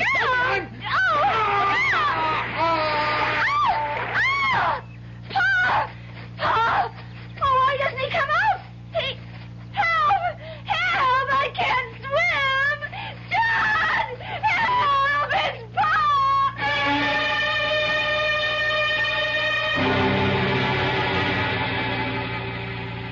I don't know how I'm going to tell the kids, Al. They're not really children anymore, Marge. They know. I guess I do baby them. I won't anymore. In a lot of ways, they're better off. Tom... Well, Tom had a cancer that he just couldn't cut out. Even my wedding ring, he... Oh, I didn't want him dead, though. Well, he is. And it was of his own making. Kind of queer, isn't it? What? Him trying to show Jenny Lou her wishing stone wasn't worth a darn, and he ended up having his wish come true? Not quite. The policy's only for $10,000. There's double indemnity for accidental death, Marge. Tom got everything he wished for. The full 20,000.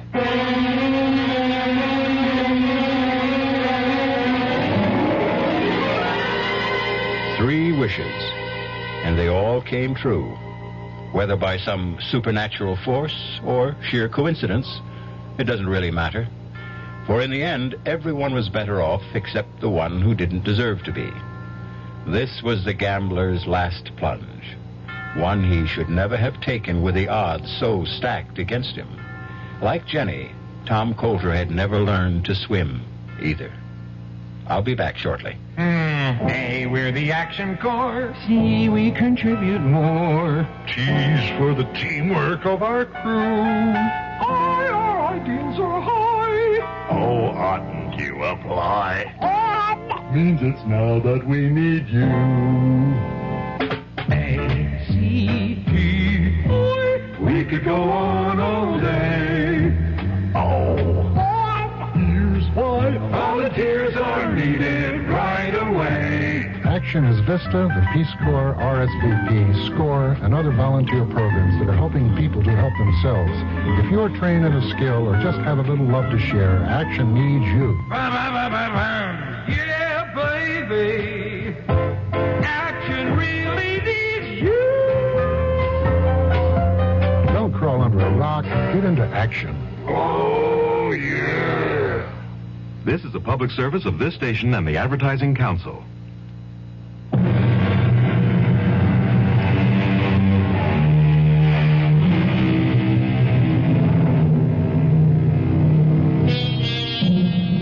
As for the wishing stone itself, since it lies buried deep somewhere in the mud at the bottom of the pond, no one will ever know if it had the power to grant wishes.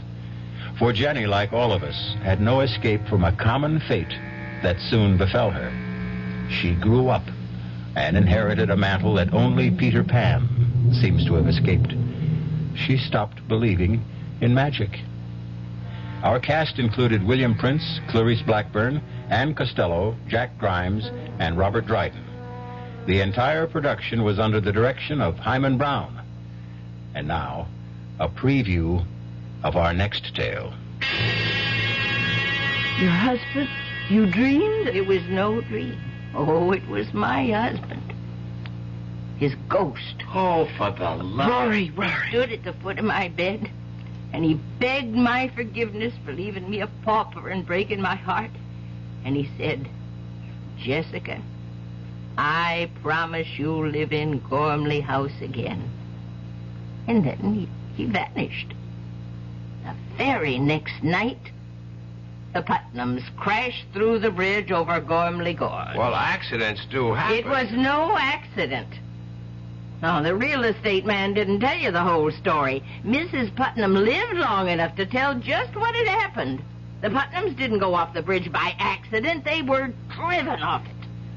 Forced to swerve off it by an oncoming car.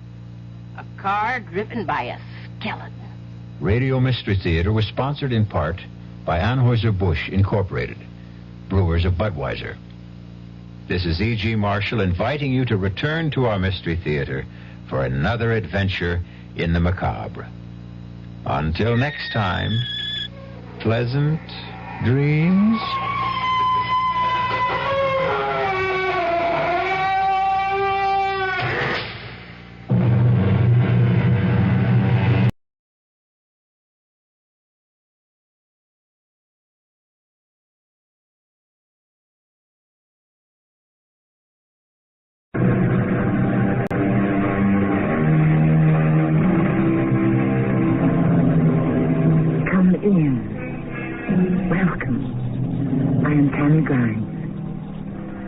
When love dies, so does the loved one, said an ancient philosopher. Some people have taken this literally. When Bluebeard, for example, lost interest in a wife, the poor lady would lose her life. Another dangerous man to be married to was Henry VIII, although he was not nearly as bloodthirsty as most people think. He only killed 2 of his 6 wives. 2 he divorced, 1 died in childbirth, and the last one outlived him. But sometimes the shoe, or we should say the slipper, was on the other foot or leg. There were also some ladies who were quite adept at getting rid of boring husbands and inconvenient lovers. Shall you inspect the accounts, my lord? Why? To report to the king? I'm sure that they're in order. Yes. Well, then why bother? Oh, thank you, my lord. And I would like to give you the usual present for your cooperation. May I choose my own present? Speak. Anything at all. In your household is a woman. One of my slave girls? No. One of my concubines? No. Who, then? Your wife.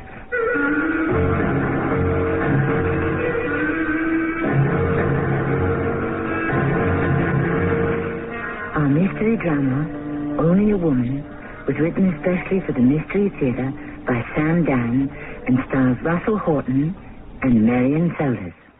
I'll be back shortly with Act One.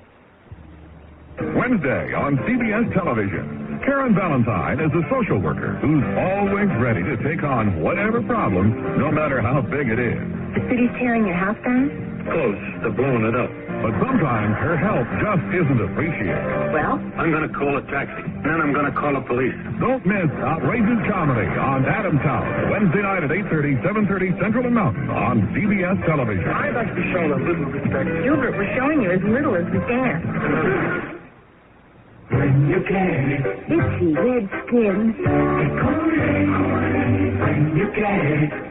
Darn bug. Oh, touch of poison ivy. Cordate gently works with your body's natural defenses. It's all you need for the relief of dermatitis and other minor itches and rashes. Itchy eczema. Read and follow label directions. I'm Lorette Ruthie, Director of Peace Corps. In 60 countries around the world, Peace Corps volunteers are sharing their skills and knowledge with people who really need them. But we need more volunteers, and we need them now. Volunteers are urgently needed in agriculture, math, science, and biology. Call Peace Corps now for more information. 800-424-8580. It's the toughest job you'll ever love. A public service message of this station And Peace Corps. Countdown to Cure. Bill Bixby with a message from the Leukemia Society of America. Leukemia is responsible for the deaths of more children than any other disease, and more adults than children. Research by the Leukemia Society of America has brought us this close to finding a cure, but we need your help to continue the fight. It'll be a happy day when we put an end to this killer. It's a matter of time.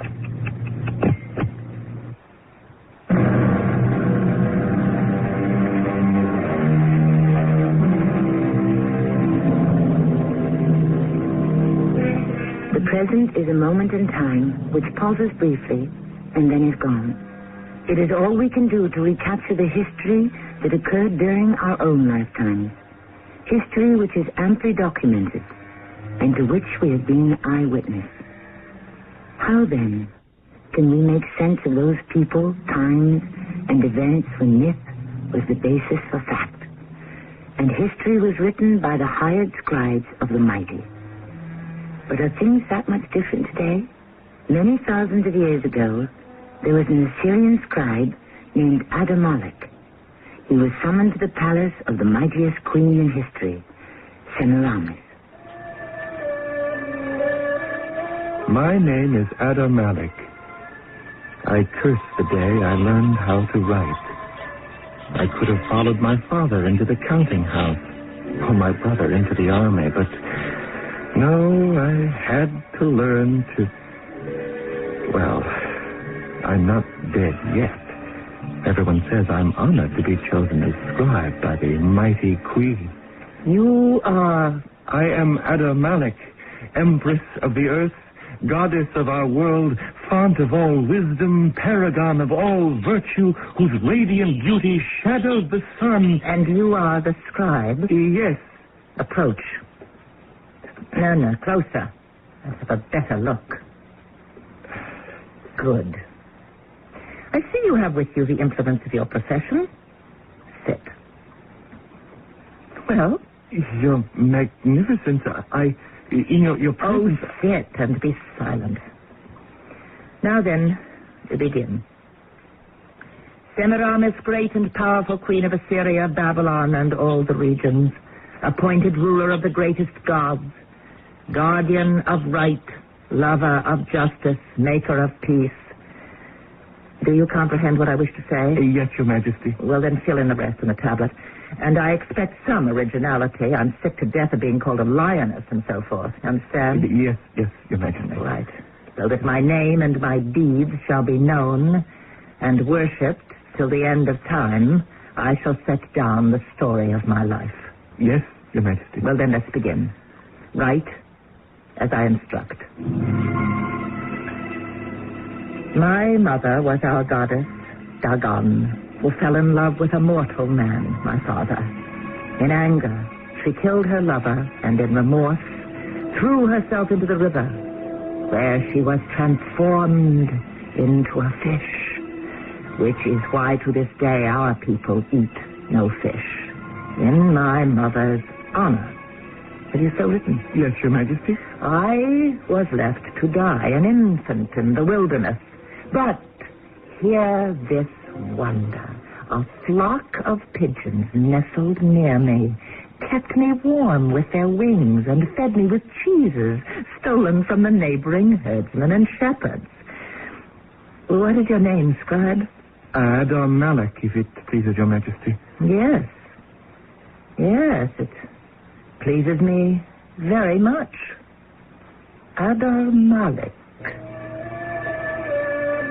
I lowered my head quickly, but I had already seen the soft light in her eyes. That soft light. They'd warned me about it. Later, that soft light would be replaced by one harder and sharper than the keenest blade of steel. Later, after she had taken pleasure from him, she would dismiss her lover with a gift of jewels and money. But, as he stepped outside the palace door, 50 spears were waiting to pierce his chest. And then one day, the shepherds found me, and they brought me to the house of the overseer of the king's flocks and herds, a man named Simma, who first raised me as a daughter, and then took me for his wife. Well, and whom have we here? Who is this vision of beauty and delight? I am Semiramis. Semiramis. Even the name is beautiful. Beloved of the doves. I was raised by the doves. I can well believe it. Do you know who I am? Yes, you are Melanin, superintendent of the king's household. And who are you, my Semiramis? I am not yours, Semiramis. Whose are you? I am the wife of Simma, the overseer of the king's shepherds. But Simma is an old man. He's good to me. Indeed. Come here. Closer. Now, close your eyes. For what reason? Or keep them open. Some ladies kiss one way, some the other. It is the same with men. Which are you? That you must find out for yourself.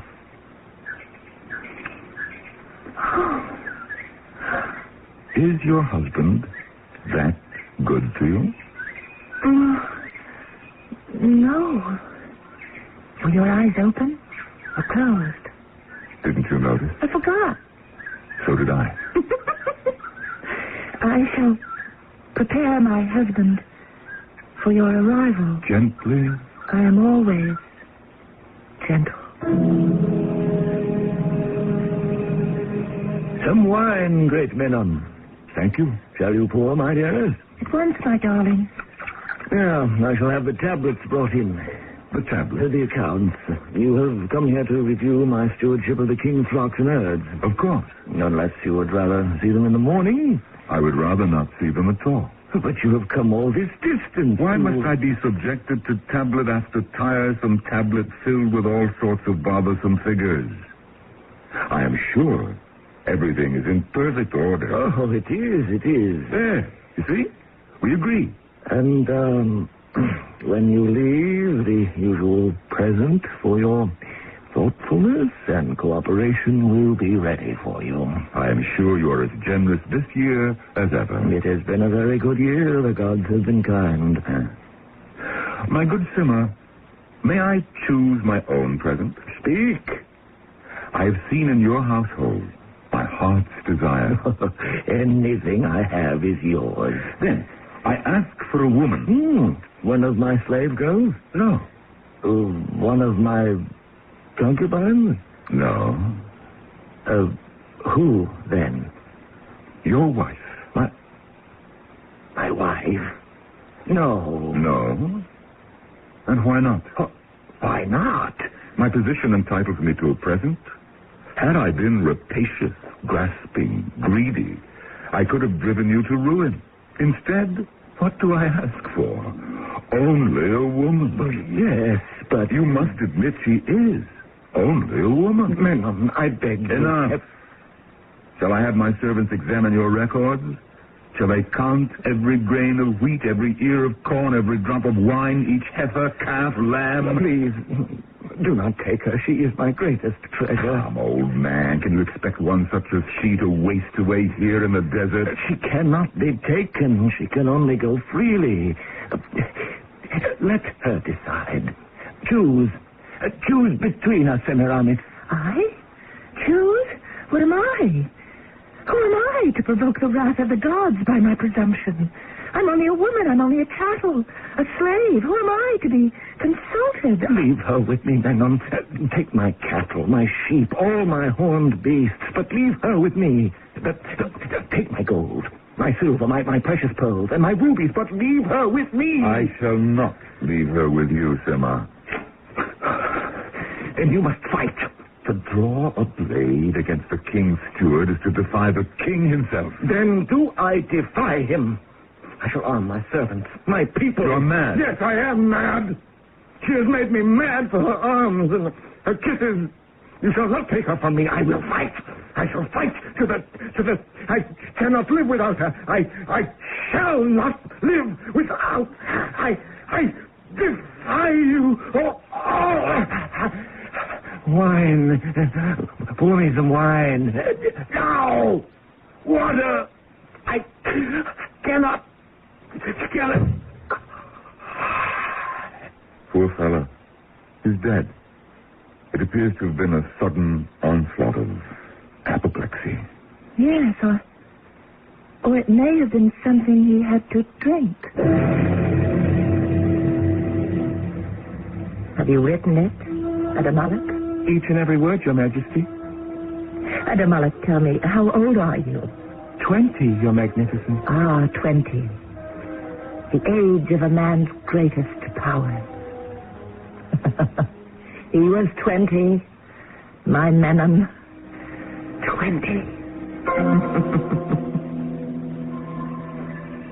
And so, it passed that Menon took me back with him to his luxurious quarters in the royal palace. I had thought I had seen the riches and comforts in the house of Simma. But what had Simma been? A petty minor official. Compared to Menon, Simma had lived on scraps. You will learn to play, my beloved. Oh, yes. I would like that. And to sing, and to dance, and to dress in silks. These are silks. Oh, how soft. How beautiful. I never knew there were such wonders in the world. I never even knew there was a world. Oh, yes. There is a world, a great and marvelous world. In it are many strange men and beasts and riches. This world, it is there for the taking. Yes? And those who are wise and bold will take it. From those who are stupid and cowardly? Therefore, one must learn to become wise and bold. But how can these things be done, Menon? Teach me. I must know. Teach you? Yes. I can see you would make a most successful pupil. Perhaps I should forget the business and keep you shut up in my garden. Why? Well, it happens sometimes that a pupil may better the master. Oh, who could ever hope to excel you in wisdom, Menon? You are the most brilliant of all living men. And besides, I am only a woman. He was wise, that Menard, beyond his years. And all I have learned about the ways of men and women, I've learned from him. But now, let us talk about what occurred during the war against the Bactrians. Menon, my husband, being away at the camp and lonely without me, had brought me to his tent. But we were not permitted to dally for long. The Bactrians attacked, and soon we were giving way. And it was then that I picked up a sword, rushed from the tent, and shouted at the fleeing soldiers. The sight of a woman must have shamed them. For just a moment, they all stood still. Follow me! Follow me to victory! Victory!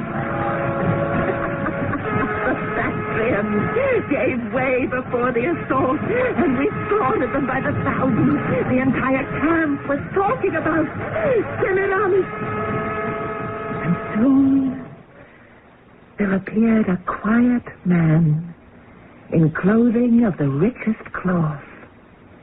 Everyone kneeled. It was King Ninus himself, builder of our great city of Nineveh. Who are Semiramis? Illustrious ruler of the earth, center of the universe. I am Semiramis. Yes. I was told that a warrior goddess appeared at just the right moment to save the day for my army. But you do not look like a goddess of war. No. I would say you look like a goddess of love.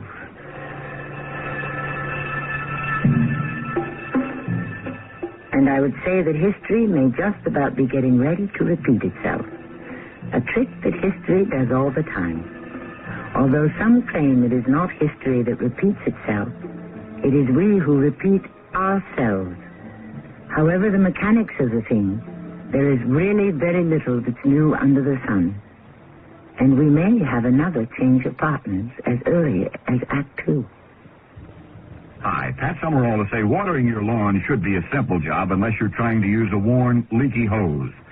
So True Value hardware stores suggest you replace it with one of their dependable quality True Value hoses. If you want one that's lightweight and economical, get their 50-foot vinyl hose for only $288. Or to cover a large area, choose the nylon reinforced 75-foot size. They're just two of the quality True Value garden hoses featured exclusively at participating True Value hardware stores and home centers, where you'll find values in every department. Hotel coupon and discount offers are confusing and limited. That's why the world's largest lodging chain invites you to call Best Western before you call anyone else.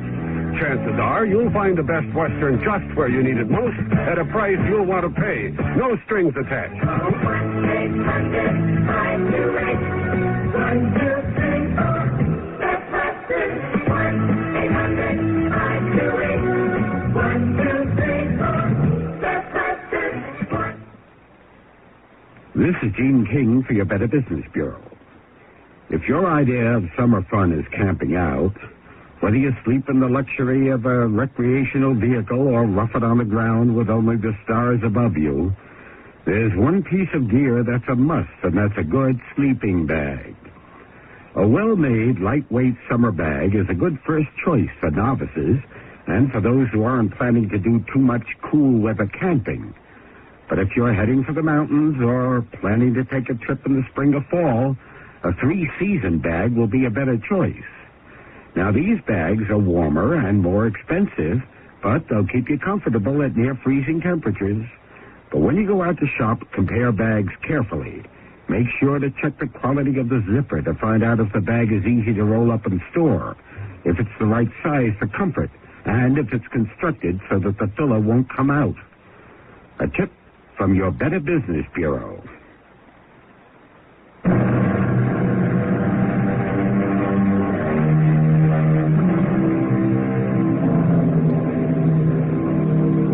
The history of the world is essentially the story of a handful of men and women, movers and shakers and dreamers.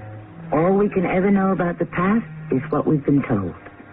Therefore, from a practical point of view, History really belongs to the man or the woman who writes it, or can have it written. More than 3,000 years ago, they say there was a queen named Semiramis. I am Ada Malik, the scribe, and I am not interested in history or posterity. My problem, my serious problem, my only problem, is the amorous passion of my Queen Semiramis. That is, I must not arouse it. For the pattern is established and the custom is set. Pleasure in the night is followed by death in the morning. And thus, my Ada Malik, you will write of the encounter between King Ninus and me. Yes, my queen. What was exact words? Yes, I remember now. He said... Were you sent here by Ishtar herself to grace our camp? Oh, no, illustrious ruler of the universe. I was brought here by my husband. There is a husband. Whom have the gods blessed with such a gift of beauty and delight? Menon. Menon? Superintendent of the mighty king's household. My steward, Menon. He never told me he'd taken a new wife. Oh, no, who can blame the scoundrel? Had I such a mate, I, too, would keep her to myself. Let Menon come forward. Lord of the world. Tell us, where did you find this pearl beyond price? In the desert, illustrious majesty. Impossible. How can there be desert where this divine one walks? The light of her smile makes flowers bloom and sparkling waters spring forth from the rocks. And so after that speech, King Ninus waited. Do you know what he waited for, my Ada Malik? Well, speak. You have a beautiful voice. I'm charmed by it.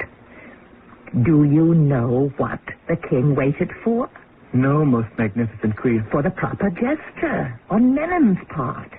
Because you see, little one, when the king gives extravagant praise to one of your possessions, it is the sign that he wants it. Or her. And so Menon was thus obligated to say, Your Majesty, take her. She is yours. But he stood silent and said nothing. And I wondered what Ninus would do. There are kings who would have signaled their spearmen to skewer Menon on the spot. But Ninus was a man of great kindness. And after a few more silent moments, he said, You say you found her in the desert, Menon? Yes, King of Kings.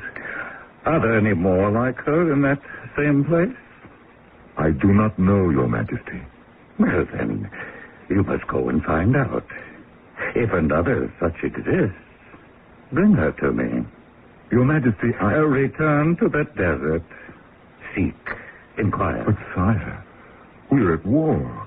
My place is here on the field of battle. Your place is wherever your king may send you. Go. Fortunate Menon. Well, then did King Ninus speak to me as we drank wine together in the magnificent imperial quarter. I have never met anyone like you before. I'm only a woman. You are also a goddess. My mother was a goddess.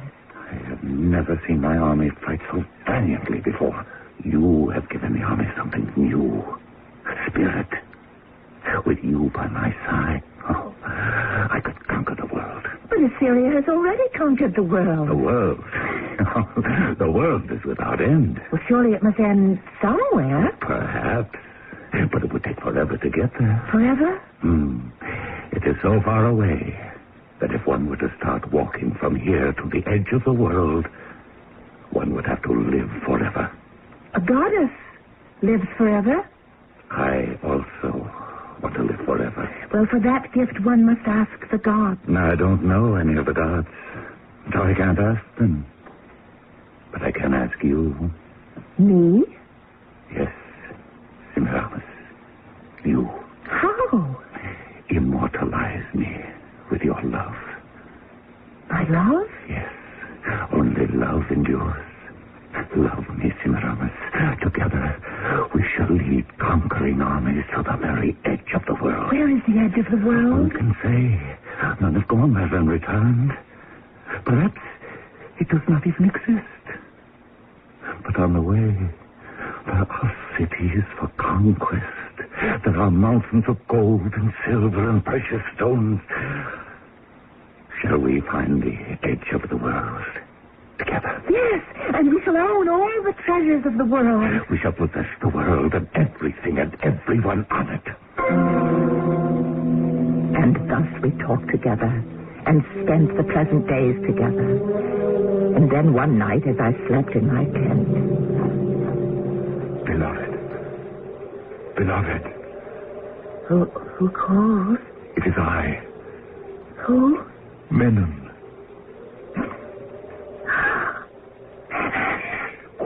Quietly. You've returned. Yes. What news have you for the king? None. Well, then what will you say to us? Nothing. Then why did you... Oh, then surely you understand. He meant for you The king does not know, and he must not know that I have returned. Then why are you here? I have come back for you. Me? The king wants you. He means to have you. He'll take you from me just as I took you from Sima. Surely you understand this. Yes. But you love me, Semiramis. Say you love me. I love you. Then you must come with me. Where? To a place where the king will not be able to find us.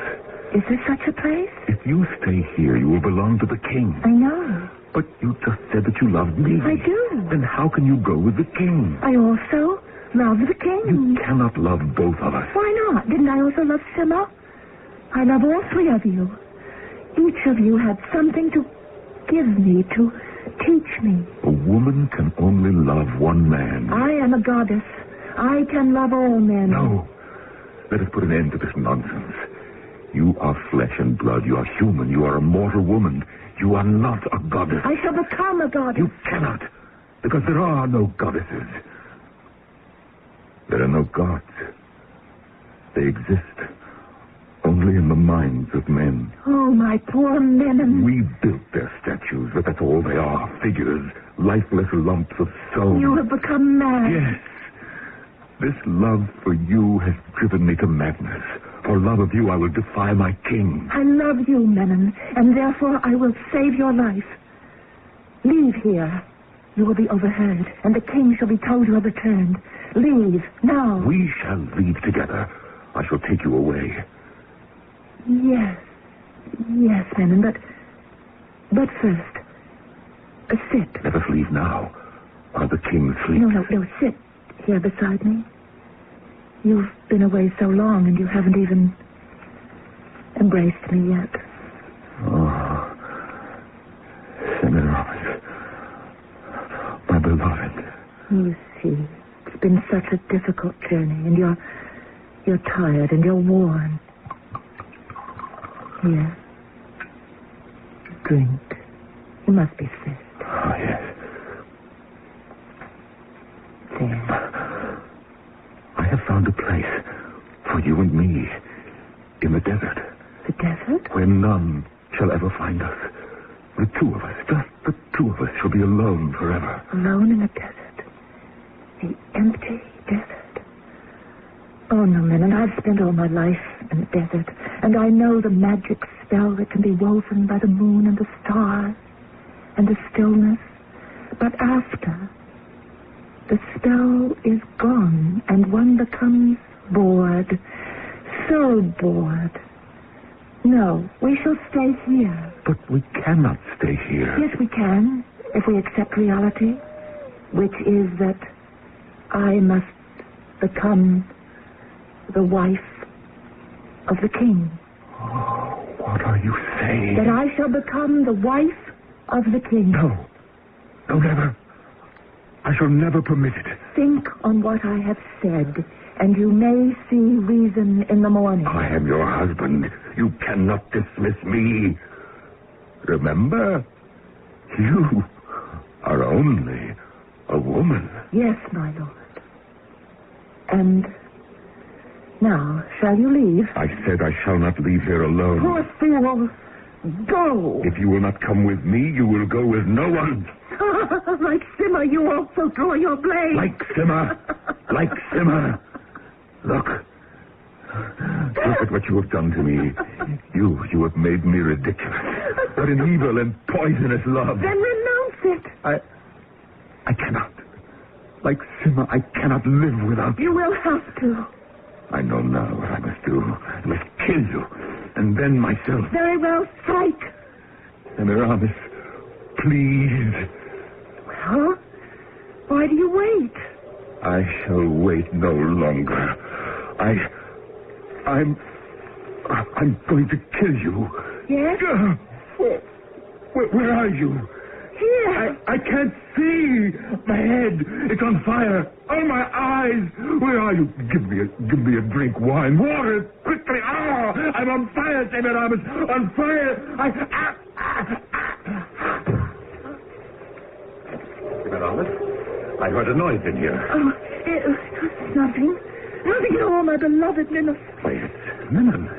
Yes, Lord, it's Menon. He's returned? No, he's gone away. Oh, I see. Poor Menon. Yes, poor Menon. His face is red. There's foam still on his mouth. He must have died of epilepsy. Or it may have been something he had to drink. The literary term for it is déjà vu. It's when you get the feeling you've been there before. And we have. From all indications, we may be going there again. After all, there is a third act. And at the rate this lady goes through lovers, anything and everything can happen. What do doctors recommend to avoid constipation? These days, doctors stress the importance of fiber in the diet. Food fiber that helps the system regulate itself naturally.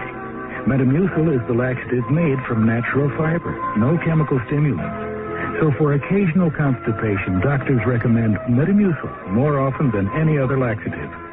Try Metamucil powder or pre-measured packets of Metamucil instant mix, regular or orange flavor. Read label and follow directions.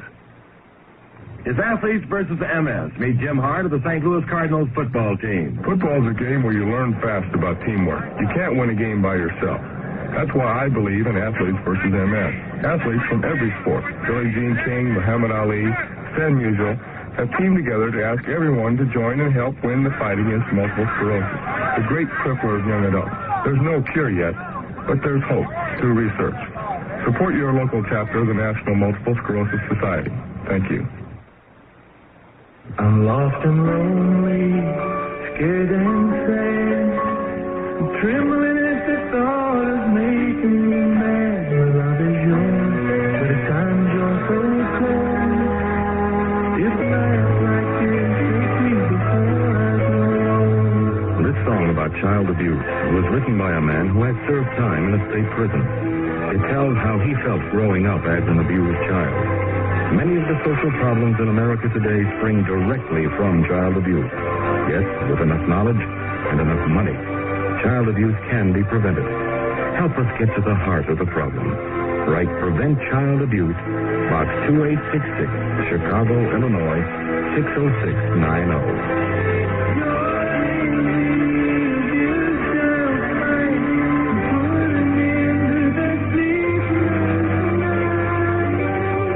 Message of the Ad Council and the National Committee for Prevention of Child Abuse.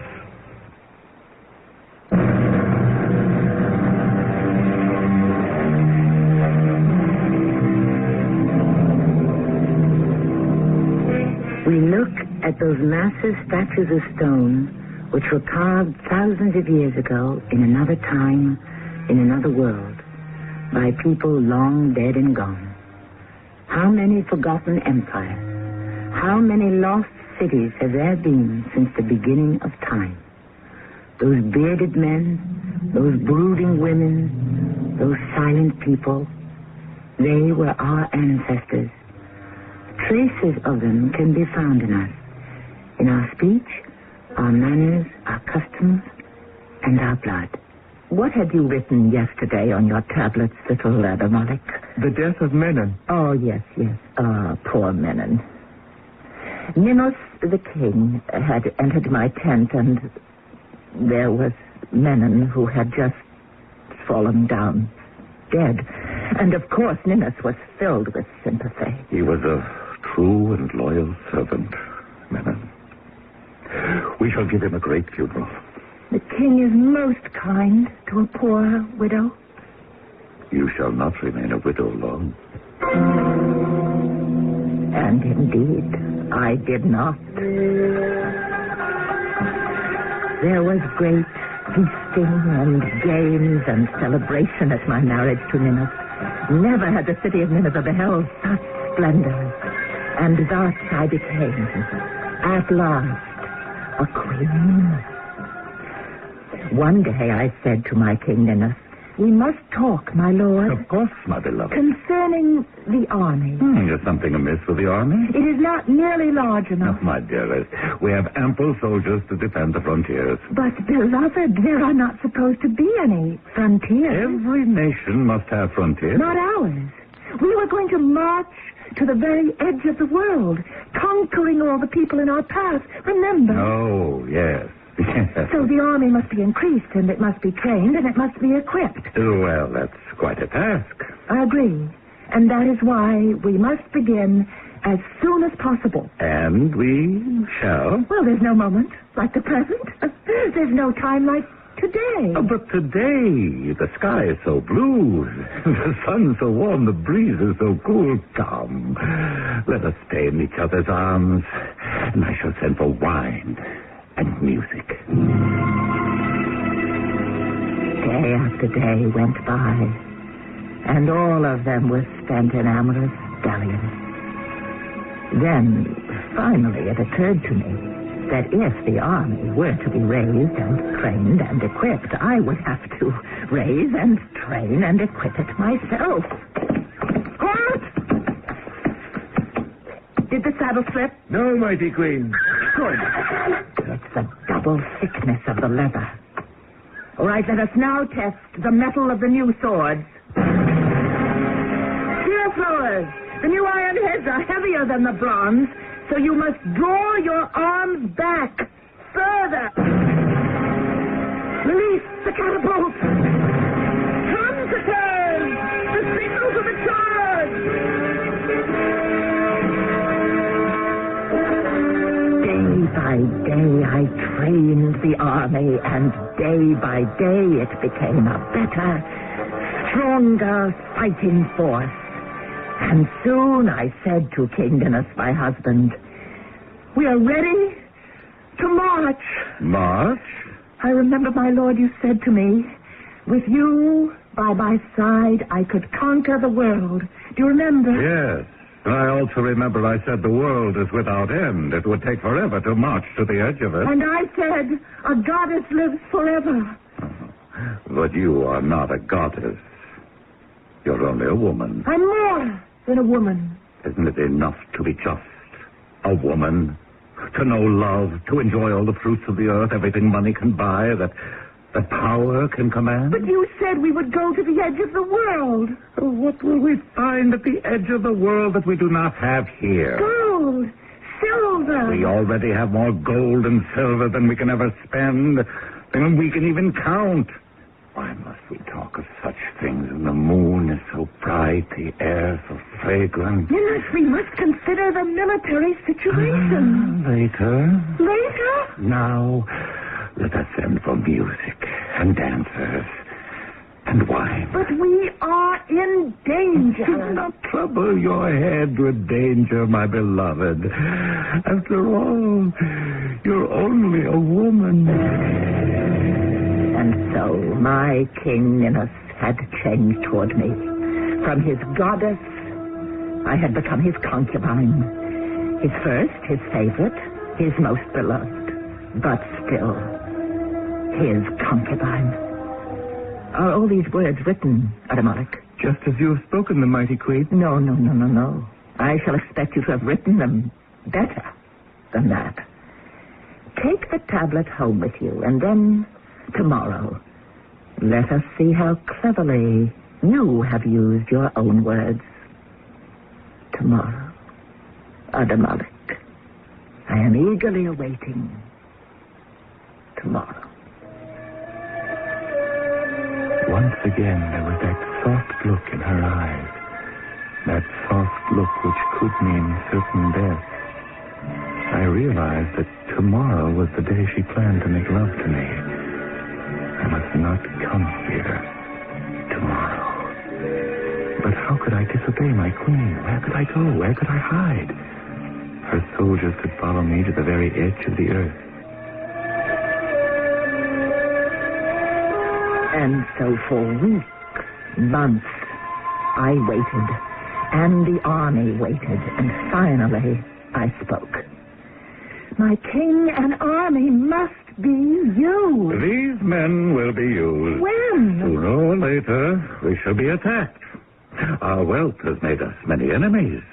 There are the Egyptians to the south, the wild desert tribes all around us, and to the north, new race of marauders who call themselves Greeks. Oh, have no fear. Our army will not go to waste. But we must not wait. And my dearest, I love you. But when we met, we were both victims of illusions. Now I've come to my senses. Oh, you are still haunted by dreams. And I must say it is beginning to make you somewhat tiresome. It was at this very moment that suddenly I saw what had to be done. My position as queen, even my life, depended on it.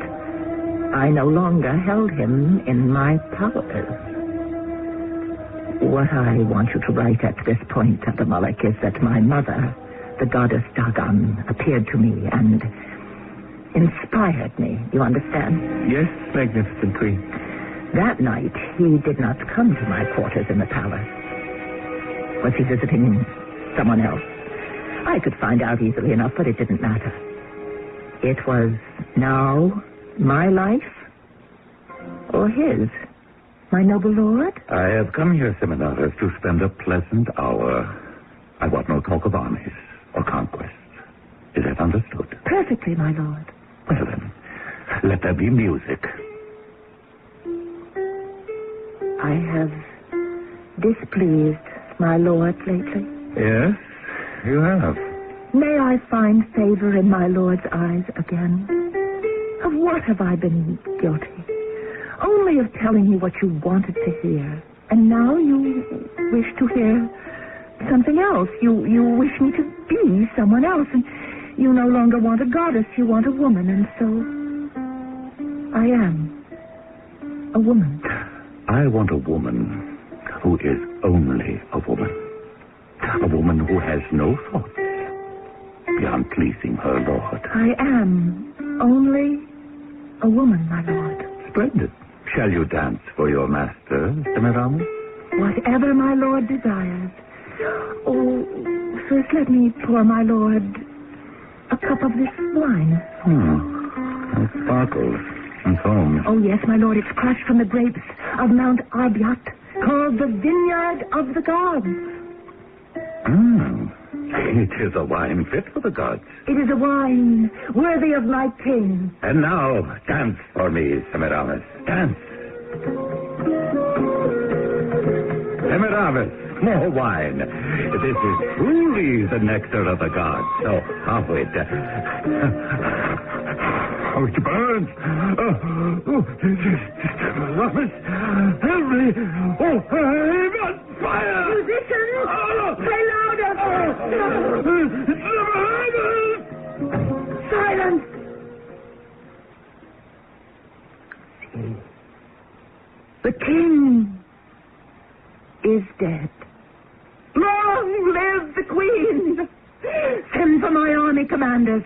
Send for the priests to read the favorable omens. We shall march to the edge of the earth. I shall conquer the world. And all the world belongs to me. The world of deserts and mountains and fertile plains. the beasts of the field and the fruits and the people. All are mine. One thing alone is missing, and do you know what it is, little Adamalik? No, magnificent queen. Must you always look at me as your queen? Is it possible that you don't see me as a woman? Say something, Adamalik. Your Majesty... No, not Majesty, but Semiramis. Say Semiramis. Semiramis. How beautiful is the sound of my name in your mouth. Look at me, Adamalik, look at me. I am the mistress of the earth, but beckon to me, beloved Adamalik, and I will come to you. Command me. You need only whisper. I see the light, the soft light. It glows in her eyes, and I know now what fire raced through the veins of Simad, Menon, and Minas, and so many others. To love her is to die. I should turn away, I should run for my life, but I cannot move. I look into her eyes. I am lost in those eyes. Tell me to come to you, Adamalik. And outside the door, the executioner waits. Or perhaps it shall be the poison cup. But those eyes... Tell me to come to you, beloved. Tell me to come to you. Come to me, Semiramis. Come to me.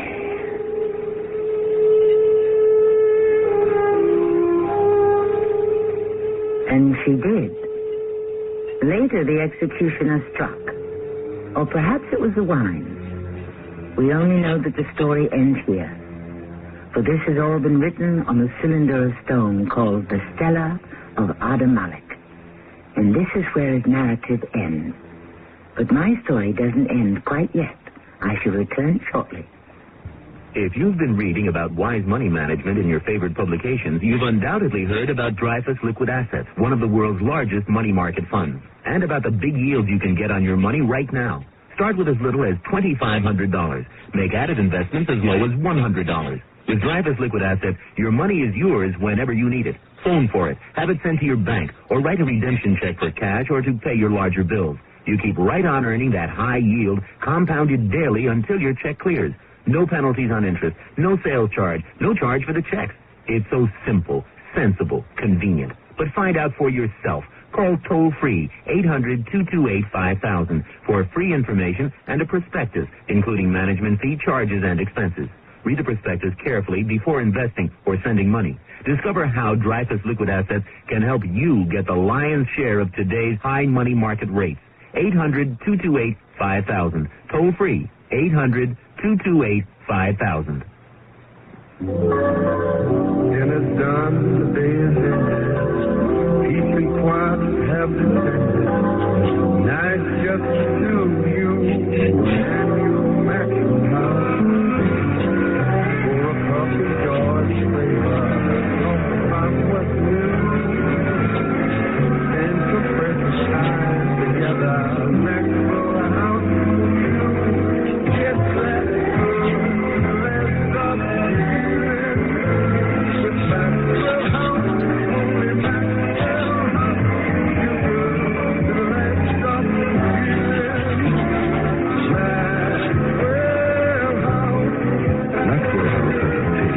of feeling that no other coffee can give you.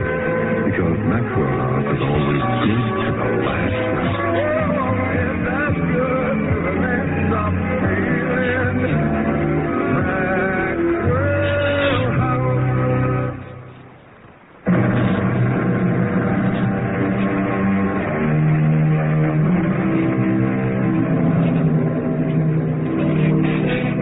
Whenever we dramatize an historical event, the question is bound to arise. Is it true? Usually, and surprisingly enough, there is considerable truth. There was an ancient queen named Semiramis. She had many husbands and lovers, and all of them came to grief. She conquered most of the world that was known in those times. And what happened to her? It is said that her son, whose father was the King Minos of our story, plotted to overthrow her. Some say she was killed. Others say she was turned into a pigeon. Whatever the facts, that was the end of her. Our cast included Russell Horton, Marion Seldes, Norman Rose, and Ray Owens. The entire production was under the direction of Hyman Brown. This is Tammy Grimes, inviting you to return to our Mystery Theater for another adventure in the macabre. Until next time.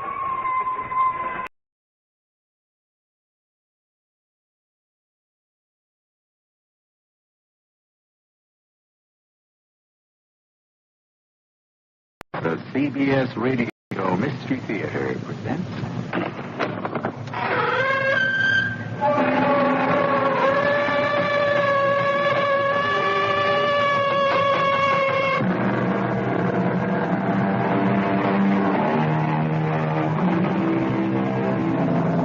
Come in.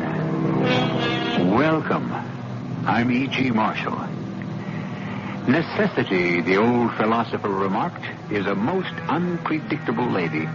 She inspires some of us to become inventors and thus acquire fame and fortune. She also drives some of us to make bad bargains and thus acquire misery and debt. And how are you to know what necessity will do with you?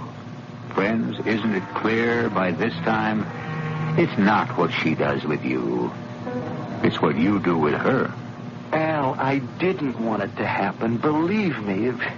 Look, I'm willing to make it up to you. You don't have to. I'm prepared to propose another course of action. Anything you say, Al, anything. Just tell me what I have to do. You don't have to do anything. Just stand there. And don't move. Al? Don't spoil my aim.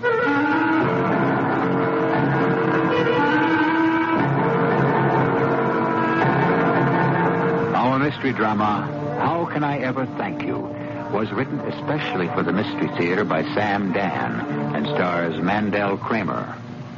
It is sponsored in part by True Value Hardware Stores. I'll be back shortly with Act One.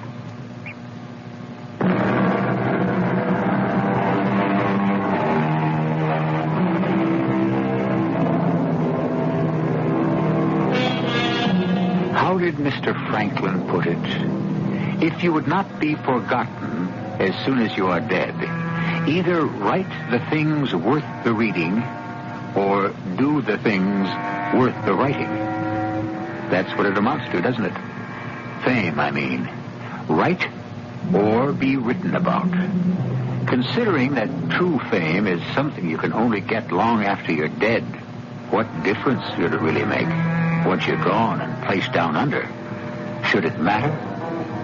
Evidently it does, to a great many people. Mr. Barraclough, you simply must talk to me.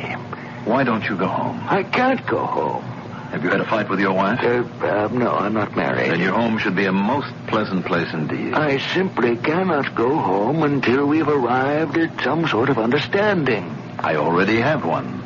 I am not going to speak to you. And hopefully you are not going to speak to me. But you have to speak to me. I'm your attorney. But I did not engage you. I was appointed by the court. Then go speak to the judge. Mr. Barraclough, please try to understand my situation. Mr. Jaggers, I couldn't care less about your situation. The eyes of the country, yes, even the world, will be on this trial. And, of course, on me. I understand. Now, you are going to make me look like a fool. Why? Oh, because you refuse to allow me to present a defense. That isn't true. Present any sort of defense you like. I only ask you not to involve me in it. Well, how can I defend you without involving you? There does seem to be a difficulty there. You'll have to get around it as best you can. Mr. Barraclough, I have to tell the ladies and gentlemen of the jury exactly why you killed Malcolm Tinsley. But I did not. kill Malcolm Tinsley. That's why we have to work up a defense. Mr. Jaggers, this discussion is beginning to bore me. Your life is at stake. They haven't abolished the death penalty. You can still get the chair. Now, think about that. Mr. Jaggers, I am compelled to stay in this small, cramped, uncomfortable cell which is lacking in all but the barest amenities. But you, sir, are free to depart at any time. As I was saying, even if you don't get the chair, you'll get life. 25 years, which is just about the same thing for all practical purposes. All that time in a place like this, it amounts to death. A living death. Poor Mr. Jaggers. Mr. Barraclough, I don't know. I couldn't even hope to guess what your game is. But believe me, whatever it is, it isn't going to work. Game? Is that what he thinks it is? I really shouldn't be so hard on him. What can he do? He's a lawyer. He's a victim of his education and his experience. So many of us are. We're the prisoners of our own philosophy. Why did you kill Tinsley? Was it because of Margaret? The prosecutor will state that was the motivating factor. Margaret. You know what I'd like? A glass of champagne. Well, there isn't any, so you might just as well go to bed. Now, if you really loved me, you come and buy me some. At this hour? What's wrong with this hour? You know who'd go out and buy me a bottle of champagne right now? Malcolm Tinsley. The stores are closed. It's just an excuse. No, it's a law. They can't stay open past midnight. There are ways. When there's a will, there's a way. Or is it when there's a will, there's a motive? That's the title of Malcolm's latest book. Or is it the theme of the book? Malcolm's books do not have themes. Oh, that was a low blow. A low and jealous blow. Jealous? Why should I be jealous of Malcolm? Well, for one thing, he's got $1 million. Maybe $2 million. I wouldn't doubt it. When you sell out to the Philistines, you get a good price. Oh, let's not start that. I feel too good. I had such a marvelous time at the party. Margaret, I suggest that we end this discussion since you show unmistakable signs of intoxication. In other words, I'm drunk. If that's how you would have it. Yes, that's how I would have it. I'm drunk. I'm drunk with happiness and drunk with joy. I still think you should get to bed. I want another glass of champagne, and I want another dance with Malcolm. But Margaret, I don't have time to listen to any more of this nonsense. I have work to do in the morning. Now, good night. Am I to understand you're not going to get me some champagne? There isn't any. Good night, Margaret.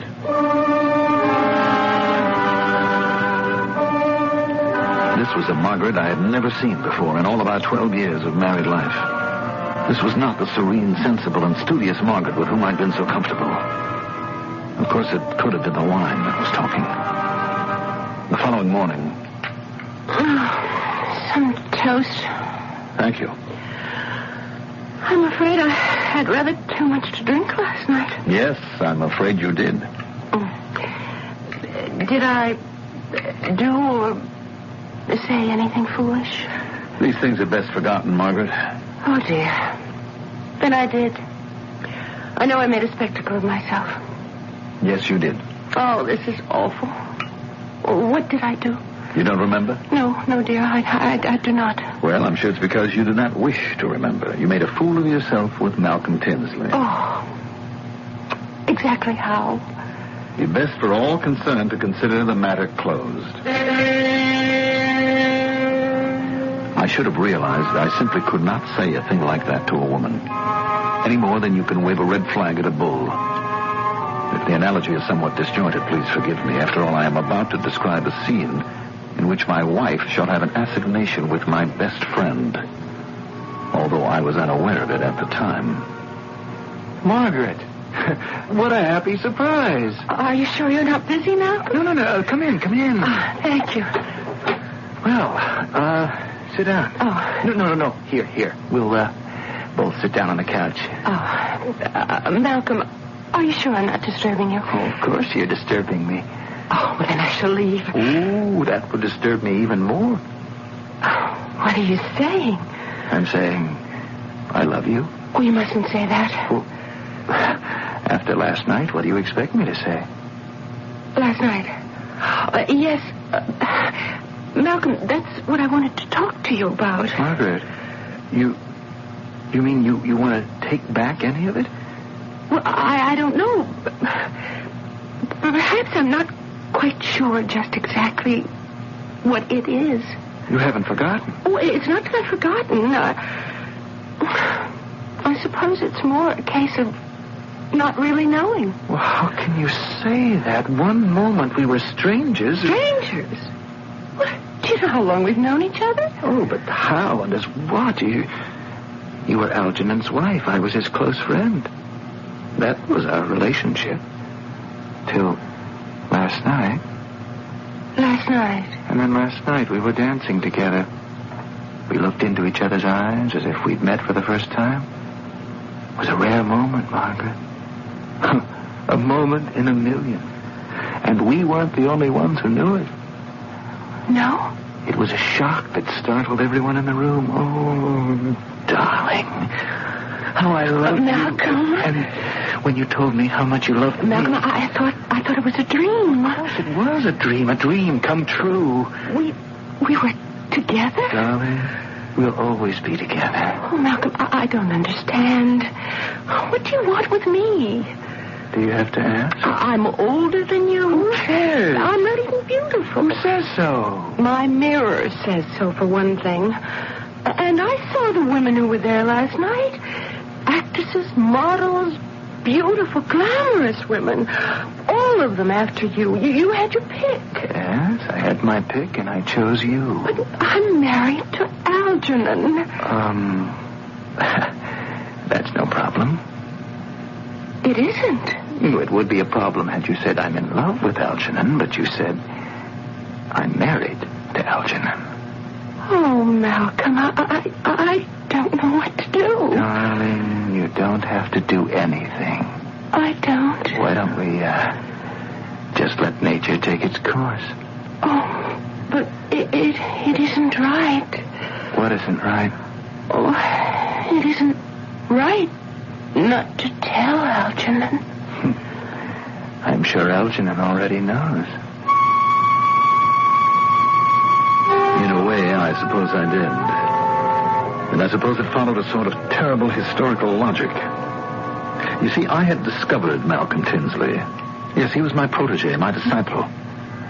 I'd already published my 10th novel. I was famous. So I befriended a poor, struggling, starving writer. Please, tell me the truth, Mr. Barraclough. What do you really think of it? I think it shows promise. Oh. Is that all? My dear young fellow, isn't that enough? I think you can become a major novelist one day, provided... Provided what? Provided that you don't go astray. Now, for the practicalities. Why hasn't this manuscript been published? Oh, everybody turned it down. Everybody? Yes, I've taken it to every publisher. I see. Well, you went about it the wrong way. I did? Certainly. You submitted a brand new work by an unknown author. What you were asking a publisher to do was to go out on a limb and make a judgment. I suppose so. I shall take this novel to my own publisher. But he's already seen it. No, he hasn't. It was turned over, most likely, to some practically nameless reader whose job it is to send back all unsolicited manuscripts. But I shall bring this to Jefferson Winslow himself. Oh, Mr. Barraclough. I shall say, Jeff, here is your opportunity to discover a great unknown novelist. Oh, gosh, I can hardly believe this is happening to me. Well, believe it. Believe it. Why not? It was just that woman. There's so little kindness and genuine encouragement in this world. No, there's quite a bit. You just have to meet up with it, I suppose. Well, you would do this for me? Well, what is it, after all? Just a word to a man that I've known for a long time? He respects my judgment, and I know this is a fine book. Sir, I'll never forget what you've done for me. I promise you. Beware of making promises you may be unable to keep. Oh, you don't know what it is to be poor and unknown. I don't? How can I ever thank you? How?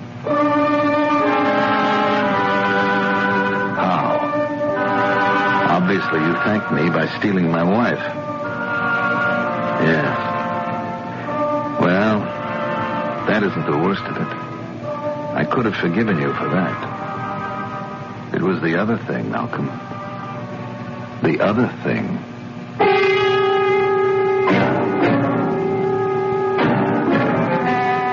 One might imagine that stealing a man's wife would be the ultimate. But it seems there's another thing even worse. What can that be?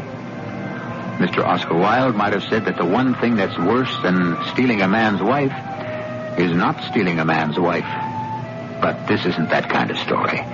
We shall consider the other thing shortly in Act 2.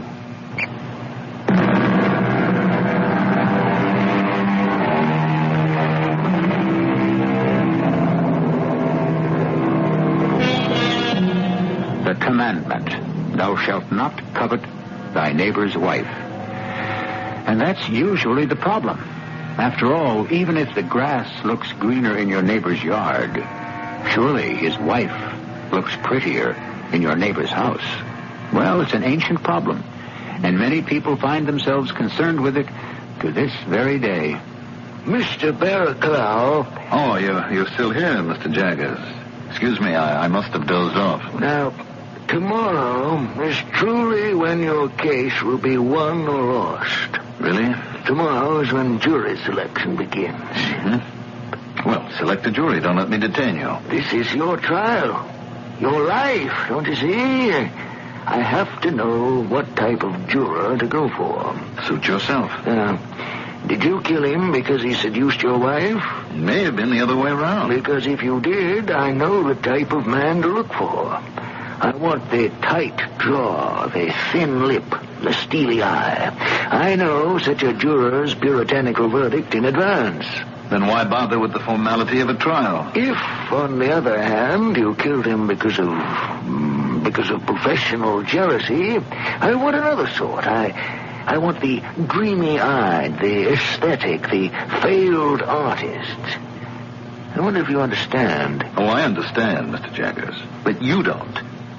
Everything falls apart because I did not kill Malcolm Tinsley. Well, you were seen to enter his apartment. The two of you were there for some time. You left. He was dead. Now, please. Very well. Have it your way. No. Let's have it your way. Now, you say you didn't kill him. Yes.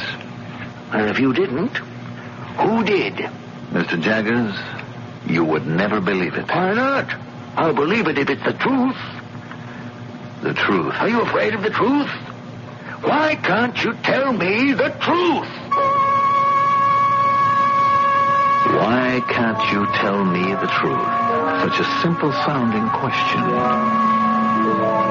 I should have known the truth. Way back, early on. I brought Malcolm Tinsley's manuscript to Jeff Winslow. Why did I fail to read the signs? Definitely, yes. And he's only 26, you see. Well, that's fantastic. He shows every sign of becoming the foremost American man of letters. The foremost, Jeff? Well, of his generation. Well, he's a member of my generation, Jeff. The younger half of it, but my generation for all that. Yeah, he's got a long way to go before he could be considered in your class. He doesn't have your depth, but he is certainly a marketable and profitable writer. Yes, that was a sign I should have read, a cue I should have picked up, a clue I should have recognized. But I didn't. And when his first book started coming out in such a cascade, yes, cascade, how else could I describe such a roaring, raging stream? There was another sign, closer to home. Some wine? No, I don't think so. But this is your favorite. No, I'm starting my new novel. I want my head clear. Oh. I didn't know you were ready to begin so soon. I'm going to do some preliminary character sketches tonight.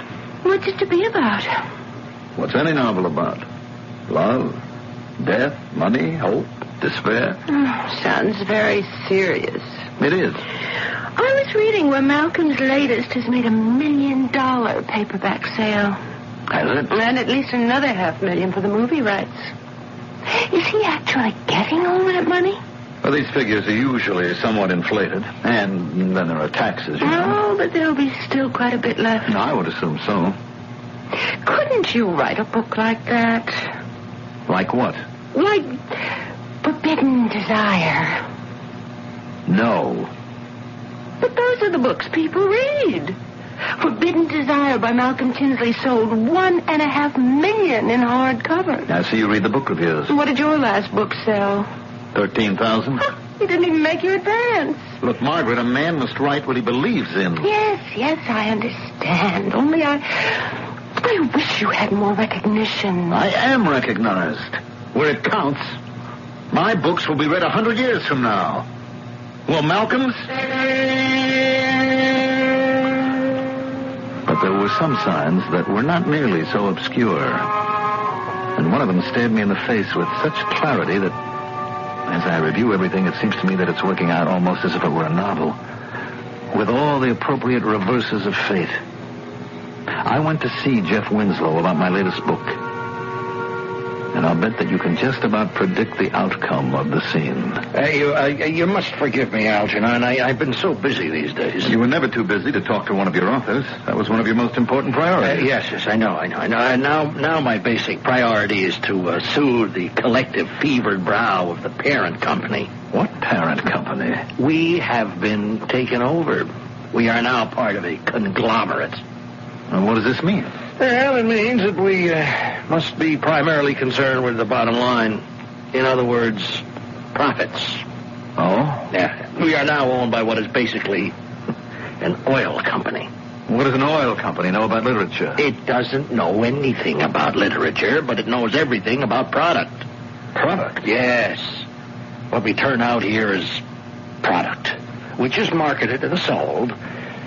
And this gets us to your latest novel. Yes, I brought it in early so we could get a spring publication date. Yeah, Algernon, look, we can't publish it. What? Oh, no, wait. We could discuss this thing for days. I mean, even weeks. But the basic fact, the bottom line is we can't publish it. You don't like it, Jeff? Oh, no, I like it. I like it. It isn't that. It just won't sell. The truth is, Algernon, none of your books really sell. Well, they've made money? Yes, it's a modest profit, yes. But today that isn't enough. You need a blockbuster. What happened to the Jefferson Winslow who used to publish a book because he believed in it? Yeah. He went broke. Well, why don't you write something like Malcolm Tinsley, and I can arrange for a very nice advance. Goodbye, Jeff. No, just don't walk out like that. I'd better, while we're still friends. Of course, all that was bad enough. But in a sense, it was to be expected. So many times, the disciple outstrips the master. The changing of rules is not only a feature of literature, but also a fact of history. Sometimes the erstwhile disciple kills the master with cruelty, and sometimes he kills him with kindness, as Malcolm Tinsley did to me. Algernon, I thought I'd find you here. Are you looking for me? Margaret told me. Margaret? You talk about me when you're together? Al, neither of us could help ourselves. Seems to me I've read that line in every one of your books. Look, let's talk about something that's really important. You and Jeff Winslow. And why would that be important? I understand he doesn't want to publish your latest. Well, I am not going to let him get away with it. Oh? If it weren't for you, I might never have made it. You had patience with a young, unknown stranger. You read my manuscript. You brought it to your publisher, remember? Oh, yeah. He published it because you told him to. You were strong enough to tell him to. And at the time, I asked, how could I ever thank you? Well, now I know how. I'll do the same for you. The same? Yes. This time I'll bring a manuscript to that very same publisher, and I'll say, publish it, Jeff.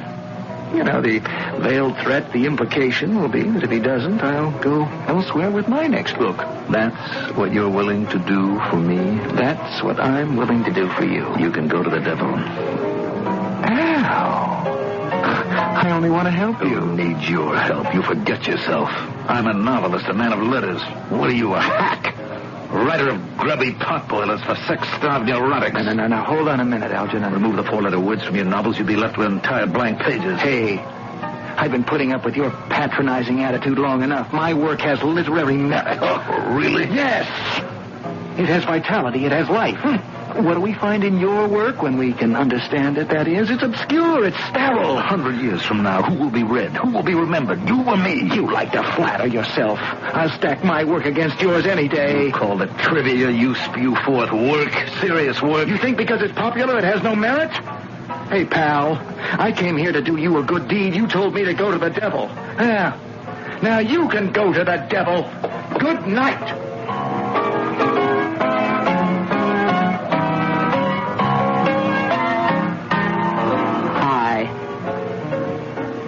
I said hi. I heard you. So? Hi again? I don't wish to be impolite, but I am not looking for company. I know. So if you'll excuse me. He's gone, but you stayed. Therefore, I would assume you're the one who wants me. My good woman. Oh, no. You mustn't call me that. Anything but that. I would appreciate it if you would let me alone. Now, I'm sure there are other gentlemen in the establishment who would be glad of your company. We really should cut through this nonsense. What happened was this. You told him to go to the devil. He didn't. He told you to go to the devil. And obviously, you did. What? What are you saying? When you say to someone, go to the devil, just what do you think happens? What do I... Look, what are you trying to tell me? If it should so happen that the person really wants to go to the devil, then your command has struck a sympathetic chord. Do you follow this? No. I think you do. And so this coincidence becomes a reality, and you literally do go to the devil. What devil? How many are there? The famous devil of song, story, and legend. How do you do? What do you mean, how do you do? I am the devil. Well, why are you staring at me like that? Well, I must say this is the most interesting approach I've ever encountered in all my life. You don't believe I'm the devil? Oh, madam, I don't know what your game is, nor do I care. You, sir, are a male chauvinist. If I were a man with a mustache and horns and a tail, you'd have no trouble believing me. Well, you must admit... What must I admit? Who says the devil has to be what you have chosen to picture?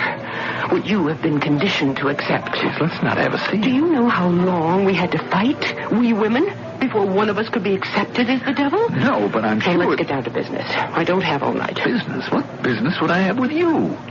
Assuming you're the devil. I am the devil. And you have business with me. Well, I can't think of any. You came to me, didn't you? No. You came to me. I came to you because you wanted me. Now, tell me. Why do you want me? But I don't want you. That's a lie. It's the truth. Is it? Think what it is that you want. What it is that you want so badly, you'd give your soul for it.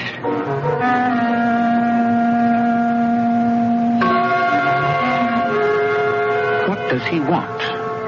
You've known Mr. Algernon Barraclough for a while now. What does he want above all? Revenge? Possibly. But in what form? We know Mr. Barraclough is an extremely complicated human being, so therefore we cannot have a simple answer to the questions, which shall, of course, be answered in Act 3.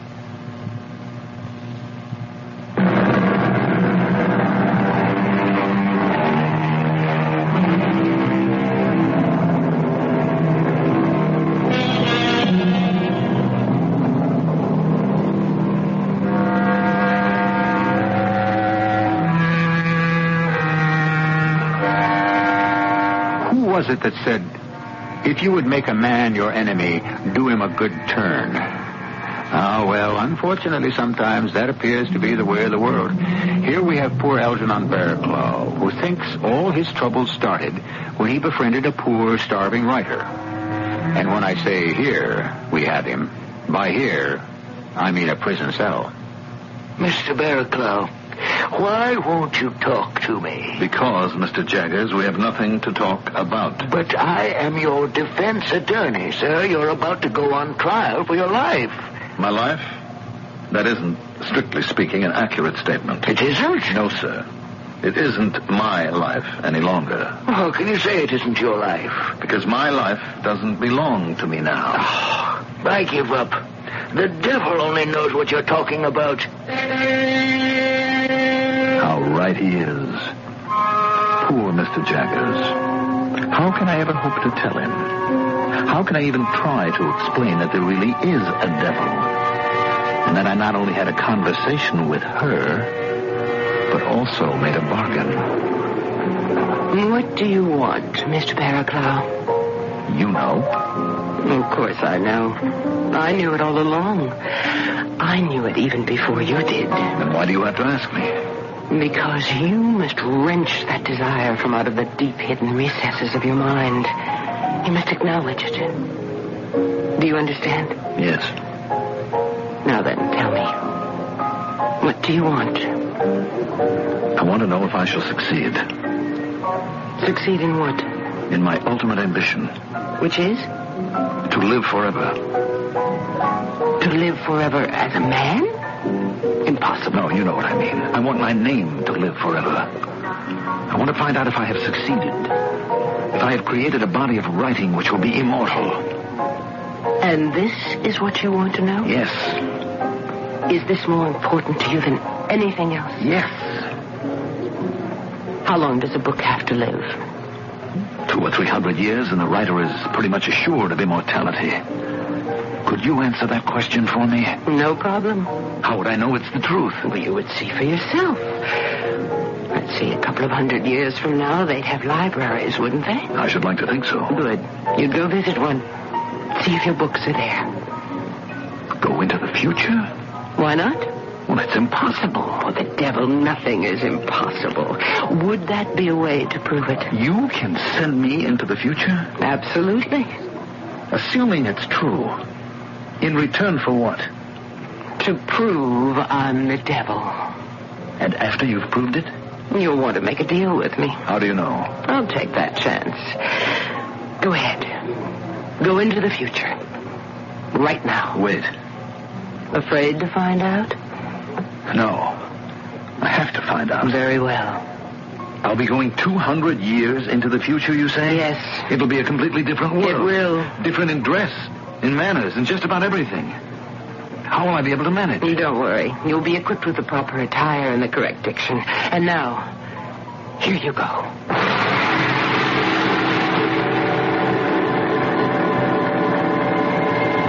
And I went. I really don't know how to describe the trip, if indeed it was a trip.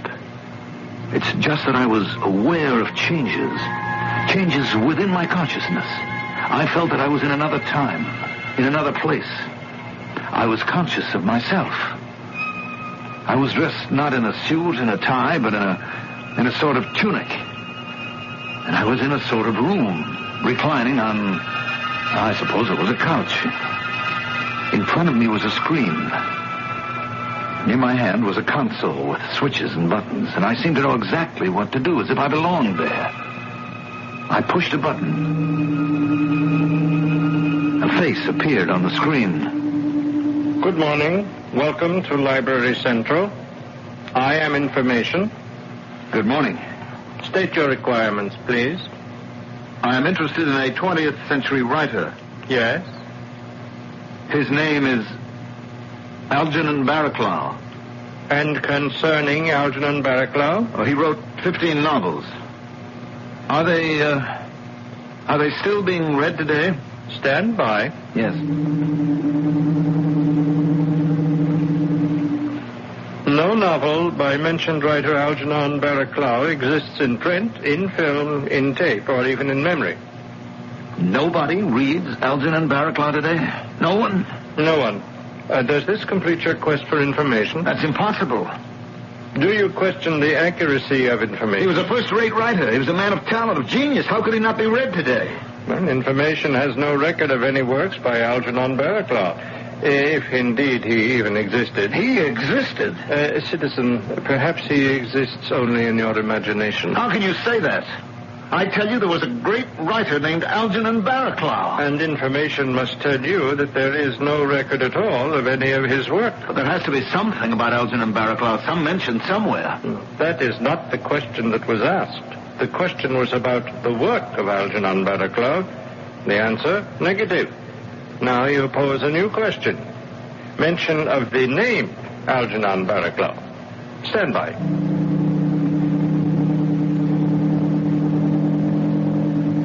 The name Algernon Barraclough has been recorded for history. I told you. In passing. Passing? Yes, in connection with the celebrated Malcolm Tinsley. What are you saying? Reference is made, in passing, to one Algernon Barraclough who is credited with helping Malcolm Tinsley. Malcolm Tinsley? What about Malcolm Tinsley? Stand by. Yes, Malcolm Tinsley, the most celebrated writer of the 20th century. That's a lie. You persist in challenging information. Go on. Go on. I might as well hear the rest of it. Malcolm Tinsley published his first novel in 1970. For the next 15 years, he wrote lurid stories of violence and explicit sex. There, I knew it. That's what he's famous for. Well, he can have it. However, in the late 1980s, he suddenly changed direction. He began to create serious works of substantial literary merit. That can't be true. He became the literary giant of his time, towering above all his contemporaries. Stop. I don't want to hear anymore. I don't want to know anymore.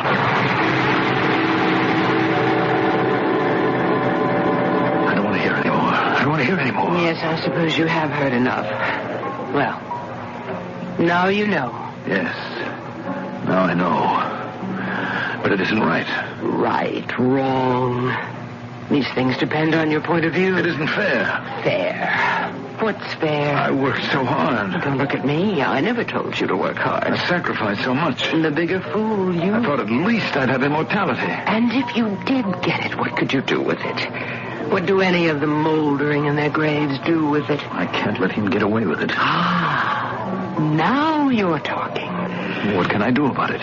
May I offer my services? What can you do about it? He became a serious writer because of work published after the late 1980s. Yes. The late 1980s are still in the future. Oh. Kill him. Change the course of his life. I couldn't do that. I understand. And that's why you need me. I'll see to it that it gets done. But what? Do you want him to achieve immortality? Never. Well, the only way to stop him is, you know. Yes. But you can't do it yourself. No. Well, then? He doesn't deserve it. No, he has to be stopped. I want him stopped. How badly? I'd give anything in the world. Including your soul? Yes, I'd sell my soul. Do you know what that means? To sell your soul. It means you become one of us. One of our people. You are subject to call at our convenience. Call? Does that mean I die? Oh, your body is unimportant. It is to me. It won't be where you're going. Where am I going? Hell. What's it like? A place that's filled with people like yourself. How soon afterward will I die? That depends. Just as soon as we can arrange to have it happen in a neat and orderly fashion. How is that going to work? Logically. You'll understand when the proper time comes. Meanwhile, you must have your value received. Malcolm Tinsley must not live to write his great works. Go and visit Mr. Tinsley tonight. Do I have to? Oh, yes. But we're not on speaking terms. Telephone him. I wouldn't know what to say to him. I'll tell you what to say to him. You will? Certainly. From now on, every word you speak is a word I shall put into your mouth. After all, you belong to me.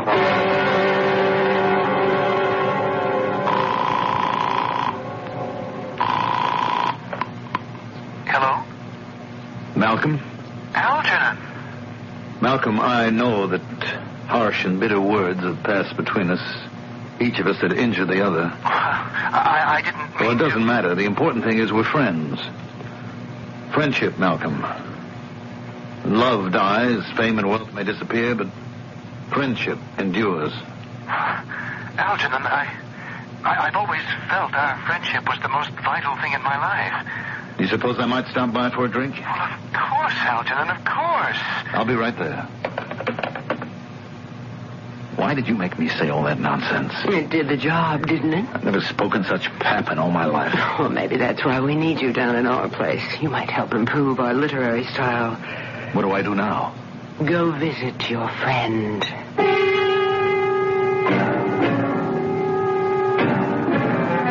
Which is exactly what I did. When I arrived there, I rang the bell. No one answered. Then I noticed the door was open. So I walked in. And there he was. Lying on the floor, there was blood oozing from his chest. His shirt was covered with a stain that kept growing larger and darker. He had just been stabbed. You could see the knife still sticking in the wound. I called the police like a good citizen. He was dead when you arrived, you say? Yes, Captain.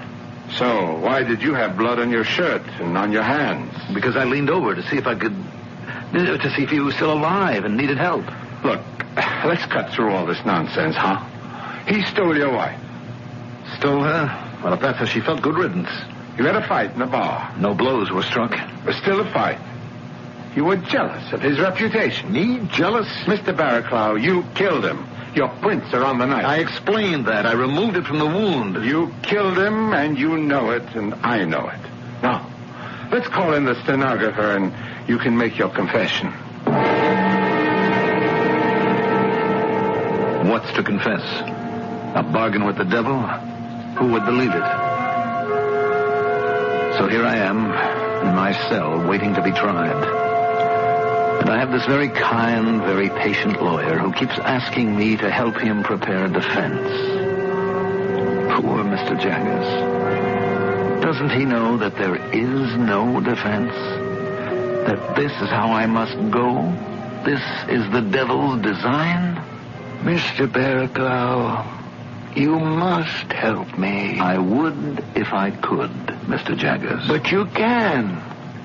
Just tell me what happened. I know the case looks stacked against you, but I'm a good lawyer.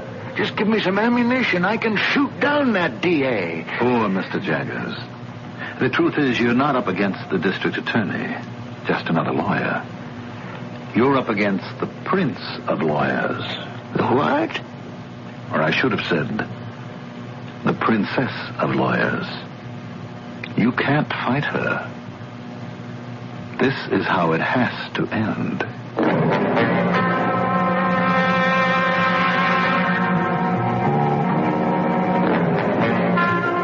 All we know is what Mr. Algernon Barraclough has seen fit to tell us.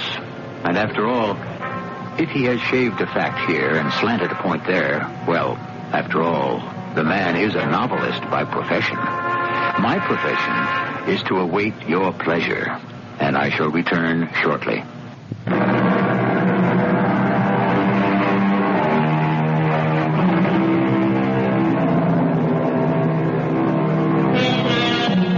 It's a story almost as old as the world itself, this business of selling one's soul to the devil. And yet, it is endlessly fascinating. Perhaps it's because it happens so often. So many people make the bargain, and so many more would if they were offered the chance.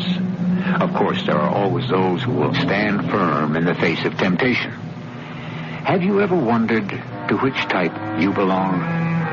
Or have you already found out the hard way? Our cast included Mandel Kramer, Russell Horton, Earl Hammond, and Joyce Gordon.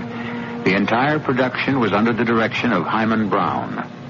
This is E.G. Marshall inviting you to return to our Mystery Theater for another adventure in the macabre. Until next time, pleasant dreams. Herber's, your hometown camera shop at 608 Green in Champaign's Campus Town, has presented the WDWS CBS Radio Mystery Theater. Join us again soon as Herber's again presents our voyage into some of life's great mysteries. Good night. And now, Mystery Theater.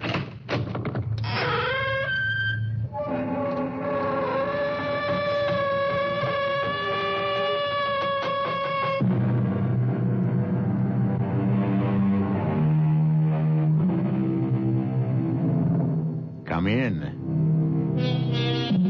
Welcome. I'm E.G. Marshall. Most people look upon their own everyday lives as being routine, without much excitement. But that shouldn't stop anyone from having an active imagination. This is why we make our escape from the humdrum with stories of adventure, mystery, and murder. Another mental activity most people enjoy is fitting together the pieces of a puzzle. The stranger the shapes, the more challenging that puzzle becomes. Our present puzzle concerns a young man who is called upon to use all his wits in figuring out the whereabouts of a string of deadly pearls.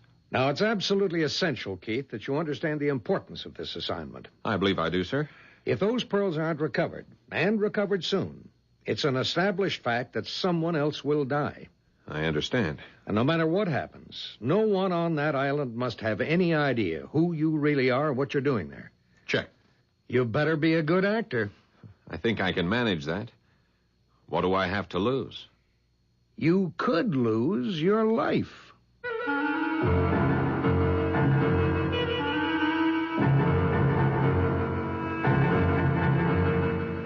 Our mystery drama, The Deadly Pearls, was written especially for the Mystery Theater by Elizabeth Pennell and stars Paul Hecht and Kate Reed.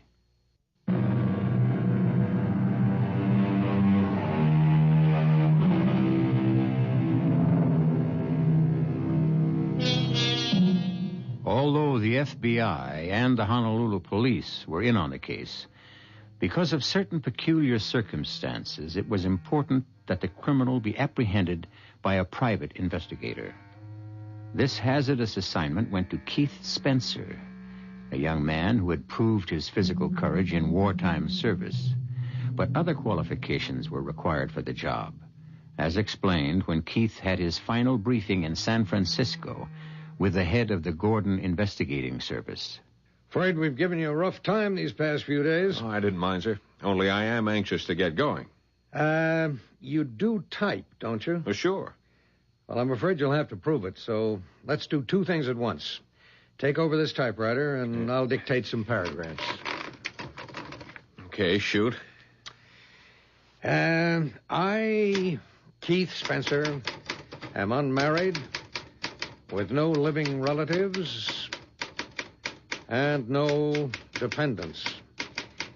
From this day forward, and until the completion of this assignment, I have assumed the identity of Robert Keith Ryder, and under no circumstances will I reveal my true identity. Is that all? Yeah, if you'll sign it. Sure, got a pen? Here. Oh, I suppose you should have signed a statement about your ability to play bridge. What? You did assure us that you play at least an average game of contract. Well, sure, but I didn't realize it was all that important. It could be crucial. Our three suspects are avid bridge players, when they can find a fourth. Okay. Now, before I leave, let's go over the basic facts once more. All right. The missing pearls were cultured. A single strand, about 24 inches long. So they'd hang down about 12 inches if someone was wearing them. They don't sound very spectacular. Yeah, but they are. Jonathan Kohlmeyer, who bought them, was a partner in a watch company which made radium dials. And somehow he managed to have the pearls treated with radium so they would glow in the dark. When he first thought up this scheme, did he have an ulterior motive? Who knows? It was what happened later that we care about. And you don't think he started out as a murderer? Well, that's beside the point. He became one. And when he found out how easy it was, he did it again 3 times. Now, clue me in. Who did he bump off first? The first woman he gave the pearls to was said to be very frail. When she died in an accident, Kohlmeyer was in a state of shock. So no one accused him of complicity in her death. Yeah, but apparently he did retrieve whatever presents he'd given her. Oh, yeah. He was that type. Then he got married. He gave the pearls to his bride, who wore them constantly. She loved that string of pearls. How long did she last? Radium can be a slow death. But it caught up with her after a while, and when she was dying, the doctors suspected radium poisoning. So why didn't they nail her husband right then? It never occurred to anyone to suspect the pearls. How could any smart murderer pull the same stunt again? He fell in love with a young and brainless beauty. Must have really liked her because he didn't give her the pearls for a long time. Not till he retired and they moved to Hawaii. What did she do to deserve such a present? Started playing around with another man. That did it. Kohlmeyer gave her the pearls. She moved out, went off with the pearls and her new boyfriend to a scarcely inhabited island, a small one, well offshore from Oahu. And when she developed an unexplained malady, the boyfriend left her. Big-hearted guy. Well, after her death, there was an autopsy. And this time, no question.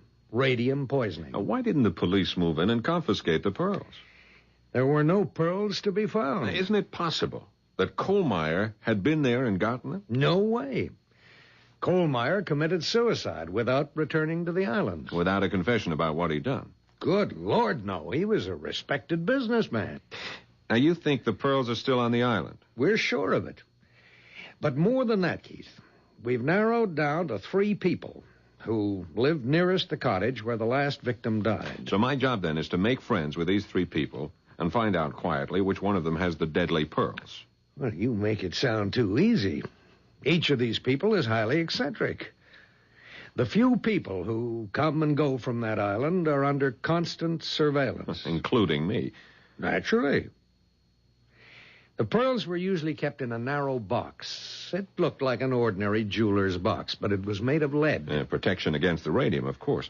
Means it would be heavier than most boxes that size. Well, that makes it seem more elegant. The box is covered with purple velvet and lined with satin. How original. I know. It won't look much different from any jewel box you've ever seen. I can't help thinking how useful a Geiger counter would be. That's totally out of the question. When you bring a Geiger near a suspected object, it starts ticking. Sure, I know. No gadgets to make life easier. Just your own ingenuity. And it better be damn good. Well, there's not much more I can say, except to wish you luck.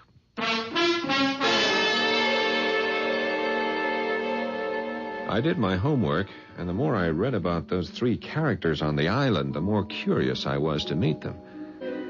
The Honolulu police cleared me, and then I was completely on my own, with a photograph of the cottage and a map that showed how to find it. I was given a putt-putt stocked with a supply of canned goods, stowed the typewriter and duffel bag, and at last I was off. It was a cloudless day, and I found the beaching cove on the island without any trouble. You couldn't see the cottage from the beach, but I knew how to follow directions. Lugging my big canvas bag, I headed up a steep and winding path. And there it was, a neat, modern cottage with an enormous deck from which there must be quite a spectacular view. But I had a spectacular view myself just then, because on that deck was a dazzling blonde, obviously sunbathing. She sprang to her feet in all her glory, and I would have been speechless, except I knew I couldn't be. Who the hell are you? This is the Kohlmeyer cottage, isn't it? What business is that of yours? I'm the new tenant. This place is not for rent. No, that's right, not anymore. I've signed the papers. It's mine, for at least a year. Who are you? Oh, I'm sorry. How rude of me not to introduce myself. I'm Robert Keith, a writer in search of a quiet place to hang a typewriter. I don't believe you. The last thing we need around here is a writer. Lady, I am planning to live here. Not if I can help it. Okay. I've answered your questions. How about answering one for me? Who are you? None of your business. Since you claim the house is yours, let's see you open the door. That's just what I was about to do. Now, I understand it takes 2 keys. And here they are. Both of them. Where'd you get those keys? Now, do you believe me? Big deal. You opened the door. And now I know who you are. You're a policeman. They sent you here to spy on us. Well, I'm not going to stand for it. When the supply boat comes around tomorrow, I'll send a message back to my lawyer. No penny anti-flunky is going to be spying on me. I assure you I'm not Don't going to bother to unpack your things, Robert Keith, because tomorrow... really, Miss... Mrs. Walsh. Mrs. Barbara Walsh. And you'll find that I have protection against people like you. The gorgeously suntanned Mrs. Walsh slipped her feet into sandals, picked up her beach towel from the deck, and started along the path which led from the north side of the cottage. You must understand that during our entire conversation, Barbara Walsh was completely in the buff. No bikini, nothing. Except around her neck and dangling in long loops over her well-formed body. Not pearls, but necklaces made of those decorative native seeds strung together. Ropes and ropes of them.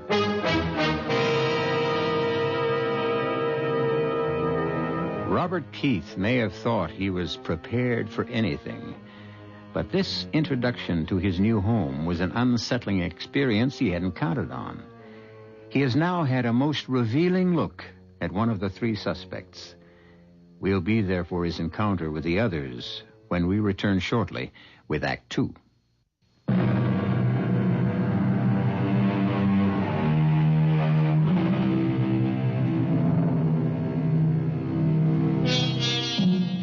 Robert Keith found the cottage very much to his liking. He had expected something rather dark and sinister, but one wall of the living room had a big picture window, and in the bedroom there was a slanting skylight directly over the bed. It was certainly no place to hide, and Keith realized that whatever he did could be watched at close range, if anyone cared about what he was doing. He spent the first evening getting settled, and after a late supper of canned goods, he turned in for the night. At about 3 o'clock in the morning, he was sleeping soundly when... What the devil? Hey, who's out there?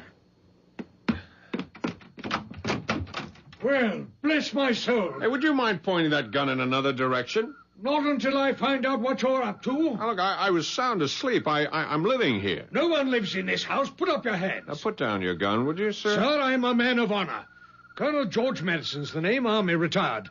And no one sets foot on this island without reporting to me. Yeah, well, I was sorry. I didn't know that, Colonel. And if you'll come in, I'll show you my credentials. What the hell's that? Is there someone else out there? No. Wait a minute. I'll check you out later. Right now, I recommend you go back to bed. Oh. There's a wild boar under the deck, and I aim to get him.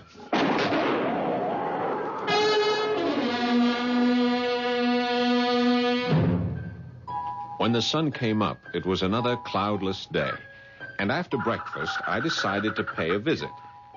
Not eager to encounter either the gun-happy colonel or the wild-eyed lady with no clothes, it seemed wise to seek a formal introduction to the third island resident. The path to her property was overgrown with luxuriant shrubbery, but it opened up into an area dotted with palm trees surrounding a small stone house. Squatting in the midst of a flower bed was a gnome of a woman wearing one of those loose garments the Hawaiians call muumuus. I wondered when you were coming. You were expecting me? Of course. You're the writer who's moved into the death cottage. Moved into the what? Well, surely the rental agent told you that the 3 former tenants died there. I think you're just trying to frighten me, but I don't scare easily. You're very sure of yourself, aren't you, Mr. Keith? Well, you know my name. Well, since we're going to be neighbors, perhaps you'll tell me... I'm Nora Babcock. And if you'll help me up, we'll go to my porch where the coffee's perking. I assisted Miss Babcock to her feet. The aging body was stooped and slow-moving, and her hands were badly crippled, yet she used them capably to pour the coffee when we were seated at a wicker table on her porch. Oh, yes, Mr. Keith. I've lived on this island for a long time. That house was just a shack when the poor man, a writer like yourself, was stabbed to death in a ghastly pool of blood. The cottage was rebuilt before an unfortunate woman was strangled there. And then it was fixed up with all that glass to let the sun in. But nothing could save the last dear lady who simply wasted away. Well, here's hoping I'll have better luck. That depends. When were you born, Mr. Keith? You mean what year? No. The date. The day. The hour. Oh, I was born in August. 14th of August. Oh. You sound disappointed. You certainly don't look like Leo. The lion. And I would have thought that a writer... but no matter. There may be other factors. You belong to the northern sign of the zodiac, the middle point of the magnet of the fire triplicity. Is that a fact? Oh, you'd better not laugh at me, Mr. Keith. I'll tell you right now that you and I are destined to be enemies. You belong with Sagittarius, Libra, or Aries. Oh, come on, Miss Babcock. I'm really not so bad. Now tell me about your sign. I'm Gemini, the positive people of the air triplicity. You mean air and fire don't mix? Dangerously, Mr. Keith, very dangerously. Your sign is governed by the sun, and your gems are carnelian and sardonyx. I wouldn't know a sardonyx if I stumbled over one. My governing planet is Mercury. Emeralds, moonstones, and pearls are my sign. And I have a very special affinity for pearls.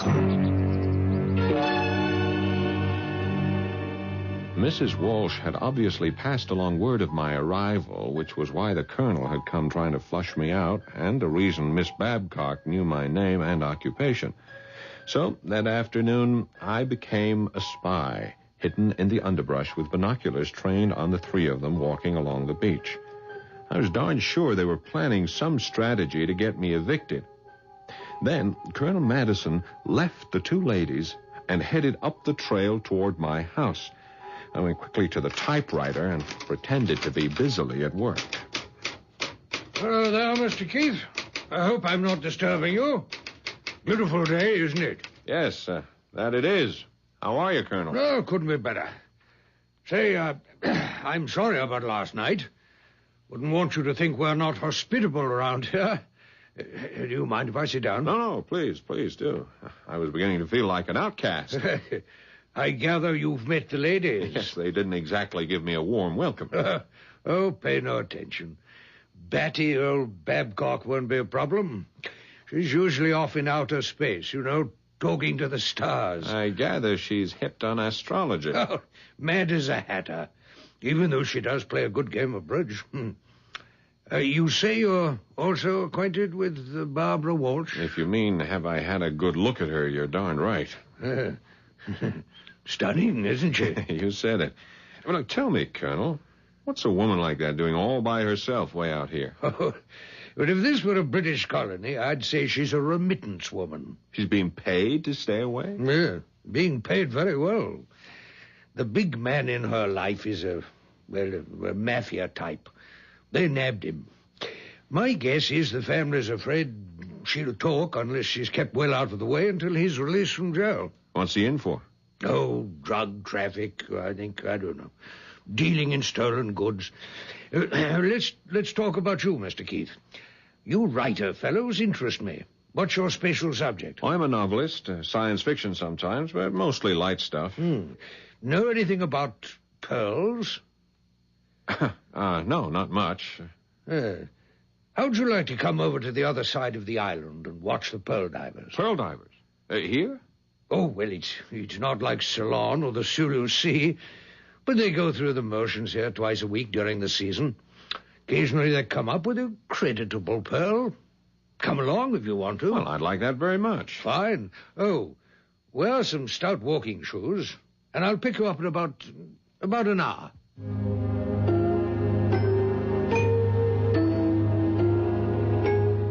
The colonel arrived in his old army uniform carrying a sturdy walking stick.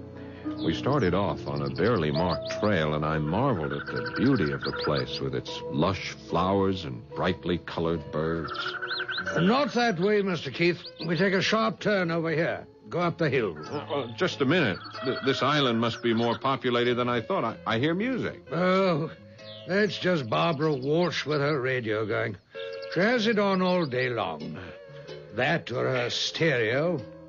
Come along. Get ready for a steep climb. The path went straight up, and I had to scramble to keep the colonel from getting too far ahead. But quite suddenly, all the lush greenery ended, and we came out on a rocky promontory overlooking the sea. We made it. That's quite a view. Hey. Now, you see those small boats way out there? Yeah? Those are the oyster fishermen. The flat-bottomed boats are dragging nets. Uh-huh. And from those kayak-looking things, you may be able to see the young men diving. Won't they come closer to shore? No, not much closer. It's too treacherous for the tides are running as high as they are today. Go on, out on that big rock so you can get a better look. Is it steady? Oh, like Gibraltar. Go on, Mr. Keith, out further. Don't be afraid. Watch your step, Mr. Keith. Hey! Oh, merciful heavens! Help me, Colonel! Help me! Hang on, Keith, hang on. I'm trying to get a foothold. Here. Grab my walking stick.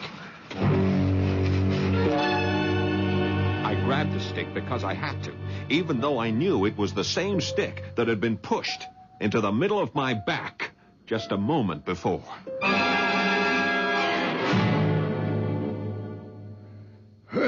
I'll say you're a brave man, Keith. I like the way you handled yourself back there on the rocks. I wouldn't say I had much alternative. It was all the fault of your shoes, Mr. Keith. That's what it was. I warned you to wear walking shoes. I say, Mr. Keith, why don't we stop by to see Barbara? Right now? Why not? We need a drink. And she has a good liquor supply. Oh, I think I better get back and tend to these scratches. Just take a look at my clothes. I'm in no condition to go visiting. Well, as you wish. I'll leave you then at the foot of this hill.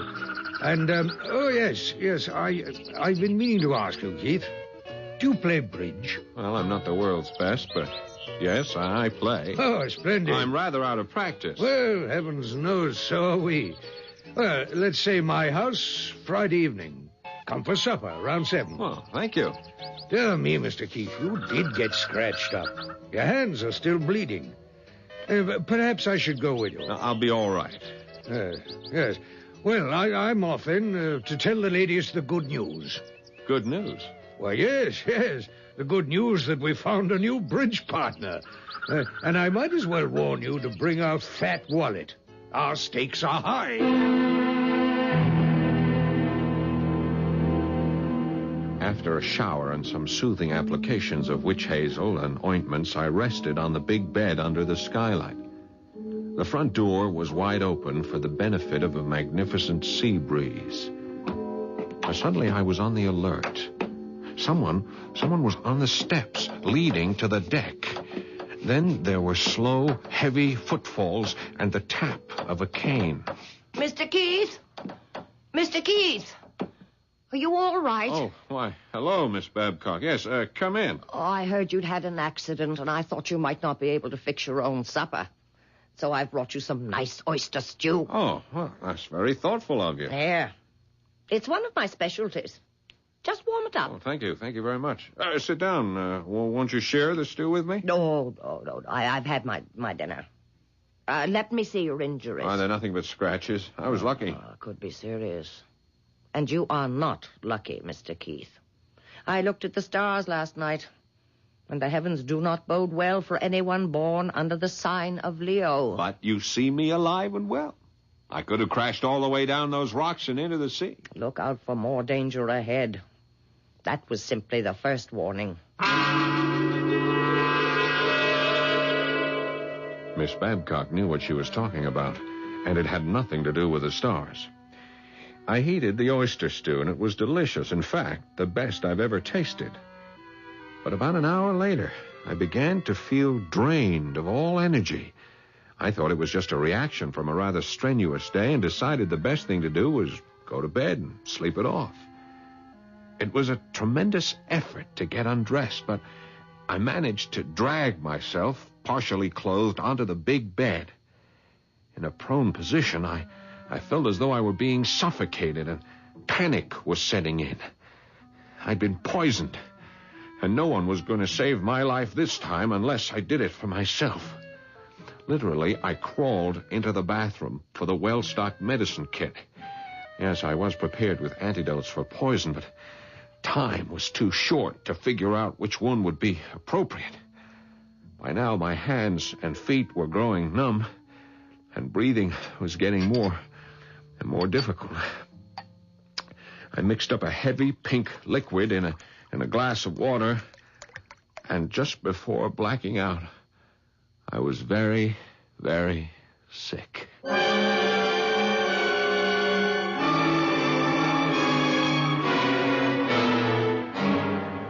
When I came to, I was lying on the bathroom floor, weak, but grateful to find I was still alive.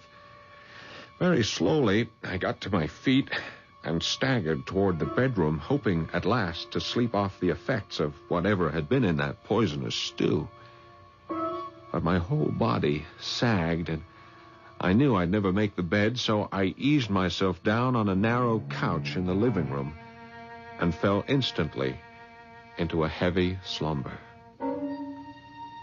Once again, it must have been about 3 o'clock in the morning when there was a sound which would have awakened the dead. The skylight in the bedroom, back flat against the wall. I waited for minutes that seemed like an eternity. No movement. Absolute silence. So I crept into the next room, armed with a flashlight, and cupping the beam, examined the bed. It was a mass of shattered glass.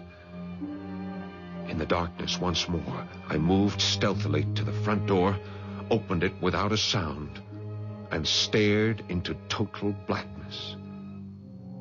Slowly I raised the flashlight and then snapped it on full beam. Pointing straight down the path, facing directly toward me, stood the statuesque Mrs. Barbara Walsh, fully clothed in a long, dark kimono. And over her breasts hung a necklace of gems which burst into life like 4th of July sparklers.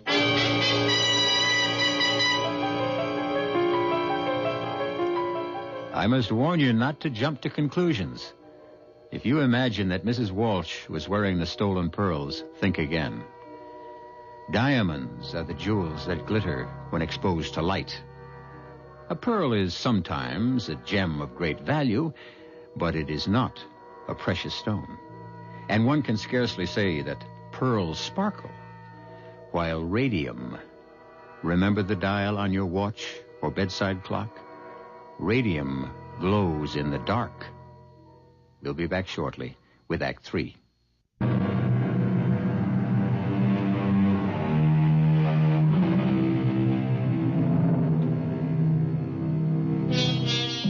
Mercifully for Robert Keith, the next 2 nights and 3 days were totally uneventful. He dozed in the sun, occasionally pecked at the typewriter, and did a great deal of thinking.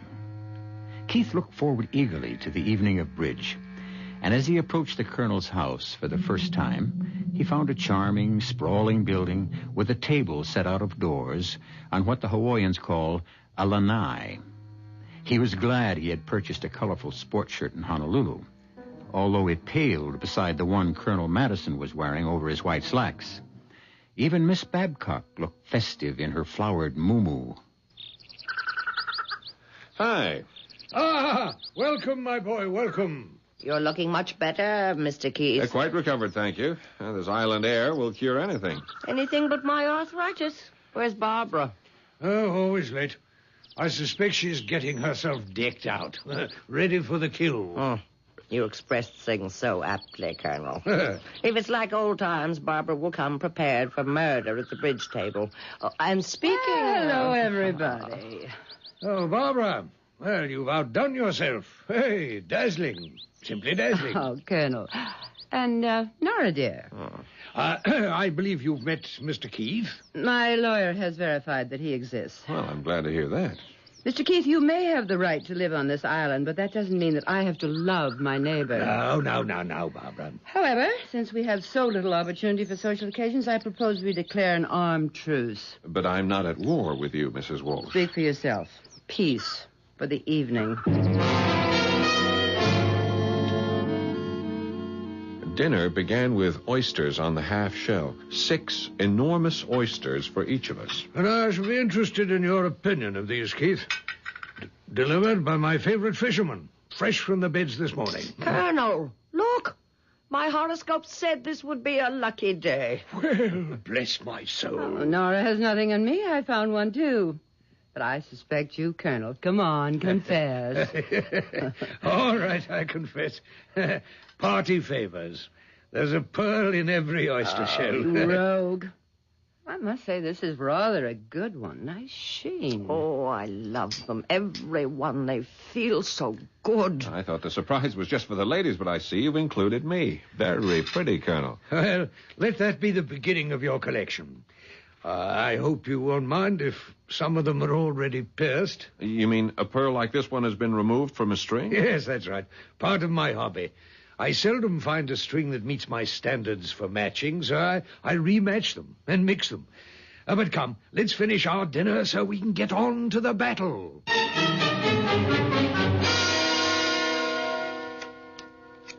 Afraid I'll have to pass. I say 3 no trump. Well, 4 hearts. 5 no trump. Barbara, do you have a ring on every finger? Only on 8. Oh, I wish I could wear them. But my poor crippled Oh, hands. shut up, Nora. You're just trying to distract me. I have a contract to make. It was a cutthroat game, no question about it. Only, strangely, we were quite evenly matched. We played 3 rubbers, so I had my chance with each one as a partner. By this time, we were on a first-name basis. Well, that's it. And as usual, top honors go to the ladies. In points, let's see. Barbara's first, then Nora, followed by Bob, and as is proper for a gracious host, I'm last. It'll take a minute to figure out who owes what here. I think the prize should go to Robert and me for that last small slam. I wouldn't have dreamed that a Leo and Gemini could work so well together. And tell me, Robert, never Bob. Isn't there some way you could find out the hour of your birth? What rubbish. Well, if it would please you, Miss Nora, I suppose I could write and ask my mother. Well, you do that. It's very important. Oh, Nora. Speaking of my mother, you've all given me a very good idea. Look, I'd like to send her a present. A present for your mother? You'll think I'm sentimental, but many years ago, my dad gave her a string of pearls as an anniversary present, and, well, they were her greatest treasure. Dad's been dead a long time now, and she was heartbroken when the pearls were stolen from her New York apartment. Oh, well, say no more. I'll fix you up. How much do you want to pay? Oh, now, just a minute, Colonel. I'm afraid you deal in merchandise that's too rich for my blood. I'm talking about a simple string of cultured pearls. Couple of $100? Now you're on the right track. Ridiculous. Excuse me, everybody, but I'm very tired. Time to go home. Well, I'll be happy to escort the ladies. Don't bother with me. Perhaps you're not aware that I spend most of every night wandering around the island alone. Oh, go with them, Barbara. Well, you'll have to help me with the dishes. That does it. Walking with Nora Babcock was a tortuous business, and I had a feeling she was in pain every step of the way. And we lost sight of Barbara, although she had an unsettling trick of appearing on the path, sometimes in front of us, sometimes behind. When we reached the door of Nora's house... She's out there somewhere, and I don't want her to hear. If you'll come to my house tomorrow afternoon, I'd like to talk to you about those pearls for your mother. Fine. What time? Around 2:00. Okay, be seeing you. Good night. And now you may have the pleasure of seeing me home. Oh, yeah, this is a pleasure and a surprise. You want to know what I have against you, don't you? I am curious. Well, come to my house for a nightcap, and I'll tell you.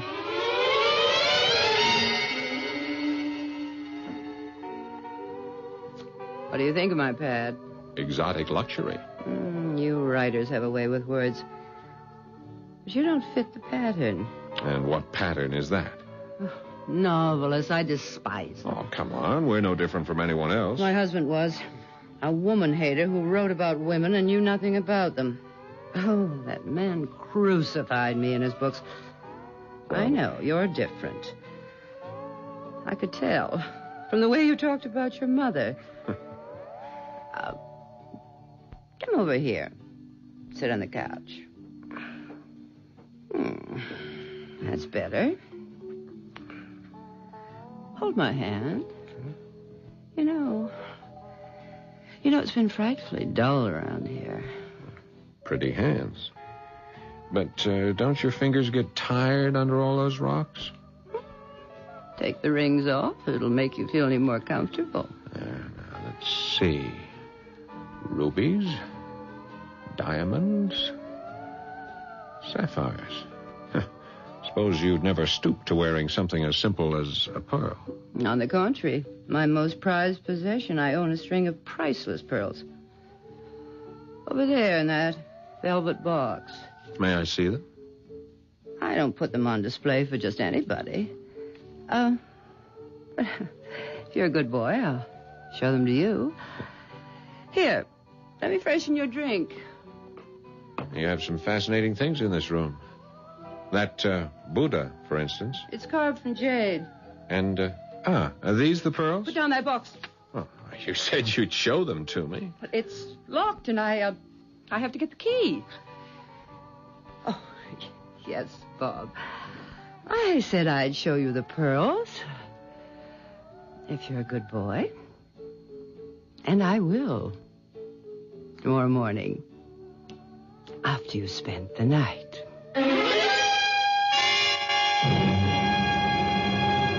When I was having breakfast next morning in the sunshine on my deck, yes, I was alone. I had not spent the night with Barbara Walsh. In my line of work, it has to be business before pleasure. There was no need to accept a bribe. You see, when I picked up that purple velvet jewel box, it was light as a feather. But, as I was saying, while eating breakfast... Well, good morning. You're a late riser. Yeah, I went to a big party last night, Colonel. Come on, have a cup of coffee. I brought you something. Don't pay any attention to the looks of the box. The velvet's worn. It's been around for a while. It's what's inside that counts. I'd be glad to sell you the pearls. Open the box. Oh, they're beautiful. But these are not the ones we were talking about last night. I mean, this is a double strand. Obviously far more expensive. I know. They can be sold for several $1,000s someday. But my price to you still stands. Oh, no, Colonel. I just can't accept it. My good man, I'm offering you the kind of bargain that comes once in a lifetime. But it'll never do for my mother. Don't you have something else? Yes, of course I do. I thought I owed you a favor. Oh, you owe me nothing. Now, please, Colonel, if you'll let me go to your house, perhaps you could show me another string that would be... I'll show you nothing right now. Good morning, sir. The Colonel stopped off, and I knew I would have to change my approach if I wanted to look at his collection. Then I'd think about that later, because my next appointment was with Nora Babcock. Come in, Robert. Didn't we have a good time last night? You can be my bridge partner anytime. That's very sweet. I meant to ask you, how did you like my oyster stew? Well, the taste was superb, but... didn't it help you to go to sleep? Look, I'll level with you, Miss B. You put something in that stew, didn't you? Oh, the usual dash of chili sauce and plenty of rich cream. No. I mean something bad. I don't understand. That stew made me deathly ill. Why, I wanted you to sleep well after your accident, so I did put in a drop or two of my sedative. The kind that helps me. From one of those bottles. Perhaps it shouldn't have been combined with the seafood. Yeah, perhaps. I thought you were trying to poison me. How could you have such thoughts about a poor old lady? I take them all back. Mm-hmm. When is your mother's birthday? It's in June, like yours. Oh, I knew it. My pearls were a present, and nothing would please me more than giving them to a Gemini. Oh, that's very generous of you, but Please, get the pearls for me, Robert. On that cabinet over there. Okay. You'll find the box is rather heavy. You say these pearls were given to you? Yes. Yes. By the dear lady who lived in your cottage. I took care of her, poor thing. And before she died, she gave me her dearest treasure. Open the box and tell me what you think. I think they're perfect. Oh, you don't know the best part. These pearls have a magical quality. Just wait until you see what happens to them at night. Uh-huh. Pick them up, examine them. I like the way they look against the satin. Oh, how I love them. Nora, just when do you wear these pearls? Oh, they're not for wearing. At least not for me. I like to fondle them. And before my hands got so bad, I used them the way the Greeks do. You know, worry beads. I've often taken them to bed with me. Nora, these hands of yours... Oh, it's not my hands. You see how hard it is for me to get around. Yes, I know. Have you been to a doctor? No use. I have my medicines, though they don't do much good. I know a fine doctor in Honolulu. I think he can help you. Will you let me take you to him? Oh, I couldn't let you do that, Robert. It's not in the stars. How many times have I told you? I've been warned never to trust a Leo. Look, Nora, for reasons I won't trouble you with, and that, of course, I wouldn't want the Colonel or Barbara to know, I'm not the person I've pretended to be. Would it make any difference to you if I told you I was actually born on January the 2nd? Why, all the difference in the world. I should have known.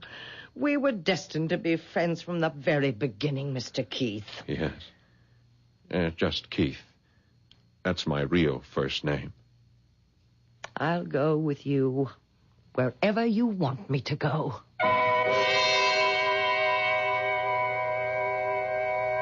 Case closed.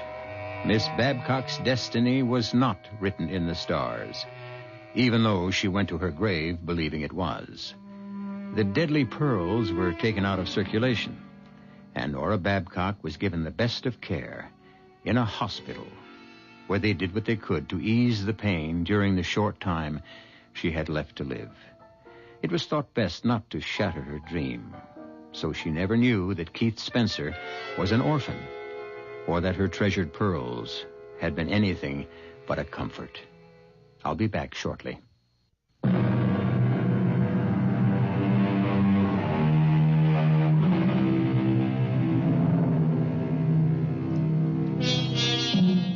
Keith Spencer found a good deal more on that island than the missing pearls.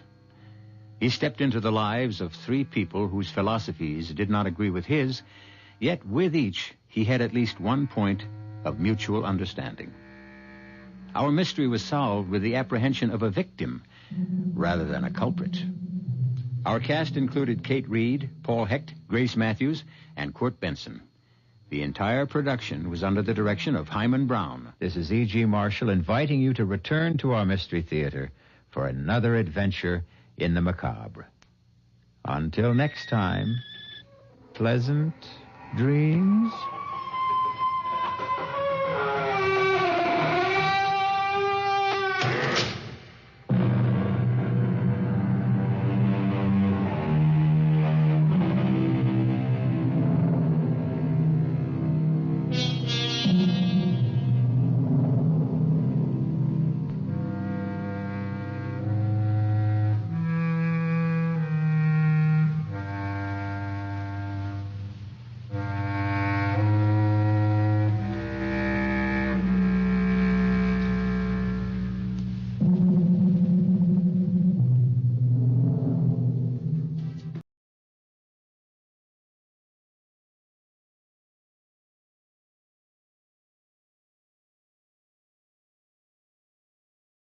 Your Mystery Theater presents...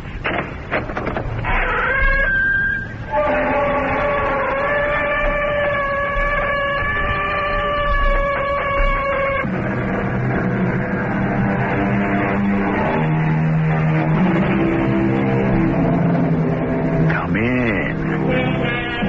Welcome. I'm E.G. Marshall. Who was it that said, a wise woman never yields by appointment? It should always be an unexpected happiness. That may very well be the ideal situation. However, We have those neglected ladies who keep waiting and waiting. And some of them have waited for so long that they cannot really be blamed if they take steps to arrange for the unexpected. What do you want? I want to gamble on you. I want to bet you really would like to get out. Get out? You're not in as deep as you think. We can say you cooperated with these people because they wanted to expose them. We? We. You need me. Look at me. Am I so hard to take? Oh, no. I'll save you, darling, from your worst enemy. Yourself.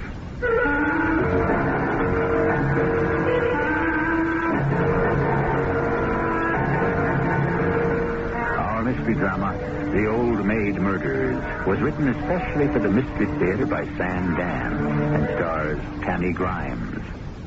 I'll be back shortly with Act One.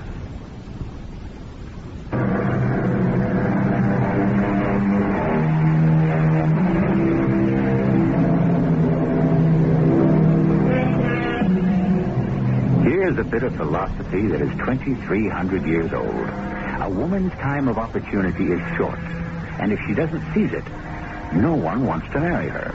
And so she sits and waits and watches for omens. Laura McRae has been confidential secretary to that renowned political scientist and advisor to presidents, Professor Morgan Lowcroft, for the past 12 years. And during all that time, she has been sitting and watching and waiting for omens that might suggest she could become something more.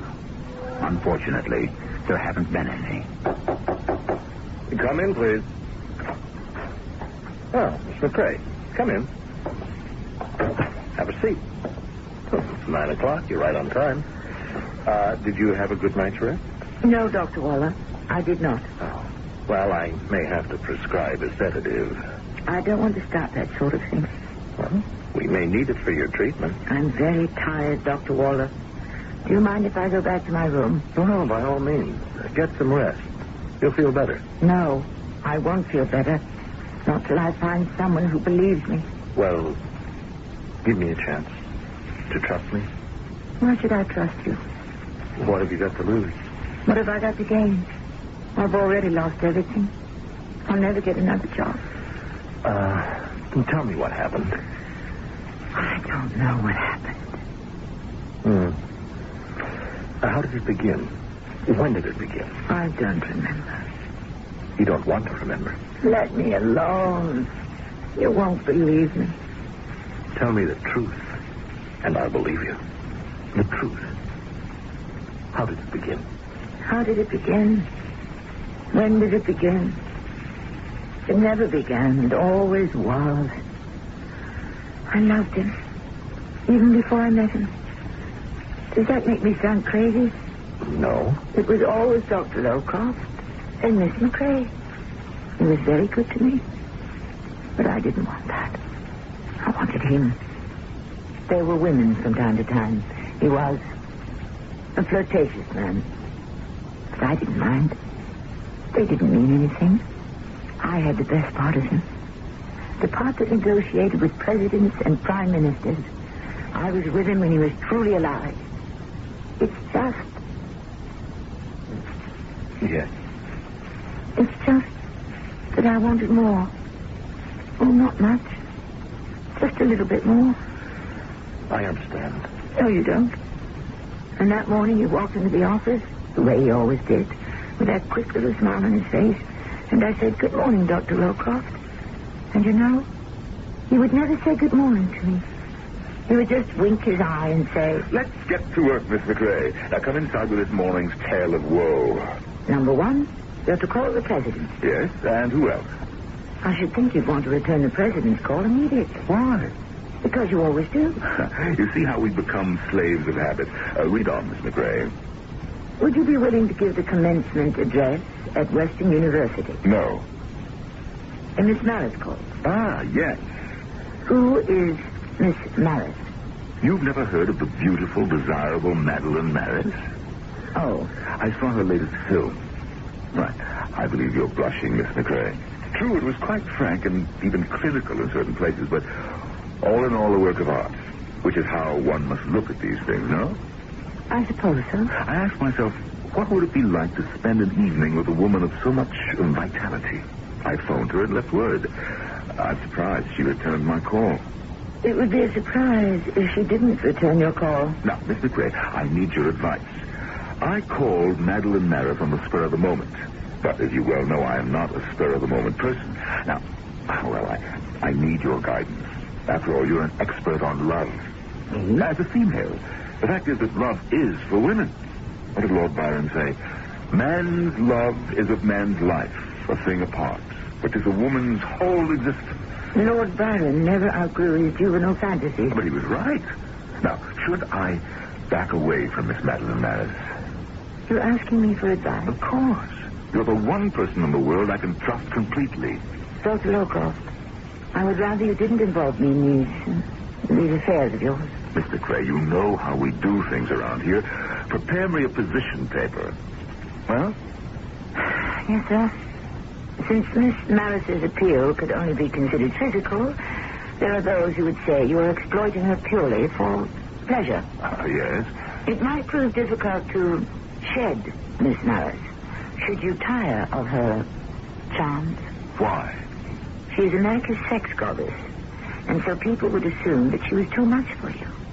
Or perhaps you were not enough for her. You could become an object of ridicule.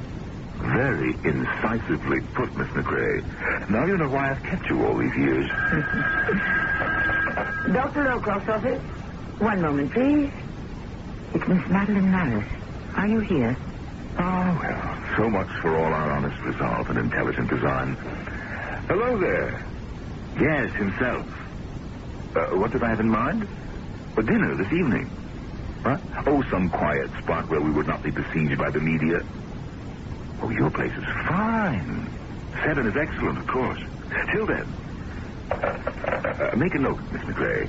I need a bottle of Chateau Lafite Rothschild. Better wait to see if she has the palate for it. For a first date, a very good domestic wine is in order. Dr. Lowcroft, are you really going to have a date with Madeline Maris tonight? Yes, my dear, and wish me luck. Dr. Lowcroft, don't look so troubled. I know how to be very discreet. It isn't that. It's what? Yes? I better answer the phone. Dr. Lowcroft's office. One moment. It's a Mr. Jeremy Wilmot. Are you in? Oh, absolutely. Jeremy, how are you? Yes, I just finished reading it.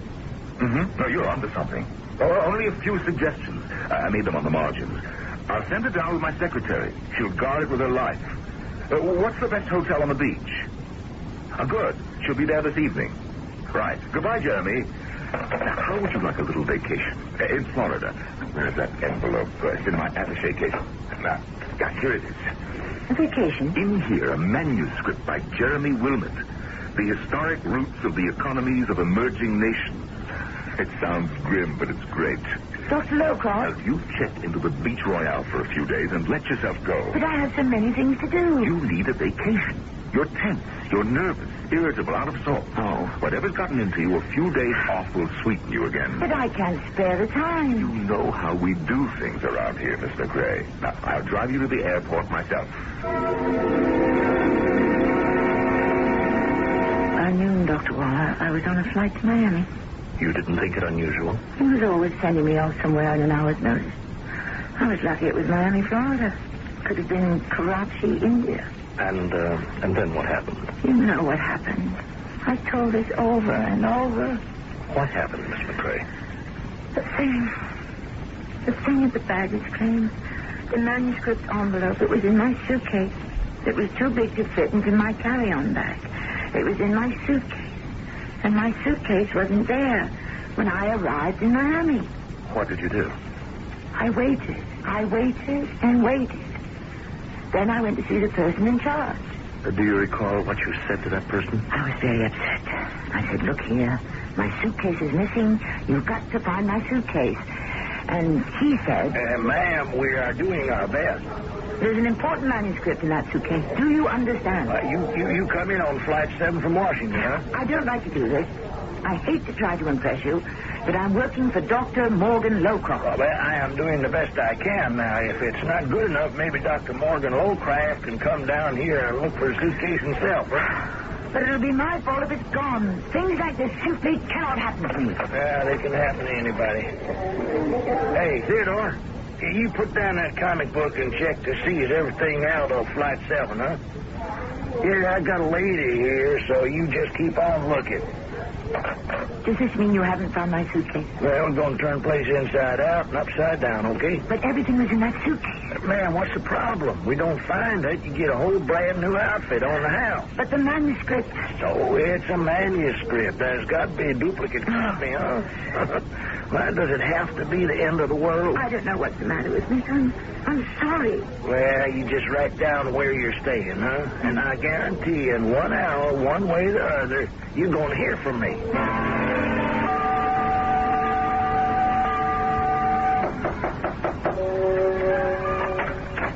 Well, howdy do. Oh, it's you. From the airline. Yes, ma'am. I thought I'd better bring it over myself. That can't be my suitcase. It looks a lot worse than it is. It's destroyed. We are sorry, ma'am. You get a new one. But how did it get so mangled? Well, we got this mechanical lifter, and sometimes, well, anyhow, your clothes seem to be okay now. But anything you want to replace, well, we... The envelope. It's ripped. Yeah, I don't think there's more than maybe a couple of pages that might be readable. Let me look. The first 2, 3, 4, 5, 6 pages have been torn. It don't look too bad. The whole thing appears to be so crumpled. I'll have to type a fresh copy. Look, do you want us to handle that for you? No, thank you. You've done enough. Now, you let us know if we can help out. I will. Goodbye. Yeah, well, have a nice vacation.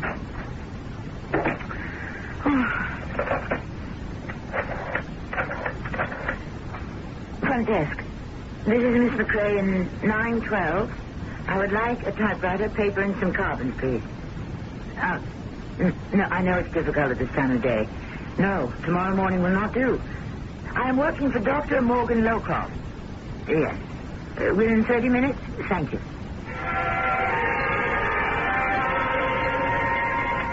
If we are to consider the specifics of the distribution of American military forces throughout the world, we may design the proper countermeasures to halt the insidious spread of American imperialism.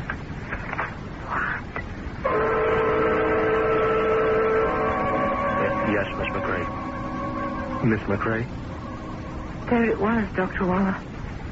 I couldn't believe it. I read the entire manuscript and... Please, calm yourself, Miss McCrae. Calm myself. I'm telling you about a plot to reveal the entire system of our defense. And you tell me to be calm. You must. It is important. I'm telling you that a man who operates on the highest levels of our government, who knows every single secret, is a foreign agent, and you want me to be calm? Miss McCrae. I'm telling you, this man is a traitor and a spy, and you want me to keep calm.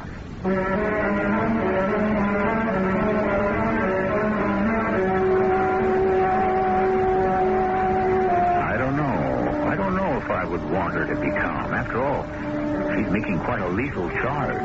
But then perhaps Dr. Waller knows something that's hidden from the rest of us at this point. Anyhow, we shall see who is going to keep calm in Act 2.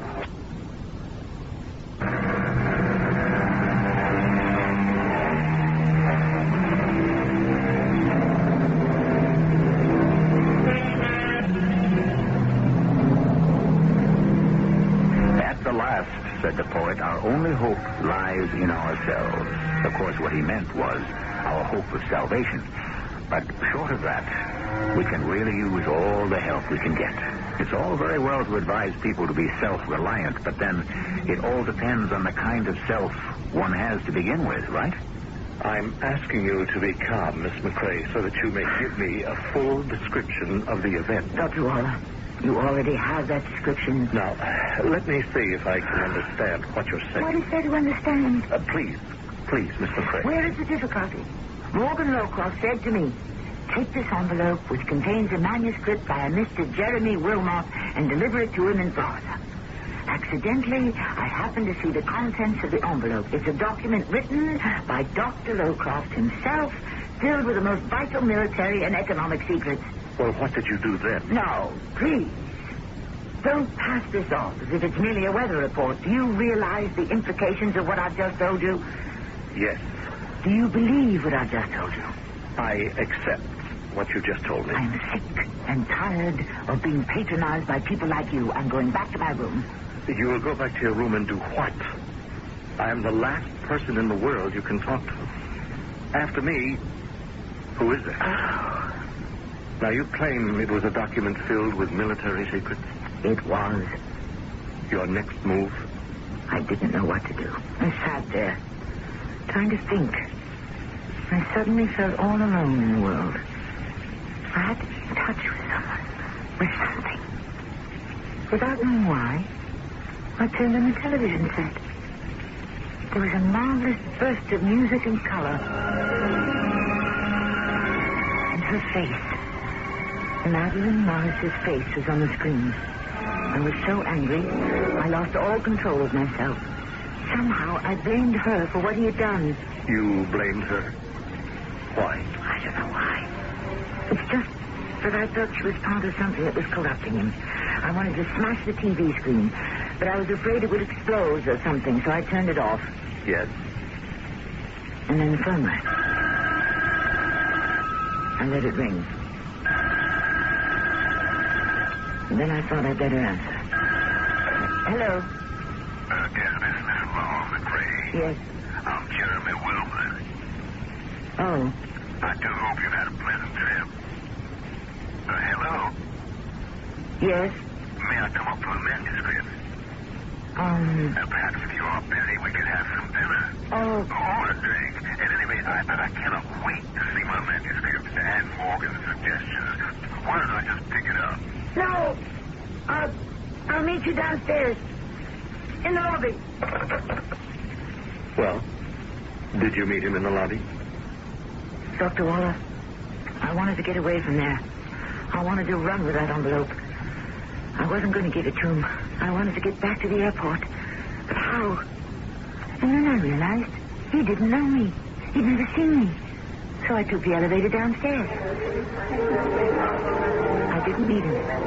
But the trouble was, he met me just as I was about to go out the door. Miss McRae. Miss McRae, here I am. Miss McRae, I'm Jeremy Wilmer.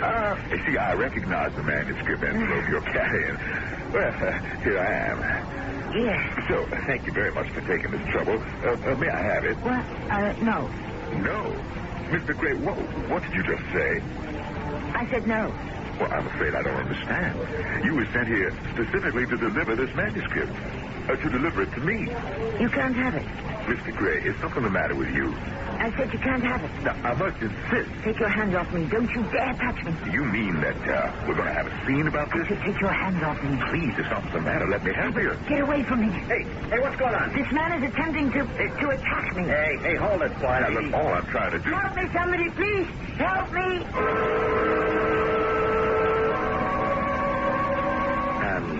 Did you receive help, Miss McRae?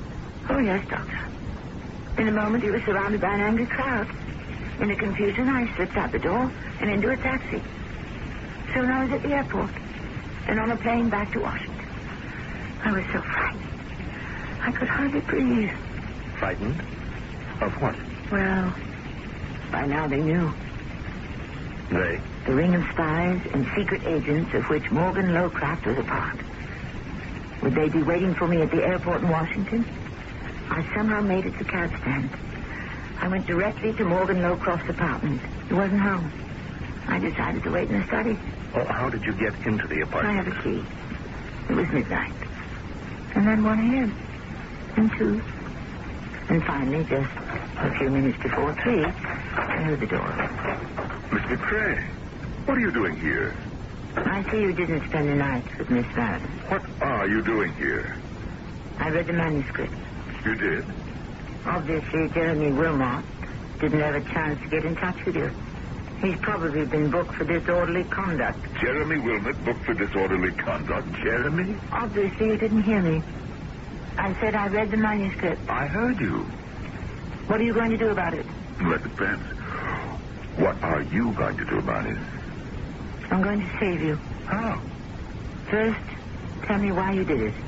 Well, I don't think I really know. Yes, you do. Every boy dreams of becoming president. Most of them get over it. Some of us don't. But you have almost as much willpower as the president. And that's the trouble. Almost. It would be better if I had no power at all. It's the near miss that can cause the fatal wound. But you never tried to become president. You never tried to run for any office. I could never win. They see me as too much the egghead, too much the professor. Are you trying to tell me that you became a traitor because you hoped if a foreign power could take over the country, you would be installed as the leader or dictator or whatever? Listen, McRae, you have this remarkable talent for oversimplification. But stripped down, you have just illuminated the essential kernel of truth. Do you want me to save you? Save me? Miss McRae, do you know the people you're dealing with? You could be dead by tomorrow. So could you. That manuscript is in a safe place. It'll be made public if anything ever happens to me. What are you proposing? I'm gambling on you. On my ability to read the real, the true Morgan Lowcroft. I believe you're in over your head. In your heart, you want to get out of this, but you think you're in too deep. But you're not. No. It was a foolish notion. You gave into it. And before you knew it, you lost control.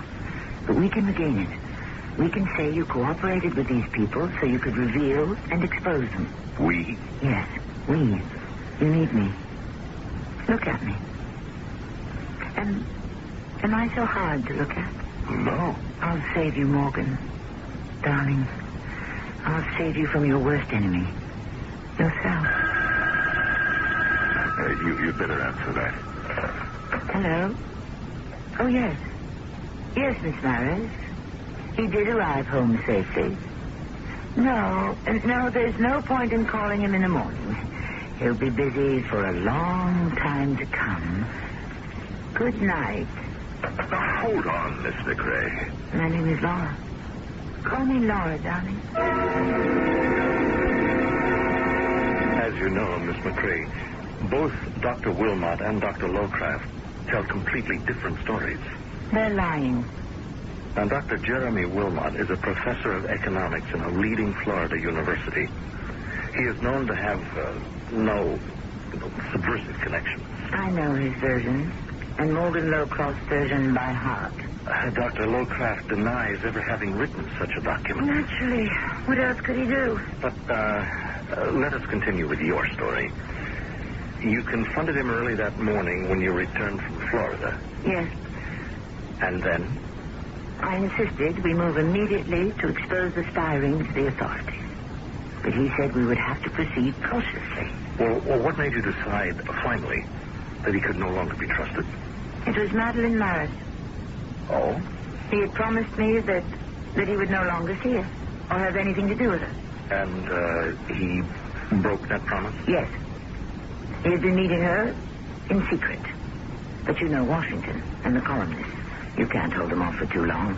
One morning I was reading the paper, and in one of the columns it said, "In out-of-the-way places, two familiar faces, Beauty and the Brain, Morgan and Maddie."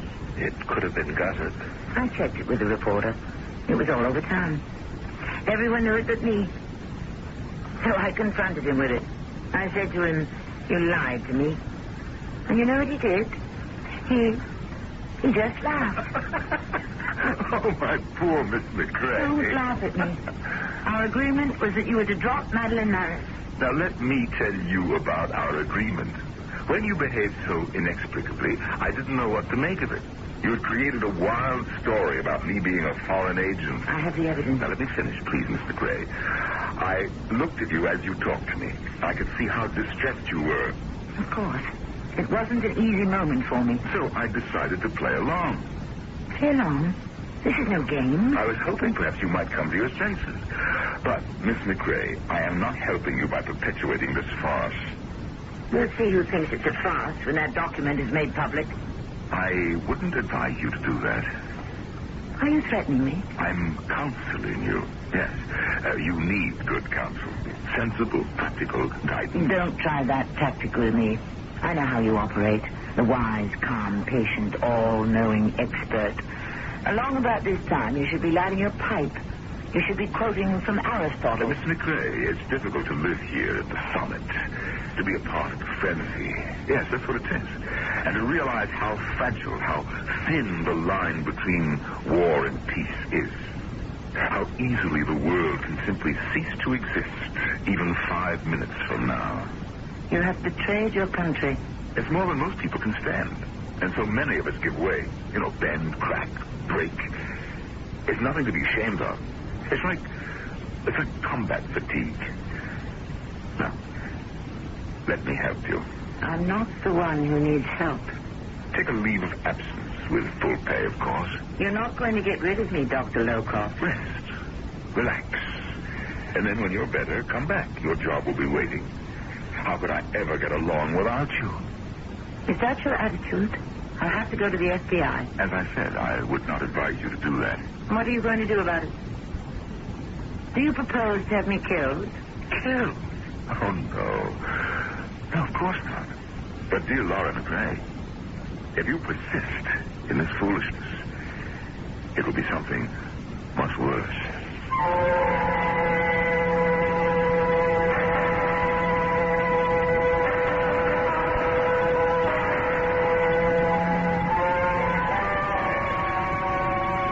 Something much worse than being killed? A fate worse than death? What can such a prospect be, especially to a lady like Laura McRae? Each of them talks to the other like a person who holds a winning hand. But who has the aces and who has the deuces? The showdown is scheduled for Act 3.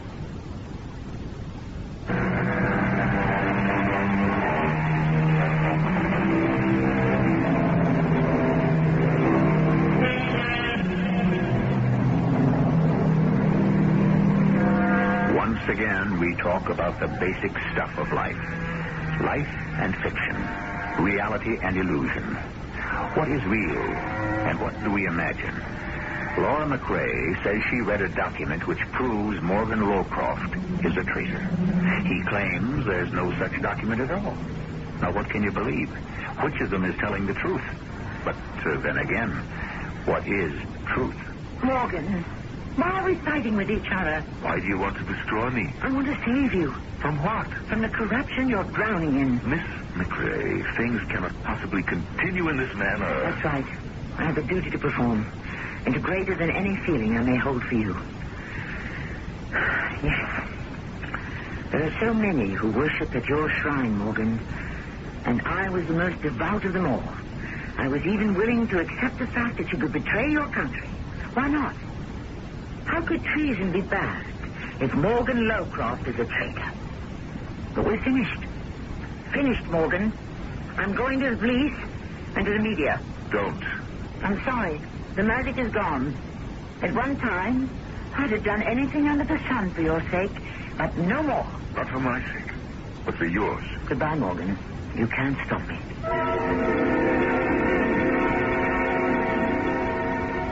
That's what I thought. But he did stop me. It seems I forgot something. You know what I forgot, Doctor? Tell me. I forgot that he was the establishment. And you simply do not buck the establishment. I went to a top officer in intelligence, someone I knew. You develop contacts. You know who to see to get things done. He listened to me very intently. And when I finished, he looked at me and he said, "Thank you, Miss McRae. We'll take this under advisement." Colonel, what are you saying? I'm saying we'll investigate. No, Colonel, that's not what you're saying at all. Miss McRae. Let me tell you what you're saying with your eyes, your manner, and that tone of your voice. You're saying I'll humor this kook and get rid of her as gracefully as I can. Oh, Miss McRae. I know the drill. I had to get rid of kooks myself. You're seeing me because you want to be covered, but that's as far as it goes. He's talked to you already, hasn't he? Miss McCrae, we have run a check on Dr. Lowcroft that is so exhaustive he couldn't swat a fly without our knowing it. You mean you're just going to sit there? I have to. Because if I tried to follow up on what you told me, I couldn't get anywhere either. But this man is a foreign agent. It's obvious. Go home. This document. You read it. Yes, but how can you prove he wrote it? What should I have done? Why did you confront him? Why didn't you come to me first? I could have investigated quietly. Oh. This way you alerted it. You can accept the fact that I could be right, and yet disregard me completely. Yes. How can you sit there and say that so calmly? It's hard to explain this, but you know something? Even if you're right, it's not the end of the world. Ourselves, our adversaries, what secrets do we really have from each other? I can't accept that. I believe it matters.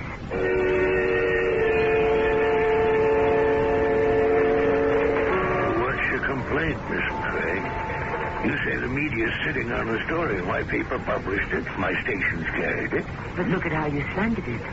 Miss Laura McCrae claims. Miss McCrae alleges. Well, that's what they are. Claims. Allegations. I stated basic facts. If I told the story as you told it to me, I could be sued for libel. This sub-headline, Spinster, says Dr. Lowcroft admitted his guilt. What about it?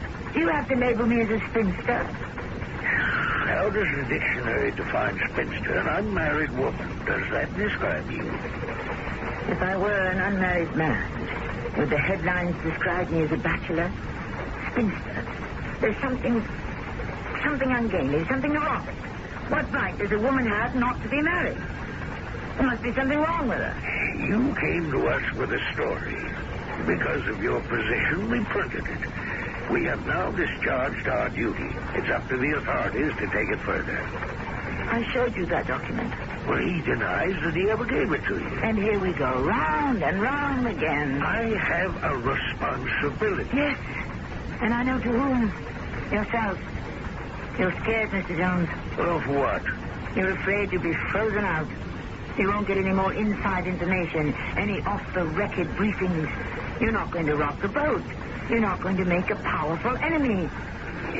Just between you and me, Miss McCrae, what's the real story? I told you the real story. No, you didn't.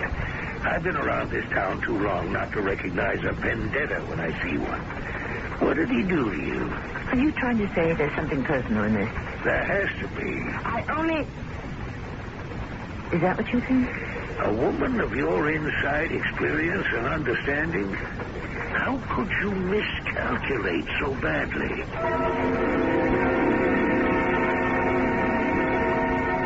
Yes, Miss McCrae. How could you?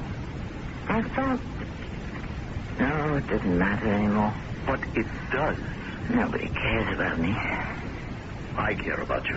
As a patient. As a person. How can you care about me as a person? I'm a spinster. There's something so pathetic. No, ludicrous. About that word. I find you attractive. Perhaps you do. There's a tone in your voice. I recognize it. Huh? You're quite a woman for recognizing tones and voices. It's a talent you develop. You have a seductive tone. I wasn't aware of it. Why did you say you find me attractive? Well, you have a quality of inner strength, of integrity. At my age, a man finds that more appealing than the superficiality. Let's continue. You actually find me attractive? What did you do after you saw the publisher? You do find me attractive. Yes, Miss McCrae. Say Miss McCrae again. Why? McCrae. Name is hard. Crisp. But it sounds so lovely when you say it. Tell me what you did. Yes, I'll tell you. I'll tell you anything. I found out Morgan Lowcroft was right. He didn't have to kill me. I was already dead. As Morgan Lowcroft's secretary, all doors were open to me. As that kooky spinster, Laura McCrae, everyone was out when I phoned. And then, you know what I did? Then go ahead. Tell me. Yes, I'll tell you. I was so frustrated, angry. I stood outside the office building. And I actually harangued the people passing by. I'm Laura McCrae. I was Morgan Lovecroft's secretary for 12 years till he fired me. The man is a spy and a traitor, and nobody wants to do anything about it. Keep away from me, officer. You can't silence me. Nobody can silence me. But surely, Miss McCrae... You must call me Laura, Doctor. Laura, you know that kind of conduct would be considered unbalanced. Yes, but it doesn't matter now. What was wrong with me all those years? Why did I have eyes only for him? Why was I blind to other men? There were men who must have thought I was attractive. There must have been men who looked at me the way you're looking at me now. Well, I'm not aware that I'm looking at you in any specific sort of way. You are? You are? Why did you kill him? Why? For my country. Your country? Yes. I killed him because somebody had to stop him. I went to the apartment. I confronted him. I said, you can't be allowed to get away with this. And once again he laughed. You should have heard that laugh. Oh, my poor Laura. Haven't they locked you up yet? Don't talk that way to me. You're insane, dear girl. Insane. I'm not. Oh, I'm sorry. I must ask you to leave. I want to save you. Who's that? Can't you guess? I'm surprised she doesn't have her own key. She does, but she keeps losing it. You don't want to be saved. That's right. Goodbye, Miss McCrae. But I'm going to save you, whether you like it or not. Now, look, this has gone on long enough. If I can't save you in one way, I'll save you in another. This is how I'll save you. You're crazy. Put that down. I'll save you. Now, what did you do? What did you do? I saved you.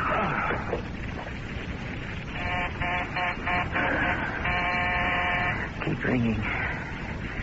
Keep ringing. He'll never answer you.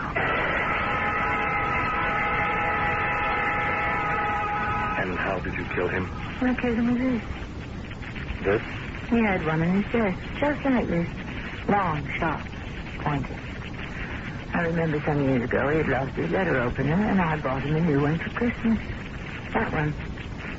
Where did you get yours? I don't remember. I've told you everything. I've told you all my secrets. You know why? Because I'm in love with you. You mustn't say that. I don't care. I need somebody. I must have somebody. Tell me the truth. What truth? Was there actually an incriminating document in that envelope, or did you create that situation yourself? Why would I create it? How could I create it? Because of Madeline Mallet. She wasn't his first affair. But for the first time, you felt vulnerable. Madeline Mallet touched off the explosion. In 12 years, you couldn't get Morgan Lowcraft to look at you. Now, you would force him to. That is not so, Doctor. The mishap with the baggage was the spark for the explosion. Now, you deliberately typed a brand new manuscript. You could do it. You had access to enough secrets. I didn't do it. I don't care what you say. I know I didn't do it. Well, you could have done it without knowing it.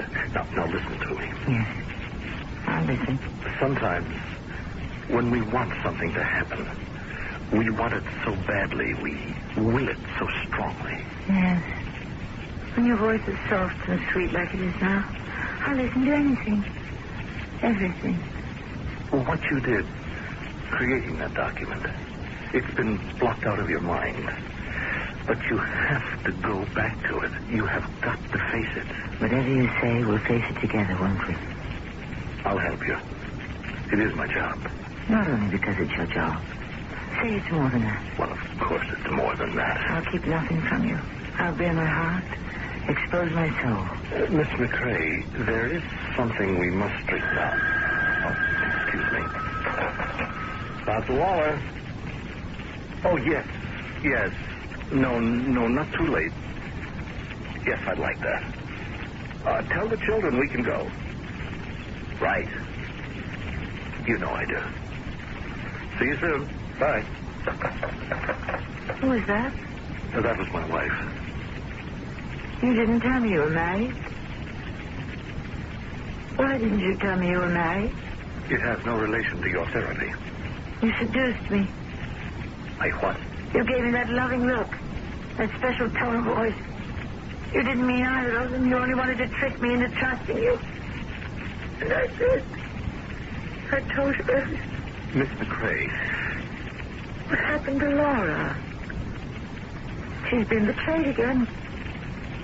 You'll never do that to anyone else. Miss McCrae, put that down. Never. You know by now that letter opener can be a lethal weapon, so put it down. You betrayed me. I told you the truth, and you betrayed me. You're all against me. Miss McCrae. That's right. Back to Miss McCrae, the neurotic, frustrated spinster. Laura. It's too late for Laura. But no one will ever betray her again. No, you... Never. Don't. Never. Oh. Oh. Never.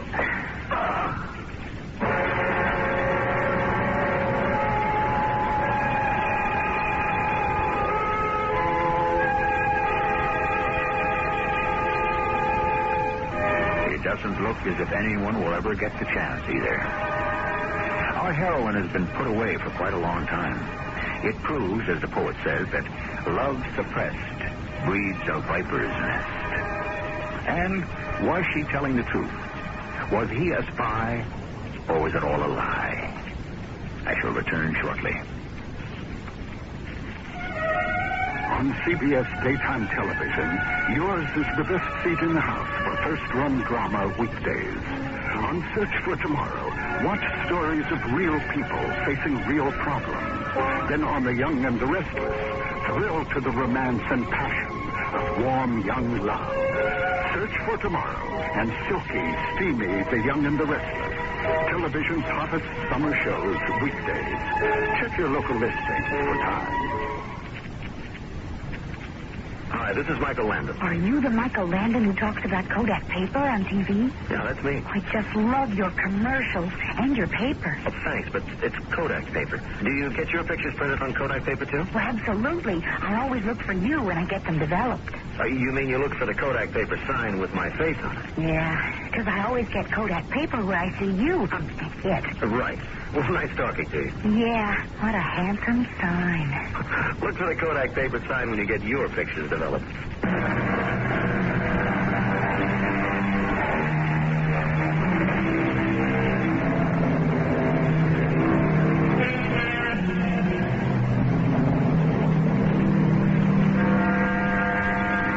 We all know the story of the Emperor's new clothes. How everyone fawned over him and flattered him on the magnificence of his imaginary wardrobe.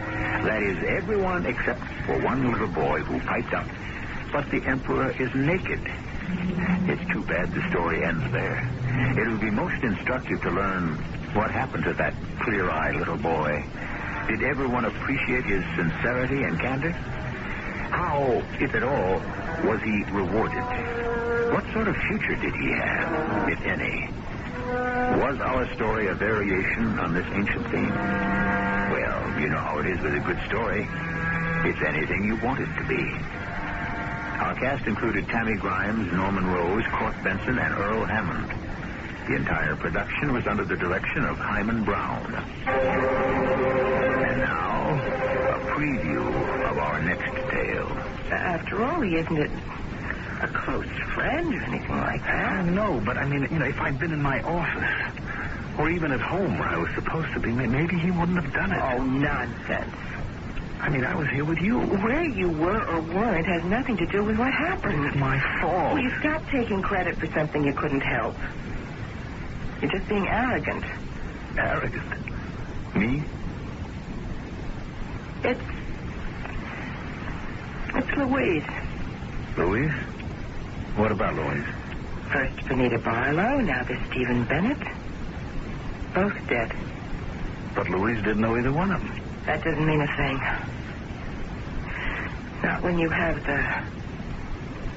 the capacity for evil. The evil eye. This is E.G. Marshall inviting you to return to our Mystery Theater for another adventure in the macabre. Until next time, pleasant dreams.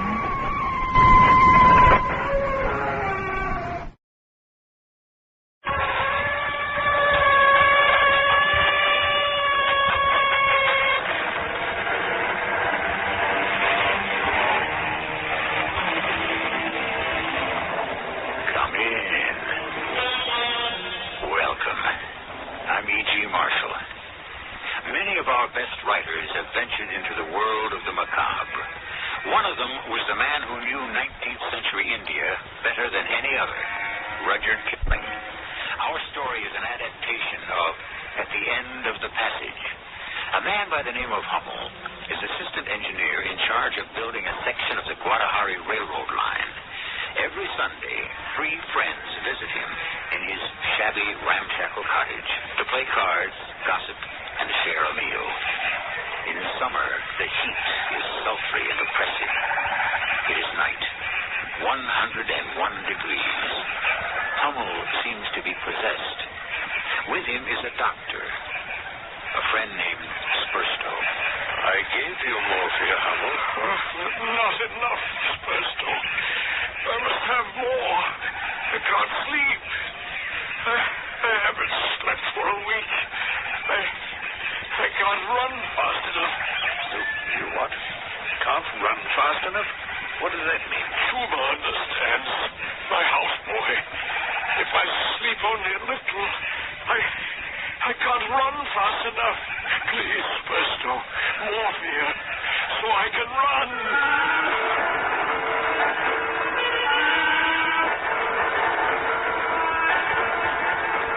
Our mystery story, At the End of the Passage, by Rudyard Kipling, was adapted especially for Mystery Theater by Roy Windsor. It stars John Beale. It is sponsored in part by Contact, the 12-hour cold capsule. I'll be back shortly with that.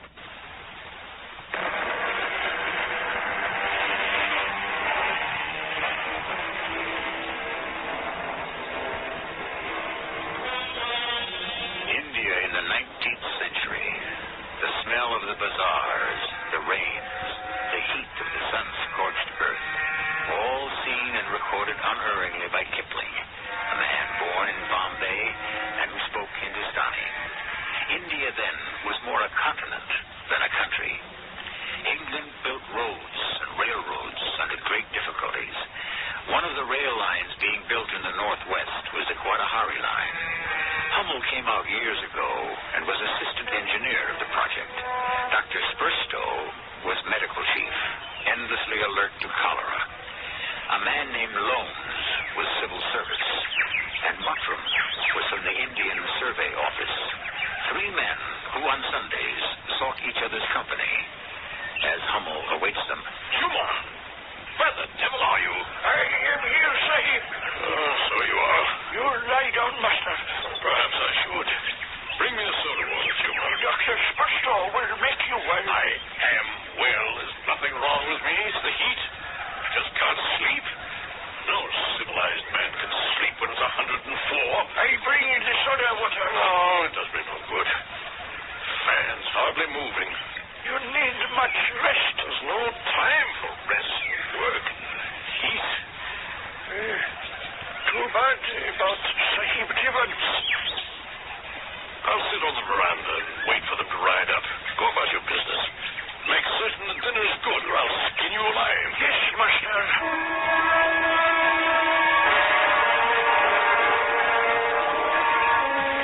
Hello, Hummel. Why are you sitting out here? You're as red as a radish. Oh, come in, Spurstow. Lounge. Where's Mottram? Still in the desert. Couldn't make it. Why not? What will he do about Whist? Inconsiderate of him. Can't the Indian Survey Office spare him 1 day? Well, he does have to come 100 miles by rail and 30 more by horse. Well, come in. Don't be hard on Mottram. Don't forget that I left a cholera-stricken camp of coolies to look after themselves for 48 hours. I'm overwhelmed by your sacrifice, Doctor. Have you got a bad in your trousers? What is the matter with you? Never mind his bad manners, Lounge. Glass of beer will cool us all off. Maybe it would. I have none. Oh, dear. Beer ran out. I've written and wired, but the trains don't come through regularly yet. Soda water? Certainly fresh reading material. Last week's Gazette of India. My brother sent it out. It's rather amusing. Listen to this, Lounge. An MP's speech to his constituents. I assert that the civil service in India is the preserve of the aristocracy of England. The aristocracy takes good care to maintain their lavish scale of income. Oh, That'll do. Yes, I'll give 3 months' pay to have that gentleman spend a month with me and see how one fares with the independent native king. The aristocracy, what rubbish. Old Timbersides, the king I've in mind, has 3 millions in jewels and coins under his palace, and the state of the people is enough to make you sick. Yes, and what can I do? Nothing. Soon to be with you, Doctor. Oh, would you? I don't think so. About 15 deaths a day, and the poor devils look at you as though you ought to save them. Lord knows I've tried everything. How do the cases run, generally? Very simply indeed. Chlorodyne, opium pill, chlorodyne, collapse, niter, bricks to the feet, and then the burning cat. Aye.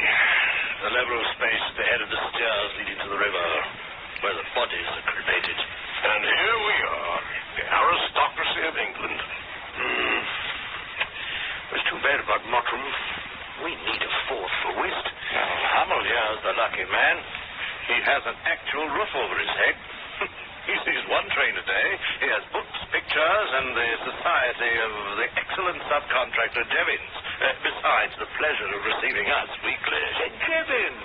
There's an idea. Can't we dig him up, Hummel? Oh, yes, but he wouldn't be much good to us.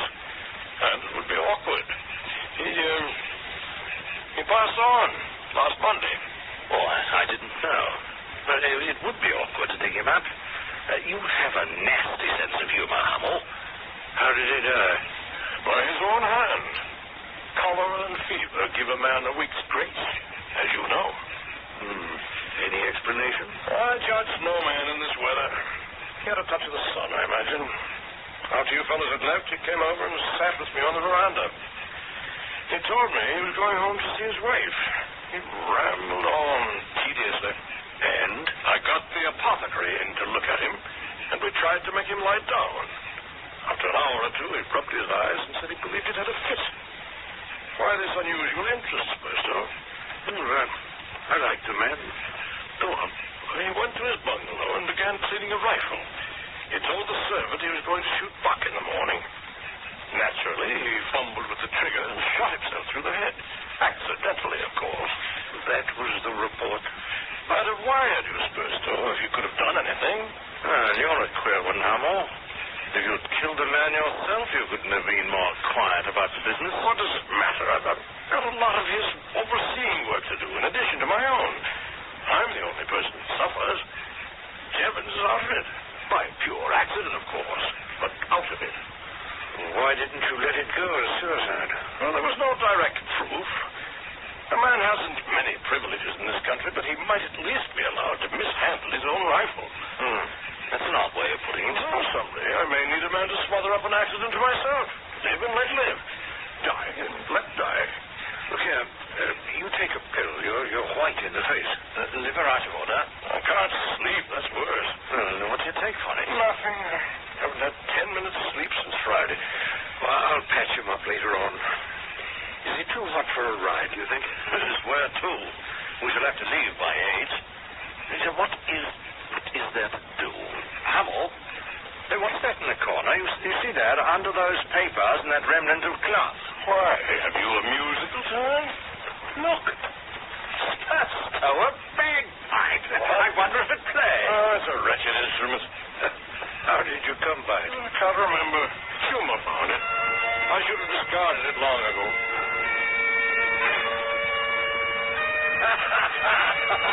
Splendid, Lance. A touch of hope. Can you play glory to thee, my God, this night for all the blessings of the light? That shows we really feel our blessings. What an old hypocrite you are, Hummel. Oh, leave that hymn alone. It's associated in my mind with the most sacred recollections.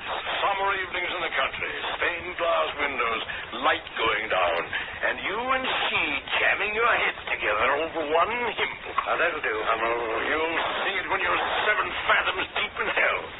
It's an insult to the deity to pretend we're anything but tortured rebels. Take 2 pills, Hummel. You're in a vile temper. I'll go see to the dinner. I fear, Master, the gut chops are very tough. They... Tough? guilty. Where did you get this meat? Who's responsible for this? You do not hunt for a book. I know that, you fool. I've been ill. Where did you get this execrable piece of hide? I buy from my sister in the village. She raises goats and sells them very cheap. This isn't fit for a leopard. You've been cheating on me, Tuma. I ought to give you a lashing. Please, master, I will return the money. No, master, no.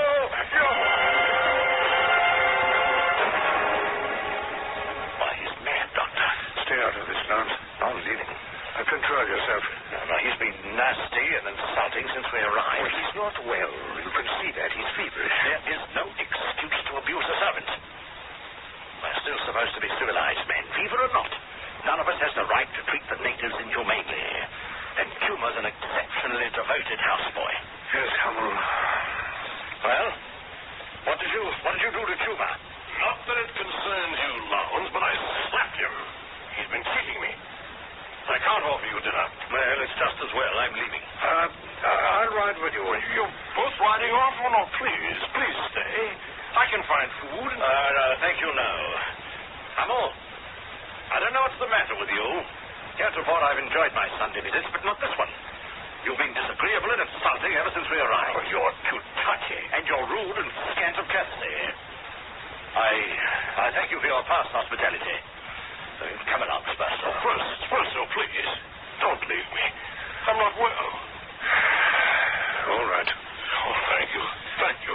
I'll see you out, Lance. I feel faint.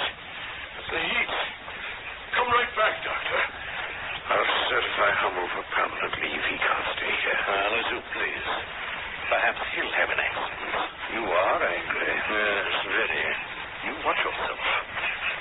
Spurso, we couldn't do very well without you. Will I see you a week from now? I don't know. I doubt it. He'll be different once he's well. I hope you'll reconsider. Well, I may. If I were you, Spurso, I'd dismantle his gardens. Cheerio. It's very good of you to stay on, Spurso. Oh. I'll have Tuma make up a bed for you. How do you feel? I feel ill. I can't sleep. Head hot? Throat feeling bulgy? Pretty bad. For pity's sake, give me something to put me to sleep. Sound sleep. If it's only for 6 hours. I haven't been able to sleep for days. I can't stand it. Poor chap. I'm nearly mad. For a week, I've had to think and spell out every word that's come through my lips.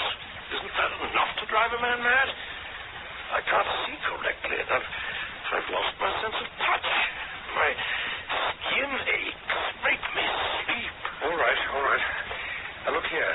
Wait a minute, man. You're pinching my arm. Please, your neck. If you don't give me something. What? No, I didn't mean that. Don't be angry, Spurso.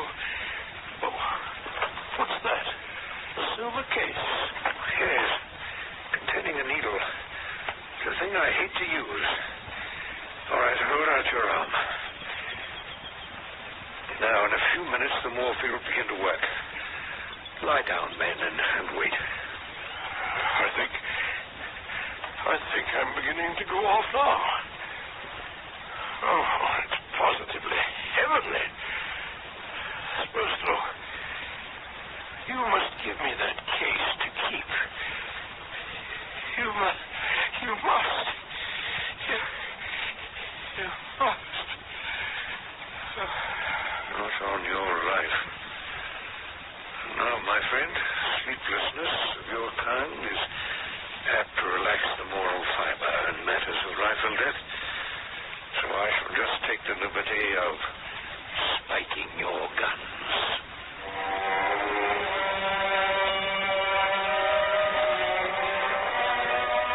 For the British in India who lived and worked in outposts of civilization, life was arduous.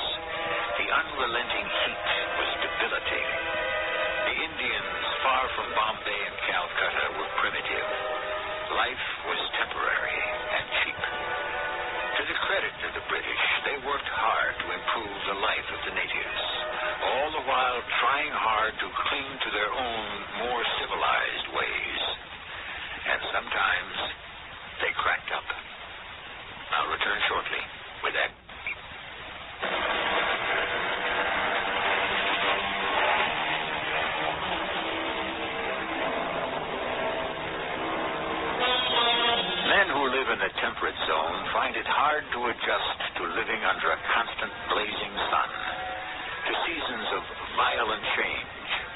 torrential rains, then months of scorching heat. In time, it weakens a man and muddles his mind. His moral fiber weakens. He resents his isolation and may rebel against it by being abusive to those he came out to help. That undoubtedly is what happened to Hummel, whom the jungle seems to have driven near mad. Doctor? Sperto? Where is the man? Oh. Spurs? What the devil? After my guns, is he? What are you doing, may I ask? You startled me. Well, I should hope so, you fool. Ah, you're lucid again. That's a good sign. Have you finished? Yes, I have. I've taken the cartridges out of your 12-bore. What? I believe in taking precautions when I'm with someone suffering from delirium. Such a man is not to be trusted.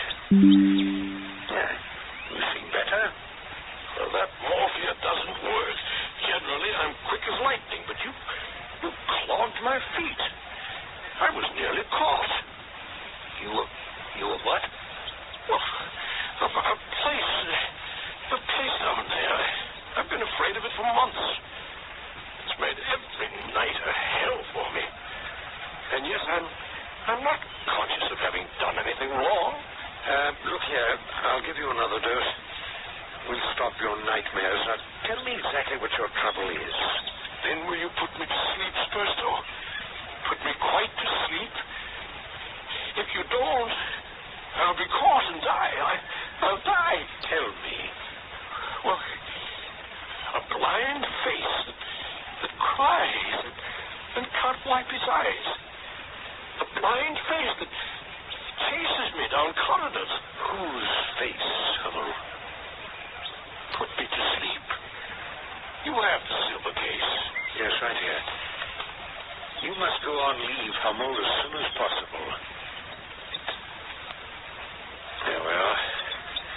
It occurs to me that unless I drink something, I shall go out before my time. Hot tea, 3 or 4 cups. Excellent remedy against heat apoplexy. Dr. Sahib. Oh, Shima. Yes, master. Well, it's late. I thought you'd left or gone to bed. Did he hurt you? He said he would lash me. I did not cheat him. My sister, I lash her for selling such old goat meat. No fresh meat. Master does not hunt for many days. Will you prepare some tea for me, Chuma? Yes, I make tea. Thank you. Are you staying on? You go in big room.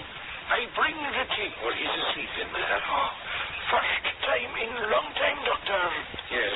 Perhaps I should have my tea on the veranda. No. Do not go on the veranda. Jackals. Oh. Jackals, eh? Yes. They come around? Oh, yes, Master. Many jackals will come. Why do you say that? Because those from dark places are in cottage here. Yes. Well, perhaps you're right. But I shall have my tea in here, if I may. Yes. Water will soon boil. You hear? Jackals. Can you tell me what happened to Master Jevons? He did? Oh, yes, I know. Shot in head. Master say Jevons Sahib clean gun and it shot him. He very good hunter. So I understand. Who are those from the dark places, Chuma? Evil spirits here in cottage. Maybe I go to sister in village. No one from dark places there.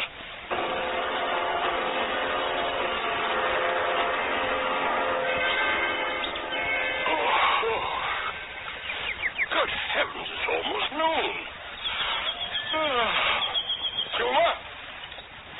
Chuma? Yes, Master. Yes, it's almost midday. Why didn't you awaken me? Doctor, say you sleep. Why are you cowering? Are you afraid of something? I stay, but do not lash me, Master. Lash you? Got chops plenty tough, Sahib.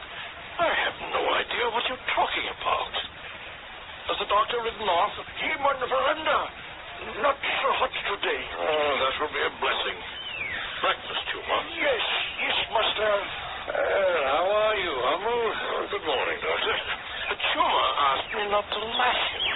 What's that about? Do you know? Yes. You were off the rail last night. Oh? I don't remember. You must have had a touch of the sun. You behaved very badly. Lowndes was unforgiving when he rode off. Oh, I'll apologize when he's here next Sunday. Look here. If I write you a medical certificate, will you apply for leave on the spot? No. Why not? You want it? Oh, it won't be so bad now that you've shown me the way.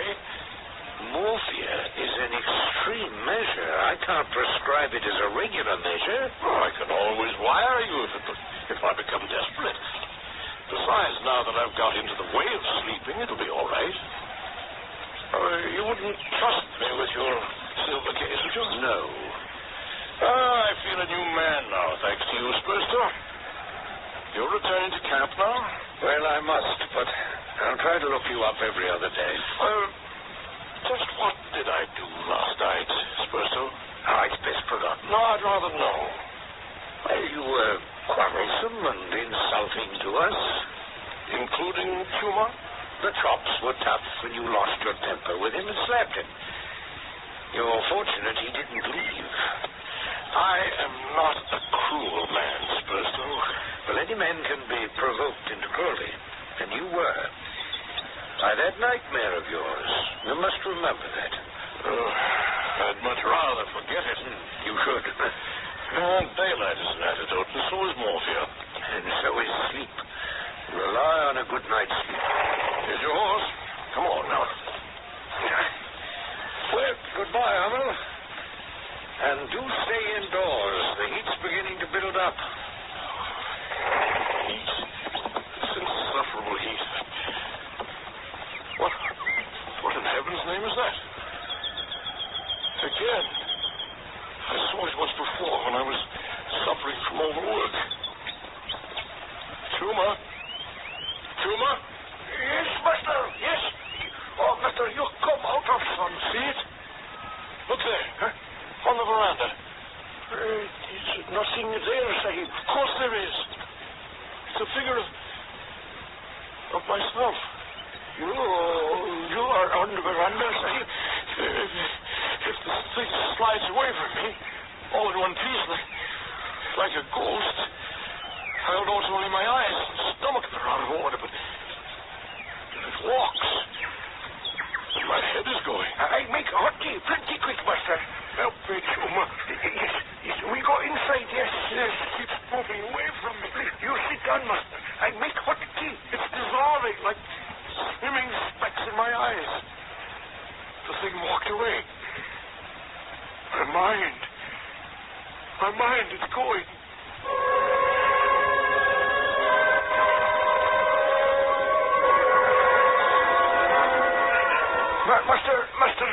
Master Doctor. What are you doing here, Chuma? I'm very busy. Oh, Master Bad, you come. No, I can't leave the men. Everyone needs my attention. Oh, Master, see yourself on the veranda. Oh, dear. Delirium. He say silver box and get well medicine. It's out of the question, Chuma. He'd peg out. Oh, please, Doctor, you make him well. I can't help. I'm very sorry. Look, give him plenty of hot tea and make him lie down. He afraid. They cut him. Go to the apothecary. Tell him to see Master Hummel. I simply cannot leave, Chuma. Do the best you can. I'll be by on Sunday, not before.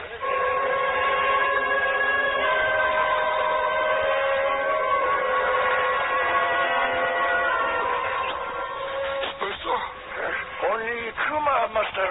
Oh, where's the doctor? No, he not come. Coolie, sick. Doctor cannot leave. He come, he say, by end of week. I go to apothecary. He say he not come. I'll have his bloody throat, the swine. Why did the apothecary say he wouldn't come? Not understand, Master. Did he say something about Jevons? Dead. Buried somewhere. I know that. What did he say? Only that Jevons is dead and buried.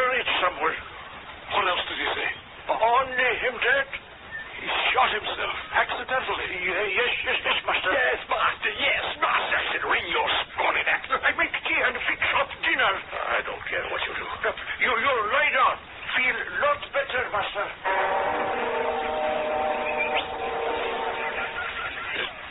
It's walking through the room. I am walking through the room. I see it walking away with its back to me. My figure. I see it. And isn't that Lowndes? Lowndes? Jennings, as I recall, was a good man with a rifle. Oh, yes. Quite expert.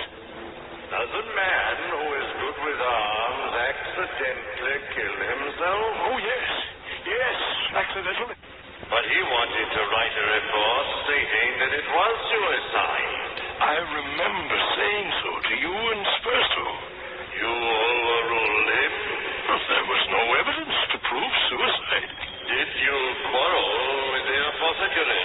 I'm in charge of this section of the railroad line. What you say is law. In the sense, yes, I am the law. You discovered the body? Yes, I and his houseboy. You saw Jennings the week before. He appeared in good health.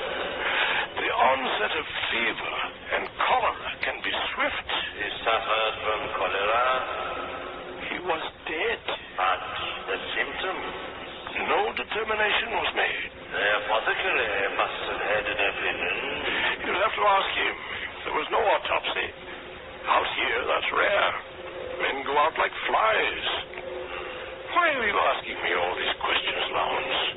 Last Sunday, you acted very strange. I haven't slept for a long time. Yes. That could explain it. It walked through this room. The figure of me. As if I'd stepped out of my body. It walked past me. And then it walked out. Oh, my eyes. Spots darting around in my eyes. Oh, I can't bear it much longer. Spurso, I need you. Chuma! I come with tea, master. I come with tea. I'm frightened. No, master. You stay out of shot. I can't run fast enough. Mr. Lowndes is chasing me. Tell him not to chase me. Tell him. Yes, master. Yes, I can't run any faster. My feet are heavy. I'm afraid, Chuma. Please, you lie down, master. You sleep. I can't sleep. When I try, it runs after me. Master Lowndes, not here. Not Lowndes. Who said anything about Lowndes? Not Lowndes. It's some thing that chases me. Don't you understand? Yes, master. Yes. Who is it? Do you know? Those from dark places, master.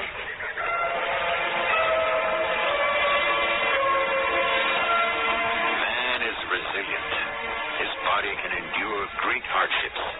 What sustains him is a sound, clear mind. When that slips, for whatever reason, his mind becomes his enemy. Physical pain is not as devastating as mental torment. And that is what has driven Hummel to the edge of insanity. I will return shortly with Act 3. WJ Detroit.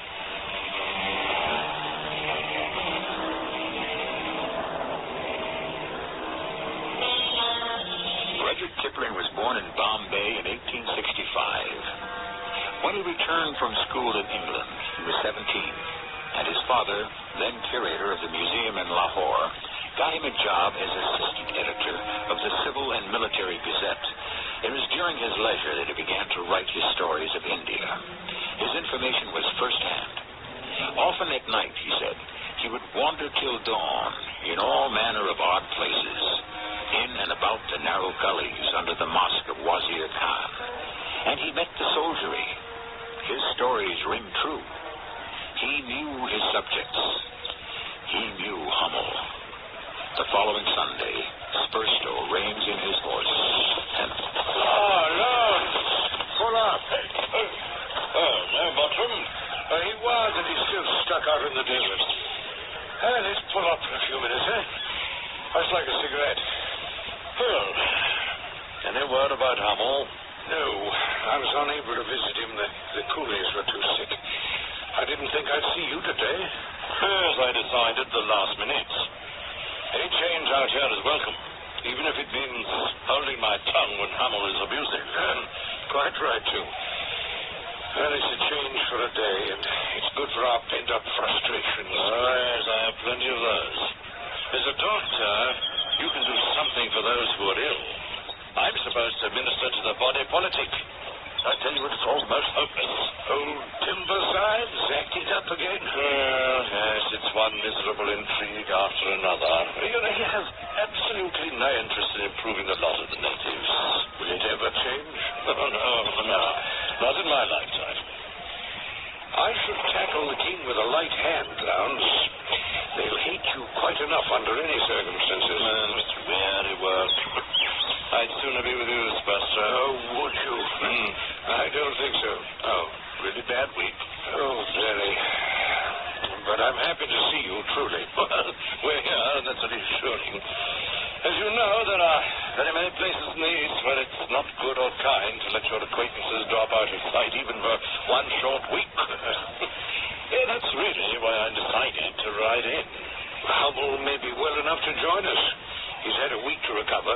The apothecary probably fixed him up. Oh, yes, he's a conscientious man. I'd say so, yes. He wanted to certify Chevin's death as suicide. I wonder what really did happen. Well, accidental death is a more dignified way of going out.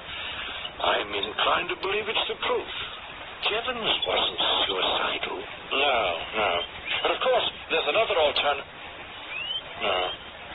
No, that's imagining. And couldn't be true.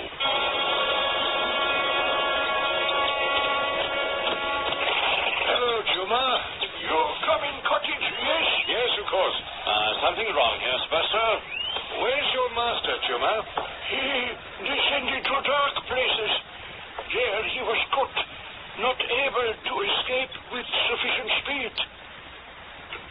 Dead? You come. Yes, I'll have a look at him. He may be just asleep. Master Hummel, there on bed. Yes, he's dead. Poor chap. How long, Buster?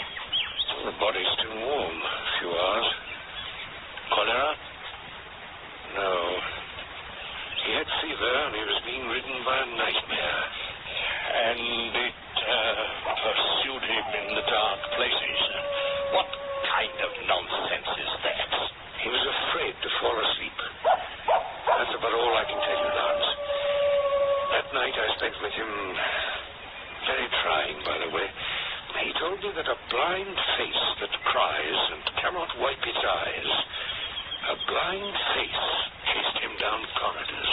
I suspect that his years out here, the remorseless heat, the unrewarding work, building the rail line, poor food, all of those began to affect his mind. Yes. His mind was wandering, but dark places? No, that's superstitious and ignorant. Well, to us.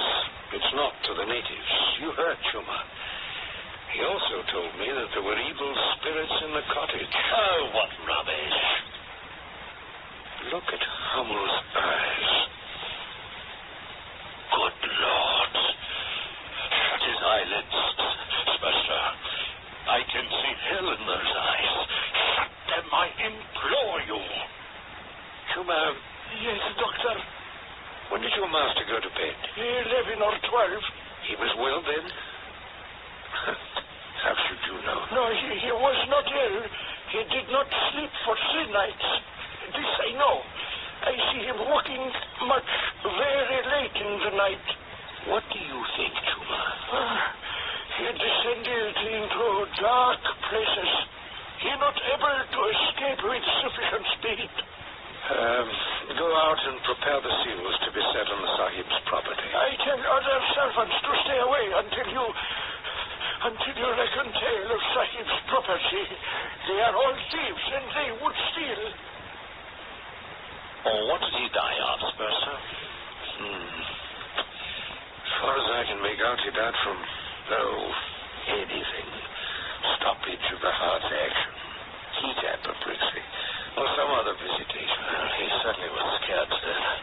Look at those eyes. I cover up the face. Is there any fear on earth that can turn a man into that likeness? It is ghastly. Please, Burstow, cover it up. No fear on earth. Well, it'll take a half a day to knock together any sort of coffin. Tell the coolies to break ground next to Chevin's grave. Yes, I'll see to it at once. I have set seals on Master's property. Good man, Chuma, thank you. Evil spirits, Sahib, have been in cottage. They have gone now. From which I infer that they have made their way into Hummel and will be buried with him. Do you want tea and food, Doctor? You have come a long way. Tea, yes, please. No food. I have no appetite, Chuma. What happens to you? Maybe Sahib, who takes Master's place, he will keep me on. Otherwise, I return to my sister in the village. Excuse, please. What is that? Hey? Oh, this, a camera. It is black box. Yes, it takes pictures. I go to boil water for tea. I think you should go veranda. I serve you there. I really wonder, could I capture that on film? Spencer? Right here, on the veranda. I say you've got too much stirred up. That black box of yours, what is it?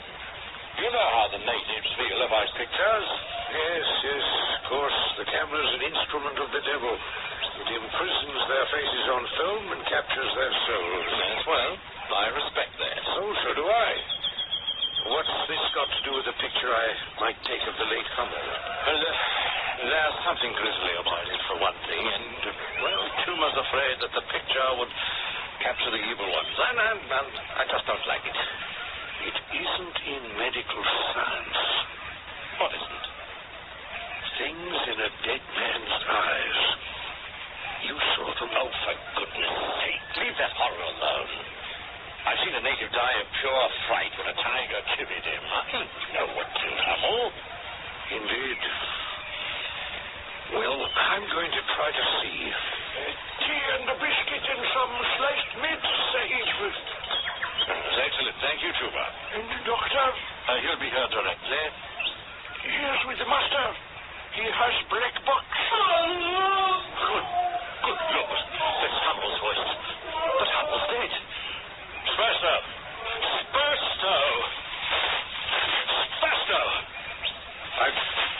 I'm all right. I heard. Yes. You took a picture. It was impossible, of course. What will it look like? I destroyed the film. There was nothing to photograph. And you smashed the camera. I didn't.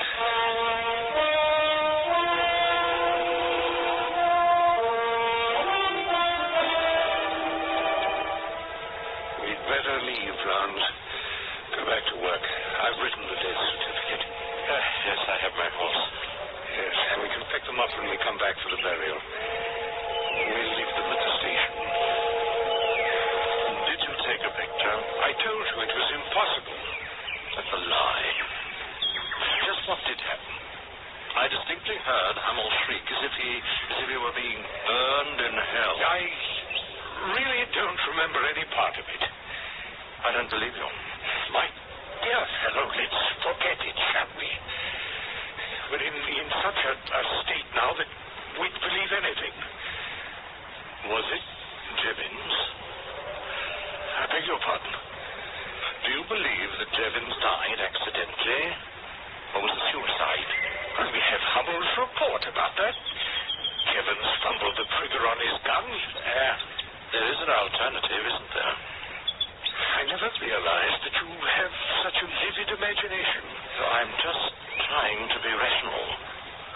Well, without evidence, I haven't the vaguest idea. What do you infer? Let me answer it this way, Lance. And I'm not being facetious. There may be heaven, there must be hell. Meanwhile, there is our life here.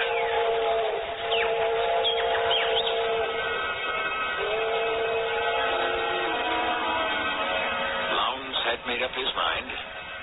The death of the job contractor, Jevons, broke Hummel's spirit and mind because Hummel murdered him. But did he? Death was certified as accidental. Was it? No one will ever know. And Kipling leaves it up to us to reach our own conclusion. The one fact we have is that Hummel's deterioration followed soon after Jevons died. That preyed on Hummel's mind. He couldn't sleep. He was pursued by a thing with a blind face, and it caught up with him. I'll be back shortly.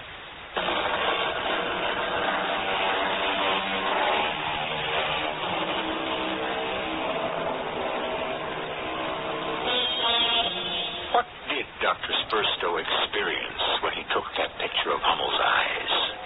Did an ectoplasmic Hummel reach out from the image on the negative? Is that why there was that thrashing about noise? Your guess is as good as mine. Is it all improbable? The painter Matisse once showed a picture to a visitor who said, "I've never seen a woman like that." To which he replied, "It isn't a woman, madam. It's a picture." If a painter is permitted certain distortions, why not the writer of fiction? Our cast included John Beale, Court Benson, and Earl Hammond. The entire production was under the direction of Hyman Brown. And now, a preview of our next tale. This must have been made by one of the master carvers. And the age of it, 19th dynasty, am I right? Well, the original probably was. This 5'5" statue is a copy? Yeah, from the Edwards collection. Even copies aren't cheap. I don't know what to tell you, Ramsey. It's a physical impossibility for this statue to move. You must have imagined it. I didn't. I tell you, it's... Come in. Welcome. I'm E.G. Marshall. Welcome to a chilling insight into the powers of witchcraft and an ancient curse. Witchcraft today is an in thing with the young, which may appear somewhat incongruous since witches, demons, and warlocks are older than the beginning of recorded time. And somehow, despite all of society's maledictions and efforts to stamp it out, witchcraft has survived, as we will demonstrate in our spine-tingling tale. Do you believe in demons, Miss Bell? Frankly, no. Do you believe in God? Any God? Of course. Then you must also believe in angels. And demons, according to all we know about them, they are simply fallen angels, fixed eternally in evil.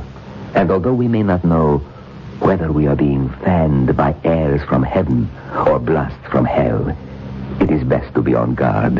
And having said that, I should not like to be Robert Anthony, whom you will meet very soon.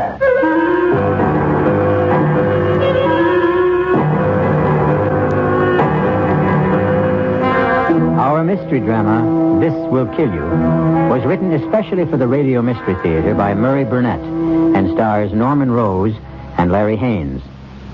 I'll be back shortly with Act One.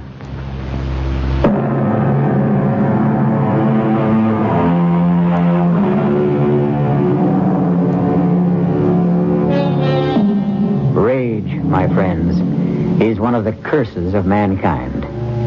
Rage thickens the blood, assails the eardrums, racks the body with a mad urge to destroy. It has been said that whom the gods would destroy, they first make mad. And that applies to all of us, even if some are on speaking terms with God or the devil. Witness a man who is consumed with rage, Theodore Rackazzi. Army! Obviously, you couldn't have heard me come in here. What are you breaking things for? Are you thinking of redecorating? This is the wrong time to try to be amusing, Liz. Well, what should I do? Ask if you've gone crazy? Evidently, you have not read this filthy, ignorant, arrogant, vicious review of my book. Oh, of course I have. That presumptuous idiot, Robert Anthony, to write such a review. Oh, come off it, Ted. You know, you sound like you're back to the Middle Ages. What are you going to do? Challenge him to a duel? I have other powers, other resources. You're serious. Serious? After this review, let me read just one part to you. Mr. Ragozzi, possessor of an awesome reputation as an expert on witchcraft, in this unnecessarily long book titled Demons and Demonology, has gathered the wildest concoction of old wives' tales, superstitions, and demons ever brought before the public. And, what is worse, he has given credence to them. To take witchcraft as seriously as Mr. Ragozzi does is simply childish. Ted, he's just another writer-reviewer trying to be clever. Yes, at my expense. At anybody's expense. You just happen to be the target of the day. Mm-hmm. And now he is my target. For what? A nasty letter to the editor? For death. Oh, sure. If you thought this review was bad, wait until you see the ones you get after you kill him. I will not kill him. Oh, that's a relief. Liz, pick a date. What? Pick a date. Any date that comes to your mind. And the time. Write them down on this slip of paper. What for? Oh, to please me. All right. What's today? The 14th. Here. Okay, will this do? The 28th. 10:53 p.m. Yes, it will do beautifully. Thank you, Liz. You're welcome. And now that we finished playing games, can we go? Of course.